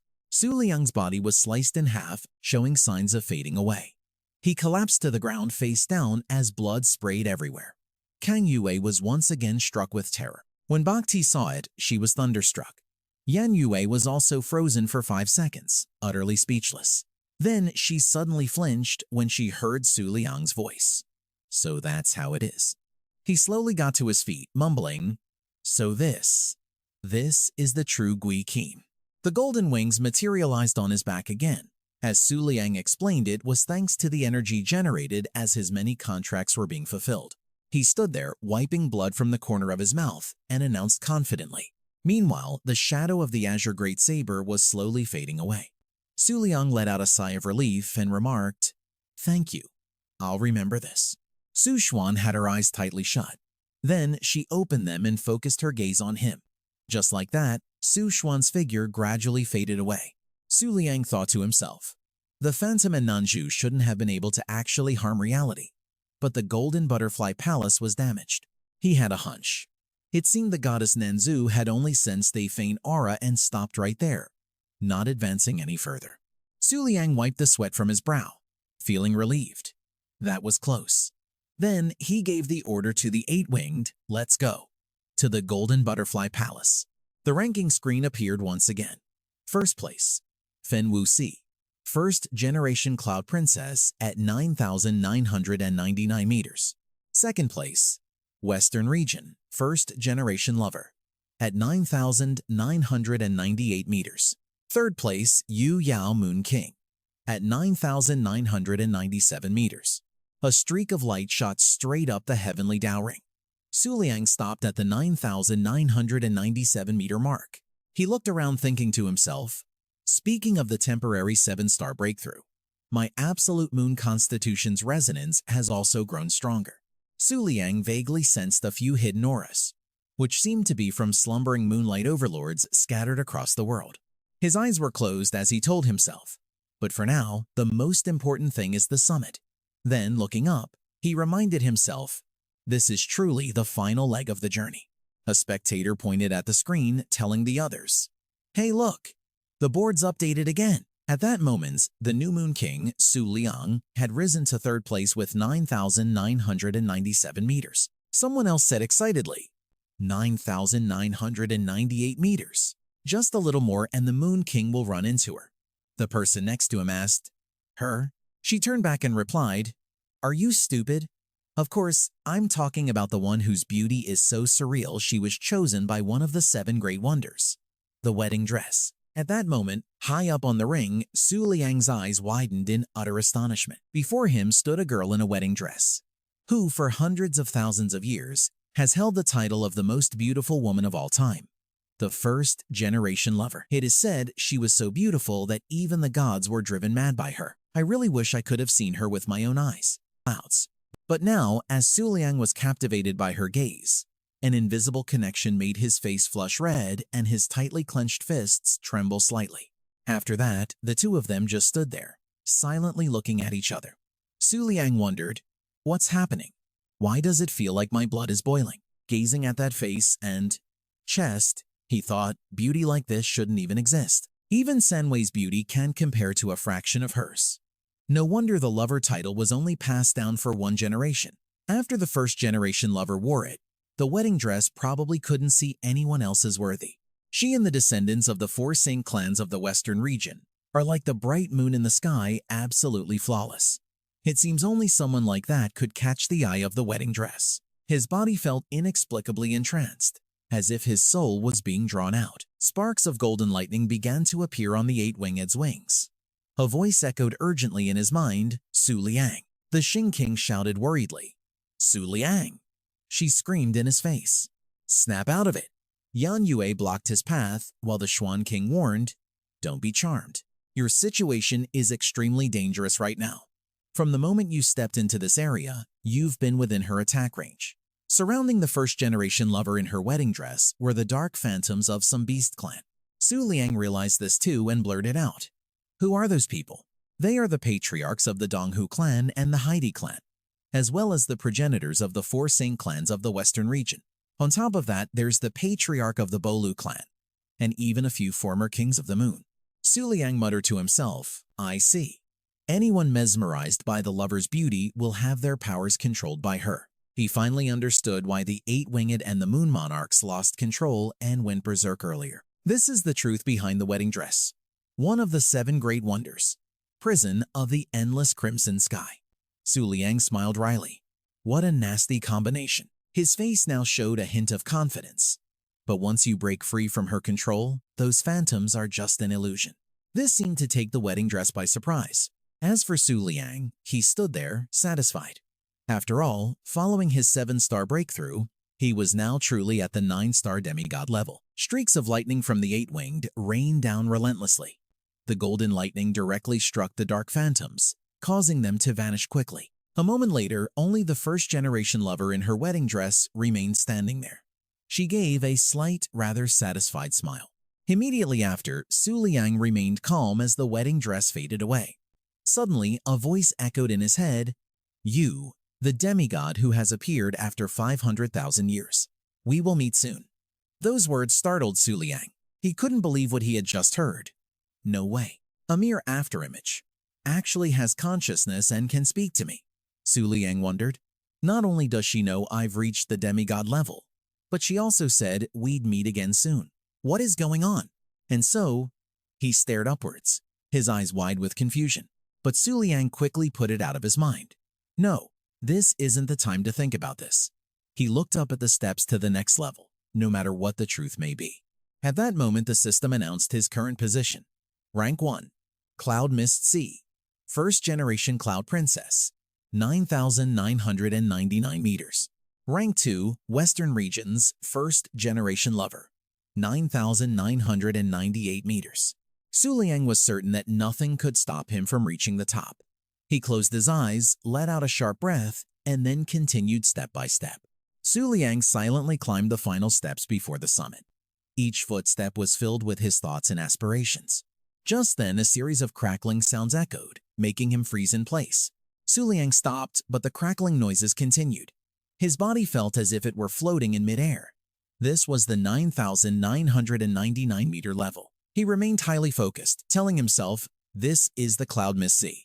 Rumor has it that the first-generation Cloud Princess once pursued her first-generation lover, and after failing, she was so heartbroken that she achieved enlightenment. In the end, she even joined forces with the Great Emperor of the Silver Deer clan to suppress the world for 10,000 years, completely unrivaled. He was just one step away from reaching the summit and plucking the stars from the sky. The Silver Deer clan moves without a trace, and now the Cloud Mist Sea is also a sacred land. As Su Liang walked through it, lost in thought, a dangerous flash of purple light suddenly shot past his neck. Su Liang stood motionless, his entire body suddenly turning colorless. He recognized the soul separation technique. This move was called Spirit Realm Walk, Infinite Eternity. Just like that, Su Liang fell backward, entering a deep sleep. He lay amidst the dark clouds as a mysterious voice echoed. In the spirit realm, dreams are eternity. Along with that mysterious voice, a dark figure fell from the cloud mist sea. From the 9,999-meter mark of the first-generation Cloud Princess. Looking at Su Liang's handsome face, the first-generation Cloud Princess covered her mouth and chuckled smugly. So what if you broke through to the 7 stars? So what if you grasped the power of the Golden Butterfly Palace? No one can break through the fog of the Silver Deer Clan's supreme Jade Fire tribulation. With that, she gently spun the Calamity Scythe Moon. That voice kept echoing. Just sink. Drown yourself in despair. While his body was still in freefall, Su Liang suddenly spoke. This has been more than enough. The woman couldn't hide her surprise. A series of blue squares appeared all around him. He glanced over at Bo Yao in her female form. Su Liang asked in a serious tone, "Did you see how it works? If I run into something like this again, I'll know how to handle it."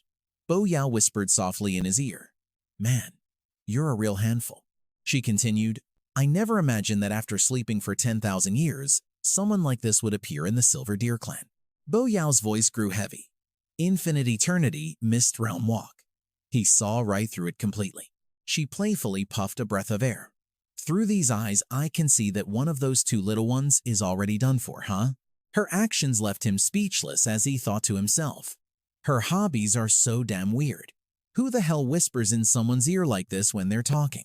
Su Liang gazed into the distance and muttered, "The first-generation Cloud Princess. The supreme Jade Fire tribulation. It seems that if we were to fight to the death, neither of us could win." The sky was still blanketed by pitch-black clouds. Bo Yao continued to blow gently into his ear. Su Liang, however, just smirked smugly.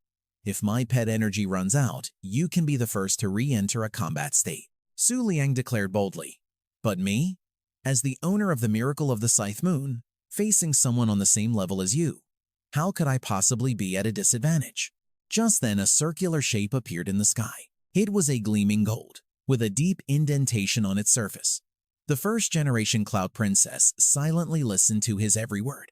In other words, in a fight to the death, she would definitely be the one to run out of power first. He stood before Bi Yi and threatened her. "Of course, if you're scared of a direct confrontation, you'd best not open your mouth again. Otherwise, I will use every ounce of my power to crush you." She scoffed, "Such big words. Aren't you embarrassed saying that?" Su Liang said nothing, only responding with a confident gaze. The first-generation Cloud Princess standing beside them accepted the challenge. Then it settled. "The next time we meet, we fight to the death." Suddenly, a series of golden lights flashed through the space. It turned out to be Bai Yi. The system's voice rang out. 1. Yue Yao, Moon King, 9,999 meters. 2. Sea of Clouds, first-generation Cloud Princess, 9,999 meters. The people watching the scene couldn't help but be astonished. What is this? The Sea of Clouds of the Bailu clan has been shattered. The Moon King defeated the Grand Elder Bai Huoji. Kang Yue shouted in shock.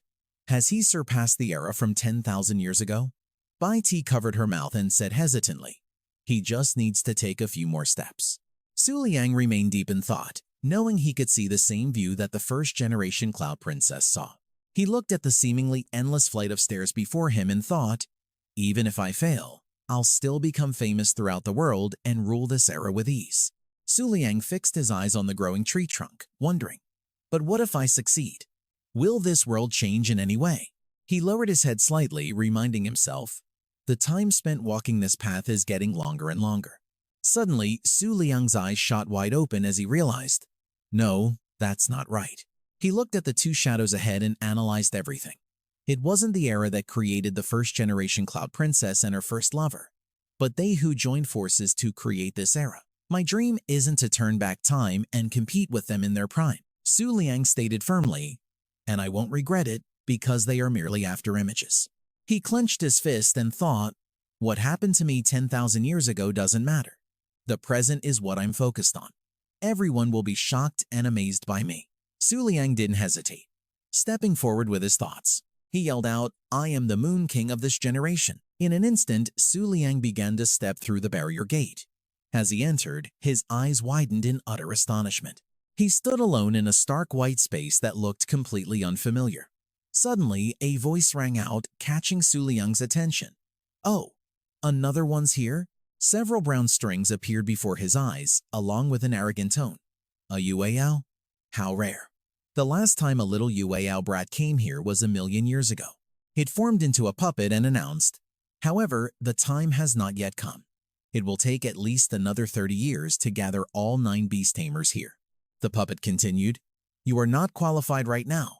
It has nothing to do with you, it's just that the opportunity hasn't arrived yet." Su Liang exclaimed in shock, "What?" The puppet instructed, "Go back and rule your era. Leave your own mark, and in 30 years, I will awaken you again." He frowned and tried to stop it. Wait.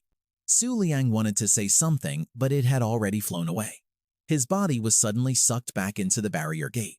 Su Liang reached out as if wanting to stay and uncover the truth. He lightly grabbed onto a crack in the gate. Su Liang smirked and said mysteriously, "Success or not?" Even the puppet was surprised by his words. A terrifying energy erupted from Su Liang's entire body. He marveled, "So this is the 8-star level." His eyes lit up, the image of a butterfly imprinted in his pupils. "Well done, King of Fire."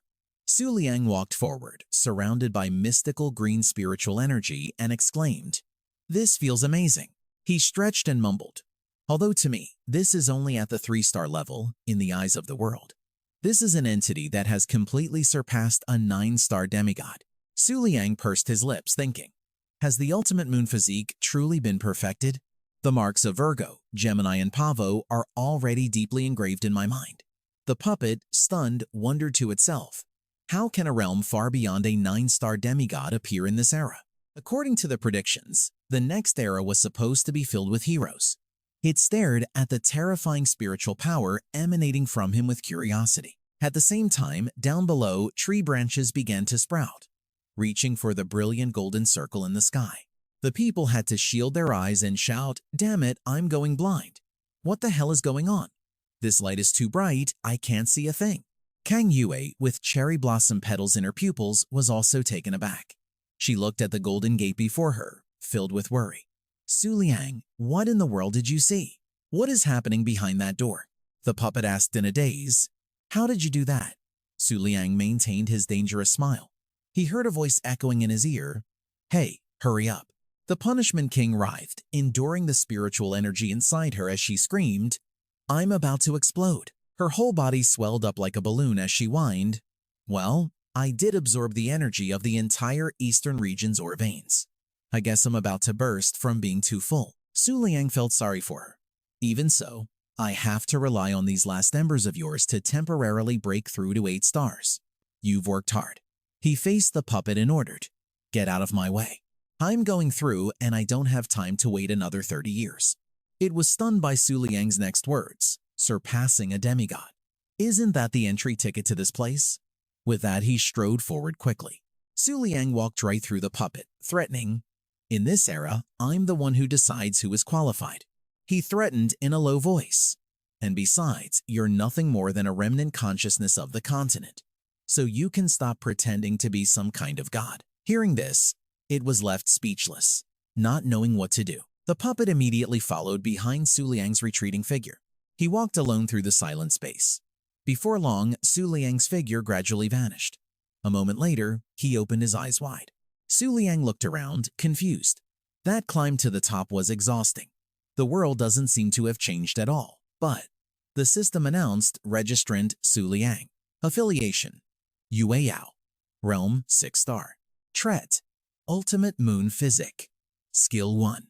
Lunar God's Right is a one-time reward for reaching the peak of the heavenly path. Upon use, it will remove all of the Lord's restrictions, awaken all sleeping demigods, and allow you to face all challengers of this era with the status of a king. Skill 2. 12 Yueyao Constellations is a one-time reward for reaching the peak of the heavenly path as an apostle of the moonlight system.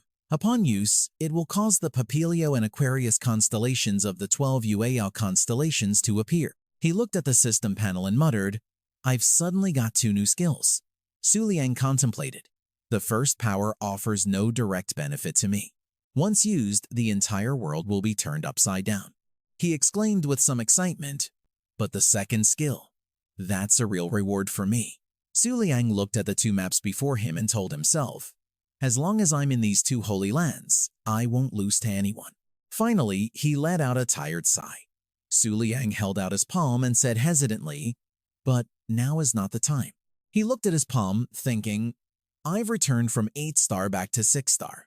I'm no match for the ancient 9-star demigods to begin with." Su Liang glanced back at the system and whispered, "Let alone those top 3. He suddenly realized, "Oh wait, that's not right. I almost forgot it's not the top 3 anymore." The system announced 1. Moon King, Moon Apostle, 10,000 meters. 2. First Generation Cloud Princess, Sea of Clouds, 9,999 meters. 3. First Generation Lover, Western Regions, 9,998 meters. 4. Lu Suxuan, Anonymous, 966 meters. Down below, countless people were now gathered. Su Liang stood alone high above, looking down like a king. The women below screamed their hearts out. "Moon King, I want to be your dog." People started gossiping. "Does anyone know what the prize is for the Moon King reaching the summit? I want to join the church. I told you the moon cult was the best." Everyone was buzzing with gossip. How is this possible? With the Moon King's talent, I can't believe he actually reached the summit today. Then there's the waning moon. Those whispers continued. I thought it would take at least another 100,000 years or so for the moonlit to return. A woman sitting on the moon spoke slowly. But with things as they are, we can only prepare ourselves. An age of chaos is coming. She continued, "After all, that man's power will affect the order of the divine veins." As Su Liang was walking down, that man gradually looked at her. Su Liang shot her a sharp, piercing glance. Yao Xing was scared to death by that razor-sharp glare. He silently walked past her. Suddenly, Su Liang whispered in Yao Xing's ear, "I'll give you 1 month." Not long after, she woke up with a blood-curdling scream. Yao Xing shot up, flying right into the ceiling. A second later, her whole body was in freefall. Yao Xing sprawled out on the bed, clutching the bump on her head and crying, "Ow, that hurts so much." She froze and shouted in alarm, "Something's wrong." Yao Xing put her hand between her massive breasts. With tears in her eyes, Yao Xing said defiantly, "The tranquil moon true essence is mine. No one is going to take it from me." She screamed in despair. "Even if the Moon King is stronger than the demigod from 50,000 years ago, I will absolutely not hand over Daopo so easily." The scene changes to a magnificent courtyard, where Su Liang sits by the window, muttering, "Why do I hear someone calling me? Am I hallucinating?" He turned to the system. The data immediately appeared. The 10th palace of the Moonlit 12, the guardian of the Peacock Palace, is currently being investigated. It immediately popped up, Emperor-level moon gaze system, Netherworld Empress, Yan Ming King. Basic information. The 10th palace of the Moonlit. The guardian of the Peacock Palace was sealed underground in the Western region by a coalition of the 4 ancestors of the 4 great clans. Information fee. 1. Holy crap, the Duchess is gorgeous. Seeing this, Su Liang looked confused. What the hell is this? He turned and asked the 2 women on the bed, "Do you 2 know anything about the Peacock Palace?" Huan Yua spoke up, "I don't know much." It was only after the guardian of the Gemini Palace was severely injured that the Peacock Palace and Aquarius Palace became part of the Moonlit 12. Xuan King rested her chin on her hand and added, "I heard she participated in the Moon God Festival 3 times over the past 5 years. But she was sealed away while still in the early stages. In fact, the previous Moon King was on the brink of death, which is why they brought her out. But for some reason, the contract was broken." Su Liang rubbed his chin thoughtfully. "Sounds like this is going to be a tough one. Regardless, I still have to go." Suddenly, the sound of frantic footsteps echoed from outside. Kang Yue ran in, shouting, "Moon King, something big has happened." Kang Yue rushed in, panting by the door, and asked, "Have you seen the news online? A candidate for the title of Cloud Princess has appeared." Su Liang just stared blankly when he heard that.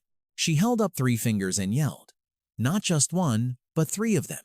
3 heirs to the Cloud Princess have appeared at the same time." He looked at Kang Yue's behavior and couldn't help but sigh. "Wait a minute. Isn't your whole image supposed to be cold and aloof?" She was startled and raised a hand to her mouth to clear her throat with a cough. Ahem. Kang Yue tied her hair back lightly, turning her face away to make an excuse. "Lord Dao Yuan, who loves to browse social media, told me to convey it exactly as he said." Her tone was just like that. Su Liang was at a loss for words and just stood there dumbfounded.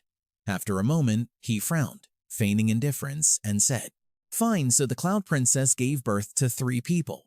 So what?" She lowered her head. Suddenly, a strange voice rang out. "It means that you reaching the summit has lifted the restriction." He looked around in confusion, searching. Who's talking? Just then, a peach blossom shot out from between Kang Yue's breasts and spoke with the voice from before. "Since ancient times, the birth of heaven and earth in each era will bring down an attack on the current beast tamers." It stood on her full chest, pointing at Su Liang's face accusingly. "And this is all you're doing, Moon King?"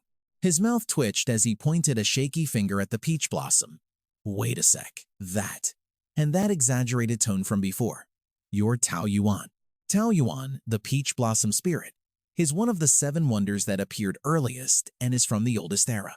It's said to have lived for millions of years and is still immortal. Su Liang muttered, "But in the end, it's just this tiny weird thing?" This made Tao Yuan put its hands on its hips and huff. It even threatened him. "You listen to me, Moon King? If you dare to release that power, I will absolutely not let you off the hook." Hearing this, Kang Yue couldn't help but ask, "What power?" His face darkened, and he said nothing. Su Liang mercilessly grabbed Tao Yuan from Kang Yue's chest, causing her to instinctively flinch and lean back. He ground his teeth and demanded, "You manage the Heavenly Peach Garden, yet you dare to leak intelligence?" It was squeezed so tightly that only one arm was free, and it struggled and screamed.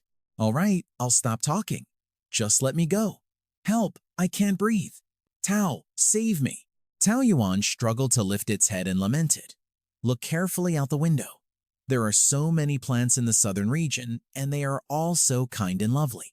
Once those monsters that have been sleeping for tens of thousands of years awaken, could I possibly bear to stand by and do nothing?" At that moment, both of them looked out the window at the ancient peach tree in the courtyard.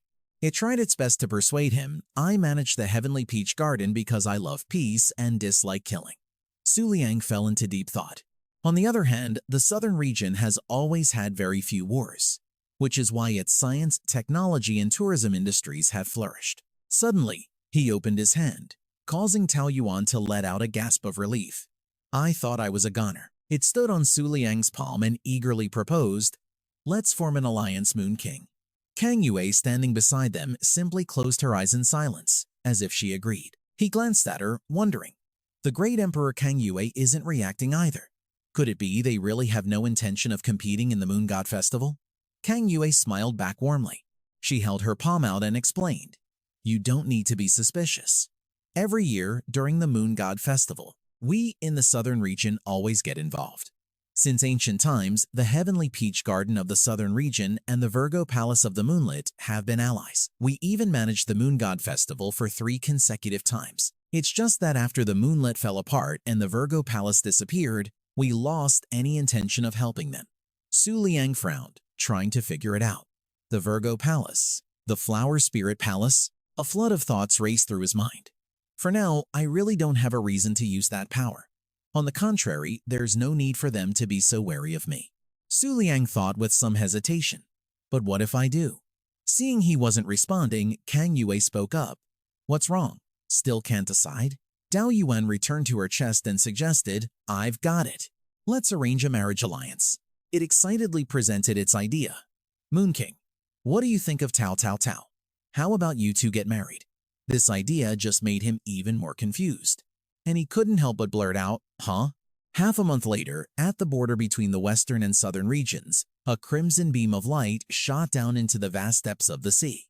High-level Emperor class, Tai Yin faction, Moon Gaze system, Emperor-level raging fire. She angrily surveyed the area. "What's going on?" The seal suddenly weakened. "Is it Lord Dichi-Yushi?" The voice of Yue unconsciously looked up at the dark sky, where red lightning bolts swirled relentlessly. Instantly, more crimson streaks struck the water surface. A giant butterfly appeared in the air, surrounded by a sky full of shimmering divine light butterflies. Tuo Liang stood on the roof, looking down and giving an order. "There's something in the way. Somebody take care of it." Below, Dun Guyed was shocked and stammered. What?" This overwhelming pressure. A mystical golden energy erupted from the mountaintop, accompanied by a familiar voice, "The Moon King of this era. Not long ago, He surpassed both the first-generation Cloud Princess and his first love. After a brief pause, the person continued. And he is also the one who climbed to the summit of the heavenly peach ring. Don and Gyet spun around in surprise and shouted, "What?" That person aimed their hand, along with their spiritual energy, right at her, stressing every word, "You people were never guilty to begin with." The Shing King boomed. "You were simply born in the wrong era, that's all." She quickly backed away, clearing her throat to expose his identity. "You're the withered moon lantern Heartfire Shing King, the one who injured my clan all by yourself. I've heard the stories." Don and Gyet warned menacingly, "I doubt I'll survive the night, but the Tai-Yin faction will definitely." Suddenly, a fierce flame erupted from the Shing King's position, his ultimate technique, the fiery Moon Hong battle skill. It was instantly directed to attack the spot where Don and Gyet was sitting. After the impact, tiny ripples spread across the water's surface. She was startled to hear a voice. Without even looking, she knew who was behind her. "So, you're still alive." Bai Zi, the flying moon leopard. The Shing King ventured a guess. "Did you come looking for me because you saw the healing power of the Aquarius Palace?" Bai Zi put on a cute act and replied in a soft voice, "I missed you, so I came to reminisce about old times." But the other woman just coldly dismissed her. "Get lost."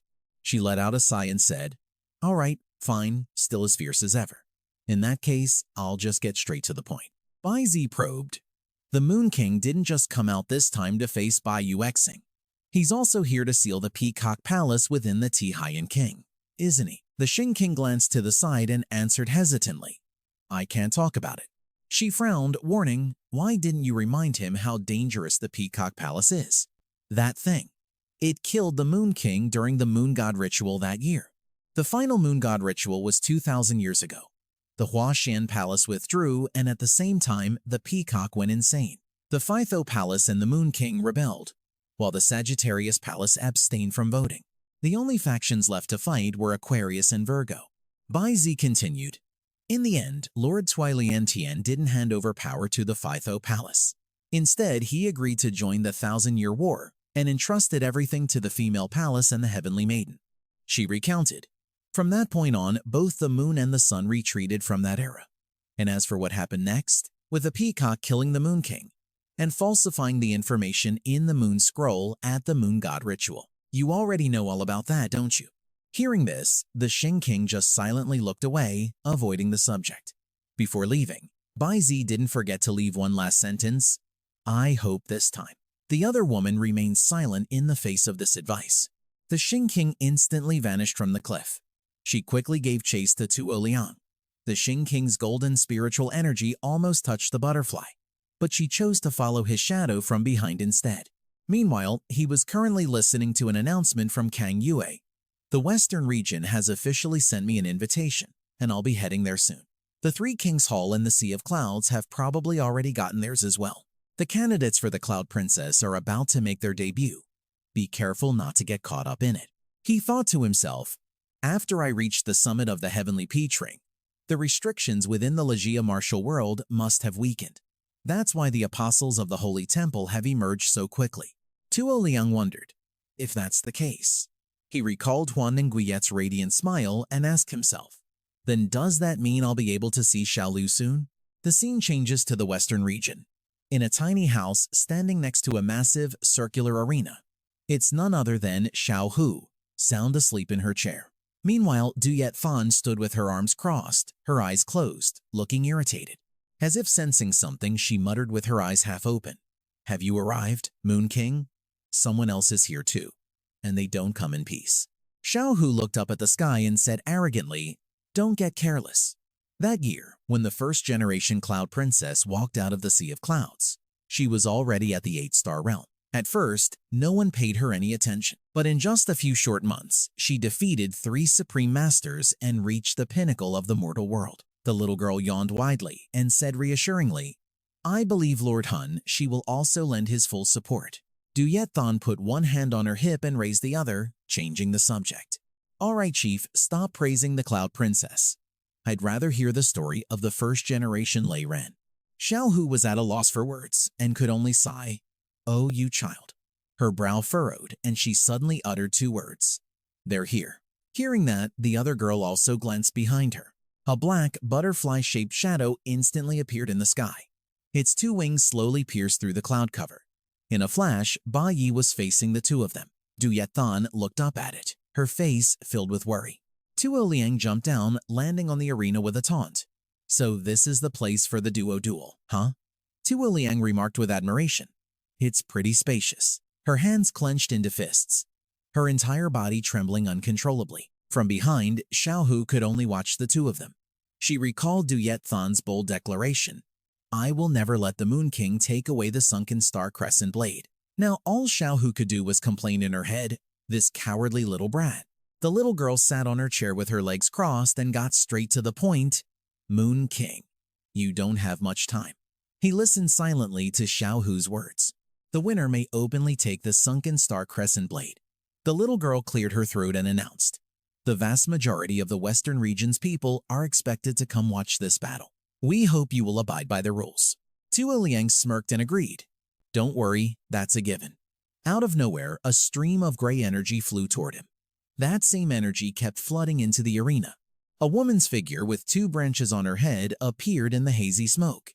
It was the Sea of Clouds, the number 2 Cloud Princess. She pointed a thumb at herself and fiercely declared, 10 days from now, I'm using this arena. No one else is allowed to touch it." Su Liang silently sized up Hai Van from head to toe. Xiaohu, equally surprised, slowly rose to her feet. As she walked, the little girl tried to placate her. "Cloud Princess, their match is just the opening act. It won't affect the duel between you and Lord Hun, she afterwards." Xiaohu exaggerated. "Think of it as an appetizer before the main course." "Ah no, it's more like mouthwash." This caused Hai Van to cross her arms and puff out her cheeks in annoyance. Out of options, the little girl just turned her back, feigning indifference. "All right, have it your way." Su Liang said nothing and simply turned to leave. The little girl watched his retreating back and taunted, "Moon King, you'd better not try to run when the time comes." Hai Van threatened smugly, "After I defeat Hun, it'll be your turn." Su Liang couldn't be bothered and just gave a cold O. He glanced over his shoulder and gave a mocking wink. "But I have zero interest in you. After the full moon event is over, I plan to go meet." The little girl's face darkened, and she was so furious she could barely get the word out, "You." An oppressive energy immediately erupted from Hai Van's body. Su Liang was no less imposing, surrounded by his own golden spiritual power. The two faced off head-on, signaling the start of a dramatic top-tier conflict. The other two on the ground could only stand there, frozen, and watch. Xiaohu felt dizzy, her head spinning. Is anyone going to stop this? These two look like they're about to lose it right here. A tempest began to brew around Su Liang's body. Hai Van's eyes shone brightly. They stood in silence, eye to eye, as fierce winds howled through the air. Suddenly, something startled the little girl. Hai Van faltered for a moment, looking at the person before her. The little girl puffed out her cheeks and turned to leave, but not before glancing back to huff coldly and say, "I'll be back on the night of the full moon." And just like that, Hai Van disappeared back into the hazy smoke. The other three were left standing there, stunned with no idea why she had retreated. After a moment, Su Liang finally allowed himself to breathe a sigh of relief. He frowned, wondering, could she have been warned by something on the other side? In any case, I'm not going to put up with these pampered princesses. Su Liang weighed Huan Yua against Hai Van. If he wanted to achieve final victory in the Moon God ritual, he would have to defeat cloud princesses just like Xiaolu. He pondered, besides, I'm not really interested in number 2. What's interesting is the lineage of Cloud Princess number 1, the Supreme Twin Jade Flames. Su Liang wondered about Cloud Princess number 3 and her Dream Pact lineage, and whether he could find any clues from it. He turned around, steeling his resolve. My battle will be on the night of the full moon, right before the Cloud Princess arrives. After I get the Peach Soul, I have to head to the Eastern Domain immediately. The Glimmerwing Butterflies flew around Su Liang again as he muttered, while Cloud Princess number 2 is challenging the Soul Devourer, Cloud Princess number 1 will be challenging the Ice Queen. In a flash, Su Liang was completely lost in their golden light. He slowly landed on Bo Yi's back. Su Liang was still lost in his own world. As long as Cloud Princess number 1 can hold off the Ice Queen for a while, I can use that opportunity to find the Peacock Palace, then head to the Eastern Domain to get the final piece of the sinking star Smoky Moon. Rui Cheng looked up at the starry sky and whispered, He's gone already? She rubbed her chin, muttering to herself. Weird. I heard the Moon King has a pet beast from the Supreme White Deer clan, so why would it have an attitude like that toward the Cloud Princess? Zihu shot her a look as a reminder. Instead of worrying about that, you should be thinking. Rui Chung smacked a fist into her palm as she made a deduction. Don't worry, we've already scattered all the Glimmer Wing Butterflies across the Western Domain, so there's no way they can regroup anytime soon. If that's the case, the Moon King won't be able to recreate that Glimmer Wing Butterfly miracle in the Western Domain. She immediately recalled that spectacular scene. Rui Chung rubbed her palms together confidently and declared, he won't be able to enter the realm of 7 emotions, and he won't be able to use the sinking star, Smoky Moon, as his wager. If I try hard enough, I'm sure it'll happen. Zihu was speechless, just staring at her heroic spirit, a complete turnaround from the timid girl she was moments ago. She let out a small sigh and said softly, I hope so too. The two of them gazed off into the distance, completely unaware of a single glimmerwing butterfly hiding behind a nearby rock. It seemed that through it, Su Liang could hear everything that just happened. He let out a soft sneer. Su Liang thought smugly, normally that would be true, but I guess no one knows I still have an ace up my sleeve. He picked up the Moonlight Rabbit, hatching a plan. From the very beginning, our target was never Bai Yixing, but the Peacock Palace that's sealed away in the Western Domain. Su Liang gently stroked its long ear, setting his goal. I'll scout out the location of the Peacock Palace's seal beforehand. Then, when the time is right, I'll take advantage of the Soul Devourer being tied up by the Cloud Princess. He patted the Moonlight Rabbit's head and mumbled, that's when I'll use the true power of Aquarius and trample everything in this place. Su Liang called out softly, Moonlight Rabbit. Its glistening eyes suddenly opened. He abruptly stopped on a branch somewhere in the Wood Saint clan's dungeon. 2 female guards suddenly saw someone before them. They bowed respectfully in unison and greeted Lady Yu Wangmu. From the Sea Concubine clan of the 3 Kings found Holy Land, Yu Wangmu slowly approached. This was the Endless Prison, a place that held all the most vicious criminals in the world, controlled and guarded by the Great Soul Devourer. And after death, every emperor of the 4 Saint clans would be buried here, their spirits transforming into a suppressive energy field. The woman urged her, please be careful, my lady. After you find your target, leave immediately, and do not disturb the entities hidden deep within. Among them is the rebel emperor of the East Empress clan, the lingering remnant of the 7 controlled 7 mystics, and even the guardian of the Peacock Palace. I'm sure you are well aware of this. Yu Wangmu grew pensive at the warnings. She closed her eyes and replied, of course. If the previous Moon King hadn't caused such a disturbance thousands of years ago, the Peacock Palace would still be locked away in the 3 Kings found. Yu Wangmu then gently requested, I've come to see a member of my clan from an ancient era. I will leave immediately after. I apologize for troubling you. Hearing this, the 2 women immediately glanced at each other as if giving a signal. The gate opened in an instant to welcome her. The 3 of them quickly went inside. At that exact moment, a glimmerwing butterfly attached itself to the hem of Yu Wangmu's robe and went in with them. The scene inside was incredibly bleak, with overlapping chains and iron bars everywhere. She closed her eyes tightly, listening to the groaning sounds echoing around her. At the same time, the 2 guards turned back to inform her, Lady Yu Wangmu, we're almost there. We cannot go any further than this. They pointed to a set of stairs leading down and said, from this point on, what lies beyond is the domain of the Emperor. She had no other choice but to comply. All right, then I will go in alone. The 2 female guards watched impassively as Yu Wangmu slowly descended. She remained perfectly calm, without a hint of fear or worry. After walking for a while, Yu Wangmu spoke up. Our first time meeting, Moon King. Forgive my intrusion. You don't want to release the guardian of the Peacock Palace, do you? She glanced at the glimmerwing butterfly on her hem and mused to herself. Ah, that's right. I forgot a glimmerwing butterfly can't talk back, can it? But from what I can see, the Western Domain is quite happy to see you free the Peacock Palace, which is why they haven't added any defenses. Yu Wangmu mumbled, you're so exceptional that even Bai Yixing can't stop you. She turned her head and continued forward, saying in a low voice, all right, my time is limited, so I'll leave it at that. She continued on her journey like that, turning into a small tunnel. Before long, Yu Wangmu found herself before a gigantic fish. It opened its eyes wide, staring intently at her. Yu Wangmu wasn't afraid in the least. She met its gaze head-on. The fish's voice boomed, "Little one, go back." It roared, "You cannot persuade me. I will not form a pact with anyone until I can defeat the three-legged white snow." Wang Mu looked surprised. Before her was a pure white dolphin with pale gold eyes, which looked at Wang Mu and sighed. Its name was Bai Mo Ji Hai, a high-ranking emperor of the Three Kings Fount. She stood there timidly without a word. Wang Mu thought to herself, speaking of back then, the Three Kings Fount once proposed a political marriage to win over the Ice Queen. The pairing was between Bai Mo Ji Hai and the three-legged white snow.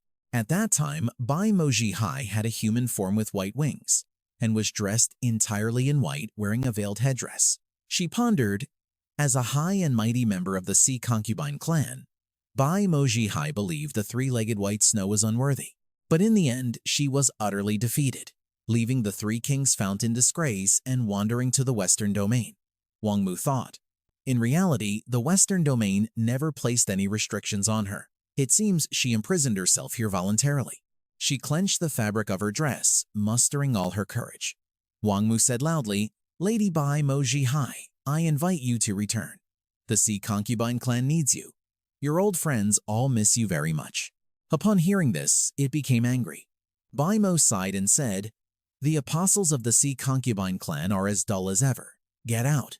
After hearing that, she panicked and shouted, "Lady Bai Mo Ji Hai." With that said, it turned its back and left, leaving Wang Mu to watch and plead. "Wait, don't go." She stood behind the glass, her face a picture of utter confusion, not knowing what to do. Bai Mo's actions left Wang Mu feeling disappointed and dejected. She was in a daze, walking and talking to herself. It was a failure. Lady Bai Mo Ji Hai is too stubborn. Suddenly, from behind her, Wang Mu searched her surroundings and shouted, "Who's there?" Below her waist, a golden butterfly surrounded by a halo of light replied, "I see you have absolutely no regard for the dignity of a high-ranking emperor. Is that right?" Wang Mu looked down and said in surprise, "Moon King." She started to cry and said, "What do you mean by that? I'm already so sad, and you're still making fun of me." The golden butterfly let out a sigh and said, "It's you who doesn't understand a thing. How could such empty platitudes possibly move someone?" From another location, Su Liang continued speaking through the golden butterfly. What he really wanted to hear was for her to say she would defeat the 3 stars Snow White for him, even if it meant facing the Ice Queen head-on. He asked Wang Mu, "Got it?" She stared at the golden butterfly with a clueless look on her face. Upon hearing this, Wang Mu panicked and said, "How could I possibly say that? Wouldn't that mean making an enemy of the Ice Queen?" She shouted in agitation, "I was actually starting to get a good impression of you, but it turns out you're just trying to trick me into becoming an enemy of the white-faced sea." The golden butterfly flew in front of Wang Mu, then flapped its wings and slapped her hard across the cheek. Wang Mu yelled, "Ow!" Su Liang said, "You're being ridiculous. Cut the useless chatter and go check out the Peacock Palace area." Su Liang continued, "What the Peacock Palace is really like. I have to see it with my own eyes to believe it." She clutched her cheek, silently looking at the golden butterfly. After hearing him, Wang Mu replied with a gloomy face, "Okay." She continued down the stairs, and he followed behind via the butterfly, observing and thinking, "I once heard a stupid rumor that the San Wang Quan clan can't be trusted. Could it actually be true?" Wang Mu moved cautiously. Suddenly, she saw something and her face filled with utter shock. In front of Wang Mu were 3 doors, a sea blue door with a symbol that looked like a snowflake, a purple door with a diamond-shaped symbol with a circle in the middle, and a green door with a circular symbol. She was so surprised she was speechless. Su Liang, observing from the other side, was also astonished, thinking to himself, "So, besides the Peacock Palace, this place is also holding 2 other hegemons." Inside the green door was the Emperor-grade Shangshuan Moon Jade, which was a cracked ring. He thought, right now only its shell is intact. The main body is already damaged. Behind the sea blue door with the snowflake symbol was the Emperor-grade Bingshi Liusha Moon. The silhouette of a girl was imprisoned inside. Su Liang thought to himself, the criminal emperor of the Donghu clan. After observing, Wang Mu said quietly, "We can't linger here. I'll just show you the Peacock Palace and then we're leaving immediately." As Wang Mu approached the door, the silhouette of a woman could be seen deep inside, sitting and gazing up at the sky. The girl sat there listlessly, looking at the moon in the sky. That girl's name was Yu Yan, a Nether King Moonlight type and Emperor Great Hegemon. Seeing the image, he thought to himself, the transcendent of the 10 palaces, guardian of the Peacock Palace, the one who holds the record for taking out the most tyrants of her level this era. Zhou Yan turned to look at Wang Mu, smiled faintly, and asked, "Are you lost? The white-faced confinement area is out this way, and to the left." She was so startled, she replied unconsciously, "Huh?" He continued to observe quietly, thinking, according to legend, isn't she supposed to go ballistic if you say one wrong thing? Why is she acting like this? Suddenly, from another door, a hand gripped the bars and a voice said, "Hey, you from the San Wangquan, want to make a contract with me?" Wang Mu looked over and saw a woman with long white hair wearing a thin black flowing dress. The woman introduced herself. "I'm the Ice type, the former criminal emperor." Su Liang thought Bing Shi Liaosha from over 50,000 years ago before the Ice Queen was even born. He recalled an image of that woman standing on a mountain of corpses and mused, she has a monstrous appetite. She had to eat at least 50,000 people a day to satisfy her hunger, leading to widespread death and suffering, and was eventually subjugated by the combined forces of the 3 great sacred halls. Su Liang thought. In other words, this monster actually fought against the first-generation Princess Yun. Seeing her, Wang Mu panicked and said, "Hey, hey." Suddenly, another voice came from the green door, "Dream on. She's one of the San Wangquan." The voice came from the cracked ring, which continued, "The good, obedient little treasure type." He reflected, the Shang Swan Moon Jade. Its main body is damaged, only a shell remains. Every time it attacks, it inflicts irreparable damage upon itself. Eventually, it will fall into an eternal sleep. It was imprisoned here for being unable to fully control its power, causing more innocent death and injury than the battle between the Ice Queen and the Flying Rabbit Palace years ago. The Ice type replied, "I was just throwing it out there. That fella in the smiling cloak is guarding the western region. So even if I made a contract with this kid, I couldn't get out anyway." The Ice type said, "Still, it's been a long time since anyone's come here. How about this?" she said. "Little treasure of the San Wangquan, we won't make things difficult for you." The cracked ring said nothing, listening in silence. The Ice type continued, "You just have to tell us what major events have happened in the outside world recently, and that'll be enough." Zhou Yan smiled faintly, observing. Hearing this, Wang Mu said, "Hey." Wang Mu was tense, thinking to herself, these 3 hegemons, both their tone and their attitude are so gentle, completely different from what the rumors say. If it's just that, then it should be fine. Telling them about the Moon King, Bing Ting, shouldn't be a problem, right? The sky had turned completely dark. Outside the dilapidated building, a voice was heard. "It's been hours." Ling Yue turned to look at her female friend who was guarding the door with her and asked, "Lady Yu Wang Mu still hasn't come out?"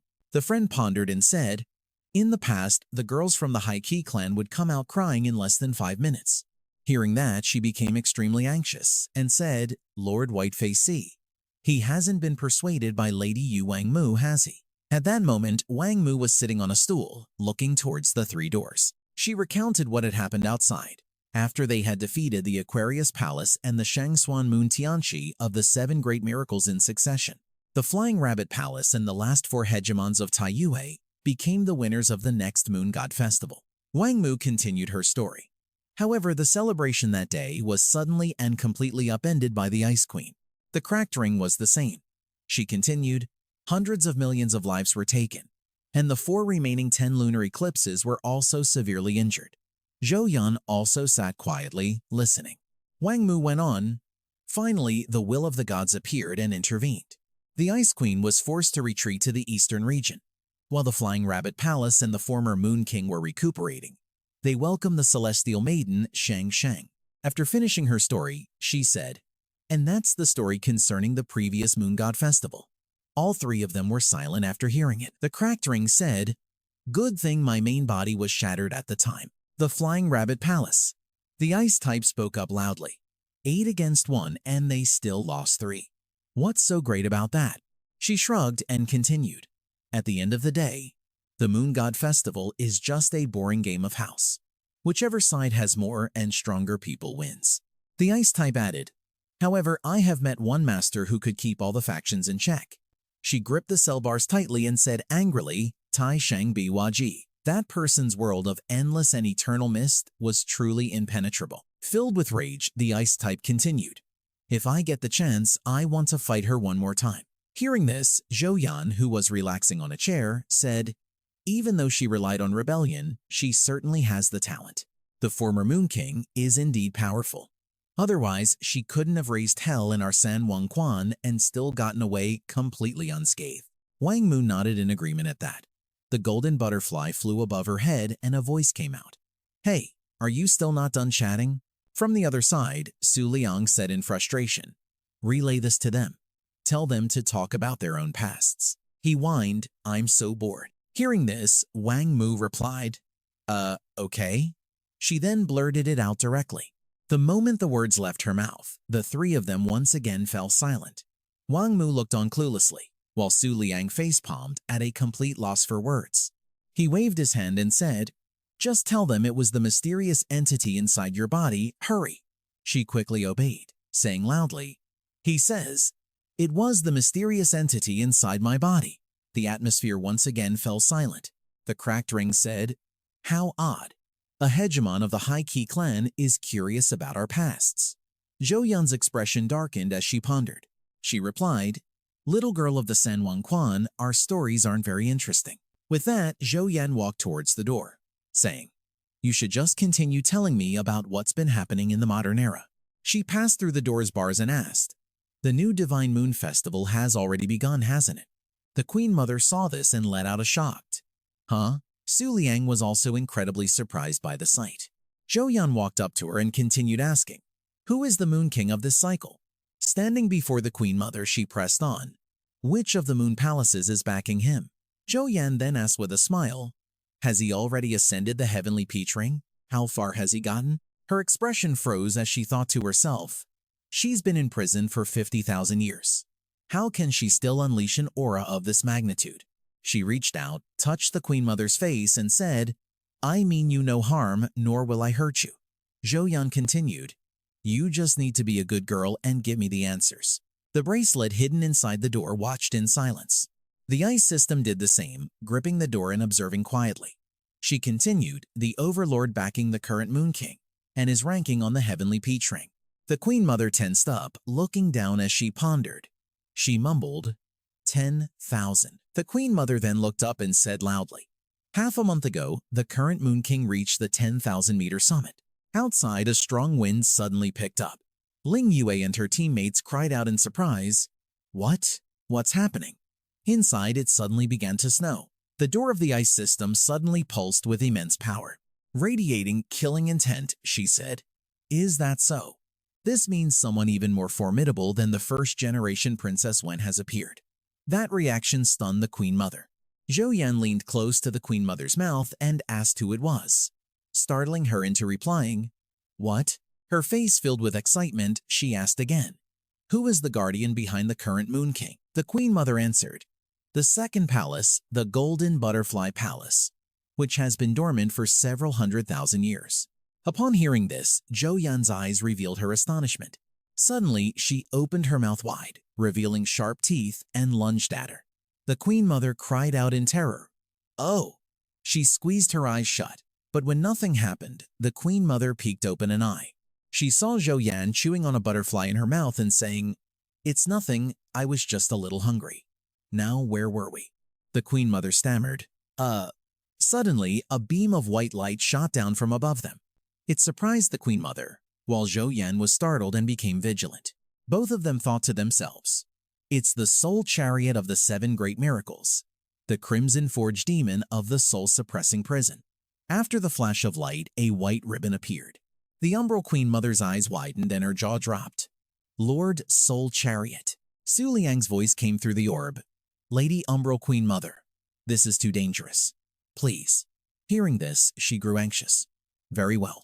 With that, the Umbral Queen Mother quickly departed. She spoke up, questioning. I've told you many times, don't do unnecessary things. Lend me your power, and I shall grant you freedom.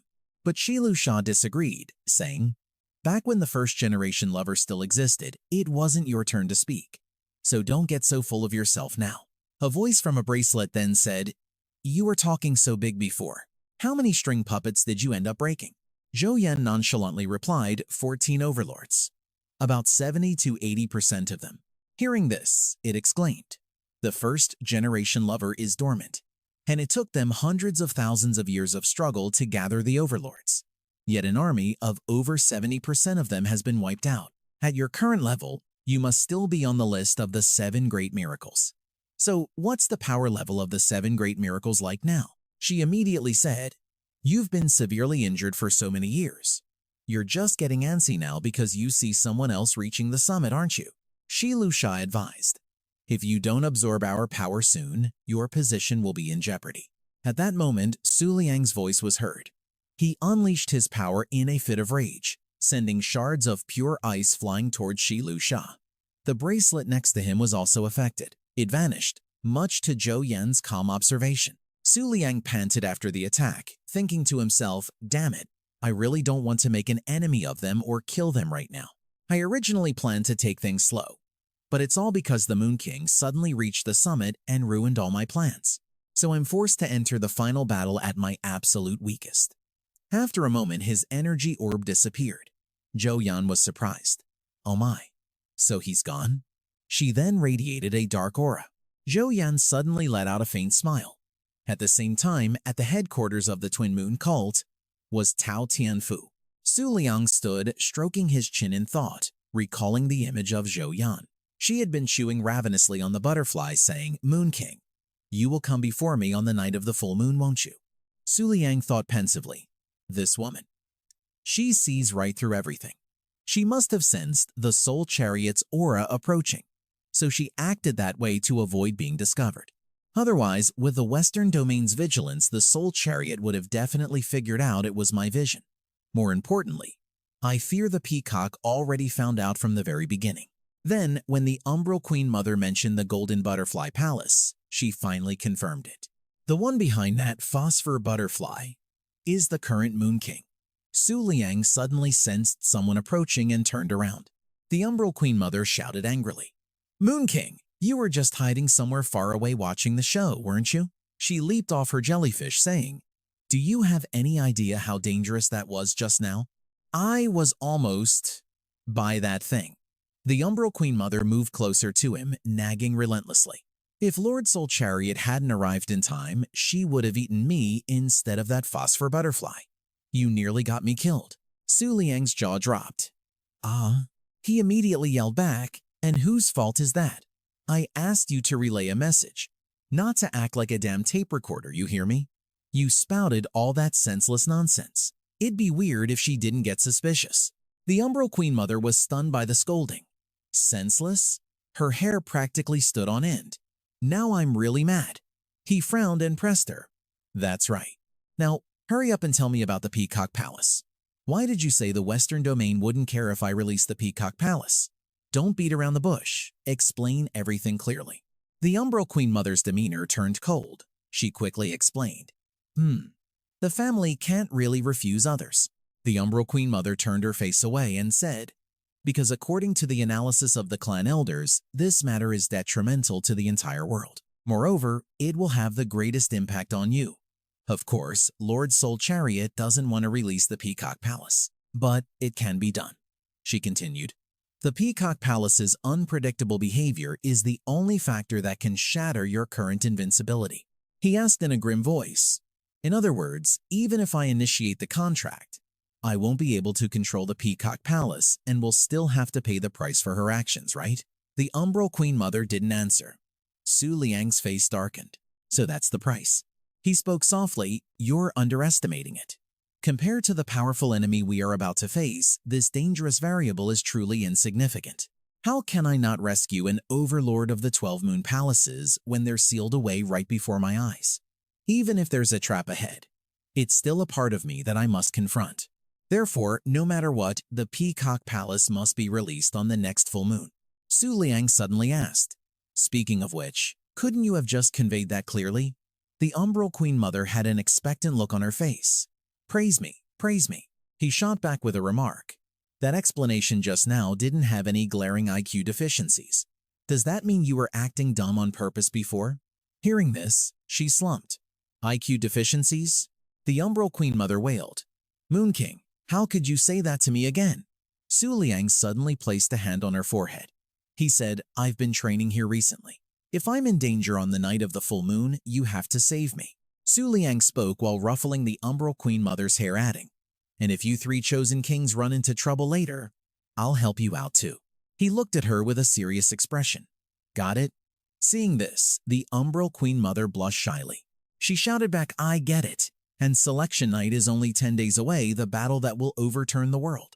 Selection Night, the great pet beast duel of the Western region. Down in the stands, the crowd was buzzing. A white flag was raised high, then slammed down onto the arena floor.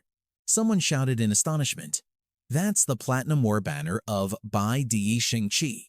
It's about to start. A small foot slowly stepped forward. It was none other than Yue Xing, who strutted forward with her chest puffed out confidently. She stood proudly beneath her white flag. A man announced, hello everyone, I am Hun Sha, and today I will personally oversee this match. Furthermore, I'm sure you all know from the internet that we've not only invited the second Princess Yun, but also Lord Yu Wangmu of the Three Kings Spring, and Great Emperor Kang Yue of the Kang Yue sect. They will represent the Three Kings Spring in the southern region to ensure this match is absolutely fair. The crowd below erupted in cheers as the two of them stepped out. The comments from the crowd made Yu Wangmu extremely embarrassed. Lord Yu Wangmu is so beautiful. This is the first time she's ever appeared in public. She looks 100 times better in person than in her selfies, right? No wonder she's the half-blood sea god of the mermaid tribe. In contrast, Kang Yue was completely calm. Great Emperor Kang Yue's figure is what I call heavenly. She's insanely gorgeous. Great Emperor Kang Yue is my goddess forever. Yue Xing stood sullenly to the side, listening to the audience's cheers. She pouted and let out a cold. Then Yue Xing suddenly roared, come on out, Moon King. The apostles of the Three Kings Spring and the Heavenly Peach Emperor are all present, with Lord Hun Sha himself as a witness. I won't let you take the Zhengxing Yanyue Dao so easily. As she spoke, dark clouds rolled into the clear sky, and from within them, golden rays of light shot downwards.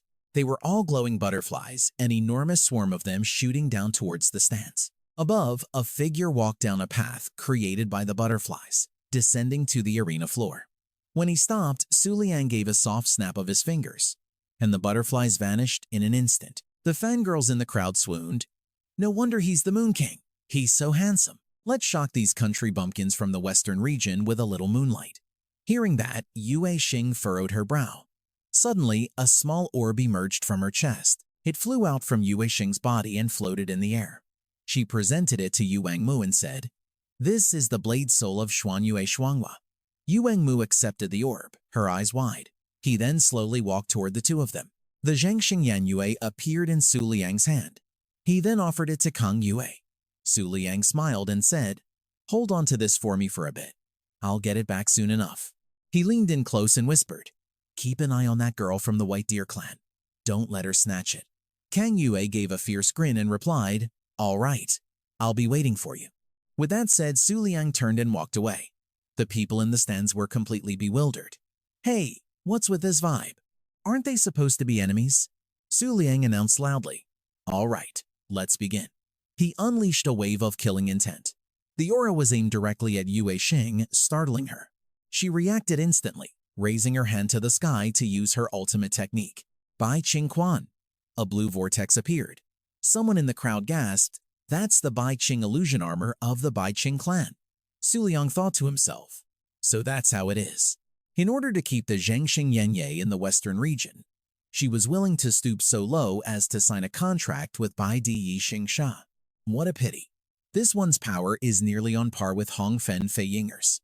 With that thought, he called out, Yoguan Tu. The moon crown rabbit appeared, looking exhausted. Yue Xing proposed, my lord, first, please test our opponent's strength. You don't need to worry about my safety for now. The vortex of power grew more and more violent. But faced with such strength, Yeguan Tu stood its ground. A notification panel appeared. Guardian of Aquarius has been summoned, successfully suppressing the Blood Moon Constitution. Su Liang smirked. You want to probe my strength? How ridiculous. I never had any intention of fighting you one-on-one from the start. All I have to do is stand here, and this will all be over. Yue Xing's vortex of power rushed forward to attack. Yue Guantu's eyes sharpened as it prepared to block the blow. Su Liang thought, her blood moon body only has 10 minutes left. A ring of light appeared around its waist, but during these 10 minutes, her presence will reach an unimaginable level. Perhaps one day, she might even be able to reach the level of a guardian. Yue Guantu raised its arm, pointing a single finger straight up at the sky. Then it suddenly swung its arm down, and a terrifying explosion erupted. The explosion created a giant mushroom cloud of smoke. After a moment, as the smoke slowly cleared, the surroundings appeared to have been completely destroyed. Someone in the crowd stammered in shock. Hey, am I still alive? Kang Yue watched and thought to herself. He knew the outcome the second the fight started.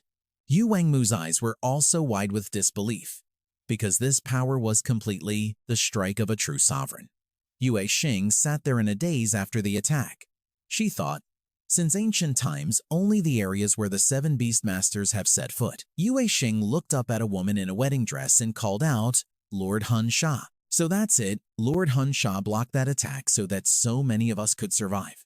She thought to herself, so this is the legendary Moon King. Without wasting any time, Su Liang turned and walked away. He approached Kang Yue and Yu Wangmu. Su Liang took back the Jiangxing Yan Yue. It's over. He also reached over and took back the crystal from Yu Wangmu's hand. The woman in the wedding dress thought, damn it, if Bai Yue Xing had won, I would have had a way to avoid a fight and swap the blade lock with the Ice Queen, just sealing the Shunguan Dai. I really underestimated the Moon King. Suddenly, Su Liang called out loudly, Hun Sha, I'm going to release the Guardian of the Peacock Palace now.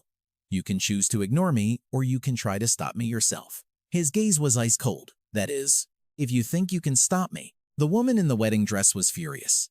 What did you just say? Is that a declaration of war? On your own? Fine, I won't stop you. Go ahead and try something right in front of me, Wang Quan and the Heavenly Peach Emperor. We won't let you leave the Western region. You. Suddenly, she stopped. Up in the sky, the clouds swirled into a vortex. A deer appeared, laughing loudly. I'm late. I overslept. She thought, the ancient great emperor of the White Deer clan, Shiju Kai Da Yue, the sea god, now in human form, spoke up. Huh? Is the fight over already? As expected, it was just. Su Liang merely glanced at the girl, then turned and left without a care. Meanwhile, at the endless prison in the western region, a girl was chattering. Did you guys hear that huge noise just now? Another girl asked. Between the Moon King and Bai Yue Xing, who do you think won? The last one replied emphatically, definitely the Moon King. That was a no-brainer. I wonder what the Lord of the Western region thinks about this. So, are Lord Hun Sha and Princess Yun fighting right now? I'm dying to see it. Her friend replied, we don't really have to guard this place anyway. If something happens, the first one to die will be. Suddenly, one of them sensed someone approaching and turned. Su Liang approached with a cold expression. The 3 girls were stunned. The Moon King. Why is the Moon King here? He walked right past them. Get lost. Su Liang then proceeded deeper inside. The girl who had been speaking stood there, completely speechless. It wasn't long before all 3 of them fled. Run. Back with Su Liang, he continued deeper into the prison. At the end of the path, 3 different gates appeared. He frowned, observing them. From within one of the gates, a figure was watching him, a small smile on her face. Su Liang held up 3 fingers and said, 3 demands. She chuckled lightly and replied, name them. He didn't hesitate to say, first, no matter what happens, you are not to attack me. Second, when we fight, you can't harm innocent people. Third, I need to make physical contact with you. Zhou Yan replied with a confident look.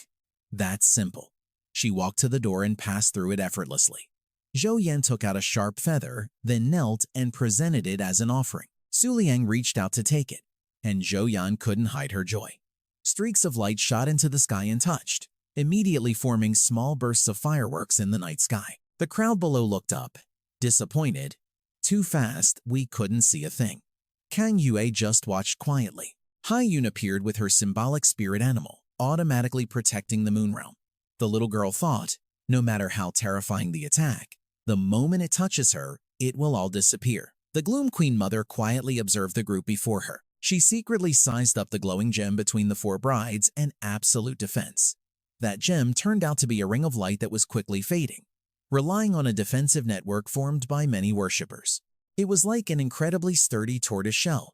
The Gloom Queen Mother stood pensively next to Kang Ye, thinking it would probably be impossible to determine a winner anytime soon.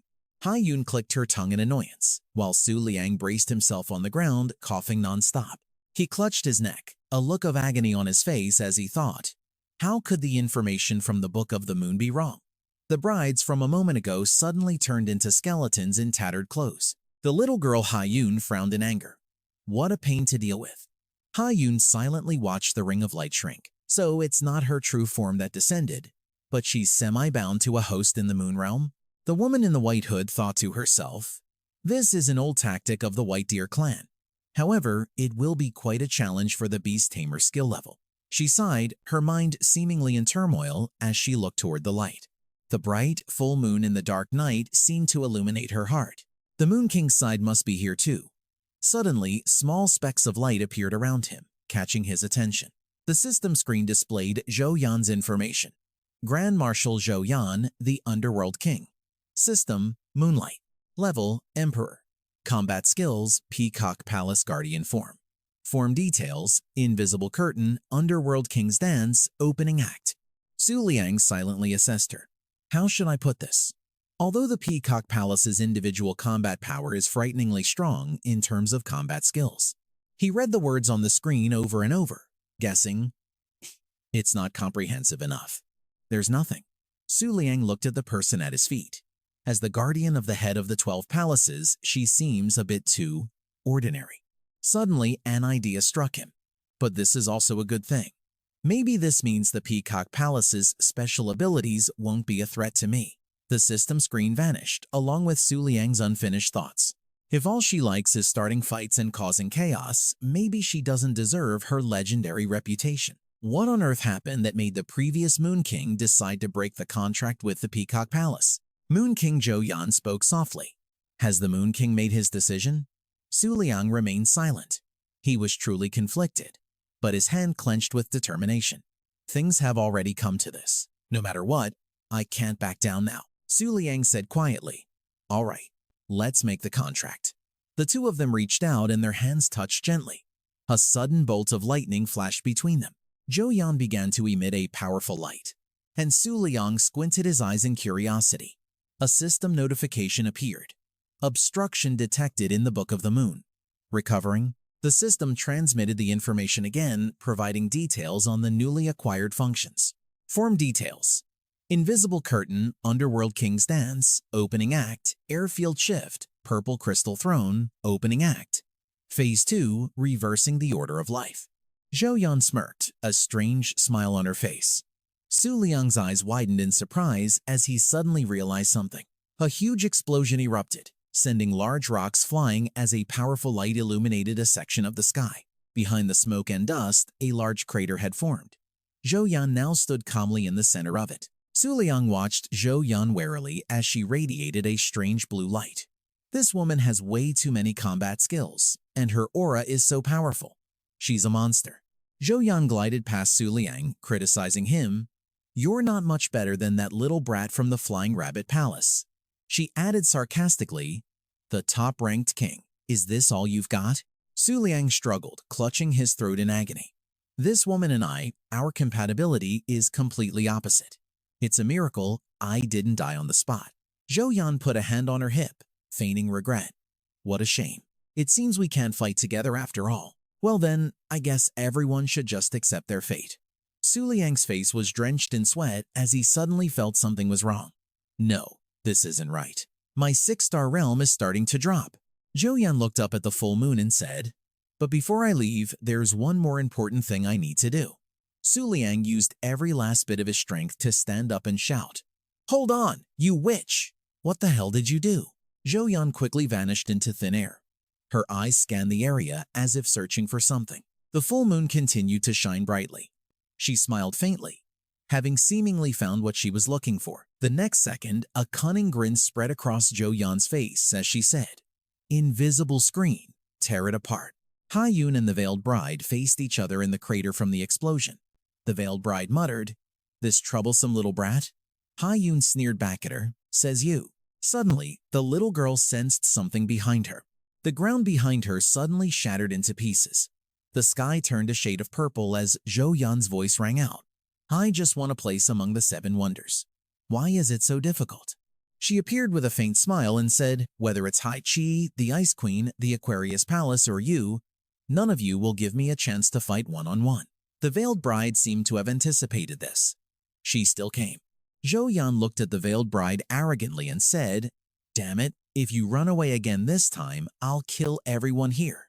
She suddenly paused to think, remembering Su Liang's rules for their fight. She seemed conflicted by them for a moment, then snapped her fingers. Her expression changed into someone more sinister. If they're all emperors, then they don't count as innocent people, do they? Hearing this, the Gloom Queen Mother trembled with a worried expression. Kang Yue just watched silently from the side, and the veiled bride stood quietly. Inwardly, she was a bit flustered. Just as I predicted, of course. Su Liang lay flat on the wet ground, thinking, the Book of the Moon isn't here. His face was drenched in sweat as he struggled to speak. And here I am, down for the count. Su Liang laughed helplessly. How pathetic.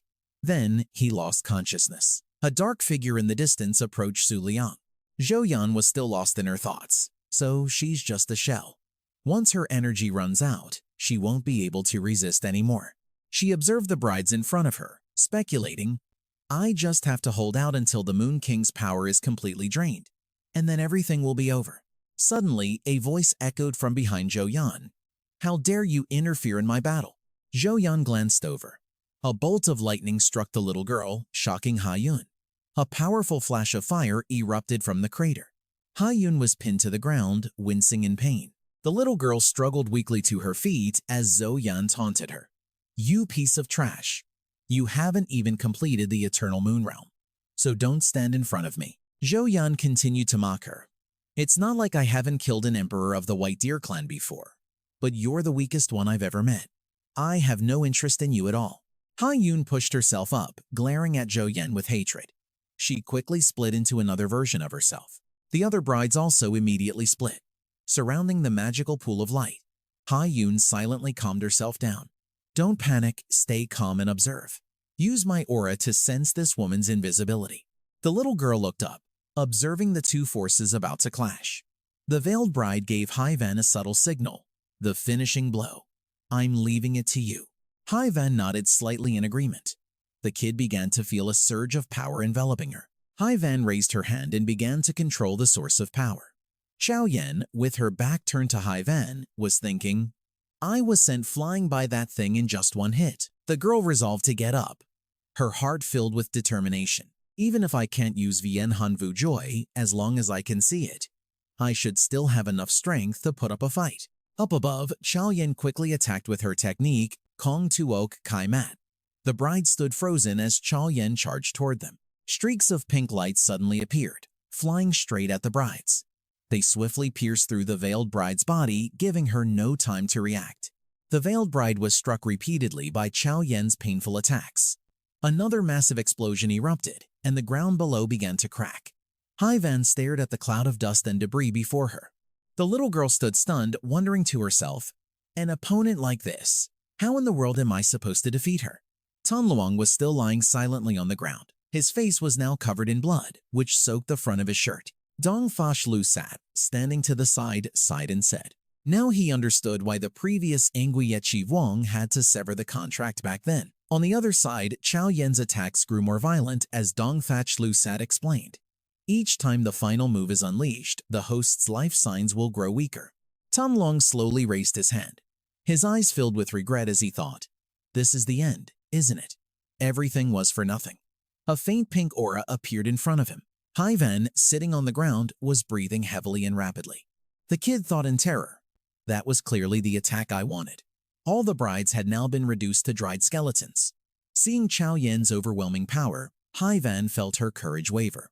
No matter what, she just couldn't muster the will to fight.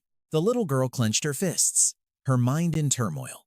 But if I retreat here, I'll never be able to become an official Cloud Princess. A voice rang out, encouraging Hai Van. Don't be afraid, little one. The veiled bride spoke up to reassure the kid, I'll help you draw her attention. The peacock is probably reaching her limit soon. She gently advised Tai Ven, use your strongest move to finish her off. The little girl quickly agreed, closing her eyes in prayer. Oh, great lord, Thap Ku Sak Diep Nguyen, please lend me your strength. The girl quickly unleashed her technique, Vu Joy Han. Instantly, Hai Van vanished from that space. The veiled bride was also pulled into another dimension. She returned to her pristine appearance from the beginning. Ahead, Chao Yen spoke. As expected, an attack of this level could never do that to you. She turned her head, looking at Tan Luang with some defiance. I can't believe that little brat held out for so long. I really can't bear to leave him here. Chao Yen's eyes snapped open, revealing a different, bloodthirsty face. I'm going to kill you for good. Yu Vuong Mao started crying in fear, while the other brides defended with all their might. Chao Yen's limitless power made her smile with satisfaction. Suddenly, her eyes narrowed in alarm as a flash of light shot past her. The sky looked as if it had been ripped open, leaving a massive gash. The tear quickly spread outwards, and at the same time Hai Van emerged from within it. The girl collapsed to the ground, exhausted, and said, I can only borrow this power once, but passing through the mist world takes a toll on my whole body. Hai Van smiled with satisfaction. Even though it's a far cry from the legendary Eternal Vu Jioi Han, this is good enough. Abruptly, she sensed something was wrong. Hai Van was suddenly surrounded and immobilized, leaving her confused. How is this possible? Chao Yen gradually appeared from within the thick clouds.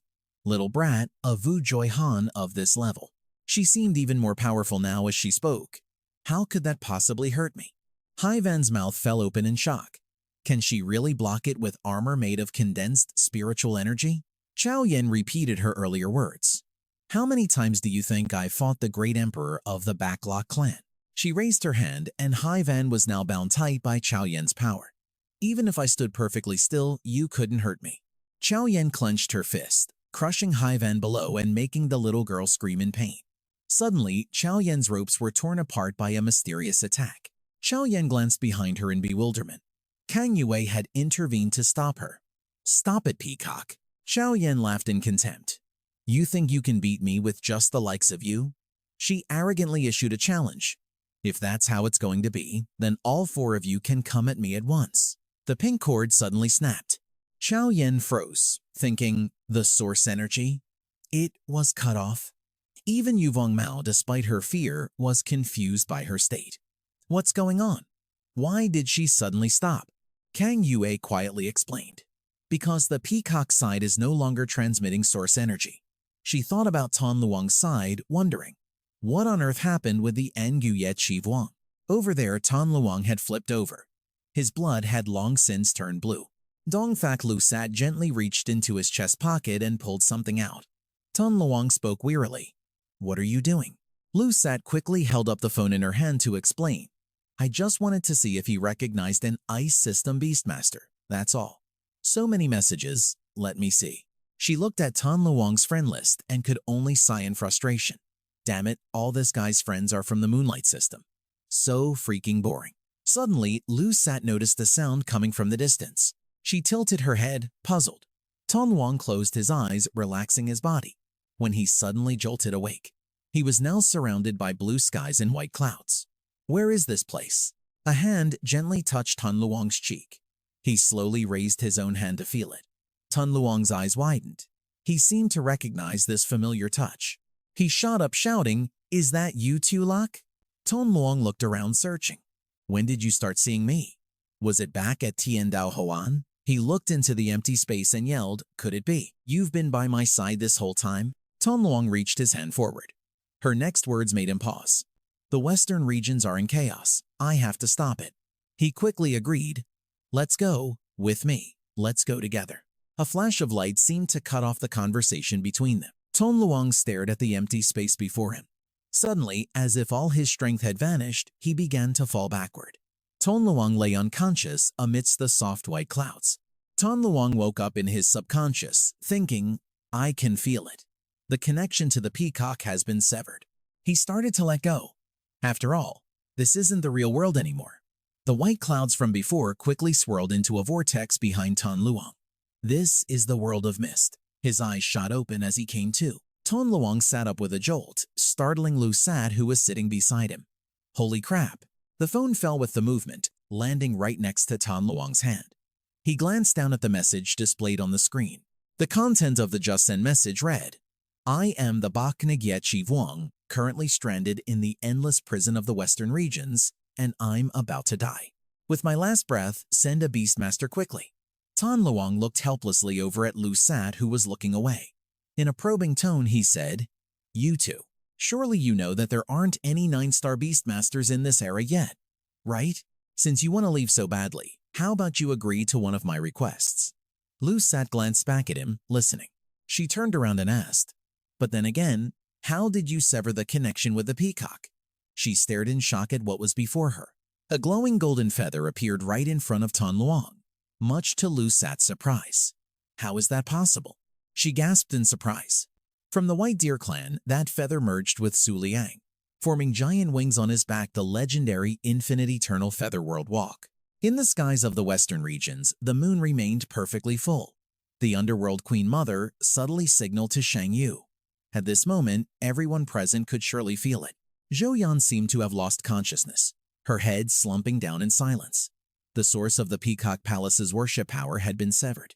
Even maintaining her appearance became a struggle. The veiled bride spoke softly. Surrender now, and I might let you live. The underworld Queen Mother watched the silent Zhou Yan above, along with Shang Yue and the veiled bride. The underworld Queen Mother mustered all her courage and shouted, What did you do to the Moon King? Shang Yue and the veiled bride both turned their heads in the same direction. Shang Yue wondered to herself, Could it be the princess of the Sea Nymph clan? The veiled bride asked, Does she have some special meaning to the Moon King? The underworld Queen Mother stammered and covered her mouth as she remembered something. Embarrassed, she looked down, but a loud noise caught her attention. Shang Yue and the veiled bride quickly turned towards the sound. Zhou Yan had landed on the ground in front of the main gate. She maintained her arrogant demeanor and said, It was just the source of my worship power that was severed. What are you all so smug about? Zhou Yan's body seemed drained of power, but she still forced herself to speak. If that's how it's going to be, then I'll show you true despair. She tilted her head to the sky as black, poisonous gas poured from her mouth. From behind, the underworld Queen Mother wondered, What is this? Is she storing up energy for a powerful attack? Shang Yue quietly speculated. It doesn't look like she's gathering power. On the contrary, her life force is rapidly draining. Suddenly, Zhou Yan screamed in agony. Large tears began to appear in the space behind her. The veiled bride watched the scene, a bit frightened. 2,000 years ago, I never saw a technique like this. I have a bad feeling. Haiyun struggled to get up from the previous attack, looking toward Zhou Yan in confusion. The light was so intense that Haiyun had to shield her eyes, and even the underworld Queen Mother struggled against it. She slowly lowered her hand to look, her eyes widening in astonishment. Shang Yue also began to brace herself for what was happening. The veiled bride watched the situation anxiously. The moon, now shrouded in that black gas, was approaching the earth. A full moon, so close. The veiled bride stared in horror at the scene before her. This monster. Zhou Yan used up all her strength, just to pull the moon down here. Zhou Yan turned around and said softly, Next. Her eyes glowing with a dangerous threat, she declared, I will kill all of you. She immediately channeled her power, pulling a massive force around herself. Second stage. Unleash. Haiyun was sent flying backward. The underworld Queen Mother struggled to hold on. The veiled bride turned her head and shouted to Shang Yue, Ask the Heavenly Island Ring for help. If you don't, everyone here will die. Shang Yue silently braced herself, her mind in turmoil. But not long ago, the Heavenly Island Ring had just formed an alliance. Shang Yue was about to give up, knowing that the 4 of them alone truly couldn't stand against the Peacock Palace. The water at the bottom of the crater suddenly evaporated, leaving it dry. Shang Yue noticed this, confused. A voice emerged from the dust. What's going on? I take a nap and wake up to find the world has changed so much. Time suddenly seemed to stop. Shang Yue was puzzled. The Peacock Palace, it suddenly stopped. The whole group raised their guard against the stranger. Silver hair began to appear from the dust. Shang Yue seemed to recognize him. The jade life ring hovered in the air, shimmering and glowing. Su Liang opened his mouth slightly and said, However, he walked with a carefree ease. Right now, I feel more relaxed than ever before. The veiled bride cried out in surprise, The Peacock Palace is one thing, but the High Crescent Moon Jade Bureau and the Bronze Stone Flowing Sand too. She shouted angrily, "Moon King, are you insane? Do you want to take on the whole world?" The veiled bride thought worriedly. Besides, the reason I didn't set up any defenses at the prison was because of the true seal. The jade life ring had also started to crumble. She glanced at Lu Sha next to Su Liang. If no contract was signed, then how did the Moon King manage it? Haiyun was a bit stunned by the sight before her. The young girl said slowly, "Infinite Eternal Feather World Walk." Haiyun looked at Su Liang in disbelief. How is that possible? Is there still someone in the White Deer clan who can do that? The jade life ring was infused with more power, enveloping it. A portion of the cloud mist dance from the Moon King dispersed into both of their bodies. Haiyun's train of thought enveloped Su Liang and Lu Sha, putting them in a temporary state of unlimited life force that required no energy to maintain. Suddenly, a pillar of light shot down to the bottom of the crater, and everyone turned their gaze to the movement below. Zhou struggled, her voice strained. "Let go."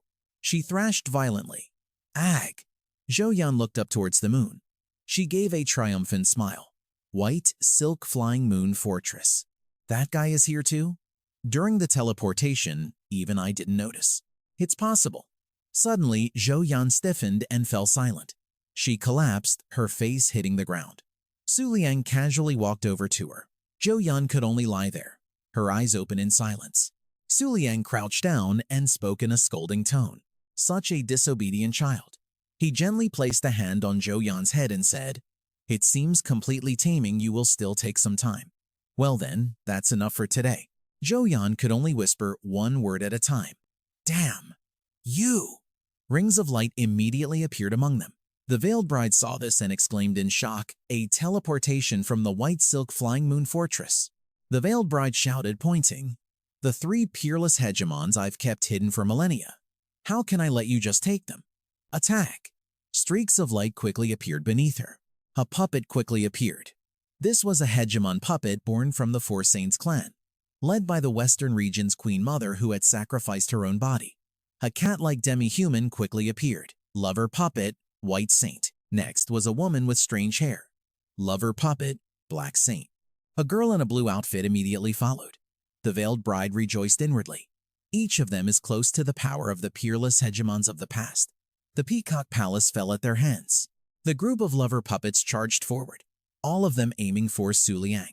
The jade life ring behind him immediately lit up.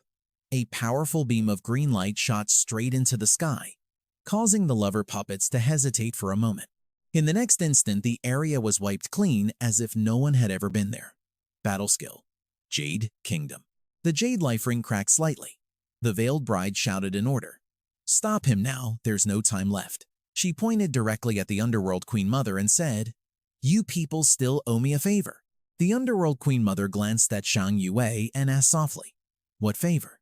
A beam of light suddenly shot through the chests of two other figures. Huan Yua gently touched her own chest and breathed a sigh of relief.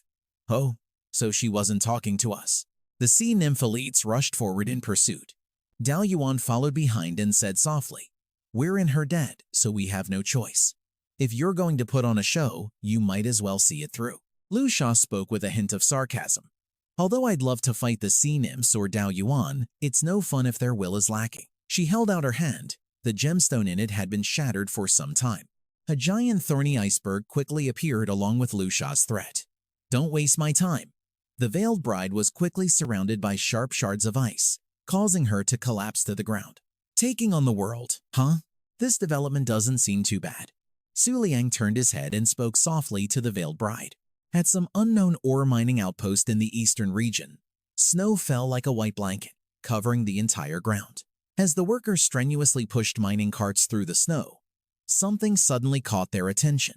3 loud bangs echoed in the sky, and with the explosions came bursts of light like fireworks. After the light faded, 3 figures fell heavily from the sky to the ground. The person lying on the ground was none other than Su Liang. He thought, "That was dangerous. I almost didn't make it back. Good thing I'm just exhausted, completely wiped out." Lying not far from him, Dongxi Lisha tried to struggle, but her body was too weak, so she gave up. Next to her was Zhou, sprawled out and sleeping like a log. Baizi slowly walked over to where they had fallen. She knelt beside Su Liang and said gently, "For now, just get some proper rest." After you wake up, we will be forced to accept a certain reality. The scene changes to the western region, where Wu Huangmu was filling the craters left from the battle, and Shang Yue was channeling energy into that peach garden's root. Hun, she sat on the edge of a cliff, unable to bear her grievances, and tilted her head to the sky, wailing.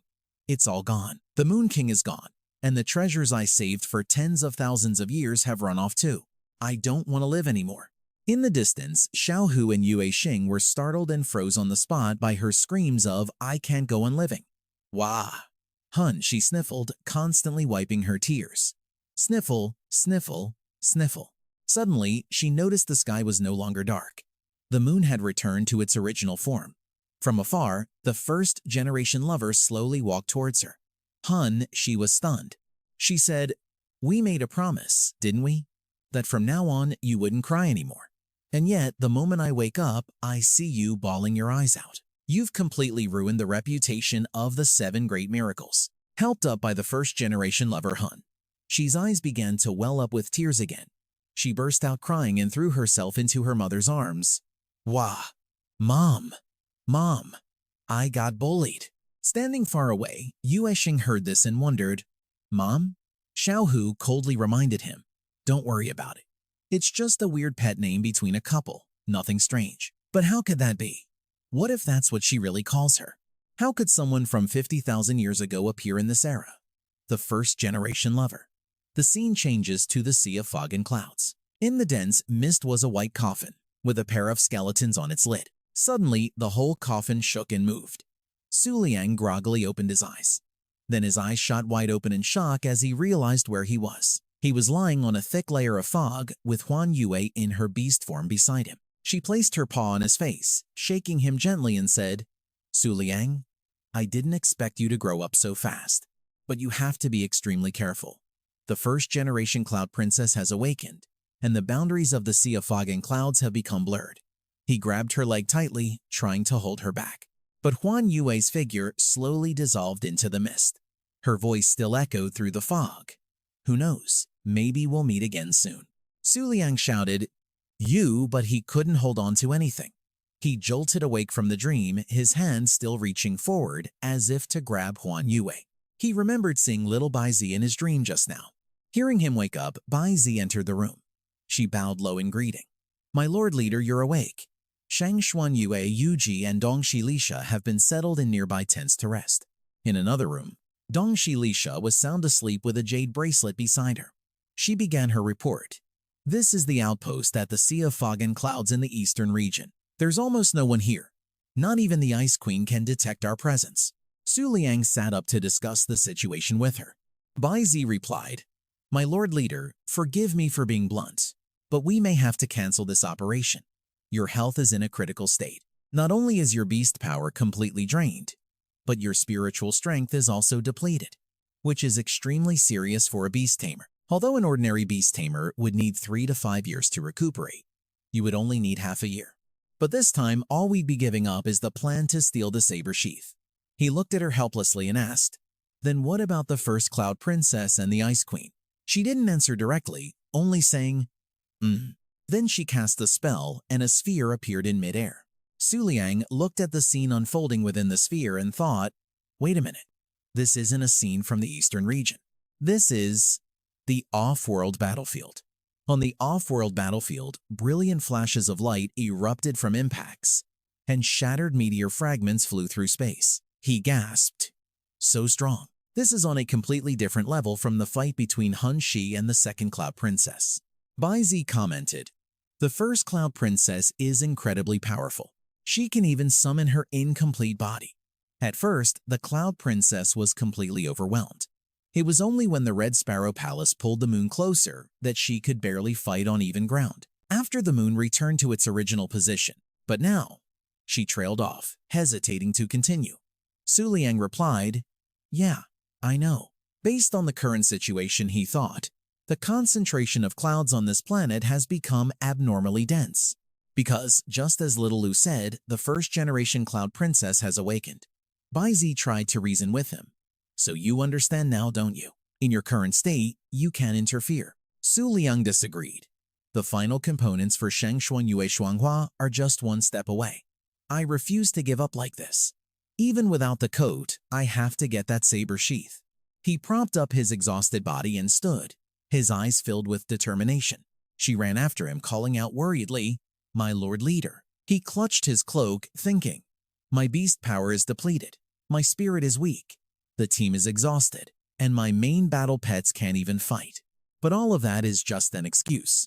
It can't change anything. It can't change the fact of what the Moon King, Su Liang, will accomplish today. At the same time, on the off-world battlefield, the first Cloud Princess appeared amidst the fog in her stepping on clouds to chase the moon form. She thought nervously, "The Ice Queen hasn't even shown her true power yet. She's just playing with me." Suddenly, Huan Yua was startled. From a distance, she saw a powerful beam of light hurtling towards her. It was meteor fragments speeding through space. Terrified, she wanted to turn and flee. In just a moment, countless rocks of all sizes had gathered extremely close around Huan Yua. She closed her eyes and tried to calm down. Suddenly, she sensed the stream of light weaving through the rocks. Huan Yua opened her eyes and focused on it. When it was within her control, she raised her hand and unleashed her technique. Fog Realm Erase. A vortex of mist swirled outwards, and Huan Yua reached out, grabbing the beam of light. She celebrated silently, "I finally caught Panhui." But Huan Yue's smile froze. A hand was pointing straight at her forehead. The Ice Queen had said that when she attacks, there's a moment when the fog realm lags. Huan Yua couldn't believe her eyes. She dared to launch an attack. As Huan Yua hit the ground, a massive explosion erupted. When the smoke and fire cleared, a huge crater was revealed in the ground. She lay weakly in the middle of it, thinking, "So this is the Ice Queen, one of the 7 great miracles. It's over." Then Huan Yua fell unconscious. The Ice Queen slowly descended. On her head was an exquisite ice crown, and her imperial robes were coated in a thin layer of frost. The Ice Queen stood by the edge of the crater. Behind her, 3 beams of light shot down to the ground. The pink beam of light was Kan Bixiao, Yingfen Tong. The second beam of light, and finally a white beam of light, Kan Bixiao, Sansuba Shui. The Ice Queen glanced at the 3 of them. On another side, a girl ran towards her, laughing loudly. She was the current ice consort. As she ran, she tripped over a rock. Then she fell flat on her face right at the Ice Queen's feet. Kan Bixiao saw this and thought, "This looks familiar." He was speechless. Jing Hong scolded, "What are you doing? Hurry up and send someone to restore this place." The current ice consort lay on the ground, her face covered in dirt, and stammered in pain, "I-E-E." The queen raised a hand to stop her. Jing Hong was surprised by this. After calming down, she asked, "Ice Queen, do you have any instructions?" The Ice Queen said coldly, "A new challenger." Following her gaze, everyone saw a dark figure slowly appear in the distance.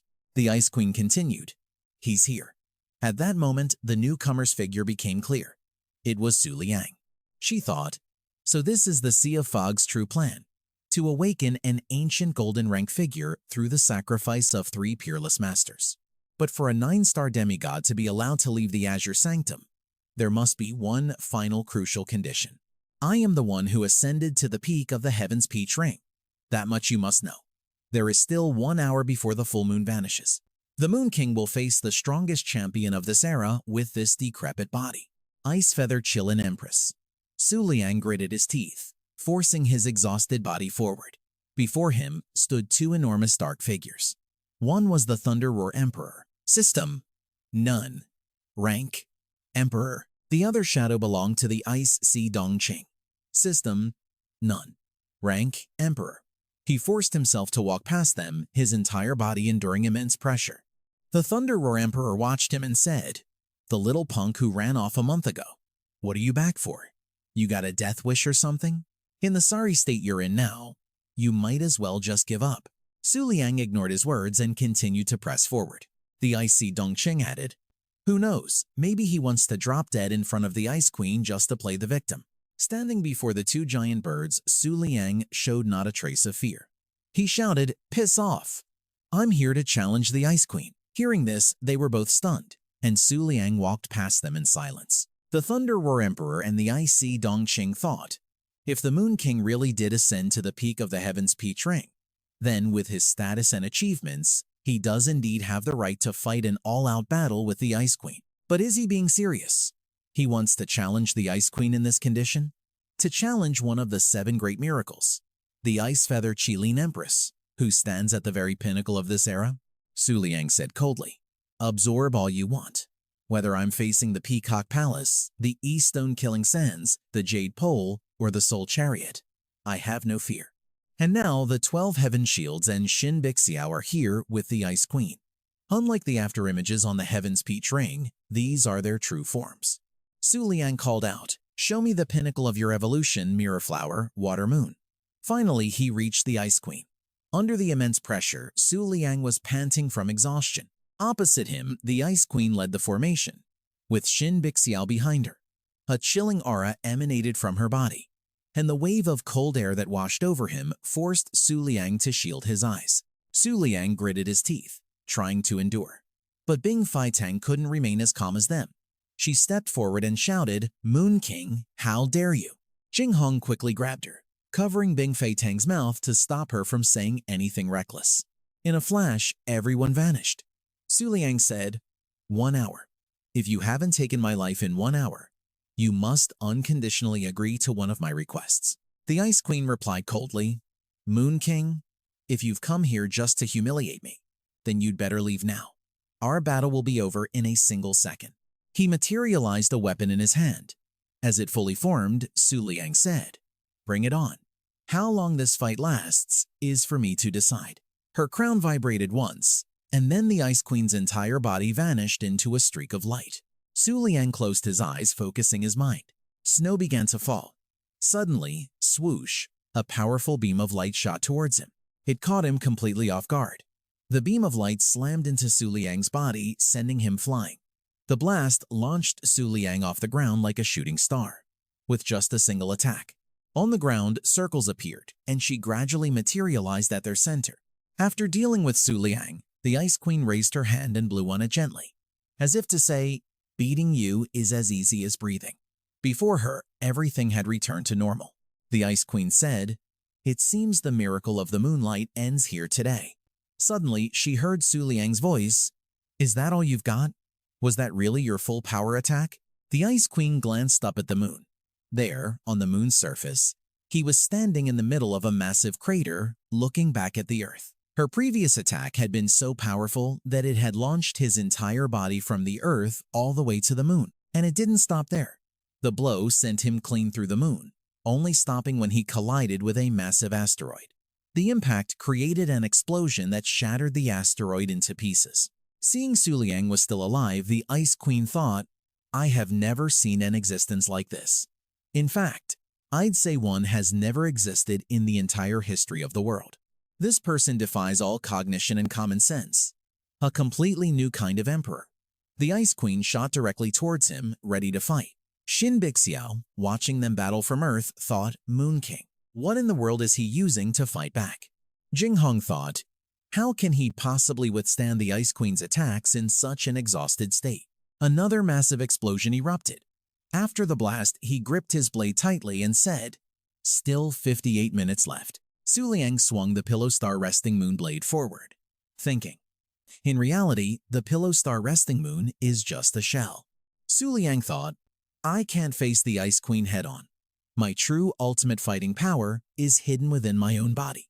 Suddenly, Su Liang's gaze became resolute. He had a premonition, tonight, we might just create a true miracle. Aegis of Oblivion. The system announced. Moonlight System, Emperor Tier, Aegis of Oblivion.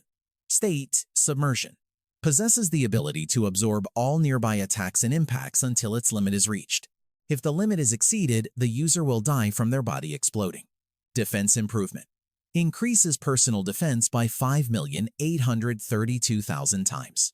Refraction. Disperse force upon impact. After the cube is opened, 1% of the original power will be retained. Aegis of Oblivion negates all damage for 60 minutes. The moment you exit this state, all accumulated damage is redirected to your opponent. From Moon in the Lake to Mirror Flower, Water Moon, it has always forgone all offensive capabilities. but this also means its defense has evolved to the absolute extreme. So, at this moment, there's no reason for me to lose. He smirked slightly. Su Liang floated amidst the layer of cherry blossom petals. He looked directly at the Ice Queen and challenged her. "Ice Queen, come on and try to take me down." She looked at Su Liang coldly without saying a word. The Ice Queen's body gradually became transparent. Transforming into a powerful beam of light, she pierced through the layer of petals and struck Su Liang directly. He entered the Aegis of Oblivion state, remaining completely unharmed. He thought, in the 60-minute duration of this state, I won't take any damage whatsoever. I just have to wait for the final moment to reflect all the damage back and defeat her in a single blow. Still, something feels strange. I'm dozens of times closer to the moon, yet I feel the moonlight within my body growing fainter. A thought flashed in his mind. So that's how it is. Is the moon in the sky a fake? I bet the true energy of the moonlight system is located on our home planet. Finally, after attacking for a while, the Ice Queen spoke up. "This is getting boring, Moon King. Do you really think you can hold out until the end just by defending? I have to admit, though, that shield of yours is thicker than the turtle shell of one of the 7 miracles." Su Liang was startled. A turtle shell is one of the 7 miracles? Wait, I think that's actually a thing. The so-called 7 miracles aren't about having the strongest combat power, but about achieving incredible feats. After you make a big enough name for yourself, you naturally get called one of the 7 great miracles. The first miracle, the single blade parting of the peach blossom snowy wheel flower. The miracle of the love god, the kiss of the star-fallen lustful crimson lotus. The miracle of the void, the 7 mysteries purple netherworld river. The miracle of the moonlight palace, the Aquarius East manor of water-linked skies. The miracle of the pearl tears. The sea pagoda's ocean breath azure dragon. But the world only knows that there is something called the eternal miracle. As for what its true nature is, basically no one knows. Su Liang sighed. Of course, none of this has anything to do with me right now. The announcement came through, "Ice Queen, you have 40 minutes left." She replied indifferently, "Oh, Moon King, you really are a worthy opponent, much stronger than that little Miss Demon. But it's still not enough. It's not enough to fill the void in my heart after the battle with Aquarius." The ice crown on her head slowly retracted. Shards of ice began to appear as the Ice Queen entered her transformation state. The armor on her body ripped apart, and an immense power began to radiate into the air. A pair of large wings appeared on her back. The Ice Queen said, "What right do you have to inherit the legacy of Aquarius? Ultimate domain, release rate at 10%. A thick layer of ice had also formed on the surrounding asteroids. The Ice Queen floated in midair and said coldly, "Moon King, if you are the one who has awakened this era, then don't you die too soon." She then transformed into a powerful beam of light and shot straight towards him. The terrifying force sent him flying through the universe straight towards the sun. When they both collided with the sun, it created a massive explosion. When the smoke from the explosion cleared, a thick layer of ice was revealed on the sun's surface. From a distance, one could only see a large ice-covered hole on the sun's surface. The Ice Queen backed away to observe, saying, "This is my power. Moon King, I have trapped you in the heart of the sun, its surface now covered in ice." Although that did ignite a little of my fighting spirit, in the end, that's all it was. But she was startled by a sudden realization. The Ice Queen cast a spell to sense her surroundings and thought in shock. Impossible. I can still feel the Moon King's life force. Near the solar flames, a small speck of light appeared. In the middle of that glow, he stood tall, completely unharmed. Su Liang focused and assessed the situation. At this rate, it would take about 30 minutes to escape the sun. His Vert Vong Thu Thui was still continuously absorbing energy. And at the final moment, I will return everything to the Ice Queen. That will be the climax that ends this era. Across the galaxy, the covering of ice grew denser and denser. The Ice Queen silently expanded her power, freezing the surface. Su Liang walked slowly near the sun's surface, counting down the time, 30 minutes, 20 minutes, 10 minutes.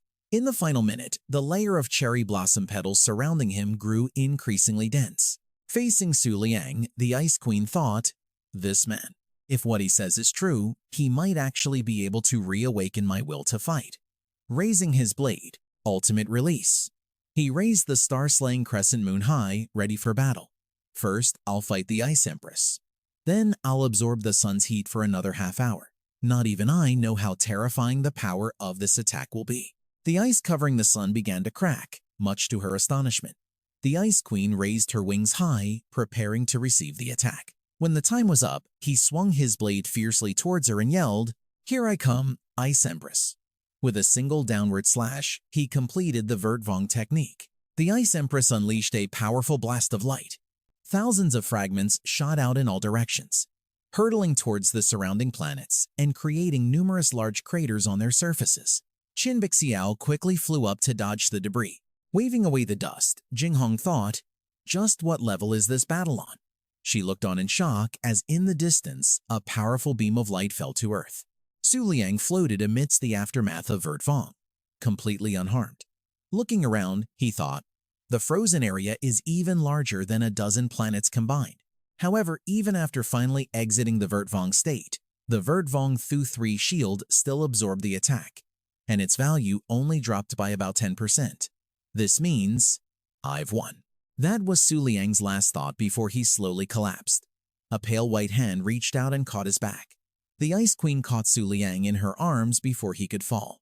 She looked at the young man in her embrace as the ice fragments on her head slowly shattered, then gradually regenerated. The Ice Queen thought, "What a shame. You almost killed me." She reached out to caress Su Liang's face and whispered, "This feeling is too wondrous. Moon King, you must stay with me forever. You can't be like Aquarius and leave me so easily." 3 days had passed since the night of the full moon. The Cloud Princess returned in a disastrous state, shaking the entire world. From this, it was clear that the Peerless Queen was indeed still a supreme being in this world. She was not a monster that the new era could challenge. But since that night, everyone could clearly feel the world's atmosphere begin to change. The number of emperors in the western region began to increase at a visible rate. Even the #1 Cloud Princess, who had just returned after being severely injured, revealed no news whatsoever. Meanwhile, in an ice cave somewhere in the eastern region, Su Liang slowly opened his eyes. He asked in shock, "Where is this?" His body was naked, and his hair had grown noticeably longer. Su Liang checked his body for a moment and suddenly realized, wait, after just one sleep, even the physical damage from the constant fighting has already been restored? Not only that, the power of my tamed beasts has also increased significantly. What's even weirder is that I'm naked in such a cold place, but I don't feel cold at all. The system announced, Book of the Moon is running a check. Host, Moon King Su Liang. Special Constitution. Absolute Moon Physique. Ice Attribute Resistance. Cannot feel cold in temperatures down to -200 degrees. Hearing this, he was stunned. What in the world happened? That's right, the Ice Empress. Is she still alive? Su Liang looked around searching for her. Suddenly, he froze. Su Liang exclaimed in panic, "The Ice Empress." He saw her lying naked next to him. Panicked, Su Liang thought, what is going on? He wondered, why am I sleeping with the Ice Empress? Still not believing his eyes, Su Liang continued to wonder, did I transmigrate again? What happened to the world this time? Then he turned to look at her with suspicion. How did she take that hit and still come out completely fine? Su Liang suddenly noticed something unusual. He was completely shocked when he looked in a mirror. Is this me? Su Liang was petrified on the spot. He immediately ordered, Book of the Moon, check my physical status history. The system quickly entered search mode. Then, a huge screen appeared. The system displayed a stream of information. Notification. Absorb the blood of an ice-type divine spirit. Ice affinity improved. Body's genetic activity improved. Ice resistance improved. Notification. Ice affinity has been plundered by the absolute moon physique. Notification. Absorb the blood of an ice-type divine spirit. Ice affinity improved. Body's genetic activity improved. Ice resistance improved. Notification. Ice affinity has been plundered by the absolute moon physique 99 times. Notification. Acquired special constitution, ice resistance attribute. Su Liang was stunned as he looked at it all. What the hell is this? He began to speculate. Although I don't know what the Ice Queen did, it seems my transformation was caused by the divine spirit's bloodline. Su Liang slowly walked towards the queen. From the looks of it, this seems to be a win-win situation. But I'm still completely lost. I have no idea what her purpose was. Suddenly, an invisible chain pulled Su Liang's hand back. His face filled with confusion as he let out a Huh? Then Su Liang was pulled off his feet, tumbling right on top of where the Ice Queen was lying. She slowly opened her eyes, and the two stared intently at each other. Su Liang was so scared he broke out in a cold sweat. The Ice Queen stared at him for a long time, then raised a hand to gently touch his face. She pulled Su Liang in and suddenly kissed him. Before Su Liang could even react, he blushed furiously. The two then shared a deeper kiss. The system panel appeared with a notification. Absorbing Ice-type Divine Spirit's blood. Ice-type power has greatly increased. Genetic activity in the body has accelerated. His ice resistance also increased significantly. Notification. Ice affinity has been devoured by the absolute moon physique. At that moment, Su Liang snapped back to reality and instinctively pushed the Ice Queen away. Su Liang froze, covering his eyes with his hand. The system continued to announce. Divine bloodline concentration has broken its limit. New power acquired, Sky's Blessing. Sky's Blessing divides one's life force into 7 stages. Whenever the damage received exceeds 1/7 of total health, the excess amount is nullified. Each segment regenerates every 10 days. After reading the description, Su Liang was still confused. He then looked at the life bar above the Ice Queen's head. It suddenly dawned on him, wait a minute. It turns out I didn't actually beat the Ice Queen at all. Su Liang wondered, but why would she grant me this power? He touched his lips and thought, on top of that, I think my first kiss just got stolen too.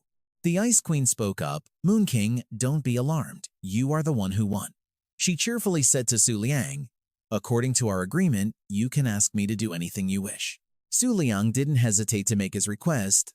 I want Shengxing Yanyue's sheath. Can I have it? The Ice Queen agreed without a second thought. Of course. That's why you came here, isn't it? I'll take you there in a moment. She added, the sky system is useless in my hands. I just didn't want it to fall into the hands of the Fei-Tu Palace and the previous Moon King. Su Liang still had lingering questions. All right, I have one more question. Why did you grant me that power? The Ice Queen gave a faint smile, clasping her hands as she stepped closer. The Fei-Tu Palace is about to make its move. When that happens, you'll have to go there, won't you? The Ice Queen replied, I am guarding this domain, so I cannot go with you.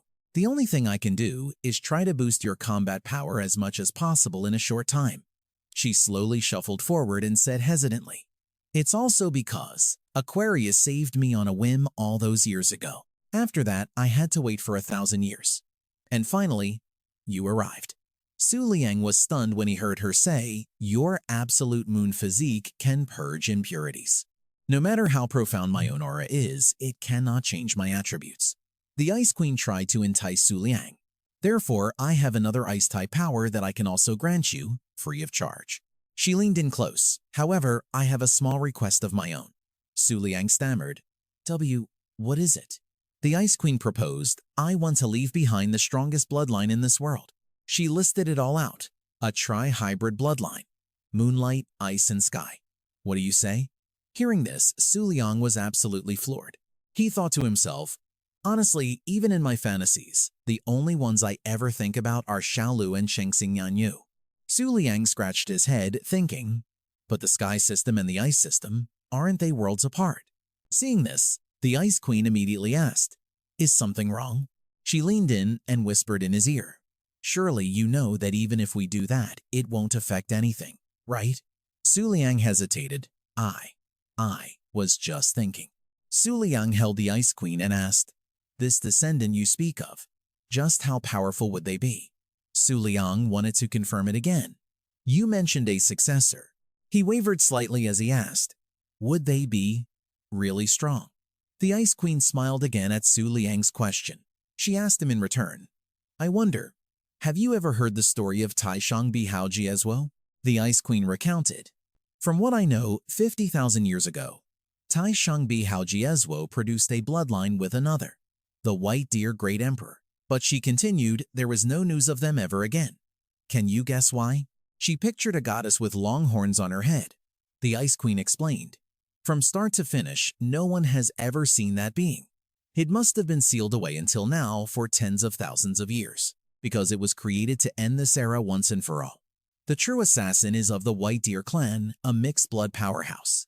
formed from the blessings of many gods with the power to end this era. It's possible that being has already awakened in secret, and the Wraith Princess is merely a smokescreen. The Ice Queen turned to look at Su Liang with a cryptic gaze. Su Liang was a bit puzzled. The power to end this era, you say? The Ice Queen thought to herself, it's true. Just relying on the strength of the 4 unrivaled overlords of the Taurus, Aquarius, and Pisces palaces. She asked Su Liang, so what do you think? Are you tempted? The Ice Queen whispered in his ear, our descendant will undoubtedly possess power on par with my own, and what's more, she further enticed Su Liang by gently touching his face. They will also be able to form a contract with your absolute moon physique. Su Liang closed his eyes in thought, then decisively took the Ice Queen's hand. His face flushed slightly. Okay, I agree. Let's begin. The Ice Queen was thrilled to hear this. Excellent. She wrapped her arms around Su Liang's neck and said, but before we begin the reproduction, first, immediately after, the Ice Queen gave him a passionate kiss. The system panel appeared, announcing, absorbed blood of an Ice-type god. Ice-type affinity has leveled up. Body's gene activity has leveled up. Ice resistance has leveled up. Notification. Ice-type affinity has been assimilated by the absolute moon physique. The two were together from late at night until the next morning as a new day began. The system panel appeared again. Notification. Absorbed blood of an Ice-type god. Ice-type affinity has leveled up. Body's gene activity has leveled up. Ice resistance has leveled up dramatically. Notification. Divine bloodline concentration has broken its limit. New power acquired. Absolute Zero Realm. Absolute Zero Realm seals 99% of the user's power in their current state, retaining 1%. After releasing the power, the output will increase gradually, up to a maximum of 300%. Su Liang lay there thinking to himself, a whole day. I'm finally free. But as they say, once you do something like this, it's bound to happen again and again. Now, no matter what the Ice Queen asks for, I'm afraid I won't be able to refuse. The Ice Queen suddenly spoke. Su Liang, we can finally begin the last step. This process will take about half a month. She asked, are you ready? Su Liang asked in alarm, wait, what did you just say? Half a month? A drop of red blood fell into a pool of water. Su Liang was surprised. Huh? This is what you meant by producing a descendant? He continued to ask. Don't tell me we have to drip blood here for 15 days. The Ice Queen replied, it will be ready soon. In a moment, I will go down and incubate these essences. For these 15 days, you are free to roam my grotto. Su Liang was still completely baffled. Huh? You can have a child just like this? The Ice Queen replied. Of course. Did you really think we would have to use the primitive method? If we did it that way, we wouldn't even be able to break through the reproductive and gender barriers. Su Liang's face flushed with anger at not getting to do the deed. He was unconsciously disappointed. Fine. Seeing this, the Ice Queen smiled faintly and asked, oh, what are you thinking about? She hugged Su Liang from behind and explained, it seems you still don't understand our relationship. In human terms, we are now mates. Even if you asked me for something outrageous, I probably wouldn't refuse. Su Liang's face reddened as he stammered. The Ice Queen cut him off. But let's talk about those things after I've finished incubating the egg, okay? She said in a sweet voice. The sheath is right over there. Go ahead and take it. My love. Su Liang did as the Ice Queen said. System notification.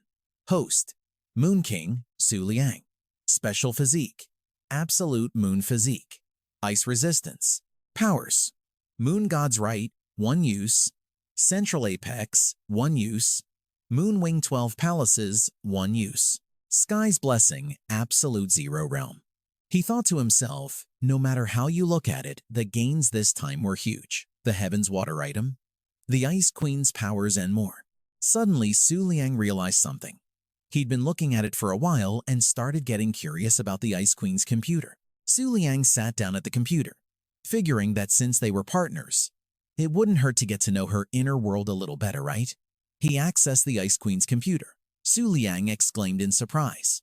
The computer displayed the info, Super Class Tamed Beast. ID, Prettiest of the East Empress Clan. History, Super Spender. Low-grade pet food. Honor, Server number 1. Su Liang was stunned, wondering, is she a serious internet addict? Everyone said there was no signal in the eastern domain, but it turns out the Ice Queen had one. A notification suddenly popped up, leaving Su Liang a bit confused. The notification board loaded. Today's hot topic, the latest news on the Moon God Festival. The Supremian sect has made an announcement to the world. The Guardian and the Flying Rabbit will awaken on the next full moon. We welcome all powerful warriors from every faction to the central domain to await the return of the king. Checking the details, Su Liang's face fell as he realized there was more information about the Moon God Festival on this site. The computer displayed, the 3 challenging princesses have all returned in defeat, proving that the current snow hegemon's position is unshakable. Trending topic. The Moon God personally suppressed the Western Domain Soul Chariot and captured 3 sinful emperors in the Endless Dungeon. Recommendation: attack the Twin Moon cult immediately. The Moon King climbed the 10,000-meter-high heavenly Tao ring. The number of Twin Moon cult followers has increased 16-fold, the best performance last month. A picture also appeared. Su Liang thought, this photo looks seriously impressive. It was a stark contrast to the other side. Messages appeared. Moon King, I want to be your puppy. Attacking the Twin Moon cult? Quit your whining. In this world, strength is everything. If the Western Domain was taken by the Moon King, then stop looking for sympathy online. Perhaps the Western Domain didn't expect this would actually boost his reputation. All you smooth-brained fans of the Twin Moon cult, stop trash-talking. If you've got the guts, have the Moon King go challenge the Ice Queen of the Eastern Domain. And he still dares to call himself the strongest of this era. Su Liang couldn't believe it either. Whoa, who would have thought the Ice Queen and I had this kind of relationship? Back in the frigid ice cave, the entire space was covered in sharp, glittering ice blocks. Su Liang called out, Ice Queen, the Flying Rabbit Palace is about to awaken. I'm going to the central domain to check it out. The Ice Queen replied, what did you just call me? Su Liang froze for a moment, thinking, then changed his address. Honey, the Ice Queen said happily, good boy, go on. Su Liang was helpless.